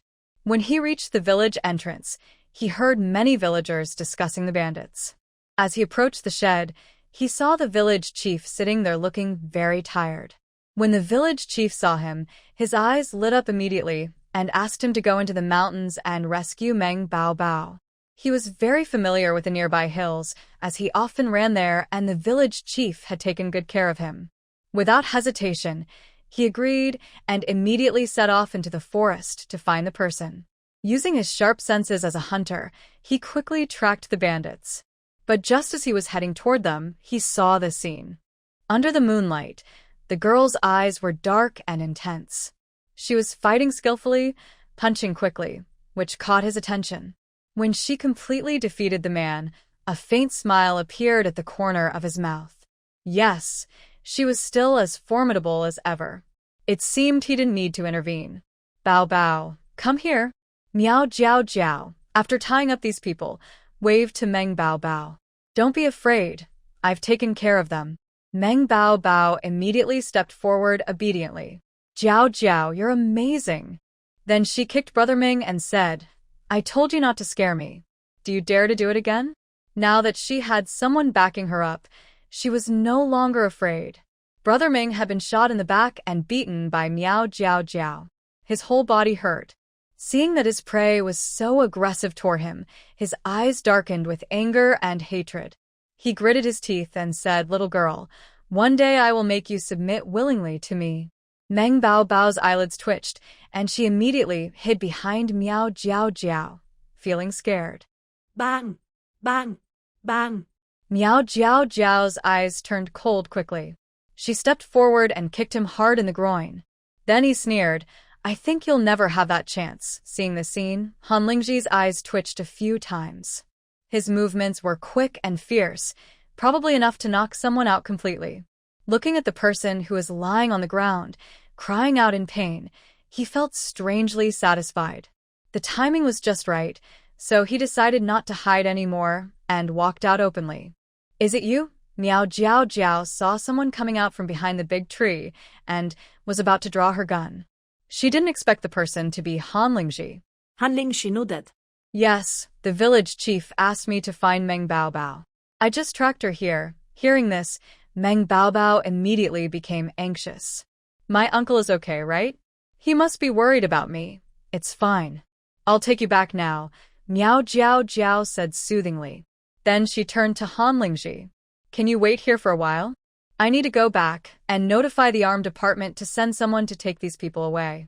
Except for Mingo, who was still strong-willed and hadn't fainted, the other 3 had already passed out. Since only these 3 couldn't be moved directly, she asked Han Lingji to wait. Han Lingji nodded. Sure. Miao Jiao Jiao expressed her thanks. Thank you. Before leaving, Meng Bao Bao quickly explained what happened when she was captured and what followed. By the end, her eyes were red. At that time, we were all almost hopeless. Luckily, a young man in a police uniform with a gun appeared and saved us. But everyone was so scared that they ran in different directions. I didn't see the others, and I also heard gunshots later. It's very likely that the police officer who saved us was injured. She didn't go into detail about the abuse they suffered earlier, as it concerned the girl's reputation, and she wouldn't say it. Actually, the only injuries were that Bai Yan's clothes were torn and her neck was bitten, which was somewhat serious. She didn't know about Jia Yu's situation inside the cave. Ma Fong's resistance was too fierce, so the attacker didn't succeed. As for herself, besides being verbally provoked, she wasn't injured. From this, it seems that the group of bandits split into 4 groups to chase after people. Miao Jiao Jiao frowned. But it's good that those few managed to escape. The main concern now is whether that police officer was shot. If so, he needs to be taken for treatment immediately. The young police officer should be the same young officer Xiao Chen that she saw this morning. Before entering the forest, she heard Wang Gang say that a group of militia, including a police officer, was helping them. It's very likely that after they took other injured people to the town clinic, Xiao Chen hurriedly brought people over to help, which accidentally led to them rescuing Meng Baobao and the others. Yes, I am a bit worried too, Meng Baobao said with a sad face, sighing. He saved me, but I can't do anything to save him back. Just thinking about it makes me feel upset. Miao Jiao Jiao patted her shoulder. Things like this depend on what we can handle. Since we can't directly save him, we can go back quickly and find someone to help. Actually, she could have let Meng Baobao stay here, while Han Lingji watched over the others and protected Meng Baobao. She could go ahead alone to look for help. But as soon as she had this idea, she dismissed it. Even though this would mean losing 4 people, the remaining bandits still had 11 people with guns. She could hide in a safe space if danger appeared, but accidents could still happen. She valued her life very much. Most importantly, she didn't want Meng Baobao to be in danger again. In this forest, bad things could happen at any time, or other bandits might come. Although Han Lingji was skilled, when chaos broke out, he wouldn't have time to protect Meng Baobao. Also, although she and Han Lingji had met several times, they weren't close friends. She had no reason to entrust her friend to him. After thinking carefully, Miao Jiao Jiao decided to send Meng Baobao back first, and then bring people to rescue others. Yes, let's go back quickly, Meng Baobao nodded repeatedly. Come on, let's run faster. Just as they were about to leave, there was a sudden splash nearby, and a figure fell down. Miao Jiao Jiao and the others quickly ran forward, turned the person over, and after seeing their face, Meng Baobao exclaimed happily, "It's the police officer who saved us. It was Xiao Chen." Earlier, after he was shot in the abdomen and fainted, the bandit boss, Huang Ge, had a young follower watch over him, while the others went after the fleeing people. Not long ago, he woke up from the pain, and with great effort, he managed to deal with that young follower. Driven by a strong desire to survive, I stumbled and ran all the way forward. Suddenly, my consciousness blurred again, and I fainted once more. Because of a gunshot wound to the abdomen and heavy bleeding, my face lost all color and looked very miserable. If I don't get help soon, my life could be in danger. So, Miao Jiao Jiao and Han Lingji quickly made a stretcher. She and Han Lingji carried one end, while Meng Baobao followed along. The most urgent thing now is to get the person back first. As for the 4 others, they were and all bound around a big tree. Soon, their figures disappeared into the night. Bai Yan ran fearfully and stumbling into the deep mountains. After running for a while, she heard noisy footsteps chasing behind her. Her heart trembled, and she quickly found a large tree nearby, climbing up as fast as she could. When she reached the top, the people below had already passed by. Bai Yan relaxed a little, wiping the sweat from her forehead. Then she looked down casually and suddenly realized she had climbed to the very top of the tree. She was instantly pale with fear. Oh my, she was very afraid of heights. She had climbed the tree in a panic out of fear earlier, and now she was too scared to climb down. How is she supposed to get down now? The cold night wind blew mercilessly. Bai Yan sat on a tree trunk, hugging the tree, trembling from the cold. Tears shimmered in her eyes as she silently wished for someone to come and save her. Meanwhile, Ma Fong and Jia Yu were on this side. At first, they ran separately on the road, but when they realized they were being followed, they hurriedly fled and unexpectedly met each other. Now, they were hiding together in a dark mountain cave, trembling and listening to the sounds outside. Footsteps on dry leaves kept echoing. Jia Yu shivered and instinctively grabbed Ma Fong's arm in fear. Ma Fong was stunned. It seemed like she was being taken advantage of, right?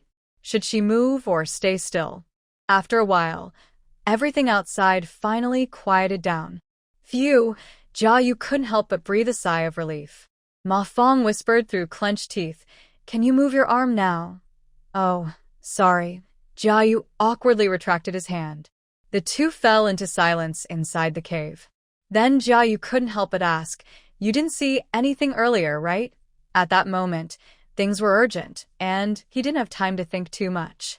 Now that things had calmed down, many bad memories came back. When that strong man dragged him into the cave, he almost lost hope. And if some women saw what happened, his reputation would be ruined.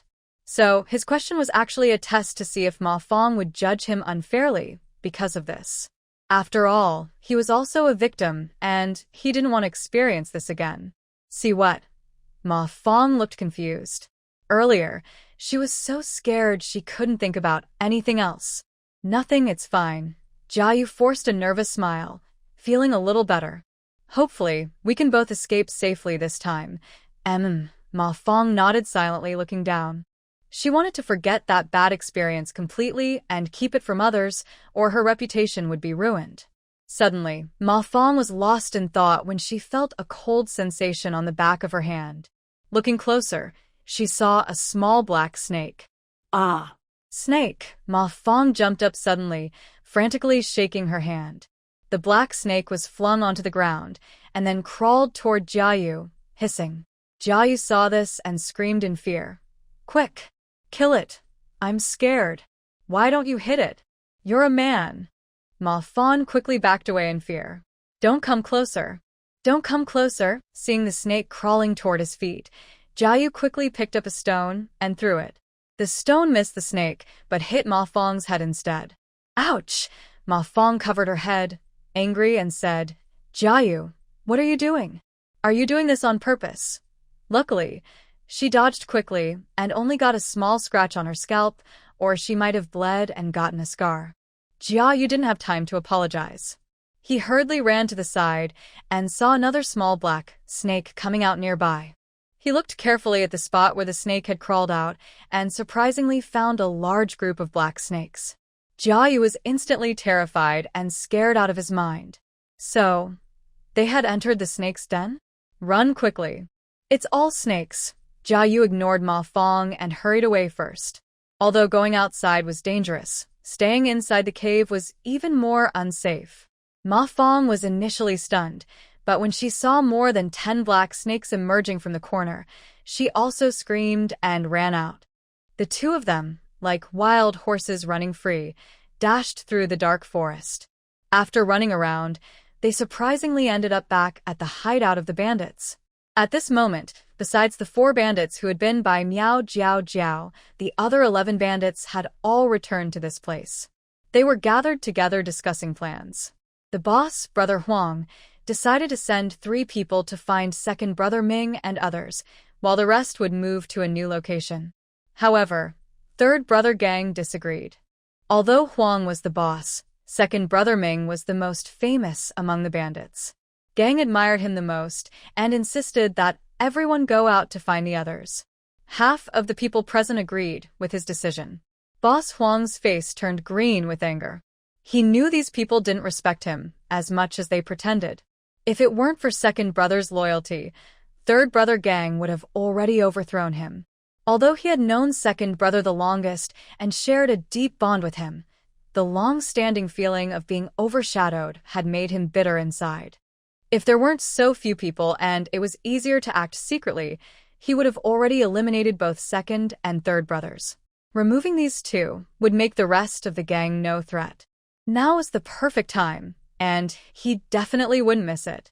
That's why he pretended to suggest that his trusted followers go find the others. When the time came, he planned to have them kill second brother, then on the way back, he would eliminate third brother. Unexpectedly, third brother, perhaps sensing something or genuinely caring about second brother, insisted that everyone stay and look for them together. Huang's eyes flickered, and he quickly came up with a plan. He frowned seriously and said, I've been worried about second brother not returning for so long. But the 3 men he brought are skilled. Since all 4 haven't come back, they must have been stopped by the militia. We have wasted too much time before, and then we spent some more time finding people. If we don't move quickly now, what if we encounter danger along the way? Old third, I won't talk about your reckless nature. If you want all the brothers to stay and risk their lives with you, I won't agree. As soon as he said this, everyone present fell silent. Except for Old Third and a few close friends, who looked indifferent, the others all looked at Old Third with disapproval. During this tense standoff, Jia Yu and Ma Fong foolishly walked right into the trap. They leaned against a big tree, catching their breath, happy to have escaped that terrible place. Then, they looked up and immediately made eye contact with all the fierce bandits present. Jia Yu saw Brother Gang among the crowd and remembered how he had almost been killed not long ago. A cold shiver ran down his spine, and he trembled all over. He started running as fast as he could. Ma Fong also saw these people, her face changing in shock, and she began to run too. Brother Gang was angry inside. When he saw the little white face who had slipped away earlier suddenly appear, he snorted and led a few people to follow. "All right, you guys go find second brother. I'll handle this myself. We won't interfere with your boss's matters. Go to the place we agreed on. We'll catch up later." Once they left, Brother Huang's face darkened immediately. He had arranged for 3 people to follow them, waiting for the right moment to act. The others then left the area directly. As soon as these people left, the militia arranged by the armed forces saw the markings made by Xiao Chun and immediately chased after them. When they caught up, the 2 groups opened a fierce gunfight in the dark night. Jia Yu and Ma Fong were also in a terrible situation. Because they had used too much energy and were too slow, they were caught by Brother Gang and his men. Jia Yu cried out loudly, begging and wailing, while Ma Fong shouted wildly, without thinking. The loud cries and howls in the middle of the night attracted some creatures deep in the mountains. While Jia Yu and Ma Fong struggled, suddenly more than 20 flashes of light appeared in the distance. From afar, they looked like fireflies. When everyone looked closer, they realized it was a pack of wolves with glowing green eyes. The stick figure's face looked tense as he said to Brother Gang, "Brother Gang, we need to leave quickly." "The wolves are coming." Brother Gang clenched his teeth and nodded. "Let's go." The group of 4 immediately started to retreat, ignoring the hostage. The leader, Brother Huang, had arranged for 3 others to run with them, leaving only Jia Yu and Ma Fong a little confused. Ugh. When they heard the howling of wolves, Jia Yu and Ma Fong turned pale and quickly ran away. As they ran, they heard rustling in the bushes behind them, and a strong, fishy smell spread around. It felt like the wolves were right behind them, about to bite. Jia Yu's eyelids twitched, and he shouted to Ma Fong, "Climb a tree! Climb a tree! Hurry!" They each found a big tree nearby and hurriedly climbed up. When they had climbed about a third of the way, more than 10 wolves rushed to the tree's base, jumping and trying to bite. "Ah!" Ma Fong screamed in fear, using all her strength to climb faster. Jia Yu, also afraid, climbed quickly too. In no time, they reached the top of the tree. Seeing they couldn't catch the humans, the wolves started crashing their heads into the tree. If they knocked the tree over, the people above would fall, and the wolves could then tear them apart. After several crashes, the branches and leaves of the trees made loud cracking sounds. Jia Yu and Ma Fong clung tightly to the trunk, trembling and crying, but refusing to let go. Ma Fong sobbed, gasping for breath. "I don't want to die. I don't want to be eaten by wolves. I still have many dreams I haven't fulfilled. I can't die so soon." Jia Yu was terrified. "Me too. My family is waiting for me to come back. If I die, they'll be so sad." Ma Fong pretended to be calm. "Don't worry. We will be fine. We will definitely survive." Jia Yu nodded. "Yes, hold on." They cried with tears and snot, exchanging a look across the tree, feeling a mutual understanding and compassion. After 20 minutes, because these 2 trees were strong and sturdy from growing deep in the mountains, the wolves couldn't succeed after crashing for a long time. Finally, the wolves, disappointed, whined and turned away to chase after others. Seeing this, Jia Yu and Ma Fong relaxed their expressions and joy appeared in their eyes, as if they had survived a disaster. Miao Jiao Jiao, Han Lingji, and Meng Bao Bao quickly left the forest. First, they took Xiao Chun to the town health clinic. Then, they went to the Armed Forces Department at the commune office. After explaining the situation, they hurriedly gathered some people and headed to the village. After personally handing Meng Bao Bao over to her eldest uncle, and amid Meng Bao Bao's tears, Miao Jiao Jiao followed others and entered the mountains again. This time, Miao Jiao Jiao did not hesitate. She had seen how terrible the bandits could be and learned some details about them from Meng Bao Bao. These vicious bandits had no humanity. If Jia Yu, Ma Fong, and Bai Yan were caught again, they might face even worse consequences. Although she had some conflicts with them before and they had done some unkind things, she believed they did not deserve death. So, she chose to go and save them. She was skilled and knew the roads well.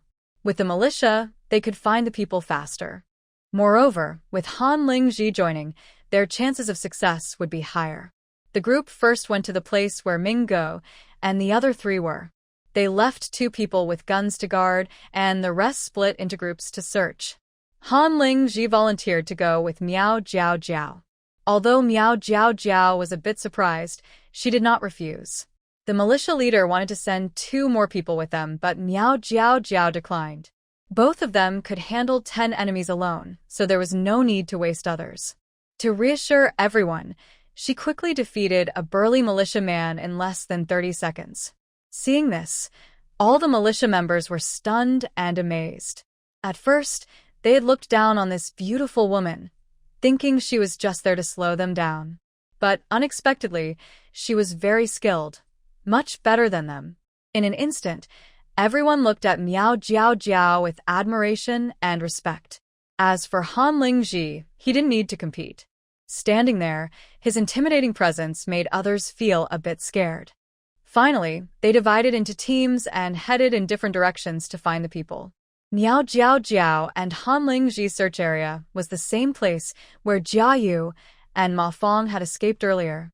Under the bright moonlight, the 2 of them moved forward and happened to see a scene where a bandit named Gengo was fighting wolves.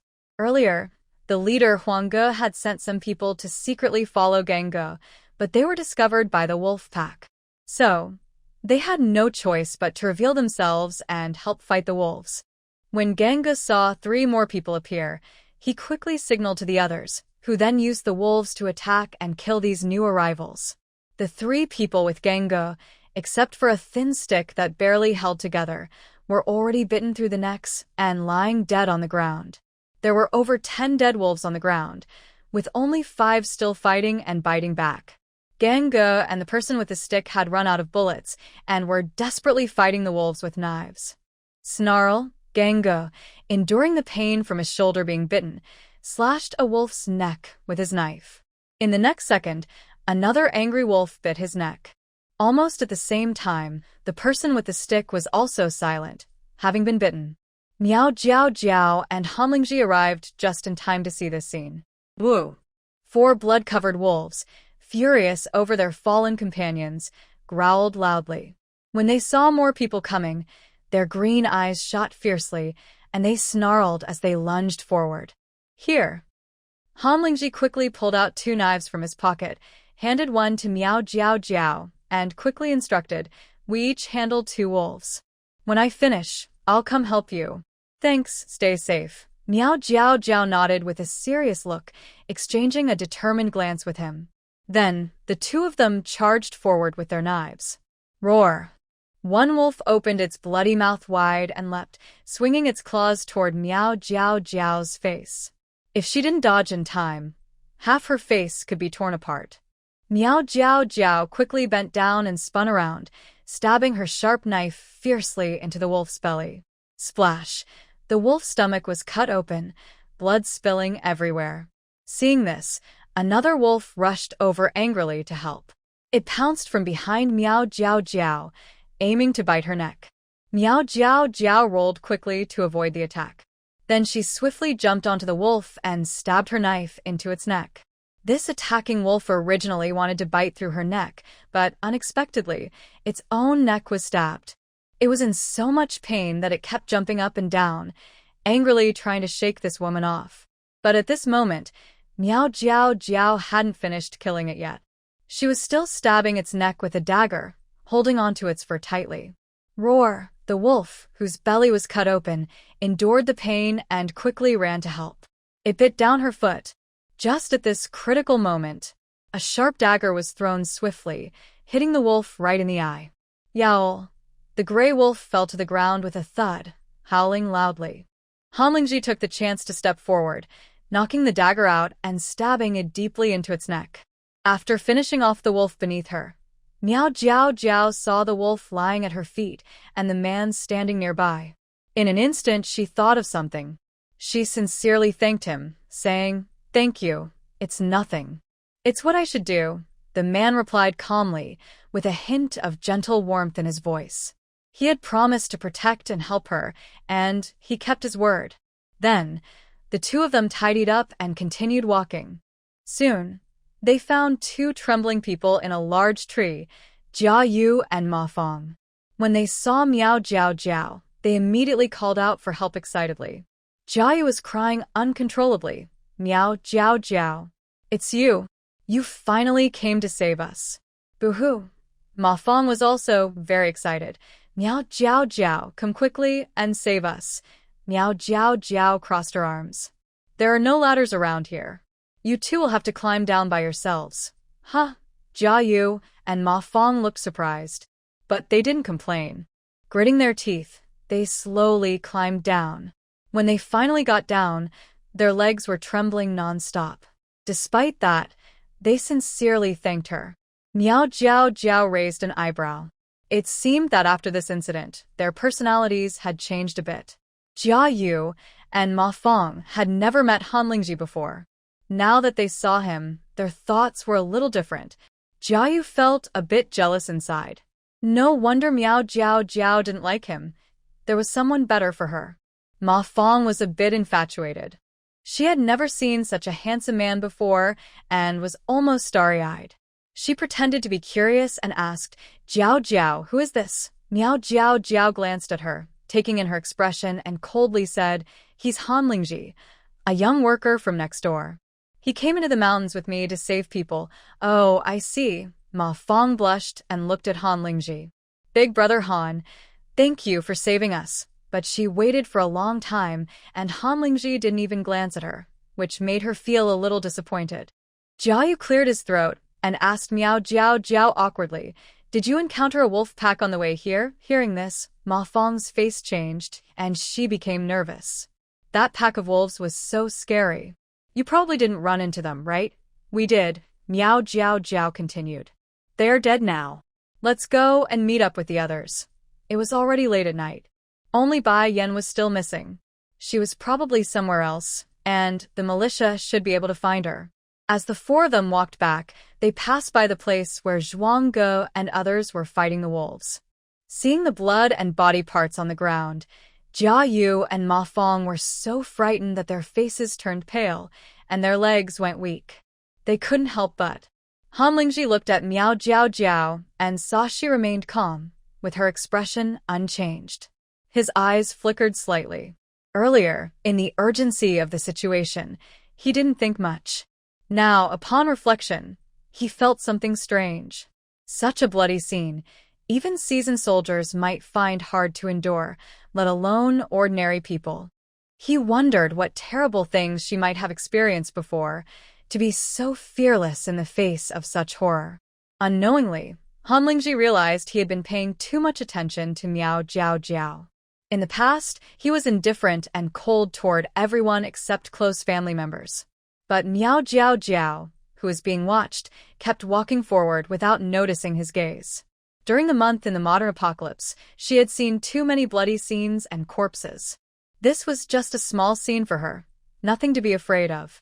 After walking a bit further, they reached the place where Ming Ge and others had been. Earlier, 3 groups of militia had gone into the mountains to gather supplies. The first group encountered the young workers and helped them fight the bandits before going to the town clinic for injuries. The second group was led into the mountains by Xiao Chun from the police. After they separated, the militia encountered the fierce bandit leader, Brother Huang, and his men. They fought fiercely, and in the end, the militia won. They captured Brother Huang and his men and brought them out of the forest. The third group was led into the mountains by Miao Jiao Jiao and Han Lingji. While searching for people, One team found Bai Yen sitting on a big tree.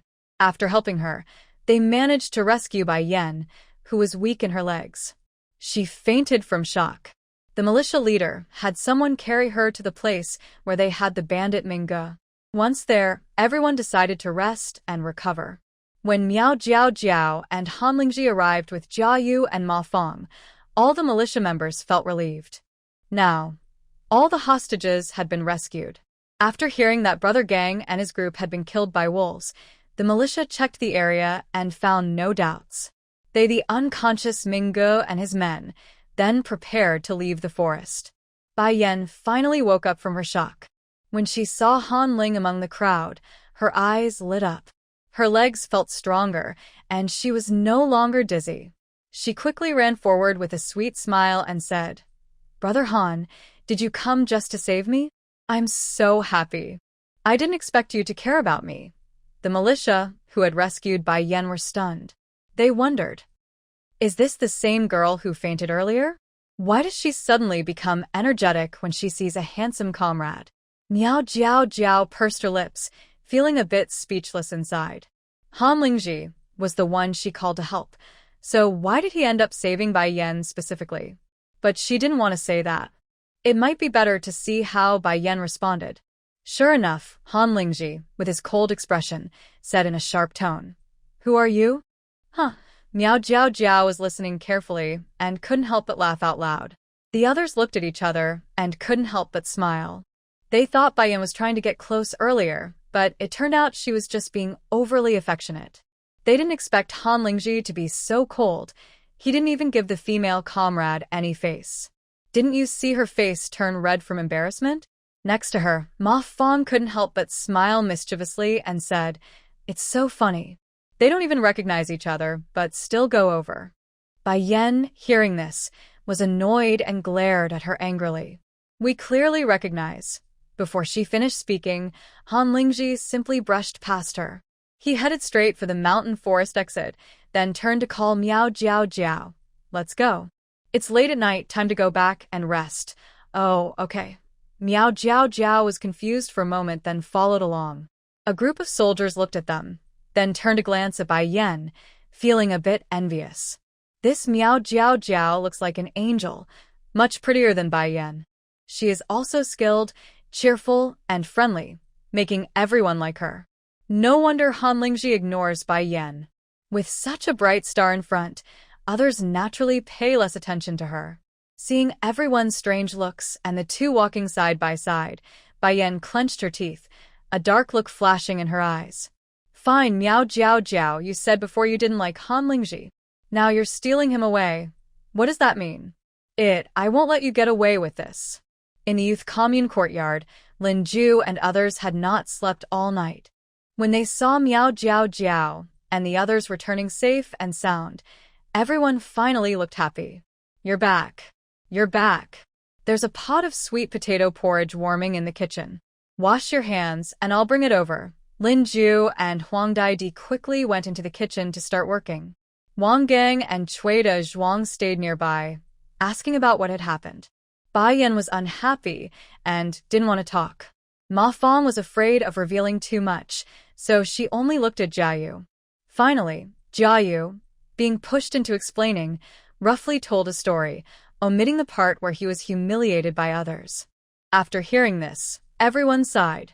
It was truly a very exciting night. Luckily, everyone was safe, or it would have been very upsetting. But Jia Yu was okay.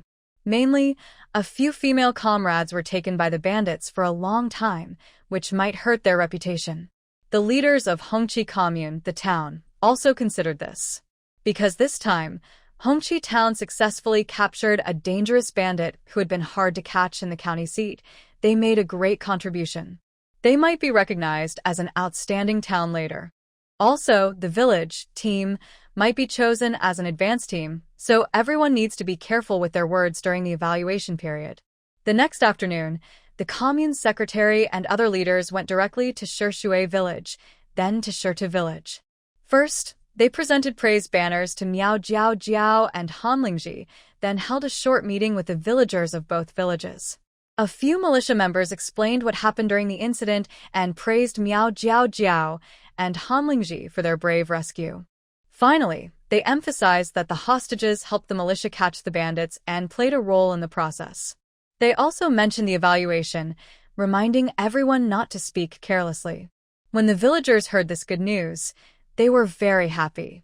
If the team is officially recognized as an advanced team, it will be a proud achievement, and everyone will be proud to share the honor.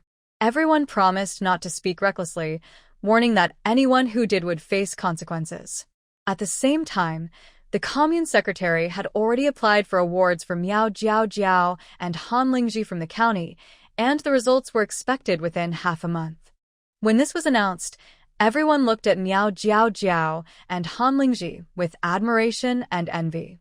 After this event, Miao Jiao Jiao became the most popular young woman in Shishui village.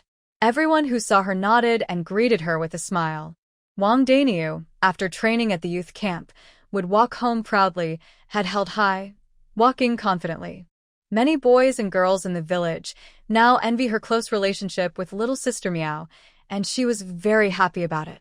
Once, her father secretly drank a little wine and she caught him. Using the method little sister Miao taught her, she managed to control him. Her mother also learned a bit about body pressure points, so when her father hit her, she could resist a little. Over time, her father stopped drinking and no longer dared to hit anyone. Now, the family is filled with happiness and laughter, and she feels very happy. Time passed quickly. In early December, the county finally awarded the honors.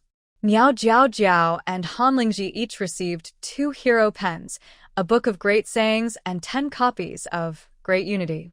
When she received these items, everyone in the youth cadre compound saw them. Seeing the large bundle of supplies, Jia Yu and Ma Fong looked at each other with bright, envious eyes. Except for Bai Yan, everyone else was happy for Miao Jiao Jiao. Miao Jiao Jiao looked at everyone's sincere smiles and waved her hand, saying she would go to the town tomorrow afternoon to buy some snacks for everyone. Lin Ju and others clapped in agreement. That evening, after exercising, Miao Jiao Jiao looked around the Spirit Spring space. A month ago, she had made a deal with the black market boss to do business in town. During this time, she had planted and harvested crops and fruits twice. Tomorrow was the delivery day, so she needed to prepare the items. She prepared 200 jin of coarse rice, 100 jin of polished rice and white flour, 100 jin of soybean oil, 300 jin of vegetables, 100 jin of brown sugar, 300 jin of fresh fruits, 50 jin of pork, and 50 jin of chicken. For the first delivery, she was cautious and brought fewer items. If the person was reliable, she would bring more next time. She packed everything into snakeskin bags, labeled them, and then went to the wooden house to drink a bowl of red date bird's nest porridge. Since she lost weight, she now used her mind to cook delicious soups or porridge every day. With the help of Spirit Spring water, she felt more radiant after eating. Now, she wasn't busy working in the fields every day. She worked for others, but it wasn't too tiring. In the evening, she played with sticks at the gate of the youth cadre compound, then read or studied in the living room. Later, she would go into her space to practice boxing, eat something tasty, and then the day would pass. This relaxed and simple life, though a bit dull, she loved very much. She always believed in living in the moment and making each day enjoyable, so she didn't think there was anything wrong with it. The next afternoon, after asking the village chief for leave, Miao Jiao Jiao went to town.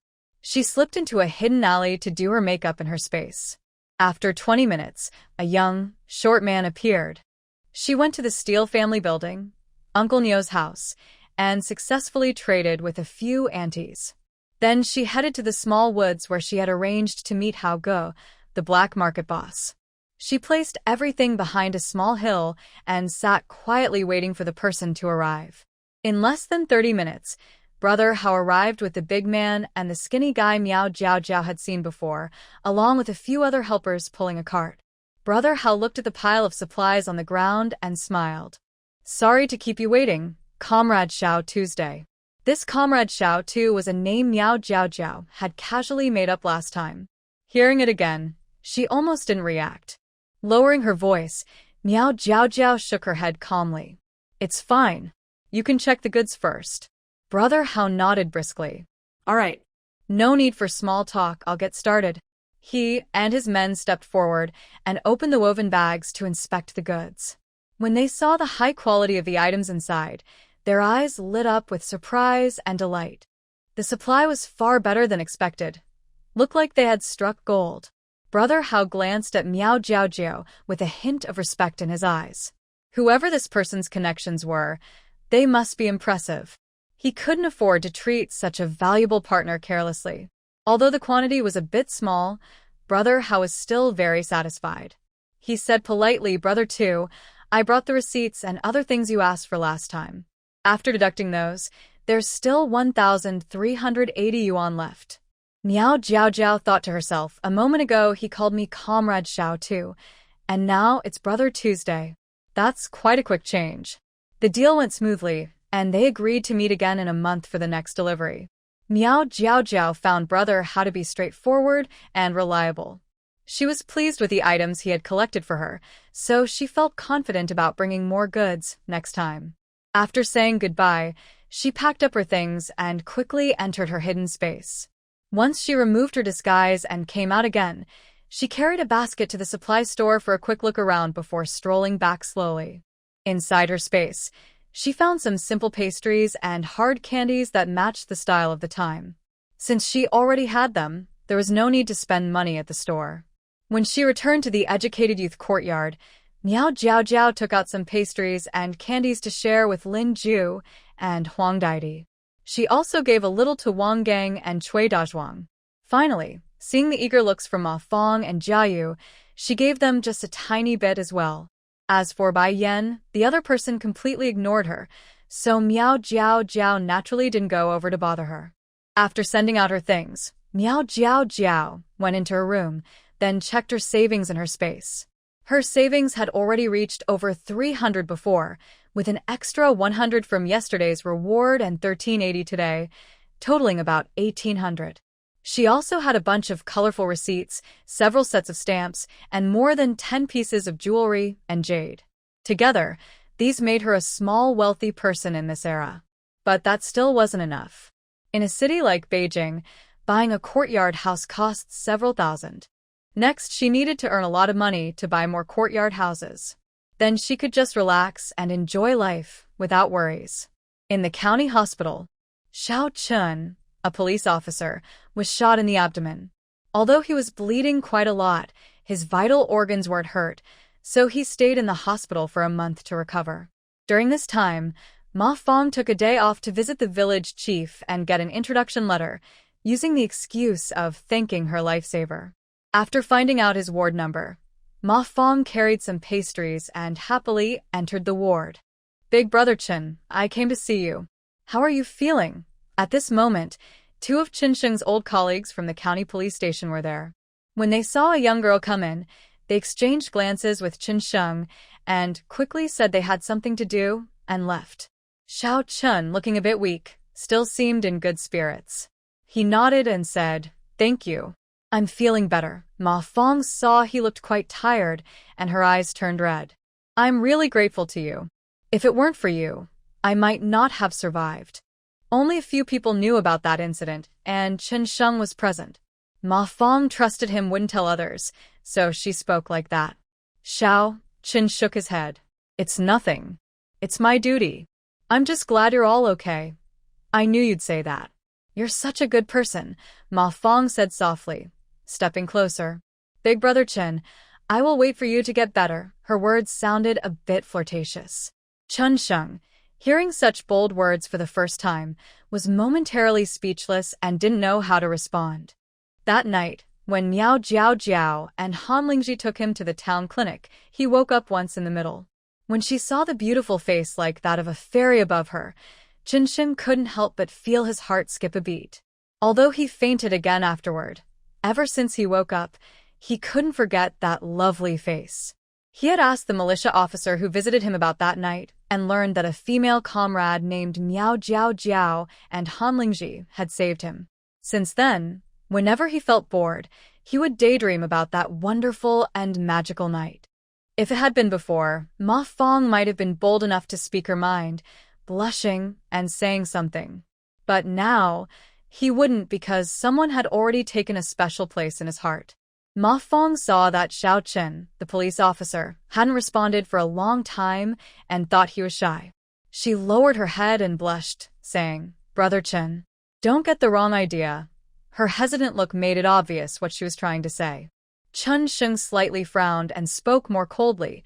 "Comrade Ma Fong, I don't have any misunderstandings. You shouldn't overthink." He didn't like to keep others waiting and wouldn't give her a chance to misunderstand. You. Ma Fong looked up blankly, a bit confused by his words. Seeing his cold expression, her heart sank, and she bit her lip, asking, "Are you disgusted with me?" Seeing herself in a vulnerable position, he must have been disgusted. But he hadn't done much to her, and he had even come to save her. Why would he act like that? "No, you're overthinking," Chen Sheng said seriously. "What I mean is, we aren't even friends, and we're not close. There's no need to be so intimate." But Ma Fong wanted to say more, but Chen Sheng interrupted her directly. "Sorry, I don't feel well and need to rest. Thank you for visiting me."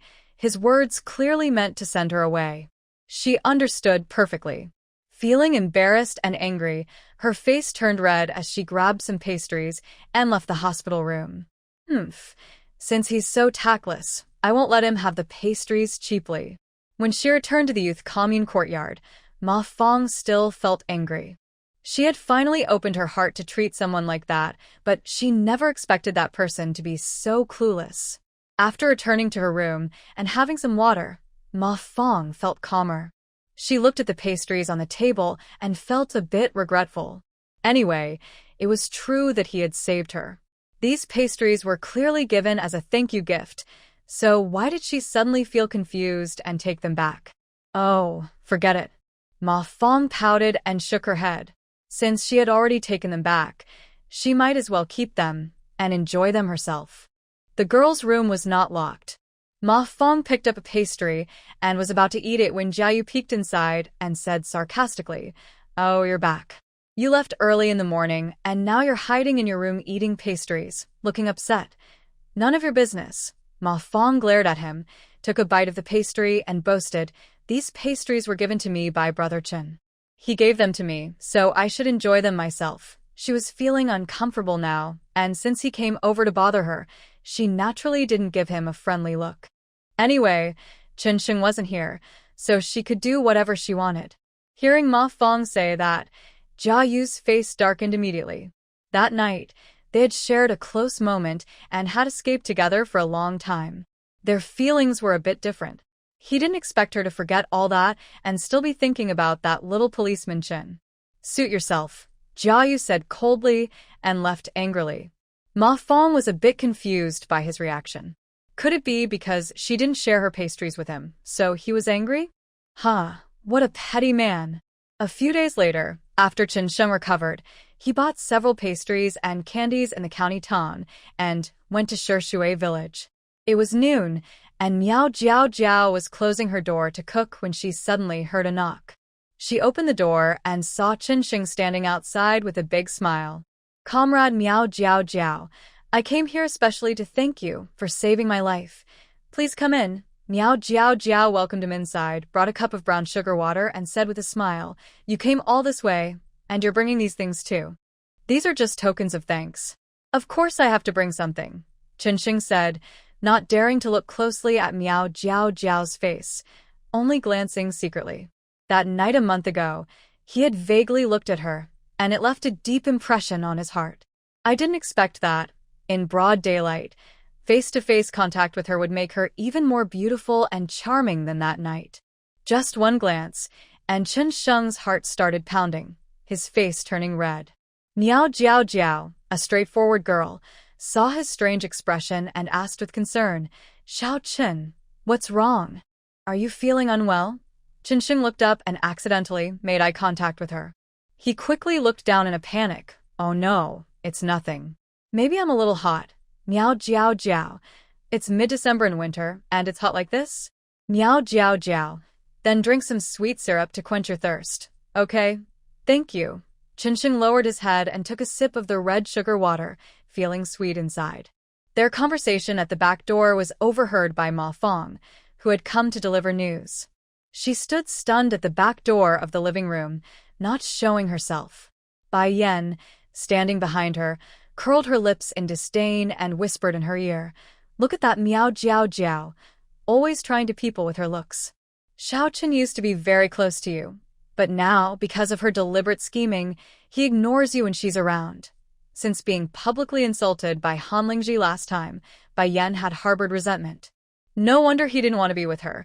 He was just attracted to Miao Jiao Jiao's pretty face. She had almost gained his affection, but she wouldn't let that cheap girl get it easily. If that was the case, she had to find a way to ruin that girl's face. Recently, she kept thinking about how to destroy her.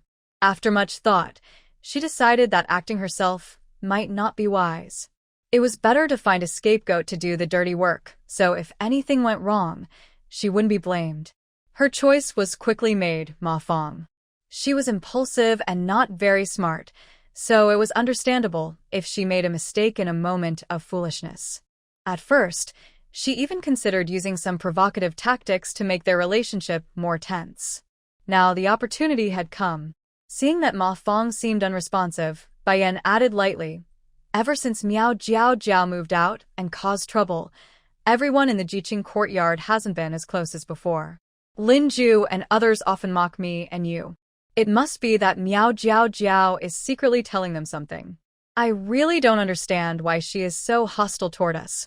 Fong Yu felt more and more annoyed as she looked at Qinsheng's bright, smiling face nearby.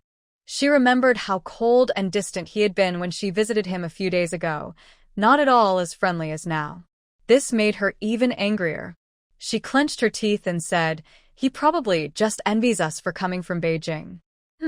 Coming from a small southern city. What's there to be proud of?" Hearing this, Bai Yan's eyes showed a hint of satisfaction. She added fuel to the fire. Her face used to be dark and chubby, but now she's slim and pretty. Everywhere she goes, people like her. At first, Fong Yu was furious because Bai Yan kept provoking her. But when she heard the last comment, she paused slightly. Then she said, "She really is pretty. Sometimes I get so captivated by her." Bai Yan's smile froze a little. Why can't this fool understand what people are saying? Bai Yan clenched her teeth and said, "That's not the main point. I mean, she only acts confident because she looks good." Exactly. Fong Yu looked at the two people nearby and gritted her teeth. "She used to look uglier than us, but now she's much prettier. It's really disgusting." Bai Yan's face almost couldn't hide her frustration. "Why do you think you're so great, and why include us in that? Is there something wrong with her? Has she always been this stupid? Forget it." No matter what, she had to try again. Bai Yan deliberately asked, "You went to the county to see Xiaochen the other day, right? Why didn't he come to see you when he came over?" That afternoon, she saw Fong Yu looking upset when she returned, so she knew she had been rejected by Xiaochen. Bai Yan's words were meant to stir up her anger. Sure enough, when Fong Yu recalled what happened a few days ago, her face darkened again. But she didn't want to say too much in front of Bai Yan, so she only replied vaguely, "Maybe he had something to do with Miao Jiao Jiao. When he has time, he'll come to see me." Bai Yan glanced at her, clearly seeing the resentment on her face. She sneered inwardly. Does she really think she can hide her feelings from her? "You say that Xiao Chen, the young police officer, is talented and handsome and probably popular with many women. That Miao Jiao Jiao." Ma Fong paused, then turned to ask her, "So you like him too?" Bai Yan. Why is this fool not as easy to fool as before? She hadn't even finished speaking, so why did she interrupt? How could she possibly like someone from such a small town? She thought she might compete with her, but that's just a joke. You're overthinking. I'm just worried about you. Bai Yan felt that if she kept talking to this fool, her teeth might grind down, but she had to follow the plan. Don't you think Miao Jiao Jiao is a bit annoying? Honest Ma Fong nodded. Annoying, yes. I've always found her annoying, but I can't beat her, and Miao Jiao Jiao once saved her. Even though they don't get along, Ma Fong isn't ungrateful. She wouldn't deliberately oppose her like before, and she can't really dislike her anymore. At most, she might complain about her privately. If Bai Yan hadn't deliberately stirred the pot, she probably wouldn't be so angry now. Thinking of this, Ma Fong, who usually isn't very clever, suddenly had a flash of insight. She turned to look at Bai Yan, suspicious, and asked, I remember a few months ago, you told me we weren't close. Why are you suddenly caring about me now? Bai Yan's eyelids twitched and she coughed awkwardly. That was just angry talk back then. We were classmates for several years in high school. How could we not be close? Ma Fong still wasn't convinced. But later, you weren't very warm to me either. That's not true. I've always been like this, Bai Yan said with a hint of impatience in her eyes. Have you seen me get close to anyone else? No. Ma Fong shook her head, then suddenly remembered something. But last time in the woods, I saw you seem pretty friendly with that guy named Han from the neighboring village. That's true. He's incredibly handsome, like a god. Any girl would be attracted. But unfortunately, he's too cold and distant, never talking to anyone. She didn't even get a chance to speak to him. After thinking it over, she still preferred Brother Chen, kind and polite. She just didn't understand why he suddenly became cold toward her. She'd better find a chance to ask him about it later. Hearing Ma Fong's words, Bai Yan remembered that embarrassing night and felt very annoyed inside. It seemed that today's plan couldn't go on. Talking to this fool was just making her angry. So she said, No, it's nothing. I'm going to the kitchen to see if Sister Lin and the others have finished cooking. After saying that, she turned and left. Watching her hurried departure, Ma Fong pouted. Does she think she's fooling anyone? It's just liking someone, what's so secretive about it? When she found out that Xiao Chun hadn't eaten lunch, Miao Jiao specially kept him to have a meal. After all, someone traveled a long way with a bunch of things to see you. Not offering food would be rude. She naturally agreed happily to his suggestion. She didn't expect that after coming here, she could actually cook a meal herself. That was such an honor. Miao Jiao first cooked a pot of plain rice porridge, then prepared 3 dishes: garlic greens, scallion fried eggs, and spicy sour radish cubes. The presentation looked pretty good together. Chun Sheng took a sip of the rice porridge, and immediately his eyes lit up. This plain rice porridge was sweet, soft, and melted in the mouth. It tasted wonderful. He then scooped some greens, which were fresh and crispy, the fried eggs fragrant and delicious, and the radish cubes spicy and tangy. Every dish made Chun Sheng feel very satisfied. Part of his happiness came from his own mood, and another part was because of Miao Jiao's cooking skills and the diluted spiritual spring water she used. Plus, she occasionally chatted with him, sharing lively and clear opinions, which made Chun Sheng admire her even more.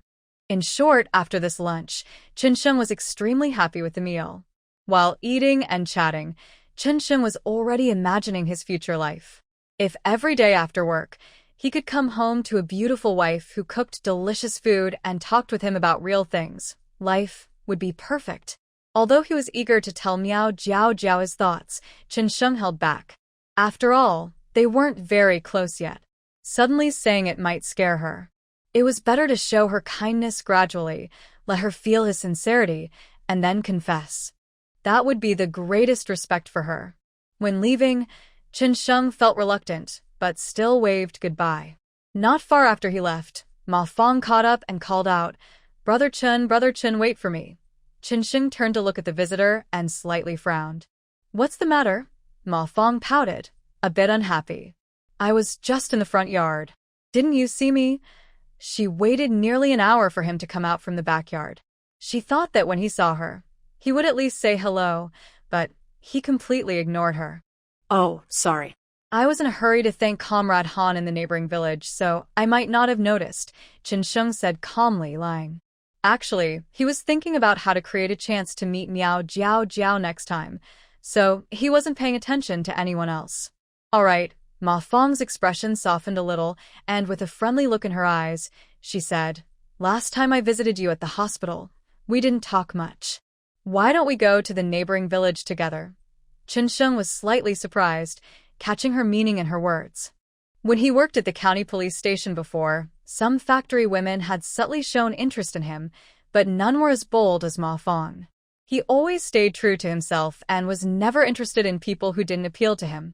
Now that he had met the girl he liked, he naturally wouldn't give others any chance to imagine otherwise. So he directly refused firmly. Comrade Ma Fong, I told you last time. We're not that close, and there's nothing to talk about. I'll go alone. Thank you. After saying that, he left quickly without hesitation. Ma Fong stomped her feet in anger behind him. Humph. Why are you running? If we're not close, then forget it. Why are you giving me the cold shoulder? Once again rejected by Chen Sheng, Ma Fong was very angry and finally realized the truth. It seemed that Xiao Chun at the police station wasn't interested in her at all. She had been deluding herself. Ma Fong was not someone who couldn't let go easily. Anyway, she had a thick skin. Oh no! She was strong-willed. She believed she would meet someone better in the future. Thinking of this, Ma Fong felt a little better inside. As she lowered her head and took a few steps back toward the educated youth courtyard, she saw Jiayu standing at the gate, looking at her with a helpless expression. It seemed Jiayu had overheard her conversation with Xiao Chun. Ma Fong suddenly felt embarrassed and angry. What are you looking at? What's that expression on your face? Eavesdropping in secret is all you can do. You were chatting in the open space ahead, and I was about to leave. Isn't that normal? Jiayu sneered a few times, deliberately provoking her. It's funny, you're so eager to get attention, but no one wants to bother with you. What are you talking about? Ma Fong glared at him angrily, almost unable to resist scratching him. I don't want to waste my time with you. She then walked straight into her room. Jiayu watched her go, feeling uncomfortable inside. Before, when he didn't get along with Ma Fong, he thought she was loud and annoying. But after being captured by bandits in the mountains a month ago and then escaping together, many things changed. They kept each other's embarrassing secrets and shared moments in a cave, like hugging and fighting snakes. Later, they escaped again, were caught by bandits, and even climbed trees to escape wolves. Once, when they hid in a tree and wolves hit the trunk, Ma Fong encouraged him to stay strong. He was very touched by her words. After they were rescued, Jiayu slowly realized he had different feelings for Ma Fong. It was not like his feelings for Miao Jiao Jiao before. At first, he disliked Miao Jiao Jiao, but as she became more capable, he felt regret and guilt, though it didn't hurt much. Now, seeing Ma Fong act friendly in front of Officer Xiao Chun, he felt a little sad and bitter inside. He couldn't understand his own feelings, so he decided to take things as they come. Bai Yan saw Ma Fong looking upset as she entered and quickly stepped forward. See? I told you. Officer Xiao Chun is completely captivated by Miao Jiao Jiao. He doesn't even look at anyone else. Ma Fong was already upset from being coldly rejected by Chen Sheng and annoyed by Jiayu's teasing. Hearing Bai Yan say that, she snapped back. What does Miao Jiao Jiao have to do with it? Officer Xiao Chun has eyes. Of course he looks at whoever is pretty. Although she didn't like Miao Jiao Jiao, she knew it wasn't her fault. Why did Bai Yan always like to pick fights? Bai Yan was taken aback and looked annoyed. She said deliberately, forget it. I was just trying to help, but I guess I was wasting my effort. I won't interfere in your matters anymore. Ma Fong didn't hold back and snorted. Humph, as if you cared about me before. White Yan. This topic can't be continued any further. Forget it. She gave up. This person just doesn't make sense. She decided to think of other ways to deal with Miao Jiao Jiao. Meanwhile, outside the cattle shed at the foot of the mountain in Shirta village, Chen Sheng sincerely thanked him. Comrade Han, thank you for saving me last time. Please accept this gift. Thank you. Han Lingji was straightforward, taking the cake from his hand and continuing, what happened to those bandits later? Chen Sheng replied, they were sent to the provincial city. As they were talking, Grandma Wu from the cattle shed smiled and came out. Comrade Xiao Chun, have you had lunch? If you don't mind, join us old folks for a meal. No need, elderly. Chen Sheng politely said, I've already eaten with the young people at Shishui village. Han Lingji raised an eyebrow. Young Xiao Miao, is that Miao Jiao Jiao? Yes, you should know her, Chen Sheng said, his eyes shining. He couldn't help but praise. Her cooking is really delicious. I didn't expect her to be not only beautiful and kind-hearted, but also a great cook. Grandma Wu listened and nodded. All right then, Lingji, you chat with the guests for a while. I'll go eat first. Okay. Han Lingji's face was a bit serious, and he responded somewhat absent-mindedly. So, they've only met once, and Chen Sheng has eaten with her once? He has met her several times but has never tasted her cooking. And from Chen Sheng's expression, it seems he has a good impression of her. Han Lingji frowned, a strange feeling suddenly rising in her heart. This feeling is just too weird. After Chen Sheng left, Han Lingji slung her homemade bow and arrow and went into the deep mountains to hunt. Only hunting could make her forget her worries temporarily and focus more seriously. Grandpa Wang from the cattle shed saw this and muttered to himself, "This brat just came back from the mountain this morning. Why is he going hunting again?" Next to him, Grandpa Wu slowly ate a few bites of food from his bowl and softly said, "Let him go." Young people always have endless energy, Grandma Wu sighed. In the countryside, there's not much entertainment. It's tough for Lingji to suffer with us old folks. Grandpa Wang nodded in agreement, saying, "That's right." This young man was destined for great success, but now he's just wasting time with us. Who knows when it will end? Old Wu, you should try to persuade him again. How many times have we told him before? He just won't go back, Grandpa Wu said with a serious look. When he returns, I'll have a good talk with him. Grandma Wu nodded. Yes, we need to talk to him again.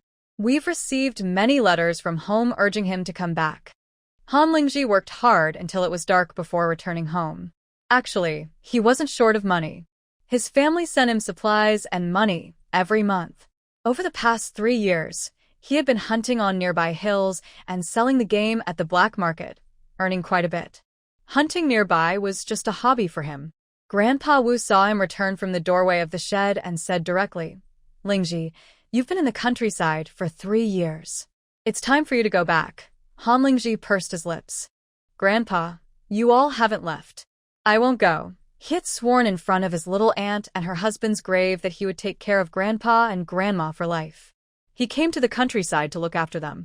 His task wasn't finished, so how could he leave just like that? Grandpa Wu sighed. "Are you still thinking about what happened 3 years ago? That's in the past, kid. Your grandma and I have long since let it go. You should too." But thinking of his son and daughter-in-law who had died young, and his grandson who was stillborn, Grandpa Wu's heart ached terribly. Could he truly let it go? Of course not. But what's done is done. What's the point of holding on to pain? It's been so long. Even for Lingji's sake, he and his wife had to move past their grief. Looking at the elderly man with white hair, Han Lingji felt a deep sadness in his heart. His parents separated when he was 5. His father was busy with military duties, so his older cousin, Han Peiyun, who was 13 years older, took care of him and raised him. To him, his cousin was not just an elder but also like a sister and mother.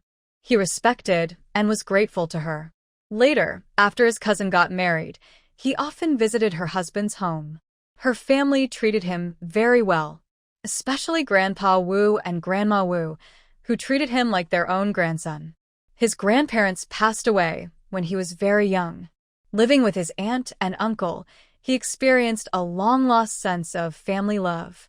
He thought life would always be peaceful and happy, but due to political unrest, everything changed. His uncle, Wu Qingling, was once the chief translator for the central government. He was honest, kind, and patriotic. However, he never expected that one day his job as a translator would cause him to be labeled as a supporter of capitalism.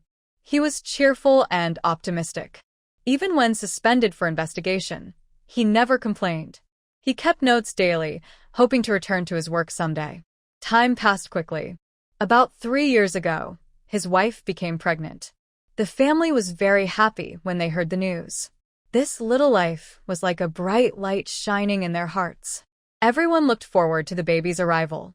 But suddenly, an unexpected event shattered their happiness.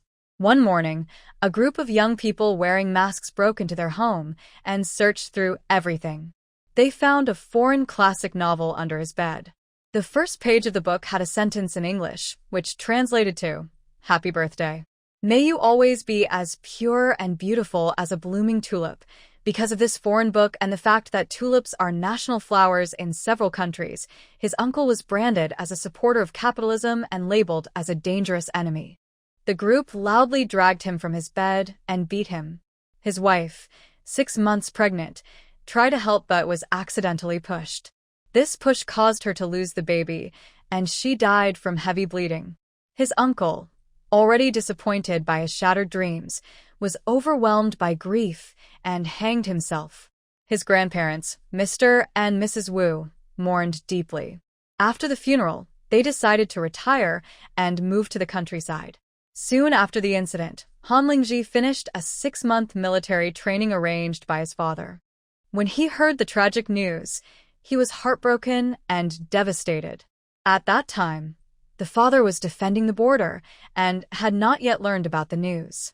Han Lingji secretly sent him a telegram explaining the situation. Then he began tirelessly collecting evidence and information, all to avenge his sister-in-law's family. Later, he finally learned the name of the foreign novel from a friend. It's called Alice's Adventures in Wonderland. He remembered that book. It was a birthday gift from Xiao Gu's fiancée, Miao Shiyu, to his former fiancée, whom they were arranged to marry. According to Wang Ma, the housekeeper of Xiao Gu's family, Miao Shiyu had visited Xiao Gu's house the day before the accident. Based on this, Han Lingji guessed that the book was deliberately left under Xiao Gu's bed by Miao Shiyu. Although he was engaged to Miao Shiyu since childhood, they rarely met because he often had to go to military training, so they had no real feelings for each other. He had planned to discuss breaking off the engagement with his father after finishing the military training. But he never expected that the tragic events involving Xiao Gu's family were caused by her. Han Lingji was even more angry and unable to tolerate it. However, it was unlikely that such a young girl could be so cruel, and the Miao family had no reason to target Xiao Gu's family. Someone else must have been behind it. To avoid alerting others, he kept a close watch on Miao Shiyu's movements during those days.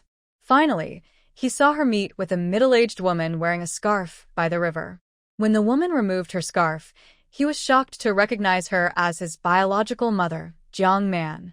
Their conversation made him furious. Miao Shiyu looked anxious. "Aunt Jiang, you said before that you didn't like how Xiao Gu used to bully you, and you wanted me to scare Han Xiao Gu. I did as you asked. But why did H come to search the house? Now, Xiao Gu's family is like this. I feel so upset. If Brother Han finds out, what should I do?" Jiang Man also looked distressed. "I don't know how it turned out like this. I only asked a friend to visit, and I had no idea he would call H.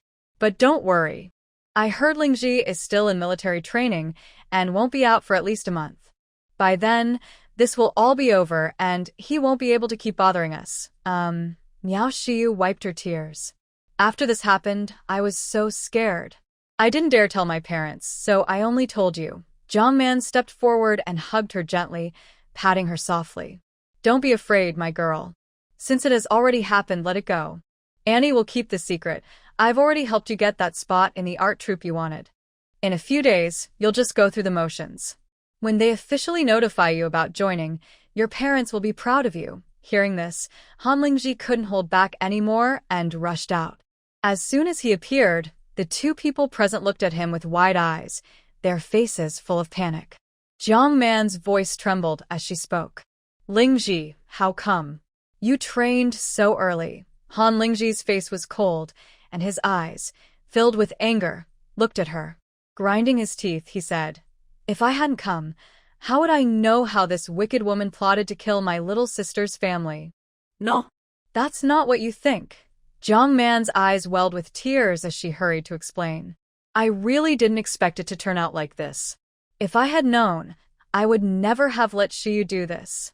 Mom begs you to forgive me, okay?" Seeing his fierce expression, Miao Shiyu's legs trembled with fear. Han. "Brother, this was all Auntie's doing. I really didn't mean to. Please forgive me." "Forgive." Han Lingji coldly glanced at them, as if he was hearing a huge joke. His eyes grew darker and more piercing, and he said grimly, "How about I send you both to the underworld to talk to my little sister's family?" Jiang Man screamed in fear. No. Han Lingji. "I am your mother. You absolutely won't do this to me." Since she was young, he hadn't been close to her. After she remarried, she rarely saw him because of various reasons. But every time they met, he was cold and distant.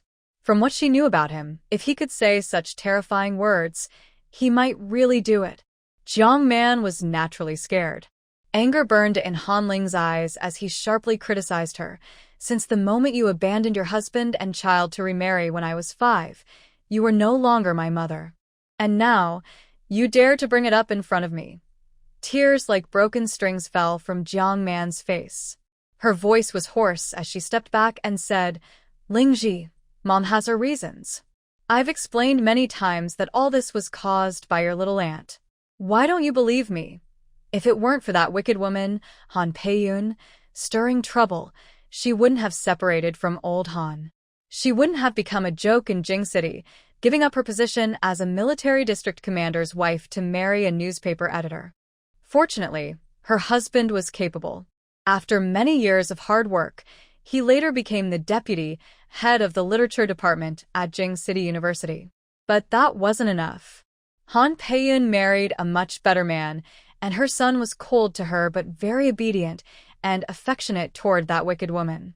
That wicked woman's mother-in-law was also the head of the literature department at Jing City University. This was like pushing her husband down. All of this made her burn with jealousy. She had been waiting for the right chance to strike.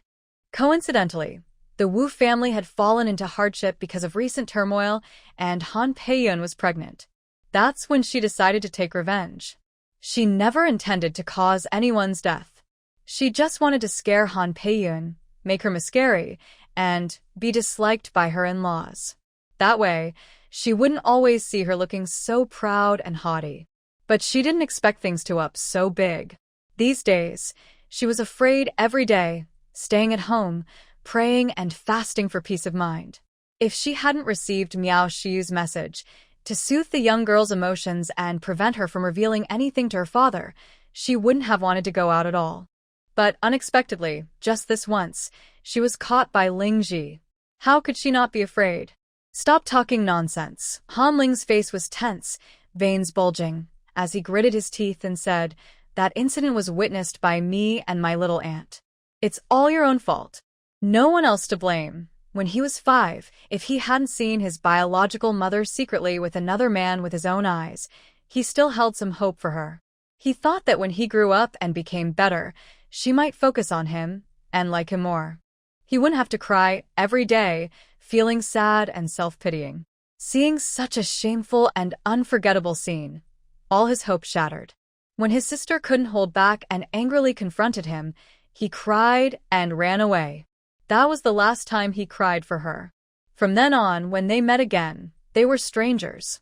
When his parents separated, they only said publicly that there was no love left to protect their reputation.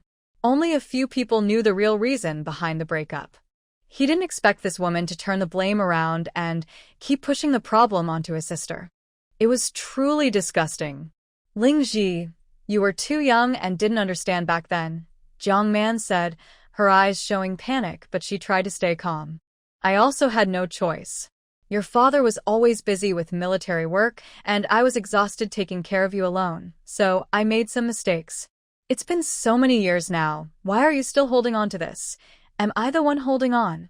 Han Lingji was laughed at angrily. He didn't want to argue anymore. He simply stepped forward, reached out, and grabbed her neck tightly. His eyes turned red as he said fiercely, I forgave you for what happened before because you gave birth to me. But you shouldn't have, you absolutely shouldn't have, hurt my sister and her family. This time, I will make you pay for them. Cough, cough. Lingji. Son. Let go of me. Han Lingji's grip was so strong that Jiang Man's face turned red, and she started to turn white, her eyes rolling back. Miao Shiyu was standing nearby, still trying to process what she had just seen. When she saw this scene, she was terrified. She hurried forward and grabbed Han Lingji's arm, anxiously saying, Brother Han, please let go.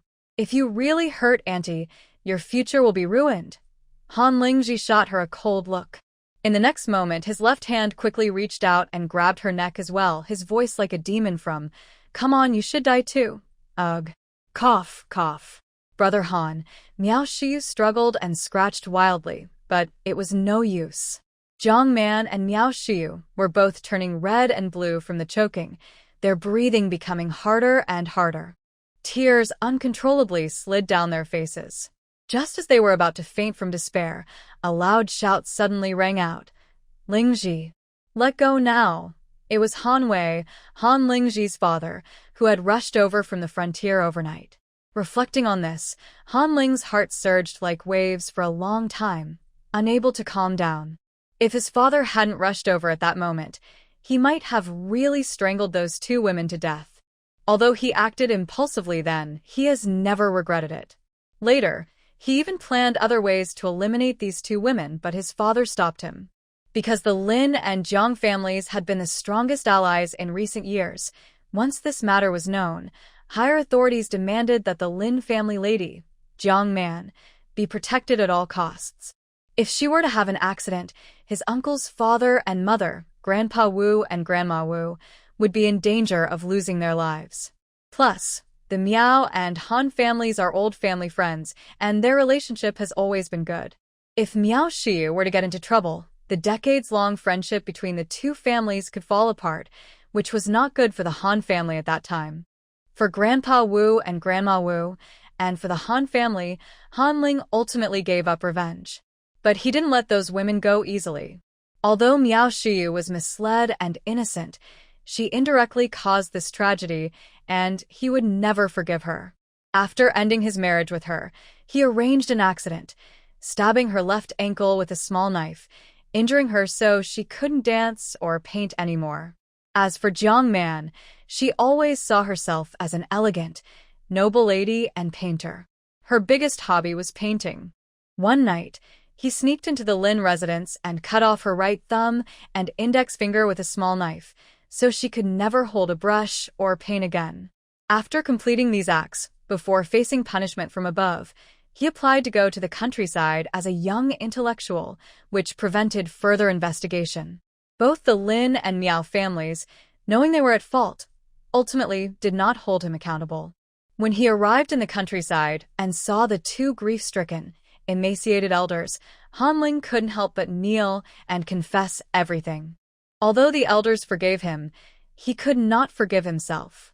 That year was 1971, and he was only 17 years old. A 17-year-old boy, burdened with the sins of his biological mother, took on the responsibility for 3 lives and vowed to care for the 2 elders for the rest of his life.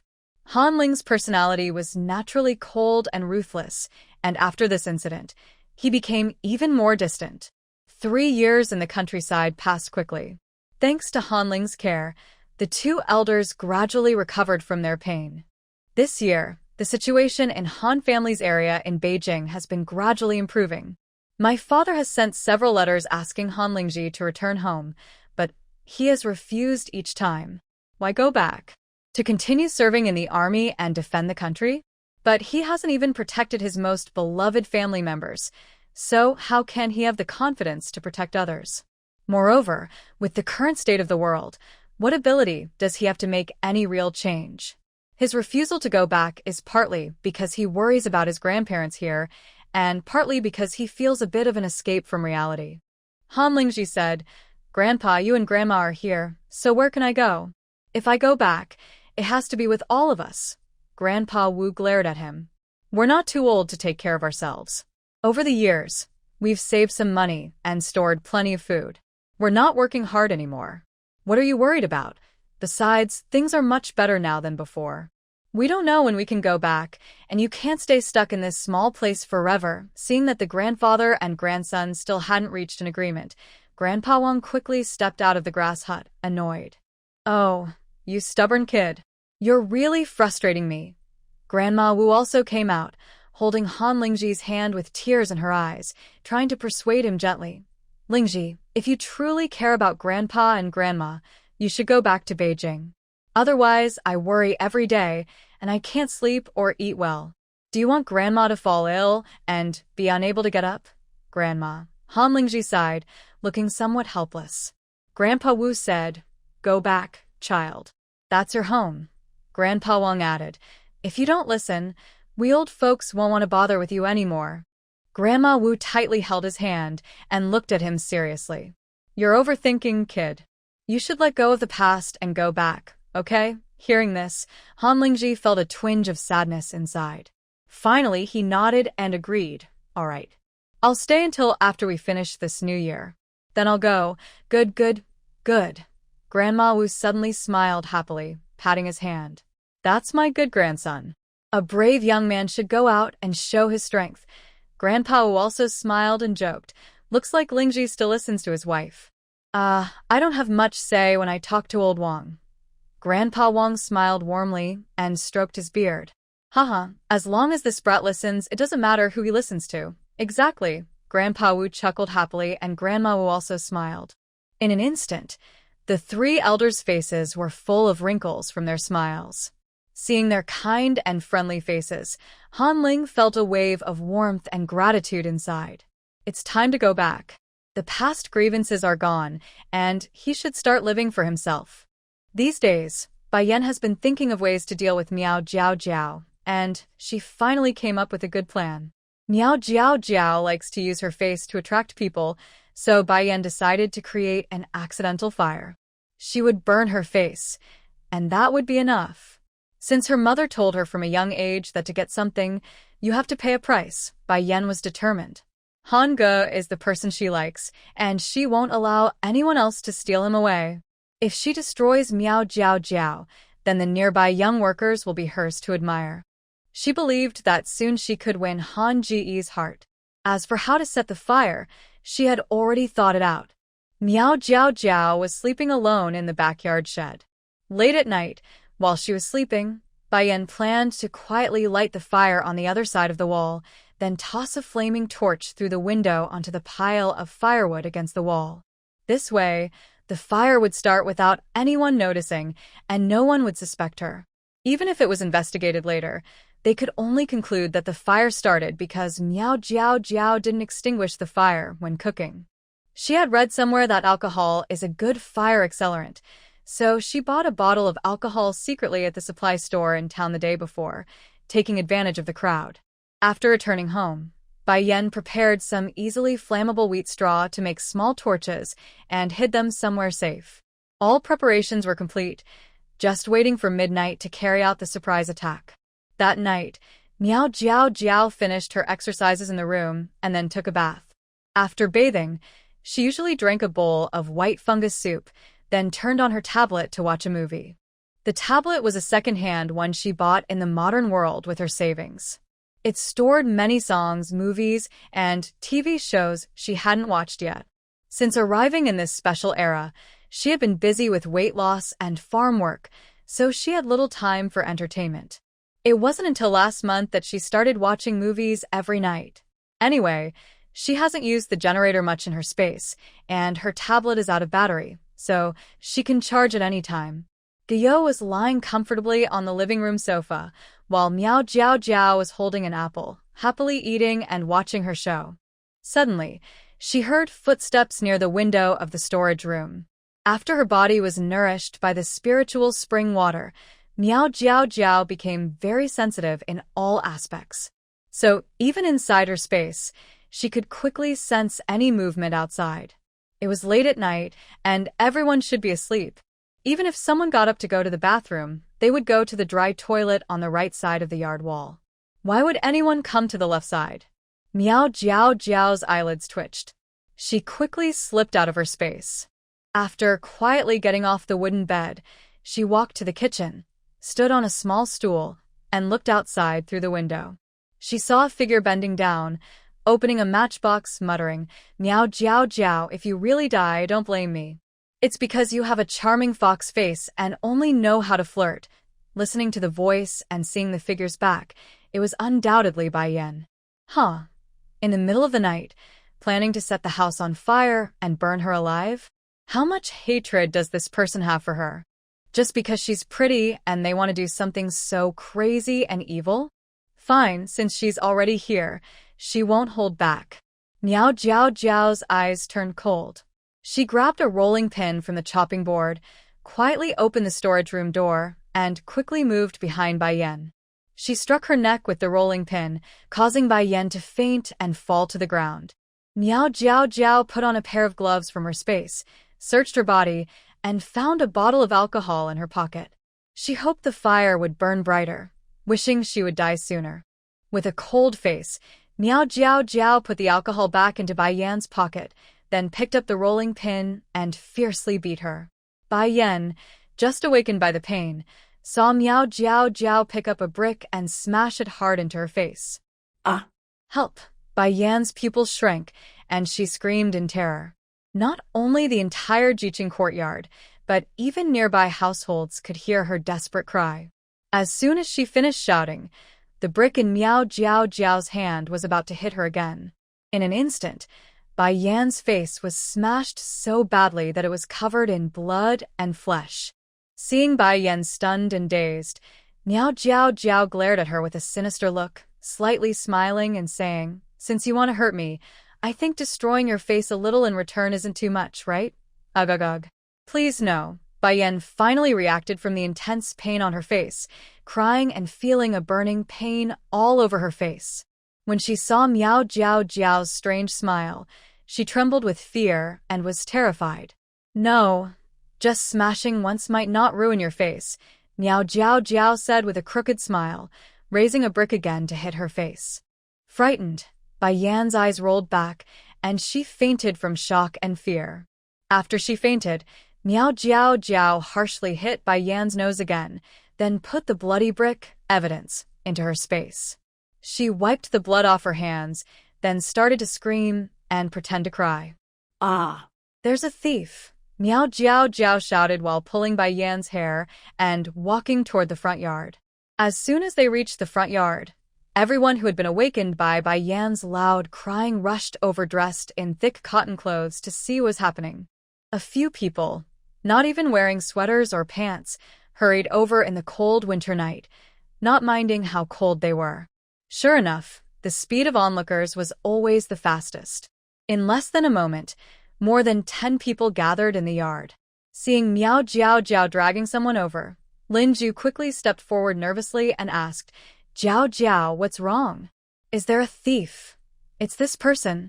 I saw her sneaking around the wall, acting suspicious, and I used a rolling pin to knock her out."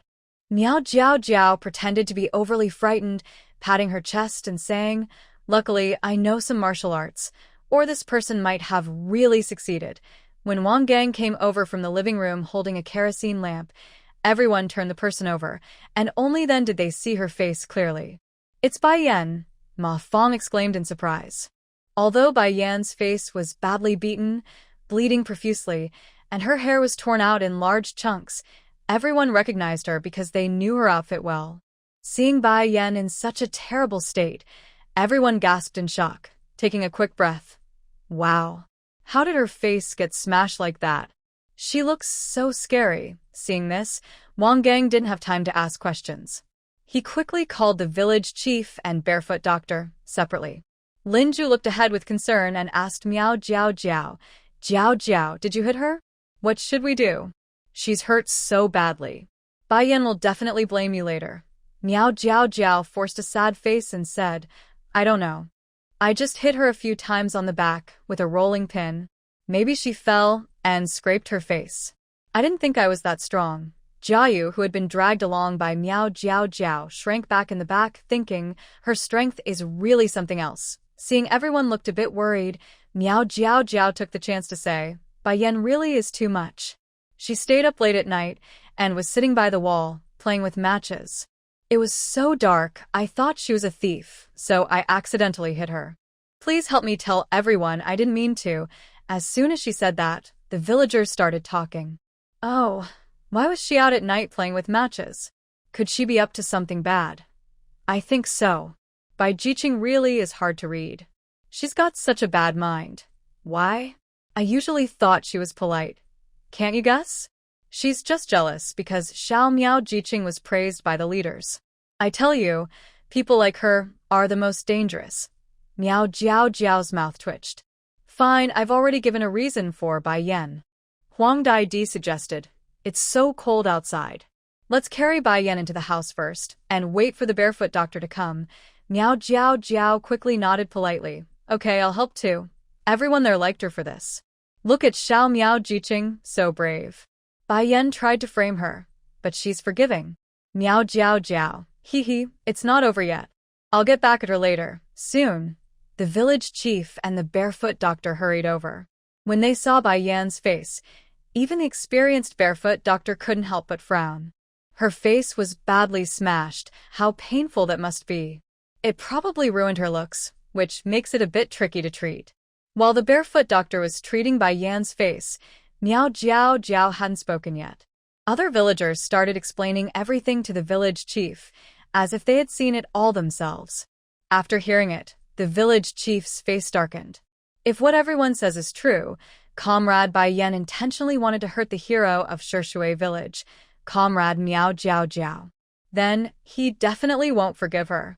After the barefoot doctor finished treating Bai Yan's wounds, the onlookers dispersed, and Miao Jiao Jiao returned to her room. She closed the door, entered her space, cleaned the bricks, and quickly took a shower. After drinking a few sips of spiritual spring water and applying a hydrating mask, she went to sleep deeply. Anyway, she had a good fight today. As for her grudge with Bai Yan, she would deal with it tomorrow. The next morning, Bai Yan finally woke up from her pain.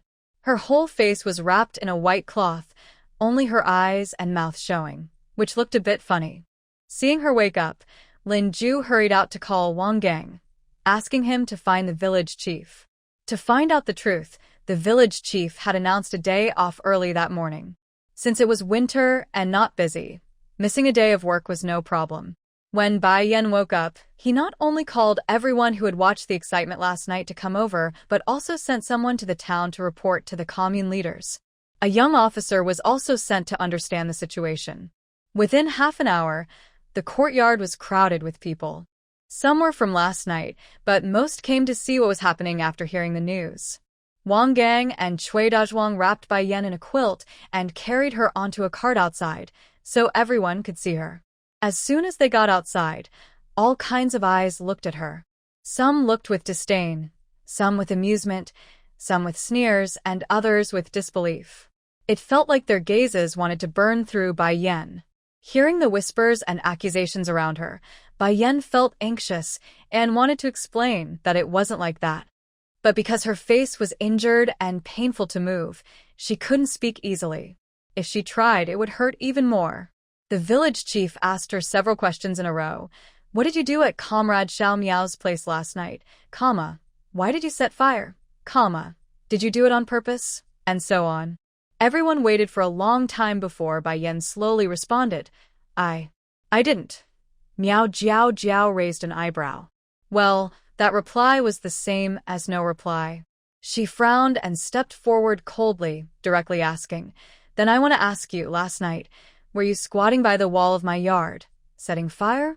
Seeing Bai Yan open her mouth to deny, Miao Jiao Jiao reminded her, Don't say there are no marks. There are 2 small burnt matchsticks nearby, and I already collected them. If you don't admit it, that's okay. I heard from Xiao Chun from the police that there's a high-tech method called fingerprint identification used in criminal cases. Later, I will take you and these matchsticks to the police station for testing. We can find out if your fingerprints are on them. Coincidentally, she had actually discussed this topic with Xiao Chun a few days ago. However, because domestic technology isn't very advanced, fingerprint testing isn't widely used across the country. Naturally, such technology wouldn't be available in a small town or county. So, she was just trying to scare Bai Yan a little, to make her slip up. Sure enough, after she said that, Bai Yan immediately panicked. Yes, but don't rush to explain. Miao Jiao Jiao interrupted her, looking into her eyes. I know it's hard for you to speak. If you keep talking, it might take a long time. Here's what we'll do. I'll ask you questions one by one, and you just answer yes or no. Hearing Miao Jiao Jiao's caring words, the people around praised her. This young Miao is really good. Even now, she's still worried about Bai Yan. That's right.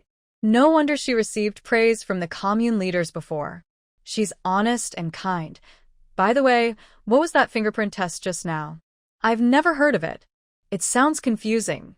You wouldn't understand. Only educated people know about that.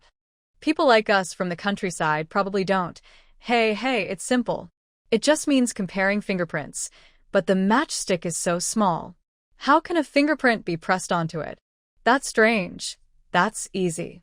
They probably used a magnifying glass to enlarge the fingerprint on the matchstick for comparison. Seeing everyone getting more and more confused, the young clerk from the commune office twitched his mouth and said impatiently, "Everyone, be quiet.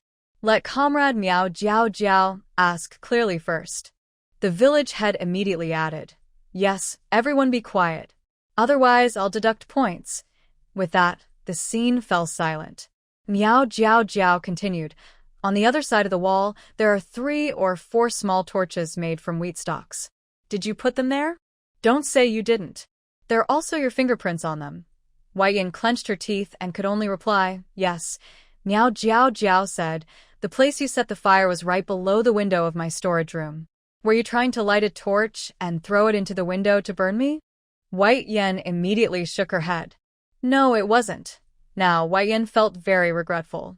Who knows why Miao Jiao was awake so late at night? She must have discovered something. This person is so sneaky. Not only did she hit her, but she also smashed her face painfully. Wei Yin hated her so much. If she had known it would turn out like this, she wouldn't have acted so rashly. She absolutely cannot admit to this. Otherwise, her future would be completely ruined. Seeing Wei Yin deny it, Miao Jiao smiled. "So, you ran over in the middle of the night to play with fire, huh? Are you losing your mind?" This question made Wei Yin hesitate. If she said yes, it would imply she has mental problems, damaging her reputation. If she said no, it would indirectly admit that she had some ulterior motive last night. After thinking for a moment, Wei Yin came up with a good answer. No, y. "I was sleepwalking." As soon as she said this, some villagers nodded in agreement. "I sleepwalked too. Once, I sleepwalked to my uncle's yard and slept there. I only realized it when I was woken up by the cold the next morning." "Me too. In the middle of the night, I was standing at the door with a water gourd in my hand, eyes closed, scaring my mother." Sleepwalking is really strange. Maybe we think we're dreaming, so we do things without knowing. Then, we didn't misunderstand by Jiqing. "Oh, what is this?" Before others could continue discussing, Miao Jiao quickly took out a bottle of alcohol from Wei Yin's pocket, curious. "This is fuel alcohol." She looked at the alcohol, and then at the village chief and the young helper, asking, "So, Comrade Wei Yin not only sleepwalks at night but also goes to the supply store during the day to buy alcohol to burn things." How should she respond to this? If she said it was all just coincidence before, how can she explain this alcohol? She can't say she was just playing with fire. Everyone wouldn't believe it.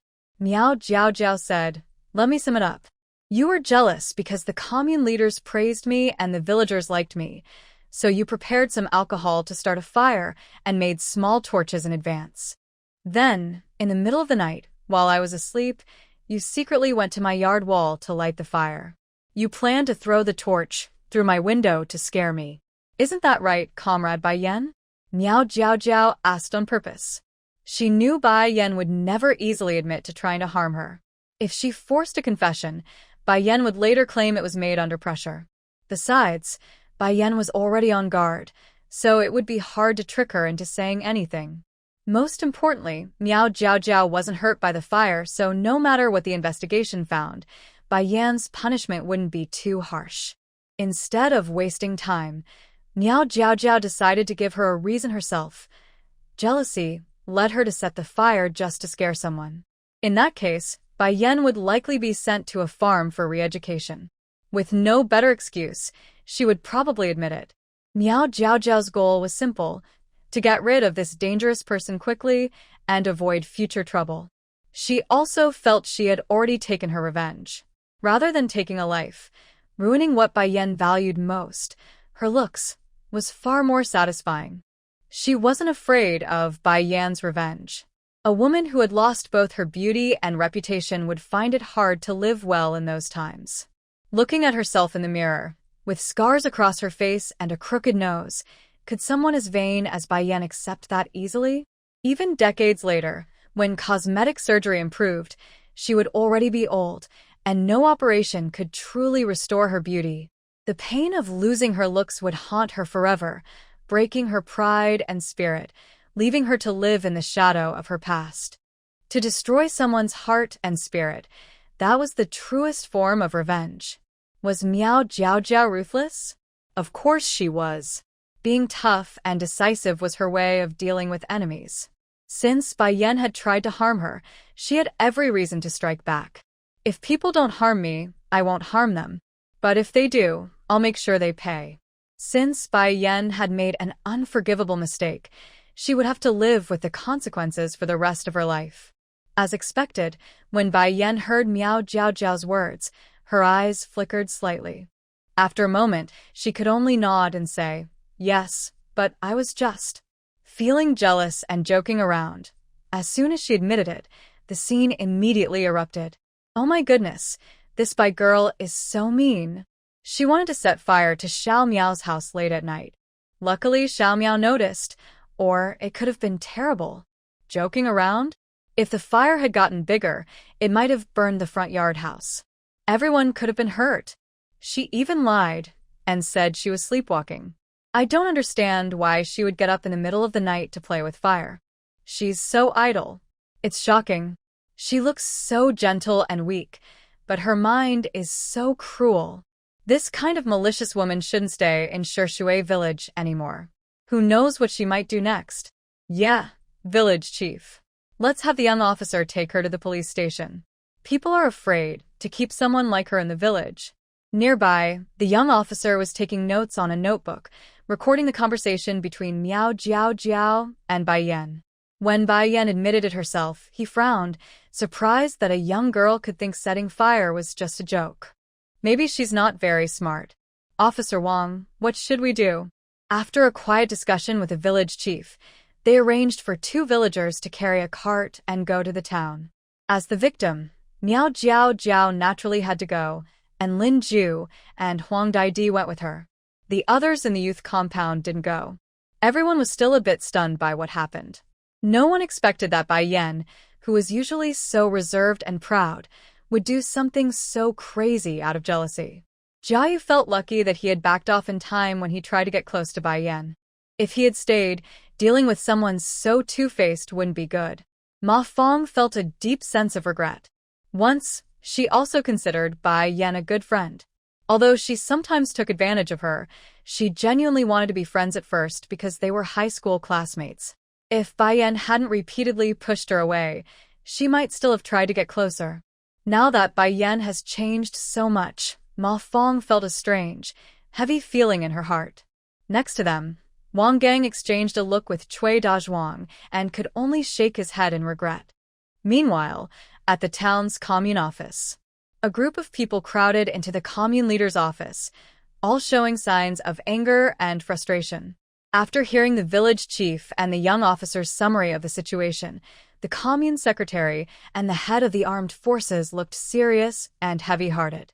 Little Chun, a police officer, was also present. When he heard that someone had tried to set a fire in the middle of the night to scare Miao Jiao, anger flashed in his eyes. This person's actions are truly unforgivable. Luckily, little Miao is safe. If something had happened, the consequences would have been terrible. After discussion, the commune leaders decided to send Bai Yan to a nearby pig farm for 2 years of reform. But before that, she needed to recover from her injuries at the town health clinic. 2 female officers would stay with her around the clock to prevent her from escaping. When Bai Yan heard this final decision, she wanted to cry, but couldn't. She asked the leaders for permission to go to the county hospital to check her face and to send a telegram to her family in Beijing to come and take care of her. The leaders, worried about potential trouble, immediately refused her request. They thought, she's committed a crime and still wants to go to a good hospital? That's wishful thinking. The commune secretary also planned to inform the county youth office later, so they could handle sending messages to Beijing. At this point, Bai Yan finally left Shishui village. Before leaving the town, Little Chun privately approached Miao Jiao. He said she was his lifesaver and that she could come to him if she ever needed help. He promised he would always support her. Miao Jiao didn't hesitate and agreed directly. Maybe he just wanted to repay her kindness and having an extra helper wouldn't hurt. When they returned to the village, villagers heard that Bai Yan was sentenced to reform at a farm, and everyone thought the punishment was fair. But seeing Miao Jiao Jiao smiling happily, people suddenly remembered Bai Yan's bloodied face. They also recalled her previous actions, kicking Wang Matzi and fighting bandits. Everyone felt a strange sense of fear and unease. Their bodies felt cold and tense. This girl, she's not someone to mess with. It's better to avoid her in the future. By the time Meng Baobao learned this news, it was already the afternoon. After school in the afternoon, she immediately ran over to find Miao Jiao Jiao. Jiao Jiao, are you okay? Boo-hoo, I was so worried. As soon as she saw her, Meng Baobao's eyes turned red, and she hugged her tightly. Miao Jiao Jiao was caught in her hug like an octopus and couldn't move. She laughed and said, "Do I look like I have a problem?" Meng Baobao looked up with shining tears falling down her face. She didn't bother to wipe them and carefully looked at Miao Jiao Jiao from head to toe. Seeing that she was perfectly fine, her heart finally relaxed. "I'm glad you're okay. That's all that matters." Miao Jiao Jiao felt a little warm inside. She wiped her tears and smiled. "You're so grown up, but you still cry like a little kid." Humph. Meng Baobao deliberately rubbed her tears onto her arm, sniffed her pink nose, and with a soft voice said, "You don't know how worried I was. When I heard Bai Yan set fire to your house, I was so scared I almost fainted." Miao Jiao Jiao patted her head to comfort her. "It's okay, it wasn't serious. She just tried to set the house on fire, but I caught her before she succeeded." "Really?" Meng Baobao looked surprised, eyes wide. "The villagers said the fire was already halfway through, and you only noticed when you were choked by the smoke." Miao Jiao Jiao. "What is this all about? Come and see for yourself." Miao Jiao Jiao took her hand and led her into the storage room. "Look, there are no burn marks at all." Meng Baobao looked around and frowned. "These people are really something. There's nothing there, but they're just making things up." Miao Jiao Jiao was curious. "What else did they say?" The villagers also said Bai Yan might be possessed by a ghost, and that a demon was causing trouble inside her, which is why she came over to do bad things. Miao Jiao Jiao was speechless. In just one day, how did this story get so more and more exaggerated? Do you believe that? Such superstitions are not good. Meng Baobao quickly nodded. Yes, I know. I just worry about you. Bai Yan is so mean. She set fire to scare you, for no reason. It's so strange. Miao Jiao Jiao replied. It's not exactly without reason. I've had issues with her for a long time.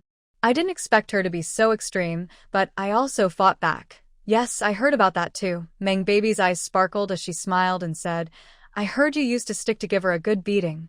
Her face hit the stone and got disfigured. I think you did the right thing. She was doing bad things. However, Meng Baby's eyes darkened and she pouted angrily. Now everyone in the village is saying you're too strong. Maybe no one will want to marry you in the future. People talk nonsense.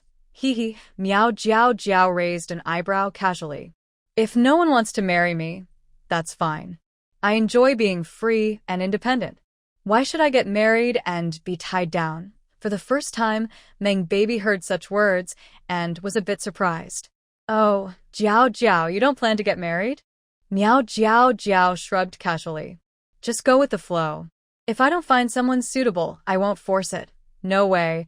Meng Baby was anxious and stomped her foot. My mom said if I don't get married, I won't have children when I grow old. That would be so sad. Miao Jiao Jiao caught the key point and asked with a smile, Why is your mom talking about this? Meng Baby blushed and whispered, We got a letter from home saying they want to introduce me to someone. I initially said I wanted to wait, but my mom explained that I should try to meet him early. Haha, you're looking for a partner. Miao Jiao Jiao's eyes lit up. She circled around Meng Baby playfully and teased, After the new year, you'll be almost 17. You're a big girl now, so it's time to find someone. Meng Baby's ears turned red. She punched her gently on the chest and pouted. You're the one talking. You're 2 years older than me, so you should find someone too. Miao Jiao Jiao shook her head. I've got high standards. Curious, Meng Baby asked. What are your requirements? Miao Jiao Jiao blinked and said, I won't tell you. She hadn't thought much about this, so she couldn't answer. Come on, tell me. Meng baby tugged her arm. Maybe I can help my mom look out for someone and she might find a good match for you. When she wrote to her family before, she often mentioned Miao Jiao Jiao and praised her a lot. Last time, when she was kidnapped by bandits, Jiao Jiao Jiao risked her life to save her. Her family knew about it.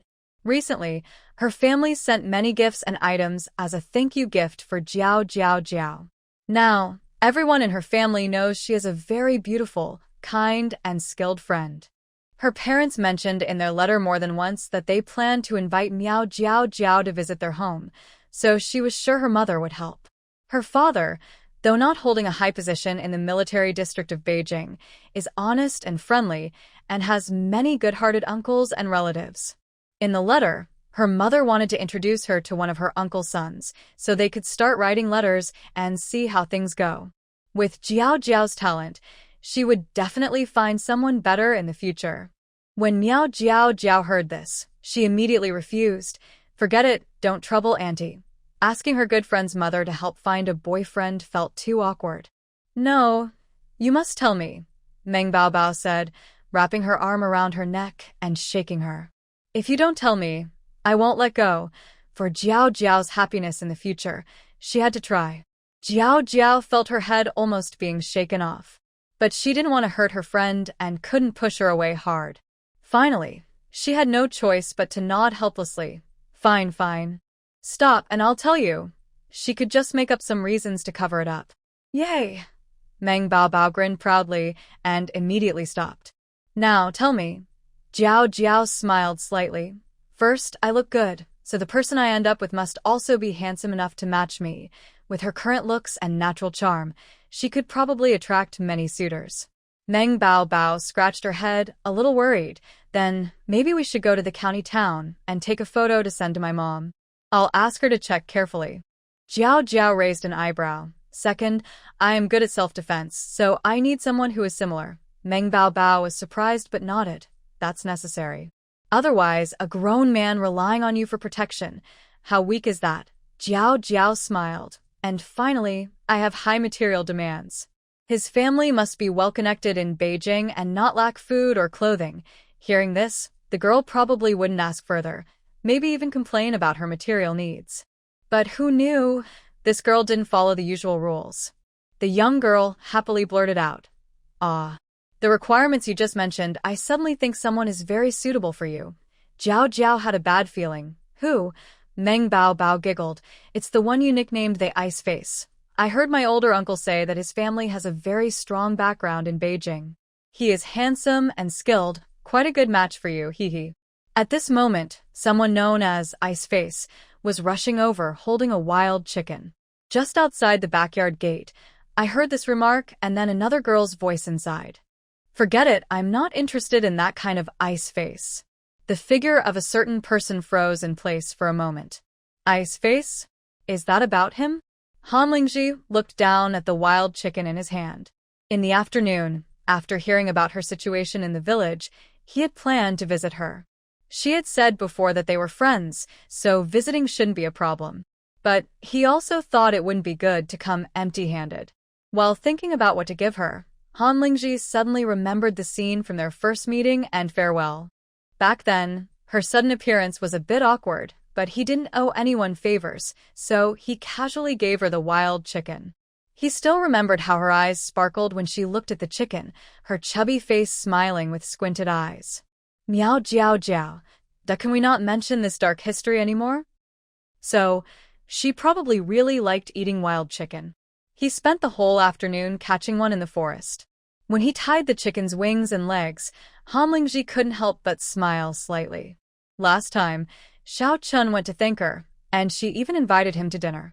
This time, he specifically caught a wild chicken for her. She would probably invite him to stay for dinner too. Thinking of this, he couldn't help feeling excited. He hurriedly left the forest and rushed over. But he didn't expect that just outside the door, he would hear her say, "Forget it, I'm not interested in that kind of Ice Face." He didn't know how to describe that feeling. It was like his whole body froze, or his heart felt cold. A wave of uncontrollable disappointment spread inside him. Since she didn't want him there was no point in staying. The light in Han Lingji's eyes dimmed.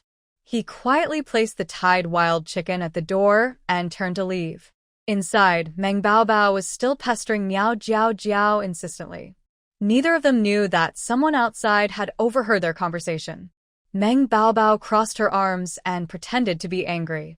Humph, Jiao Jiao, you're such a big liar. I found someone suitable, but you say you're not interested. Miao Jiao Jiao touched her forehead, feeling a bit of a headache.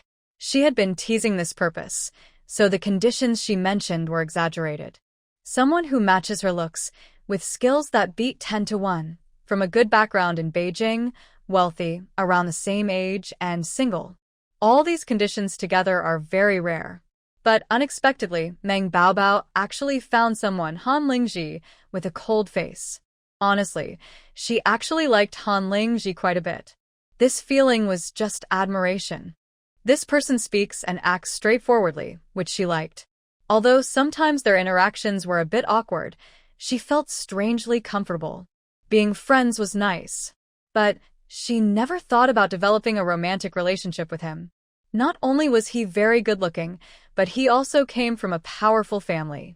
She, as a free-spirited common girl, didn't think she was suitable. After what happened with Bai Yan last night, Miao Jiao Jiao thought more about how they had been getting along. Although they had some disagreements before, he never did anything extreme. Since the last time in the woods, when Han Lingji publicly humiliated Bai Yan and then asked her to go back with him, Bai Yan's eyes looked a bit sinister. Thinking back to how Bai Yan had rejected his confession in the reeds before, she was sure Bai Yan was angry about not being able to get his love and was taking it out on her. That's why she caused that fire and murder last night. But they were just friends, nothing more. It was ridiculous to think she would hold a grudge over that. Han Lingji was so outstanding. He probably had many admirers. If they really got together, there would be many more incidents like Bai Yan, and she'd be overwhelmed trying to handle them all. Miao Jiao Jiao hated trouble the most. To avoid problems, she decided it was better not to pursue it. Besides, he might not even be interested in her. They were having a good chat here, but if someone overheard, they'd be laughed at. Miao Jiao Jiao, when I said I wasn't interested, it was because of many reasons. I'm not suitable for him. Please don't mention it again. Meng Baobao was just speaking without thinking. If she really let Jiao Jiao be with Han Lingji, she wouldn't agree. That cold-faced guy is always gloomy and silent. Just looking at him makes people afraid. There's no way he would let Jiao Jiao get close to him. Okay, hee, I was just joking. Meng Baobao nervously blinked, then seriously patted her chest and said, Don't worry, I remember all the conditions you mentioned. I'll write to my mom and ask her to keep an eye out for you. Jiao Jiao's mouth twitched slightly. No need for that. While they were talking, Lin Ju's loud voice came from outside. Hey, how did this wild chicken get here? Jiao Jiao, come out for a moment. As Jiao Jiao reached the door, she saw a tied-up wild chicken nearby. Her heart skipped a beat. Sister Lin, what's with this wild chicken? Comrade Han Lingji just brought it over. He came to visit you specially. I even greeted him in the front yard. Lin Ju looked puzzled. That's strange. Why did he leave the wild chicken at the door instead of bringing it into your room? Did you see him? Jiao Jiao's eyes widened in surprise, unable to respond for a moment. At this time, Meng Baobao also came out after hearing the noise. Seeing the chicken and hearing Lin Ju's words, she stared at Jiao Jiao in shock, her face showing embarrassment. Could it be that they overheard everything earlier? The cold-faced guy heard their conversation? Did he leave because he was upset after hearing Jiao Jiao wasn't interested in him? Honestly, Meng Baobao was convinced. But the strong-willed Jiao Jiao didn't think so. From her previous interactions with Han Lingji, she knew he wasn't curious about anything. Maybe he just wasn't interested in their awkward conversation and left without a word. However, he kindly brought a gift to visit her, and she didn't even notice. That was a bit rude. Jiao Jiao. He probably had something urgent to do. I'll stew this wild chicken now, and when the soup is ready, I'll send some over to him. Later, some diluted spiritual spring water can be added inside, which will surely taste very good. It can also help the elderly in the thatched hut feel a little healthier. Probably, Linju smiled and said. Otherwise, I can help you boil water and pluck feathers. Later, you can share half a bowl of chicken soup with me. Miao Jiao Jiao smiled and said, Sure, let's start now. Miao Jiao Jiao's friend Miao Bao Bao also giggled and came over. She raised her paw and said, Then I'll help wash the pots and dishes. Jiao Jiao, you also have to share half a bowl of chicken soup with me. Miao Jiao Jiao was amused by her. Okay. I won't forget you.